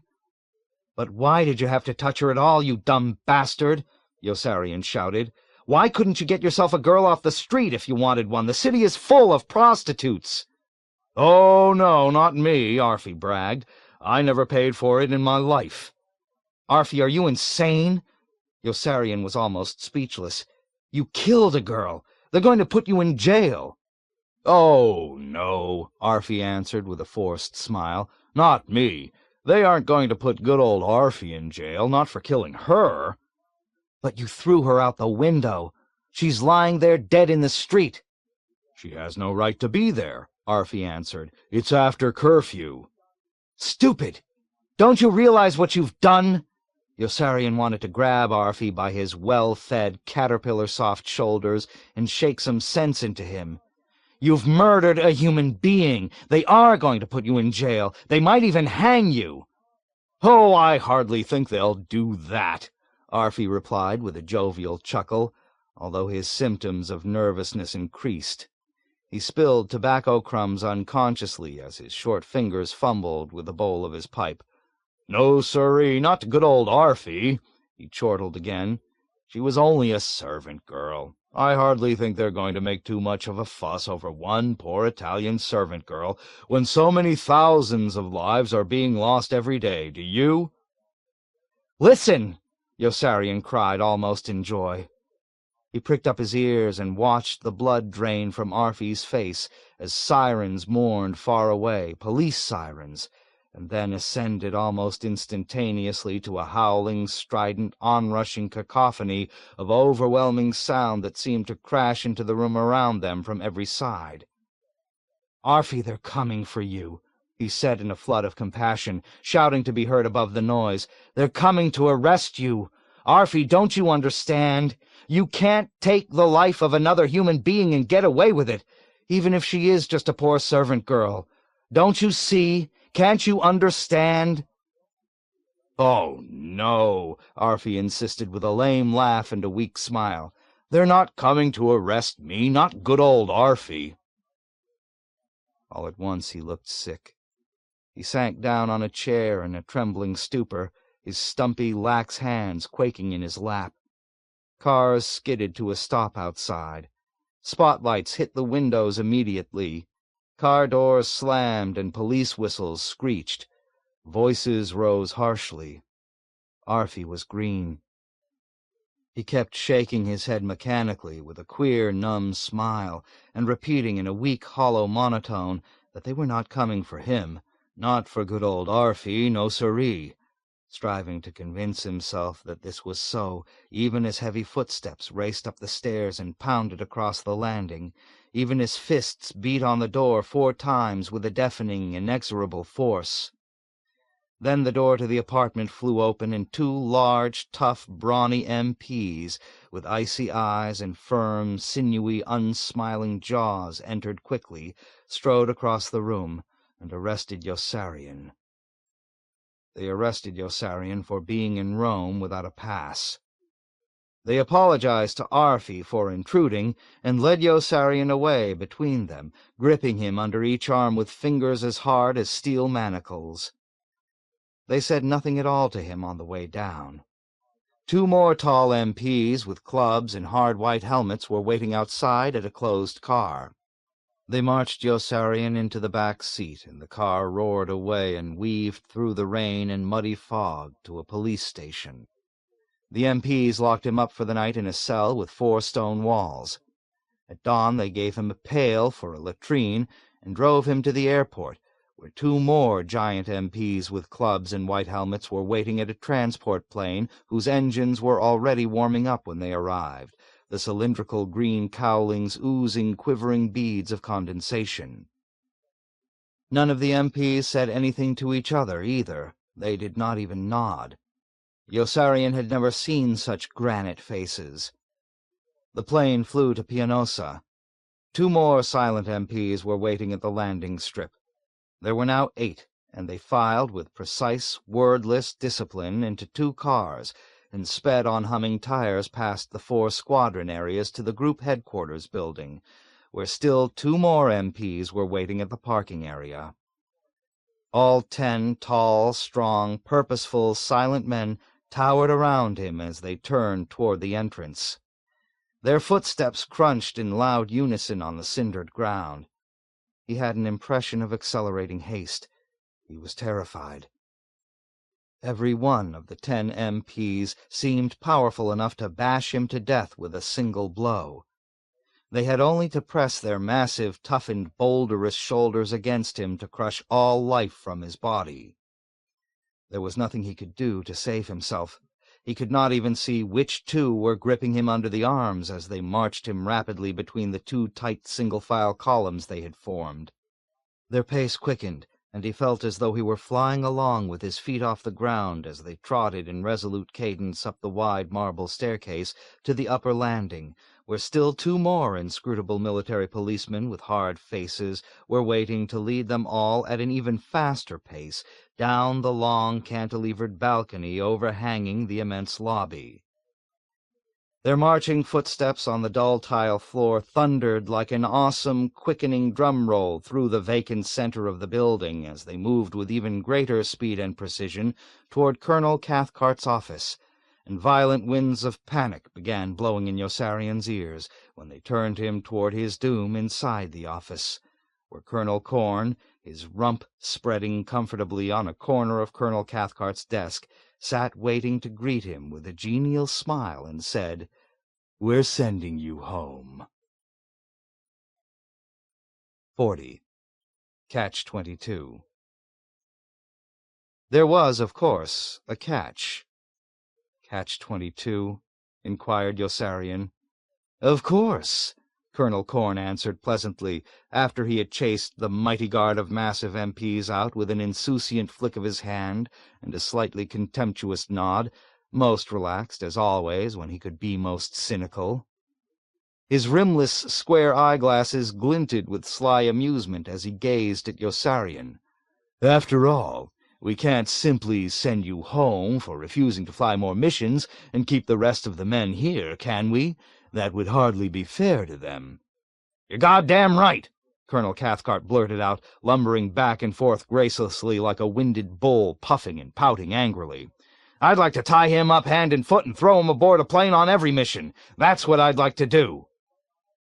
Colonel Corn motioned Colonel Cathcart to be silent and smiled at Yossarian. "You know, you really have been making things terribly difficult for Colonel Cathcart," he observed with flip good humor, as though the fact did not displease him at all. "The men are unhappy, and morale is beginning to deteriorate, and it's all your fault." "It's your fault," Yossarian argued, "for raising the number of missions." "No, it's your fault for refusing to fly them," Colonel Corn retorted. "The men were perfectly content to fly as many missions as we asked, as long as they thought they had no alternative.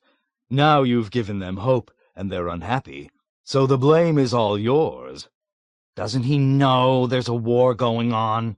Colonel Cathcart, still stamping back and forth, demanded morosely without looking at Yossarian. "I'm quite sure he does," Colonel Corn answered. "That's probably why he refuses to fly them." "Doesn't it make any difference to him?" "Will the knowledge that there is a war going on weaken your decision to refuse to participate in it?" Colonel Corn inquired with sarcastic seriousness, mocking Colonel Cathcart. "No, sir," Yossarian replied, almost returning Colonel Corn's smile. "I was afraid of that," Colonel Corn remarked with an elaborate sigh, locking his fingers together comfortably on top of his smooth, bald, broad, shiny brown head. "You know, in all fairness, we really haven't treated you too badly, have we? We've fed you and paid you on time. We gave you a medal and even made you a captain." "I never should have made him a captain," Colonel Cathcart exclaimed bitterly. "I should have given him a court-martial after he loused up that Ferrara mission and went around twice." "I told you not to promote him," said Colonel Corn, "but you wouldn't listen to me." "No, you didn't. You told me to promote him, didn't you?" "I told you not to promote him, but you just wouldn't listen." "I should have listened." "You never listened to me," Colonel Corn persisted with relish. "That's the reason we're in this spot." "All right, gee whiz, stop rubbing it in, will you?" Colonel Cathcart burrowed his fists down deep inside his pockets and turned away in a slouch. "Instead of picking on me, why don't you figure out what we're going to do about him?" "We're going to send him home, I'm afraid." Colonel Corn was chuckling triumphantly when he turned away from Colonel Cathcart to face Yossarian. "Yossarian, the war is over for you. We're going to send you home. You really don't deserve it, you know, which is one of the reasons I don't mind doing it. Since there's nothing else we can risk doing to you at this time, we've decided to return you to the States. We've worked out this little deal to—" "What kind of deal?" Yossarian demanded with defiant mistrust. Colonel Corn tossed his head back and laughed. "Oh, a thoroughly despicable deal, make no mistake about that. It's absolutely revolting, but you'll accept it quickly enough." "Don't be too sure." "I haven't the slightest doubt you will, even though it stinks to high heaven. Oh, by the way, you haven't told any of the men you've refused to fly more missions, have you?" "No, sir," Yossarian answered promptly. Colonel Corn nodded approvingly. "That's good. I like the way you lie. You'll go far in this world if you ever acquire some decent ambition." "Doesn't he know there's a war going on?" Colonel Cathcart yelled out suddenly, and blew with vigorous disbelief into the open end of his cigarette-holder. "I'm quite sure he does," Colonel Corn replied acidly, "since you brought that identical point to his attention just a moment ago." Colonel Corn frowned wearily for Yossarian's benefit, his eyes twinkling swarthily with sly and daring scorn. Gripping the edge of Colonel Cathcart's desk with both hands, he lifted his flaccid haunches far back on the corner to sit with both short legs dangling freely. His shoes kicked lightly against the yellow oak wood, his sludge-brown socks, garterless, collapsed in sagging circles below ankles that were surprisingly small and white. "You know, Yossarian," he mused affably in a manner of casual reflection that seemed both derisive and sincere. "I really do admire you a bit. You're an intelligent person of great moral character who has taken a very courageous stand. I'm an intelligent person with no moral character at all, so I'm in an ideal position to appreciate it." "These are very critical times," Colonel Cathcart asserted petulantly from a far corner of the office, paying no attention to Colonel Corn. "Very critical times indeed," Colonel Corn agreed with a placid nod.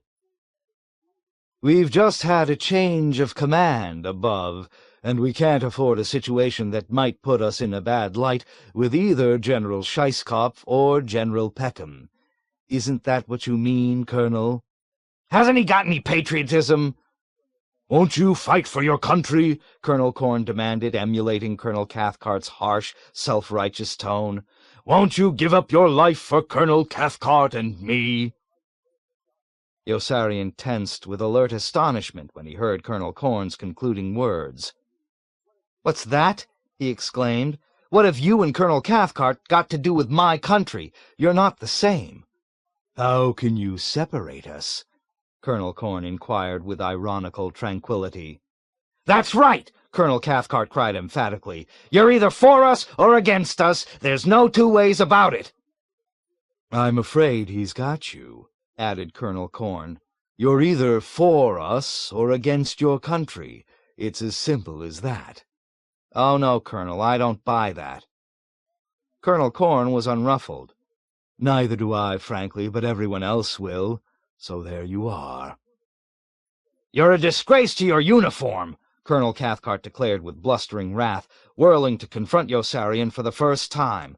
"I'd like to know how you ever got to be a captain anyway." "You promoted him," Colonel Corn reminded sweetly, stifling a snicker. "Don't you remember?" "Well, I never should have done it." "I told you not to do it," Colonel Corn said, "but you just wouldn't listen to me." "Gee whiz, will you stop rubbing it in?" Colonel Cathcart cried. He furrowed his brow and glowered at Colonel Corn through eyes narrow with suspicion, his fists clenched on his hips. "Say, whose side are you on, anyway?" "Your side, Colonel. What other side could I be on?" "Then stop picking on me, will you? Get off my back, will you?" "I'm on your side, Colonel. I'm just loaded with patriotism." "Well, just make sure you don't forget that."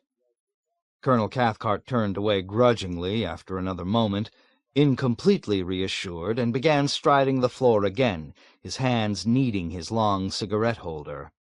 He jerked a thumb toward Yossarian. "Let's settle with him.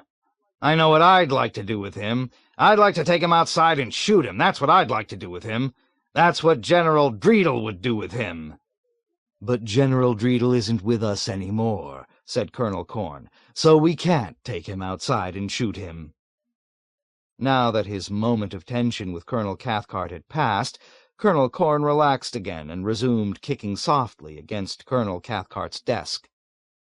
He returned to Yossarian. "So we're going to send you home instead.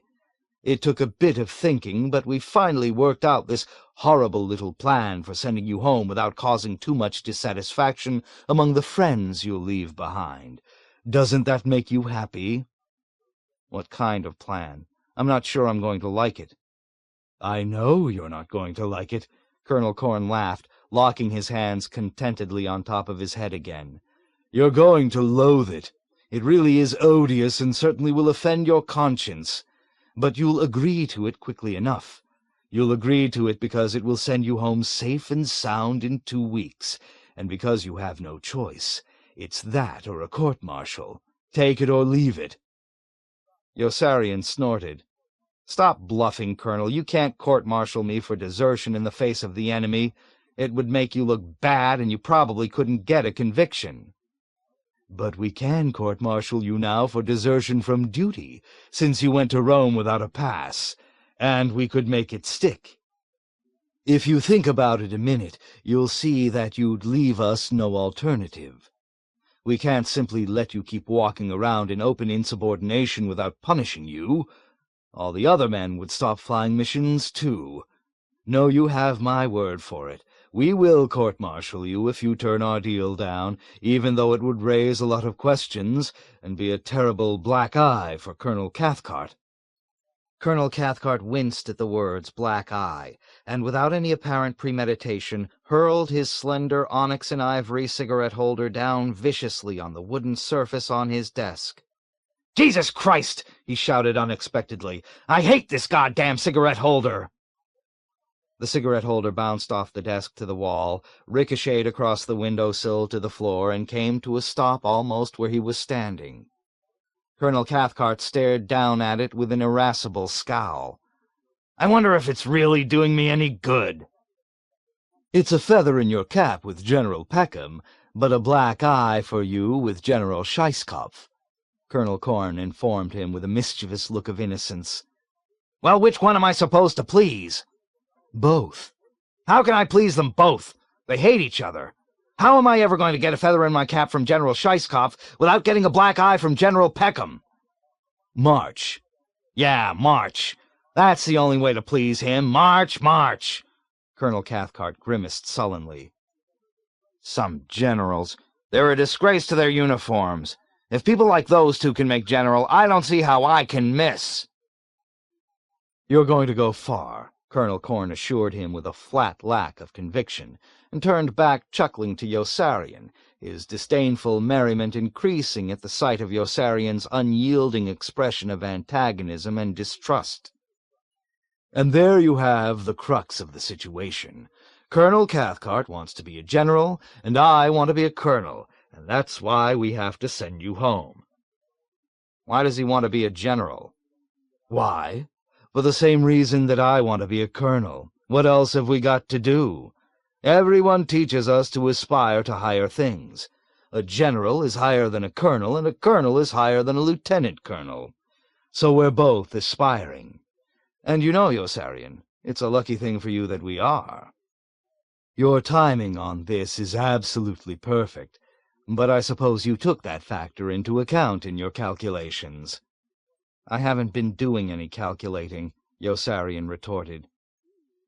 "Yes, I really do enjoy the way you lie," Colonel Corn answered. "Won't it make you proud to have your commanding officer promoted to general, to know you served in an outfit that averaged more combat missions per person than any other? Don't you want to earn more unit citations and more oak leaf clusters for your air medal? Where's your esprit de corps? Don't you want to contribute further to this great record by flying more combat missions? It's your last chance to answer yes. No." "In that case you have us over a barrel," said Colonel Corn without rancor. "He ought to be ashamed of himself." "And we have to send you home. Just do a few little things for us, and—" "What sort of things?" Yossarian interrupted with belligerent misgiving. "Oh, tiny insignificant things. Really, this is a very generous deal we're making with you. We will issue orders returning you to the States, really we will, and all you have to do in return is—" "What? What must I do?" Colonel Corn laughed curtly. "Like us." Yossarian blinked. "Like you?" "Like us." "Like you?" "That's right," said Colonel Corn, nodding, gratified immeasurably by Yossarian's guileless surprise and bewilderment. "Like us, join us, be our pal, say nice things about us here and back in the States, become one of the boys. Now that isn't asking too much, is it?" "You just want me to like you. Is that all?" "That's all." "That's all?" "Just find it in your heart to like us." Yossarian wanted to laugh confidently when he saw with amazement that Colonel Corn was telling the truth. "That isn't going to be too easy," he sneered. "Oh, it will be a lot easier than you think," Colonel Corn taunted in return, undismayed by Yossarian's barb. "You'll be surprised at how easy you'll find it to like us once you begin." Colonel Corn hitched up the waist of his loose, voluminous trousers. The deep black grooves isolating his square chin from his jowls were bent again in a kind of jeering and reprehensible mirth. "You see, Yossarian, we're going to put you on Easy Street. We're going to promote you to Major and even give you another medal. Captain Flume is already working on glowing press releases describing your valor over Ferrara, your deep and abiding loyalty to your outfit, and your consummate dedication to duty." Those phrases are all actual quotations, by the way. We're going to glorify you and send you home a hero, recalled by the Pentagon for morale and public relations purposes. You'll live like a millionaire. Everyone will lionize you. You'll have parades in your honor and make speeches to raise money for war bonds. A whole new world of luxury awaits you once you become our pal. Isn't it lovely? Yossarian found himself listening intently to the fascinating elucidation of details. "I'm not sure I want to make speeches." "Then we'll forget the speeches. The important thing is what you say to people here." Colonel Corn leaned forward earnestly, no longer smiling. "We don't want any of the men in the group to know that we're sending you home as a result of your refusal to fly more missions. And we don't want General Peckem or General Scheisskopf to get wind of any friction between us either. That's why we're going to become such good pals." "What will I say to the men who asked me why I refused to fly more missions?" "Tell them you had been informed in confidence that you were being returned to the States, and that you were unwilling to risk your life for another mission or two. Just a minor disagreement between pals, that's all." "Will they believe it?" "Of course they'll believe it, once they see what great friends we've become, and when they see the press releases and read the flattering things you have to say about me and Colonel Cathcart. Don't worry about the men. They'll be easy enough to discipline and control when you've gone. It's only while you're still here that they may prove troublesome. You know, one good apple can spoil the rest," Colonel Corn concluded with conscious irony. "You know, this would really be wonderful, you might even serve as an inspiration to them to fly more missions. Suppose I denounce you when I get back to the States. After you've accepted our medal and promotion and all the fanfare, no one would believe you. The Army wouldn't let you, and why in the world should you want to? You're going to be one of the boys, remember? You'll enjoy a rich, rewarding, luxurious, privileged existence. You'd have to be a fool to throw it all away just for a moral principle, and you're not a fool. Is it a deal?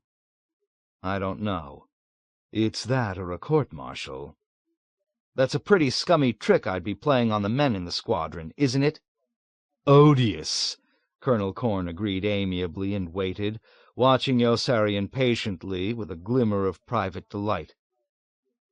"But what the hell," Yossarian exclaimed.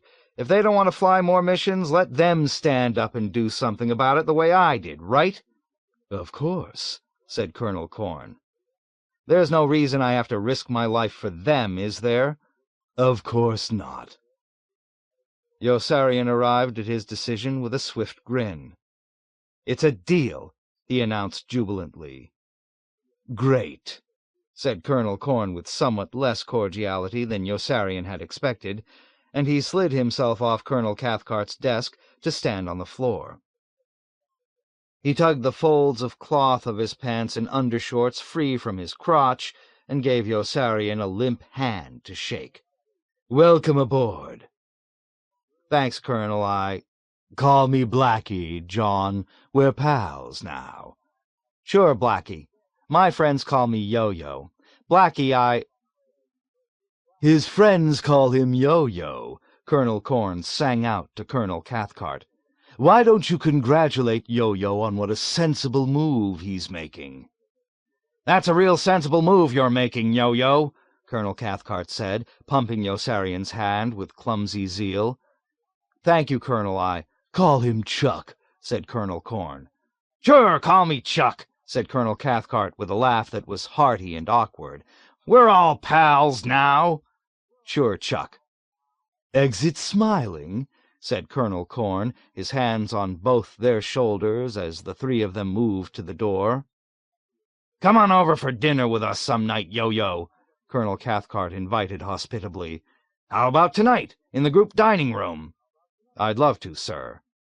"Chuck," Colonel Corn corrected reprovingly. "I'm sorry, Blackie, Chuck. I can't get used to it." "That's all right, pal." "Sure, pal." "Thanks, pal." "Don't mention it, pal." "So long, pal." Yossarian waved goodbye fondly to his new pals, and sauntered out onto the balcony corridor, almost bursting into song the instant he was alone. He was home free. He had pulled it off. His act of rebellion had succeeded. He was safe, and he had nothing to be ashamed of to anyone. He started toward the staircase with a jaunty and exhilarated air. A private in green fatigues saluted him.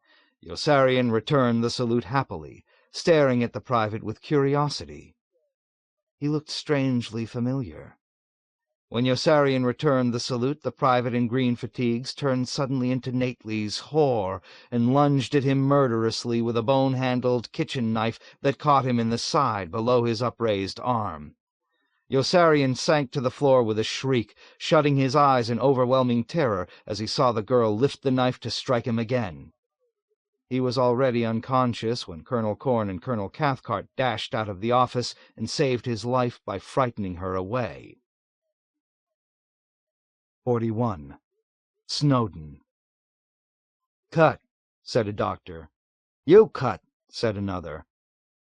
"No cuts," said Yossarian with a thick, unwieldy tongue. "Now look who's butting in," complained one of the doctors. "Another county heard from. Are we going to operate or aren't we?" "He doesn't need an operation," complained the other. "It's a small wound. All we have to do is stop the bleeding, clean it out, and put a few stitches in." "But I've never had a chance to operate before. Which one is the scalpel? Is this one the scalpel?" "No, the other one is the scalpel." "Well, go ahead and cut already if you're going to. Make the incision." "Like this?" "Not there, you dope." "No incisions," Yossarian said, perceiving through the lifting fog of insensibility that two strangers were ready to begin cutting him. "Another county heard from," complained the first doctor sarcastically. "Is he going to keep talking that way while I operate on him?" "You can't operate on him until I admit him," said a clerk. "You can't admit him until I clear him," said a fat, gruff colonel with a mustache and an enormous pink face that pressed down very close to Yossarian and radiated scorching heat like the bottom of a huge frying pan. "Where were you born?" The fat, gruff colonel reminded Yossarian of the fat, gruff colonel who had interrogated the chaplain and found him guilty. Yossarian stared up at him through a glassy film. The cloying sense of formaldehyde and alcohol sweetened the air. "On a battlefield," he answered. No. In what state were you born?" "In the state of innocence." No, you don't understand." "Let me handle him," urged a hatchet-faced man with sunken, acrimonious eyes and a thin, malevolent mouth. "Are you a smart aleck or something?" he asked Yossarian. "He's delirious," one of the doctors said. "Why don't you let us take him back inside and treat him?" "Leave him right here if he's delirious. He might say something incriminating." "But he's still bleeding profusely. Can't you see? He might even die." "Good for him." "It would serve the finky bastard right," said the fat, gruff colonel.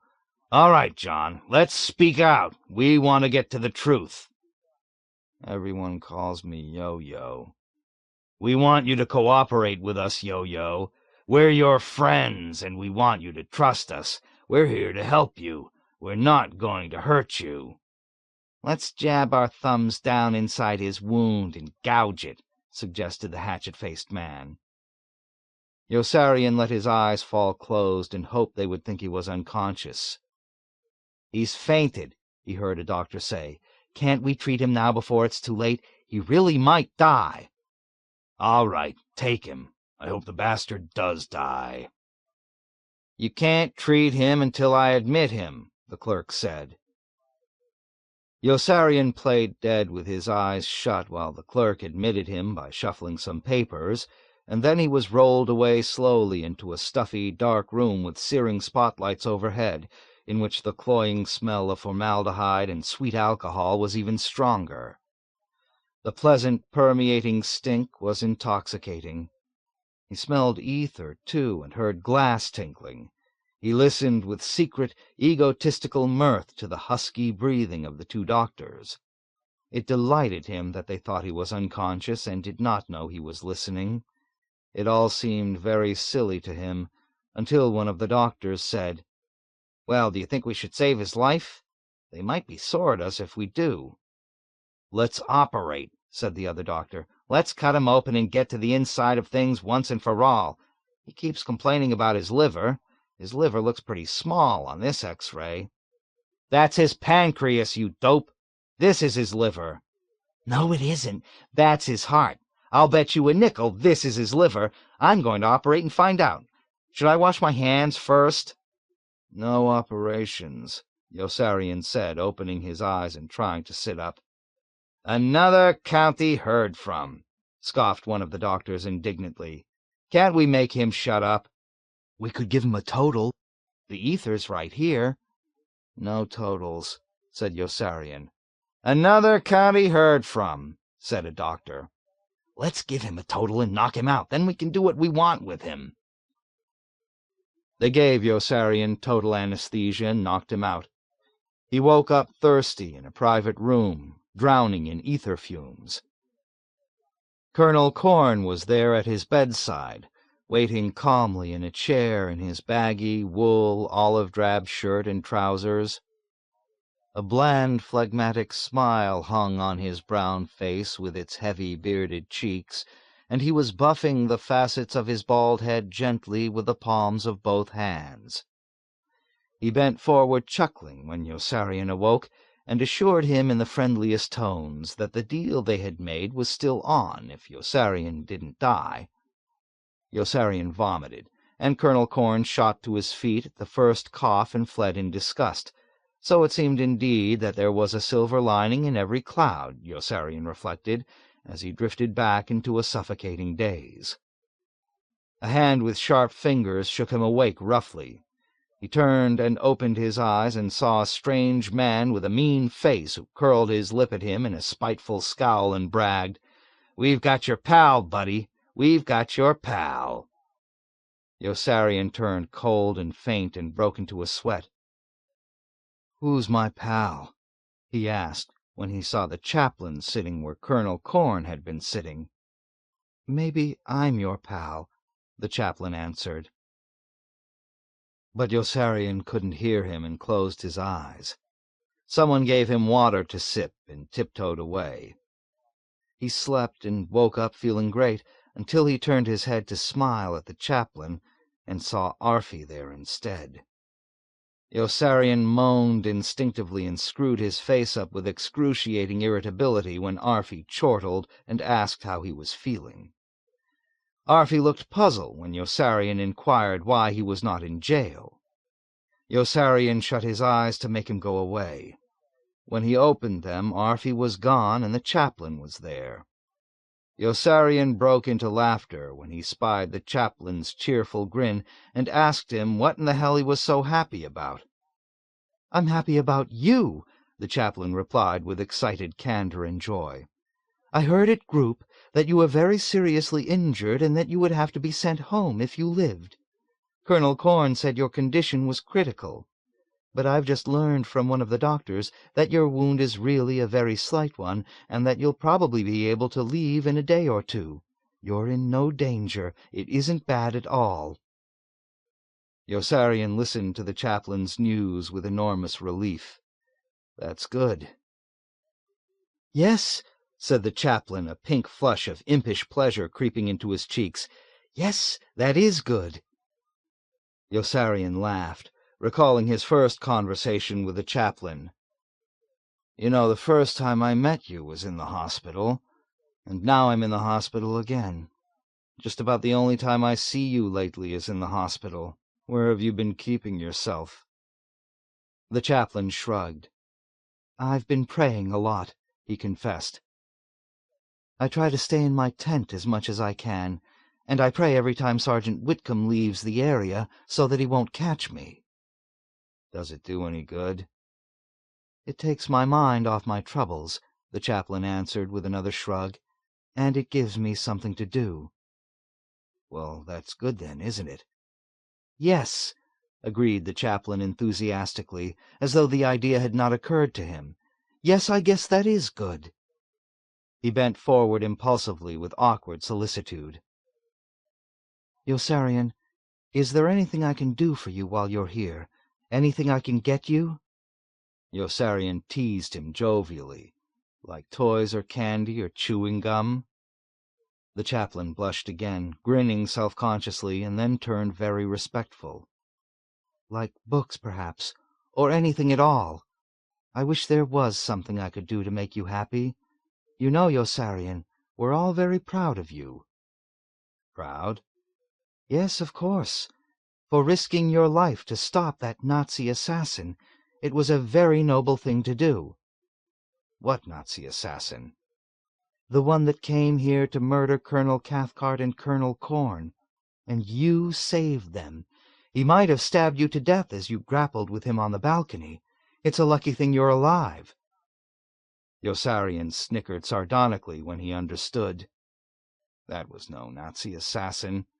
"Certainly it was. Colonel Corn said it was." "That was Nately's girlfriend, and she was after me, not Colonel Cathcart and Colonel Corn. She's been trying to kill me ever since I broke the news to her that Nately was dead." "But how could that be?" the chaplain protested in livid and resentful confusion. "Colonel Cathcart and Colonel Corn both saw him as he ran away. The official report says you stopped a Nazi assassin from killing them." "Don't believe the official report," Yossarian advised dryly. "It's part of the deal." "What deal?" "The deal I made with Colonel Cathcart and Colonel Corn. They'll let me go home a big hero if I say nice things about them to everybody and never criticize them to anyone for making the rest of the men fly more missions." The chaplain was appalled and rose halfway out of his chair. He bristled with bellicose dismay. "But that's terrible. That's a shameful, scandalous deal, isn't it?" "Odious," Yossarian answered, staring up woodenly at the ceiling with just the back of his head resting on the pillow. "I think odious is the word we decided on." "Then how could you agree to it?" "It's that or a court-martial, Chaplain." "Oh," the chaplain exclaimed with a look of stark remorse, the back of his hand covering his mouth. He lowered himself into his chair uneasily. "I shouldn't have said anything." "They'd lock me in prison with a bunch of criminals." "Of course. You must do whatever you think is right, then."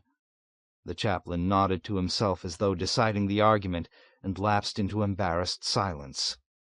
"Don't worry," Yossarian said with a sorrowful laugh after several moments had passed. "I'm not going to do it." "But you must do it," the chaplain insisted, bending forward with concern. "Really, you must.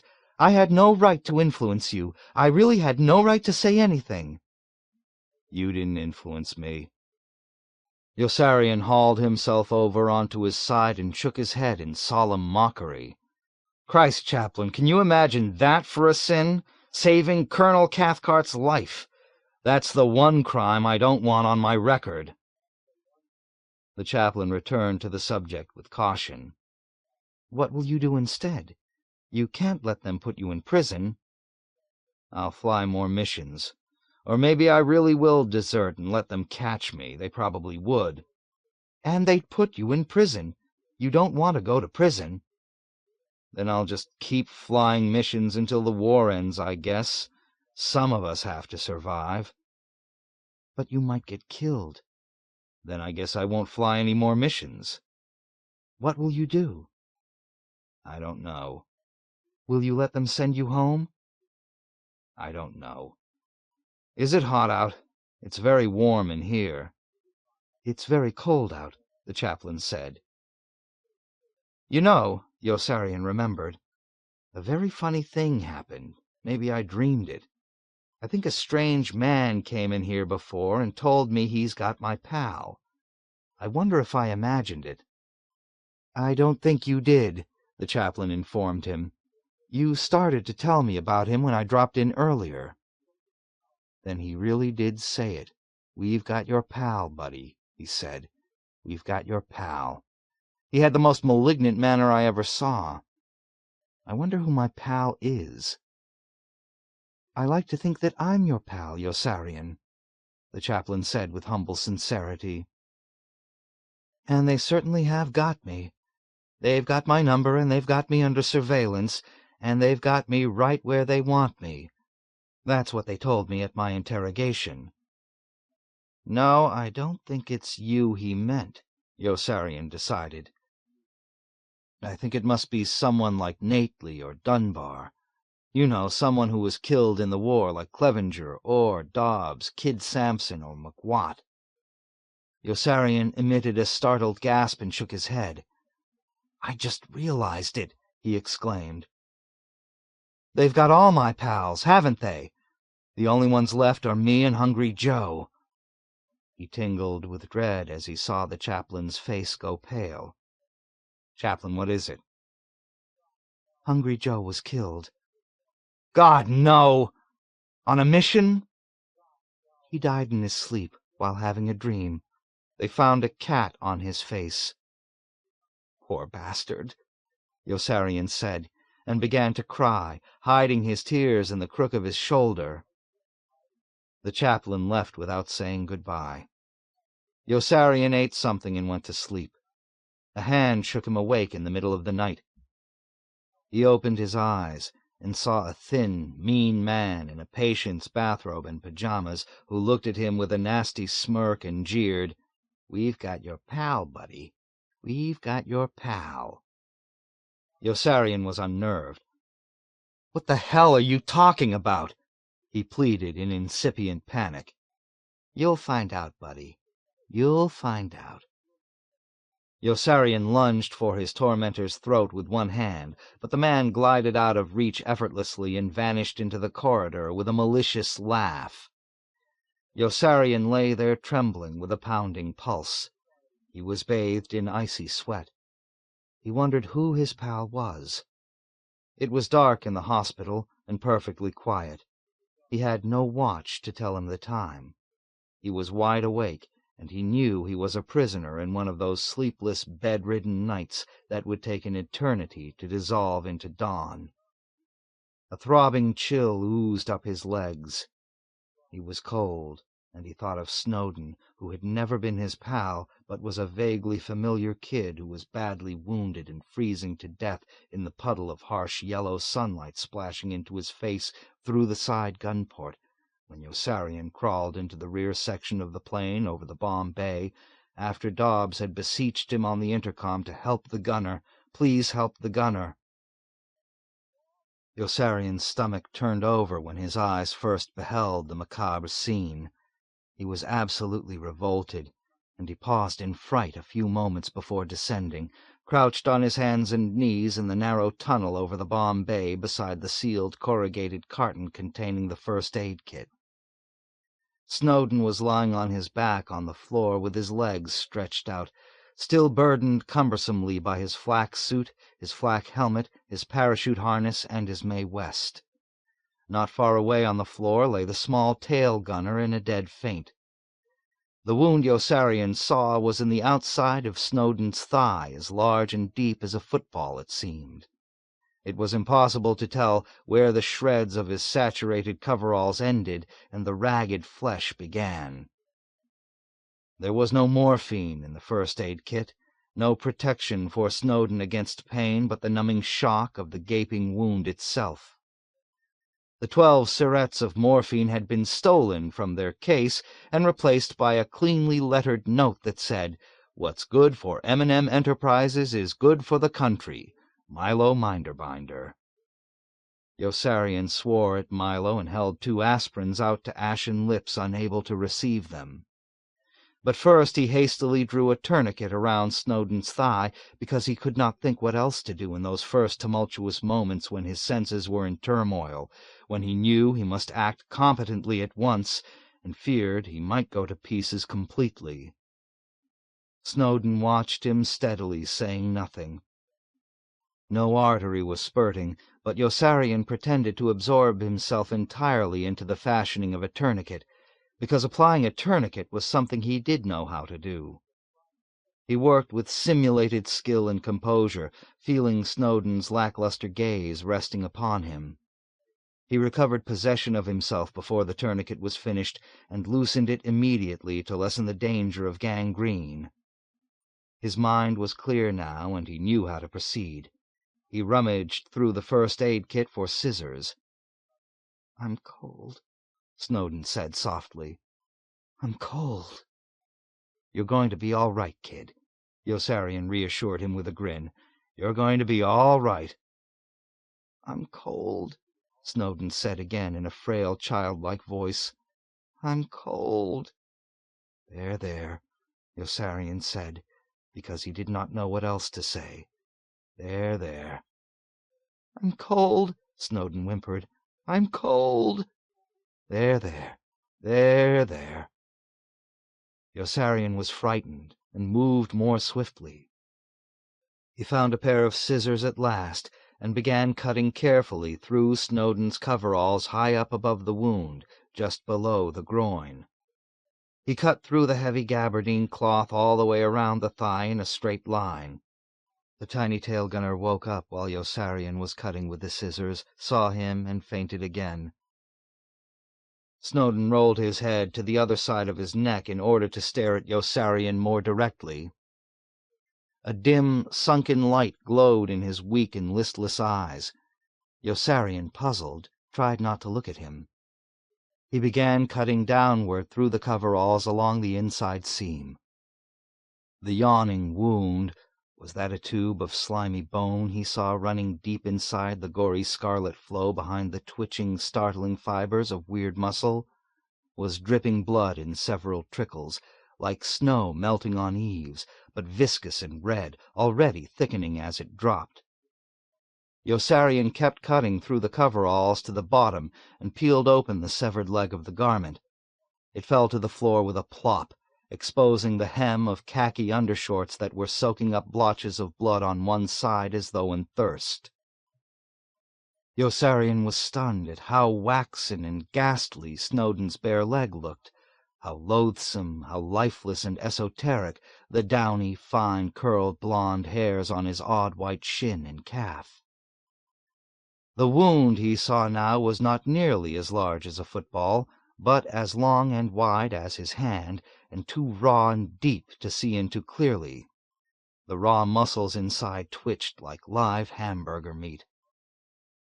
A long sigh of relief escaped slowly through Yossarian's mouth when he saw that Snowden was not in danger of dying. The blood was already coagulating inside the wound, and it was simply a matter of bandaging him up and keeping him calm until the plane landed. He removed some packets of sulfanilamide from the first-aid kit. Snowden quivered when Yossarian pressed against him gently to turn him up slightly on his side. "Did I hurt you?" "I'm cold," Snowden whimpered. "I'm cold." "There, there," Yossarian said. "There, there." "I'm cold. I'm cold." "There, there. There, there." "It's starting to hurt me!" Snowden cried out suddenly with a plaintive, urgent wince. Yossarian scrambled frantically through the first-aid kit in search of morphine again, and found only Milo's note and a bottle of aspirin. He cursed Milo and held 2 aspirin tablets out to Snowden. He had no water to offer. Snowden rejected the aspirin with an almost imperceptible shake of his head. His face was pale and pasty. Yossarian removed Snowden's flak helmet and lowered his head to the floor. "I'm cold," Snowden moaned with half-closed eyes. "I'm cold." The edges of his mouth were turning blue. Yossarian was petrified. He wondered whether to pull the ripcord of Snowden's parachute and cover him with the nylon folds. It was very warm in the plane. Glancing up unexpectedly, Snowden gave him a wan, cooperative smile and shifted the position of his hips a bit so that Yossarian could begin salting the wound with sulfanilamide. Yossarian worked with renewed confidence and optimism. The plane bounced hard inside an air pocket, and he remembered with a start that he had left his own parachute up front in the nose. There was nothing to be done about that. He poured envelope after envelope of the white crystalline powder into the bloody oval wound until nothing red could be seen, and then drew a deep, apprehensive breath, steeling himself with gritted teeth as he touched his bare hand to the dangling shreds of drying flesh to tuck them up inside the wound. Quickly he covered the whole wound with a large cotton compress and jerked his hand away. He smiled nervously when his brief ordeal had ended. The actual contact with the dead flesh had not been nearly as repulsive as he had anticipated, and he found excuse to caress the wound with his fingers again and again to convince himself of his own courage.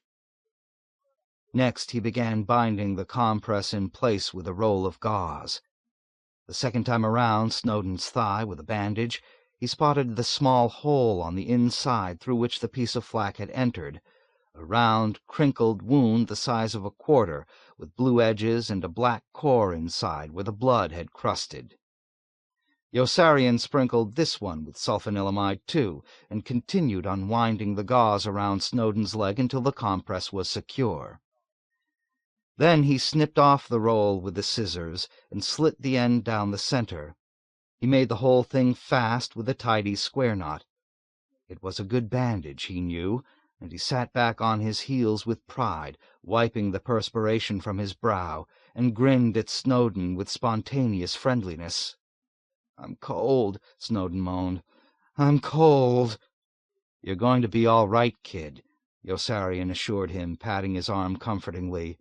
"Everything's under control." Snowden shook his head feebly. "I'm cold," he repeated, with eyes as dull and blind as stone. "I'm cold." There, said Yossarian, with growing doubt and trepidation. There. In a little while we'll be back on the ground, and Daneeka will take care of you."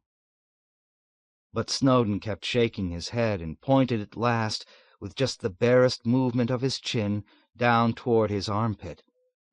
Yossarian bent forward to peer, and saw a strangely colored stain seeping through the coveralls just above the armhole of Snowden's flak suit. Yossarian felt his heart stop, then pound so violently he found it difficult to breathe. Snowden was wounded inside his flak suit. Yossarian ripped open the snaps of Snowden's flak suit and heard himself scream wildly as Snowden's inside slithered down to the floor in a soggy pile and just kept dripping out. A chunk of flak, more than 3 inches big, had shot into his other side just underneath the arm and blasted all the way through, drawing whole, mottled quarts of Snowden along with it through the gigantic hole in his ribs it made as it blasted out. Yossarian screamed a second time and squeezed both hands over his eyes. His teeth were chattering in horror. He forced himself to look again. Here was God's plenty, all right, he thought bitterly as he stared.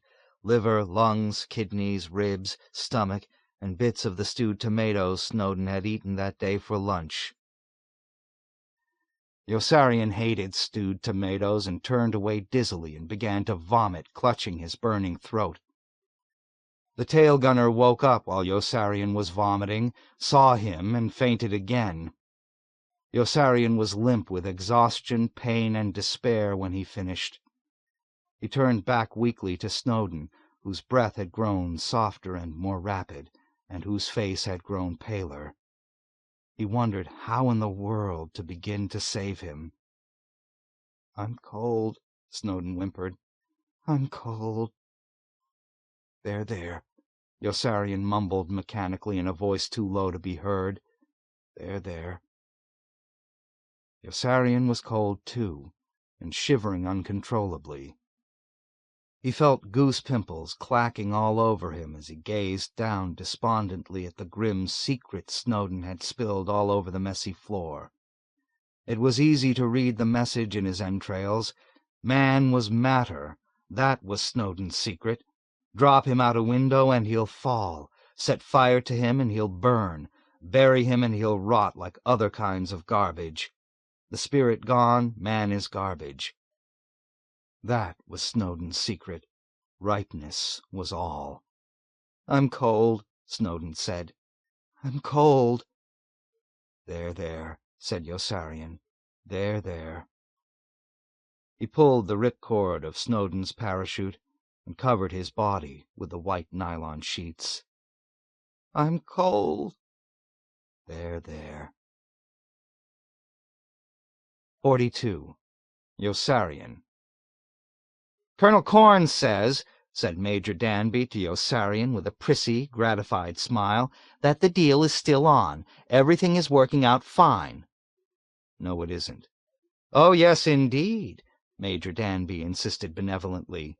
"In fact, everything is much better. It really was a stroke of luck that you were almost murdered by that girl. Now the deal can go through perfectly." "I'm not making any deals with Colonel Corn." Major Danby's effervescent optimism vanished instantly, and he broke out all at once into a bubbling sweat. "But you do have a deal with him, don't you?" he asked in anguished puzzlement. "Don't you have an agreement?" "I'm breaking the agreement." "But you shook hands on it, didn't you? You gave him your word as a gentleman." "I'm breaking my word." "Oh, dear," sighed Major Danby, and began dabbing ineffectually at his careworn brow with a folded white handkerchief. "But why, Yossarian? It's a very good deal they're offering you." "It's a lousy deal, Danby. It's an odious deal." "Oh, dear," Major Danby fretted, running his bare hand over his dark, wiry hair, which was already soaked with perspiration to the tops of the thick, close-cropped waves. "Oh, dear." "Danby, don't you think it's odious?" Major Danby pondered a moment. "Yes, I suppose it is odious," he conceded with reluctance. His globular, exophthalmic eyes were quite distraught. "But why did you make such a deal if you didn't like it?" "I did it in a moment of weakness," Yossarian wisecracked with glum irony. "I was trying to save my life." "Don't you want to save your life now?" "That's why I won't let them make me fly more missions." "Then let them send you home and you'll be in no more danger."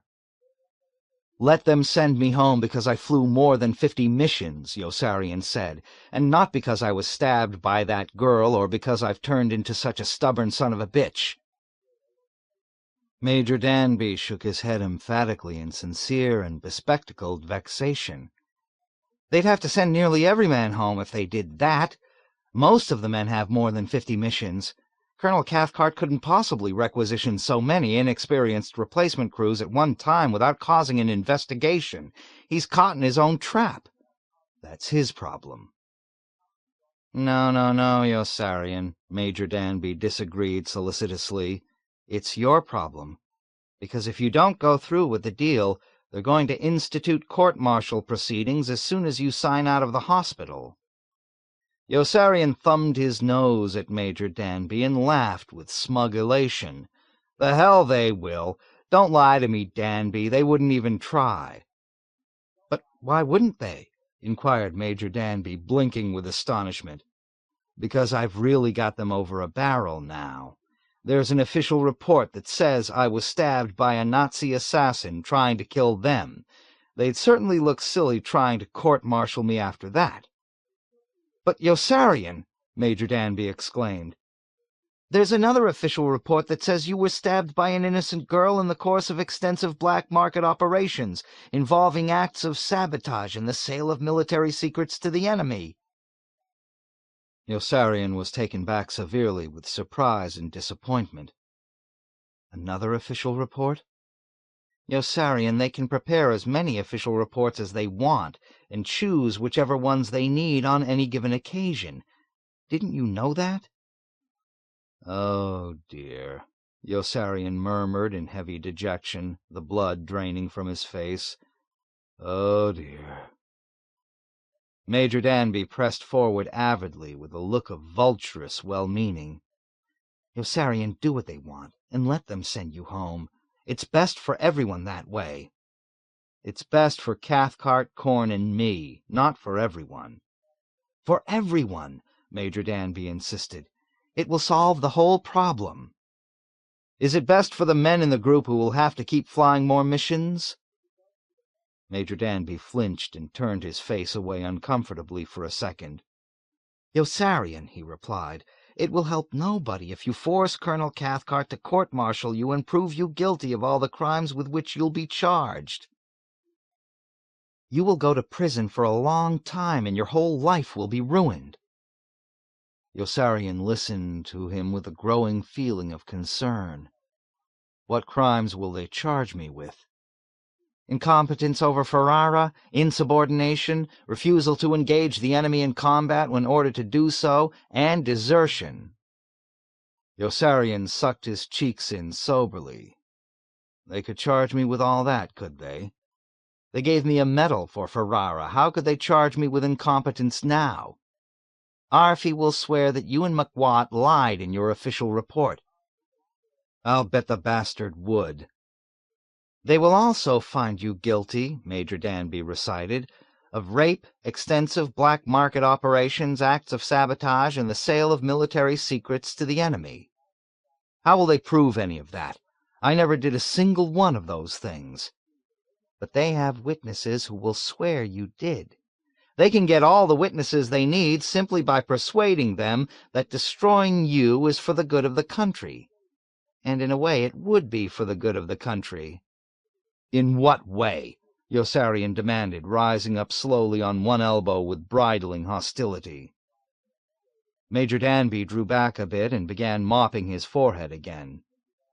"Well, Yossarian," he began with an apologetic stammer, "it would not help the war effort to bring Colonel Cathcart and Colonel Corn into disrepute now. Let's face it, Yossarian, in spite of everything, the group does have a very good record. If you were court-martialed and found innocent, other men would probably refuse to fly missions too. Colonel Cathcart would be in disgrace, and the military efficiency of the unit might be destroyed. So in that way, it would be for the good of the country to have you found guilty and put in prison, even though you are innocent." "What a sweet way you have of putting things," Yossarian snapped with caustic resentment. Major Danby turned red and squirmed and squinted uneasily. "Please don't blame me," he pleaded with a look of anxious integrity. "You know it's not my fault. All I'm doing is trying to look at things objectively and arrive at a solution to a very difficult situation." "I didn't create the situation." "But you can resolve it. And what else can you do? You don't want to fly more missions." "I can run away." "Run away? Desert. Take off.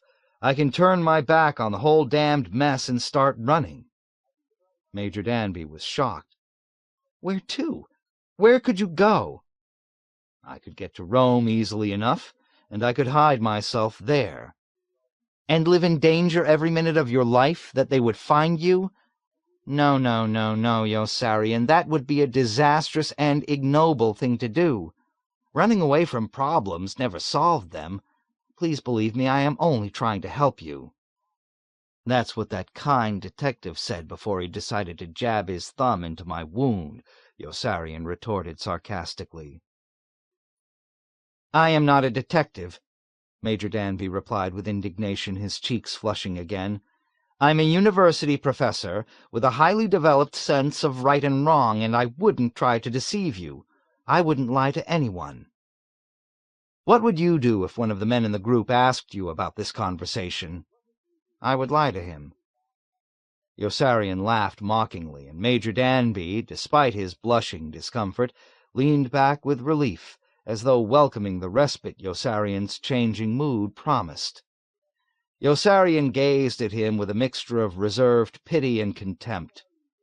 He sat up in bed with his back resting against the headboard, lit a cigarette, smiled slightly with wry amusement, and stared with whimsical sympathy at the vivid, pop-eyed horror that had implanted itself permanently on Major Danby's face the day of the mission to Avignon, when General Dreedel had ordered him taken outside and shot.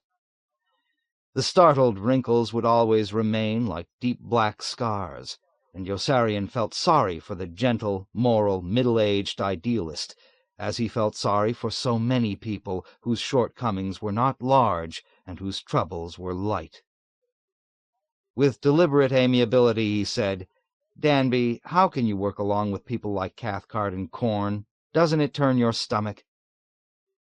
Major Danby seemed surprised by Yossarian's question. "I do it to help my country," he replied, as though the answer should have been obvious. "Colonel Cathcart and Colonel Corn are my superiors, and obeying their orders is the only contribution I can make to the war effort. I work along with them because it's my duty. And also," he added in a much lower voice, dropping his eyes, "because I am not a very aggressive person." "Your country doesn't need your help any more," Yossarian reasoned without antagonism, "so all you're doing is helping them." "I try not to think of that," Major Danby admitted frankly.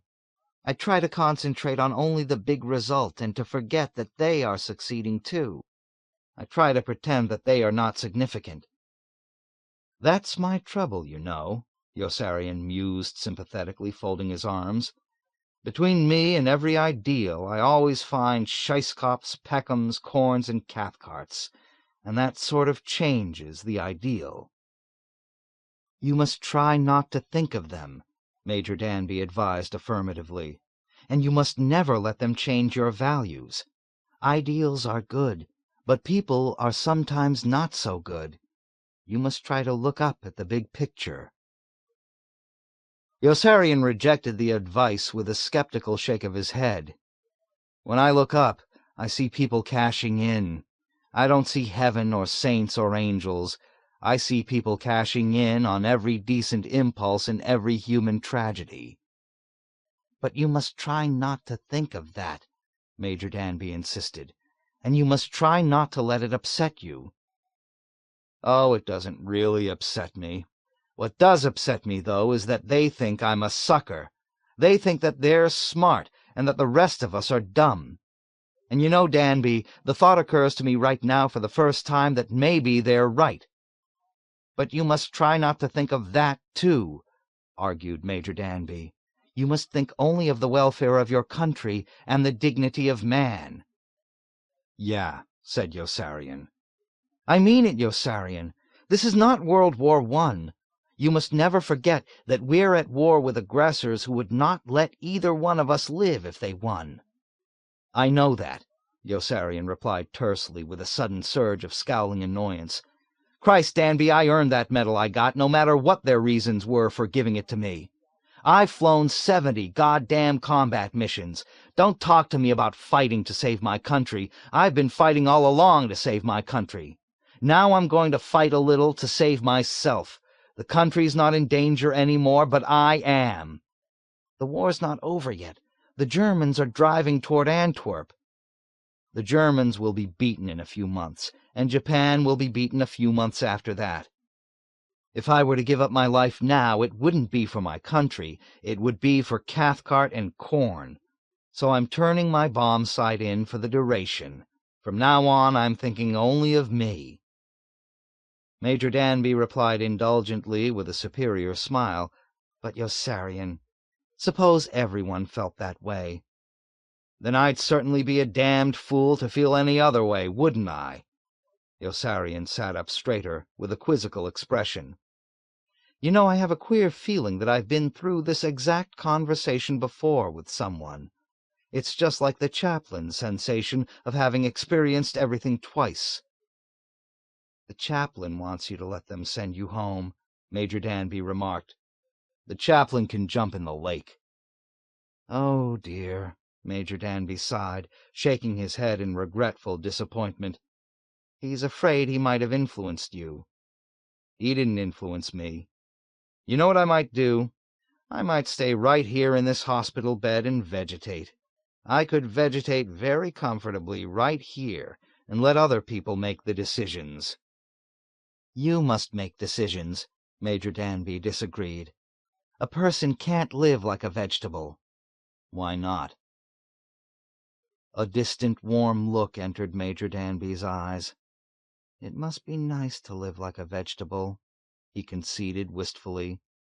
It's lousy, answered Yossarian.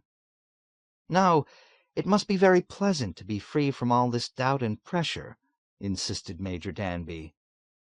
I think I'd like to live like a vegetable and make no important decisions.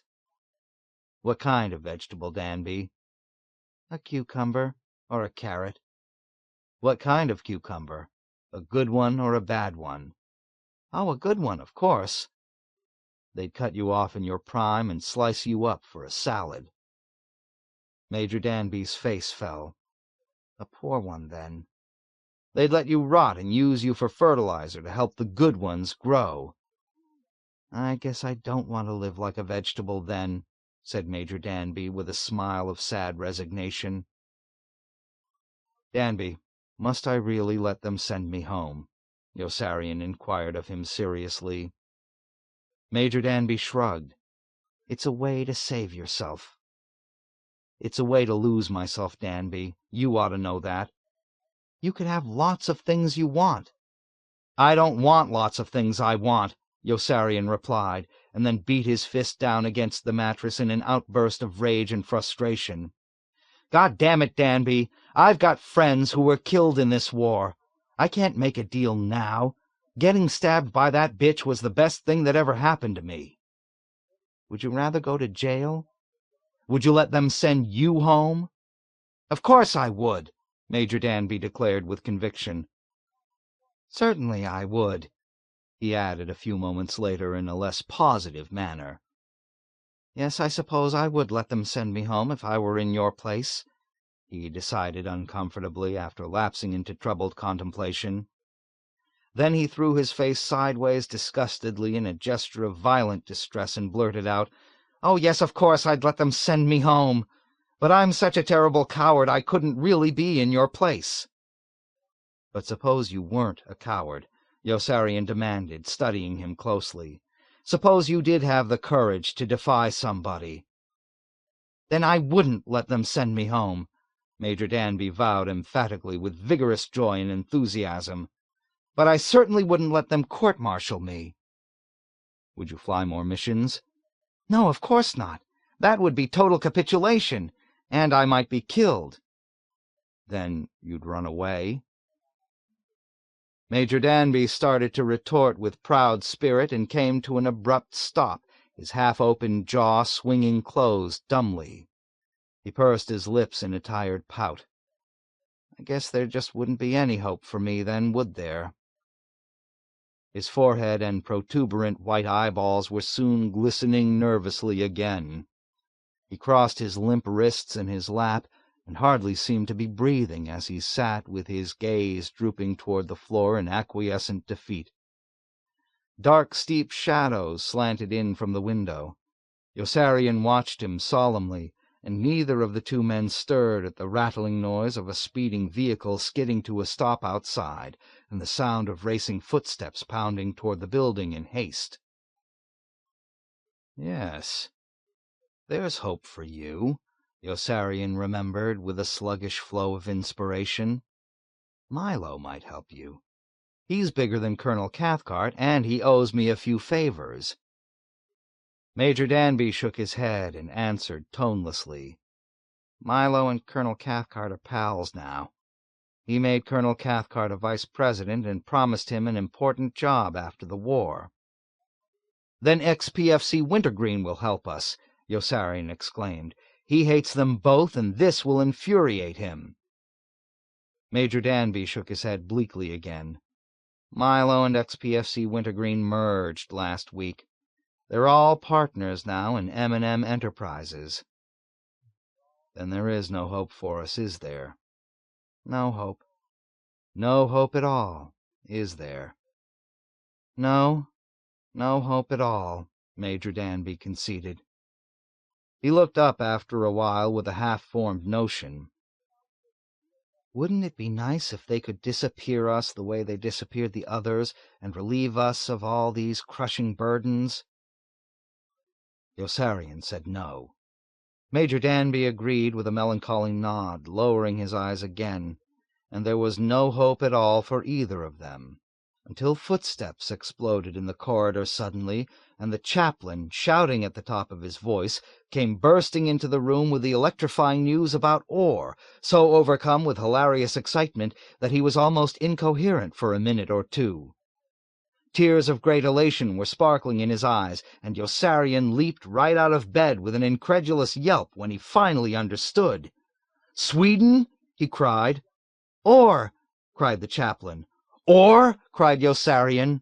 "Sweden!" cried the chaplain, shaking his head up and down with gleeful rapture, and prancing about uncontrollably from spot to spot in a grinning, delicious frenzy. "It's a miracle, I tell you, a miracle! I believe in God again, I really do. Washed ashore in Sweden after so many weeks at sea. It's a miracle."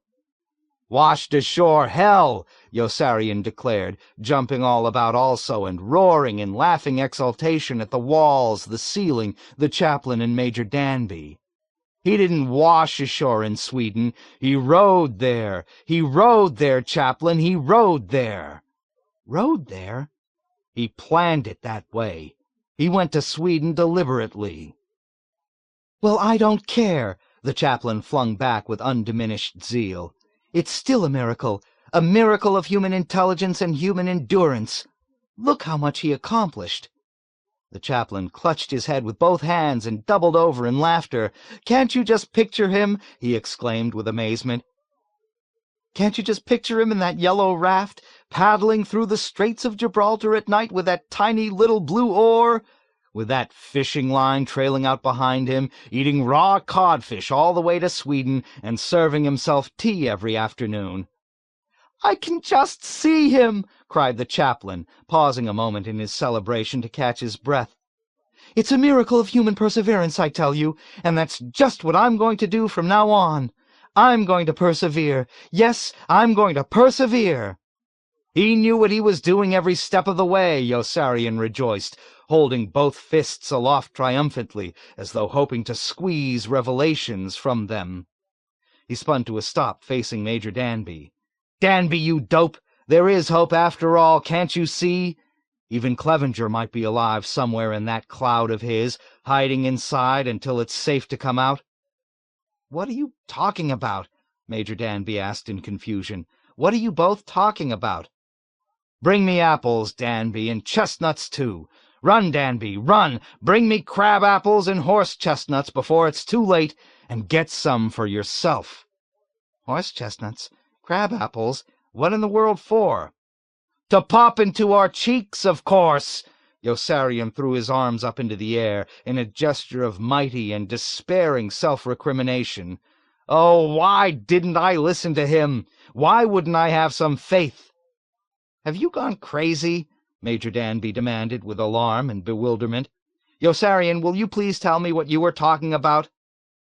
"Danby, Orr planned it that way, don't you understand? He planned it that way from the beginning.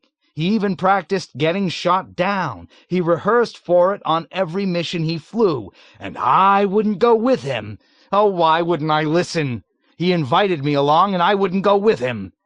Danby, bring me buck teeth, too, and a valve to fix, and a look of stupid innocence that nobody would ever suspect of any cleverness. I'll need them all. Oh, why wouldn't I listen to him? Now I understand what he was trying to tell me. I even understand why that girl was hitting him on the head with her shoe." "Why?" inquired the chaplain sharply. Yossarian whirled and seized the chaplain by the shirt front in an importuning grip. "Chaplain, help me! Please help me! Get my clothes, and hurry, will you? I need them right away." The chaplain started away alertly. "Yes, Yossarian, I will. But where are they? How will I get them?" "By bullying and browbeating anybody who tries to stop you. Chaplain, get me my uniform. It's around this hospital somewhere. For once in your life, succeed at something." The chaplain straightened his shoulders with determination and tightened his jaw. "Don't worry, Yossarian. I'll get your uniform." "But why was that girl hitting Orr over the head with her shoe? Please tell me." "Because he was paying her to, that's why. But she wouldn't hit him hard enough, so he had to row to Sweden. Chaplain, find me my uniform so I can get out of here." "Ask Nurse Duckett for it. She'll help you. She'll do anything she can to be rid of me." "Where are you going?" Major Danby asked apprehensively when the chaplain had shot from the room. "What are you going to do?" "I'm going to run away," Yossarian announced in an exuberant, clear voice already tearing open the buttons of his pajama tops. "Oh, no," Major Danby groaned, and began patting his perspiring face rapidly with the bare palms of both hands. "You can't run away. Where can you run to? Where can you go?" "To Sweden." "To Sweden?" Major Danby exclaimed in astonishment. "You're going to run to Sweden? Are you crazy?" Or did it? "Oh, no, no, no, no, no," Major Danby pleaded. "No, Yossarian, you'll never get there. You can't run away to Sweden. You can't even row." "But I can get to Rome if you'll keep your mouth shut when you leave here and give me a chance to catch a ride. Will you do it?"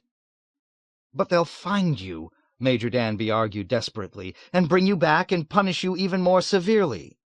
"They'll have to try like hell to catch me this time." "They will try like hell. And even if they don't find you, what kind of way is that to live? You'll always be alone. No one will ever be on your side, and you'll always live in danger of betrayal."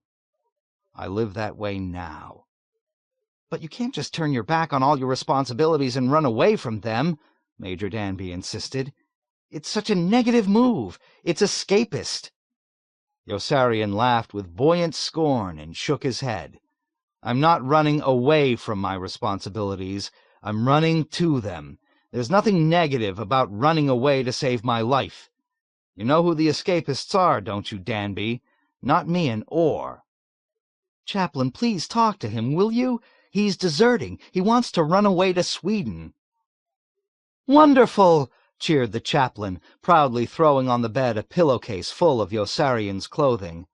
"Run away to Sweden, Yossarian, and I'll stay here and persevere. Yes, I'll persevere. I'll nag and badger Colonel Cathcart and Colonel Corn every time I see them. I'm not afraid. I'll even pick on General Dreedle." "General Dreedle's out," Yossarian reminded, pulling on his trousers and hastily stuffing the tails of his shirt inside. "It's General Peckem now." The chaplain's babbling confidence did not falter for an instant. "Then I'll pick on General Peckem, and even on General Scheisskopf. And do you know what else I'm going to do? I'm going to punch Captain Black in the nose the very next time I see him. Yes, I'm going to punch him in the nose. I'll do it when lots of people are around so that he may not have a chance to hit me back."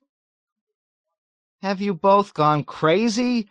Major Danby protested, his bulging eyes straining in their sockets with tortured awe and exasperation.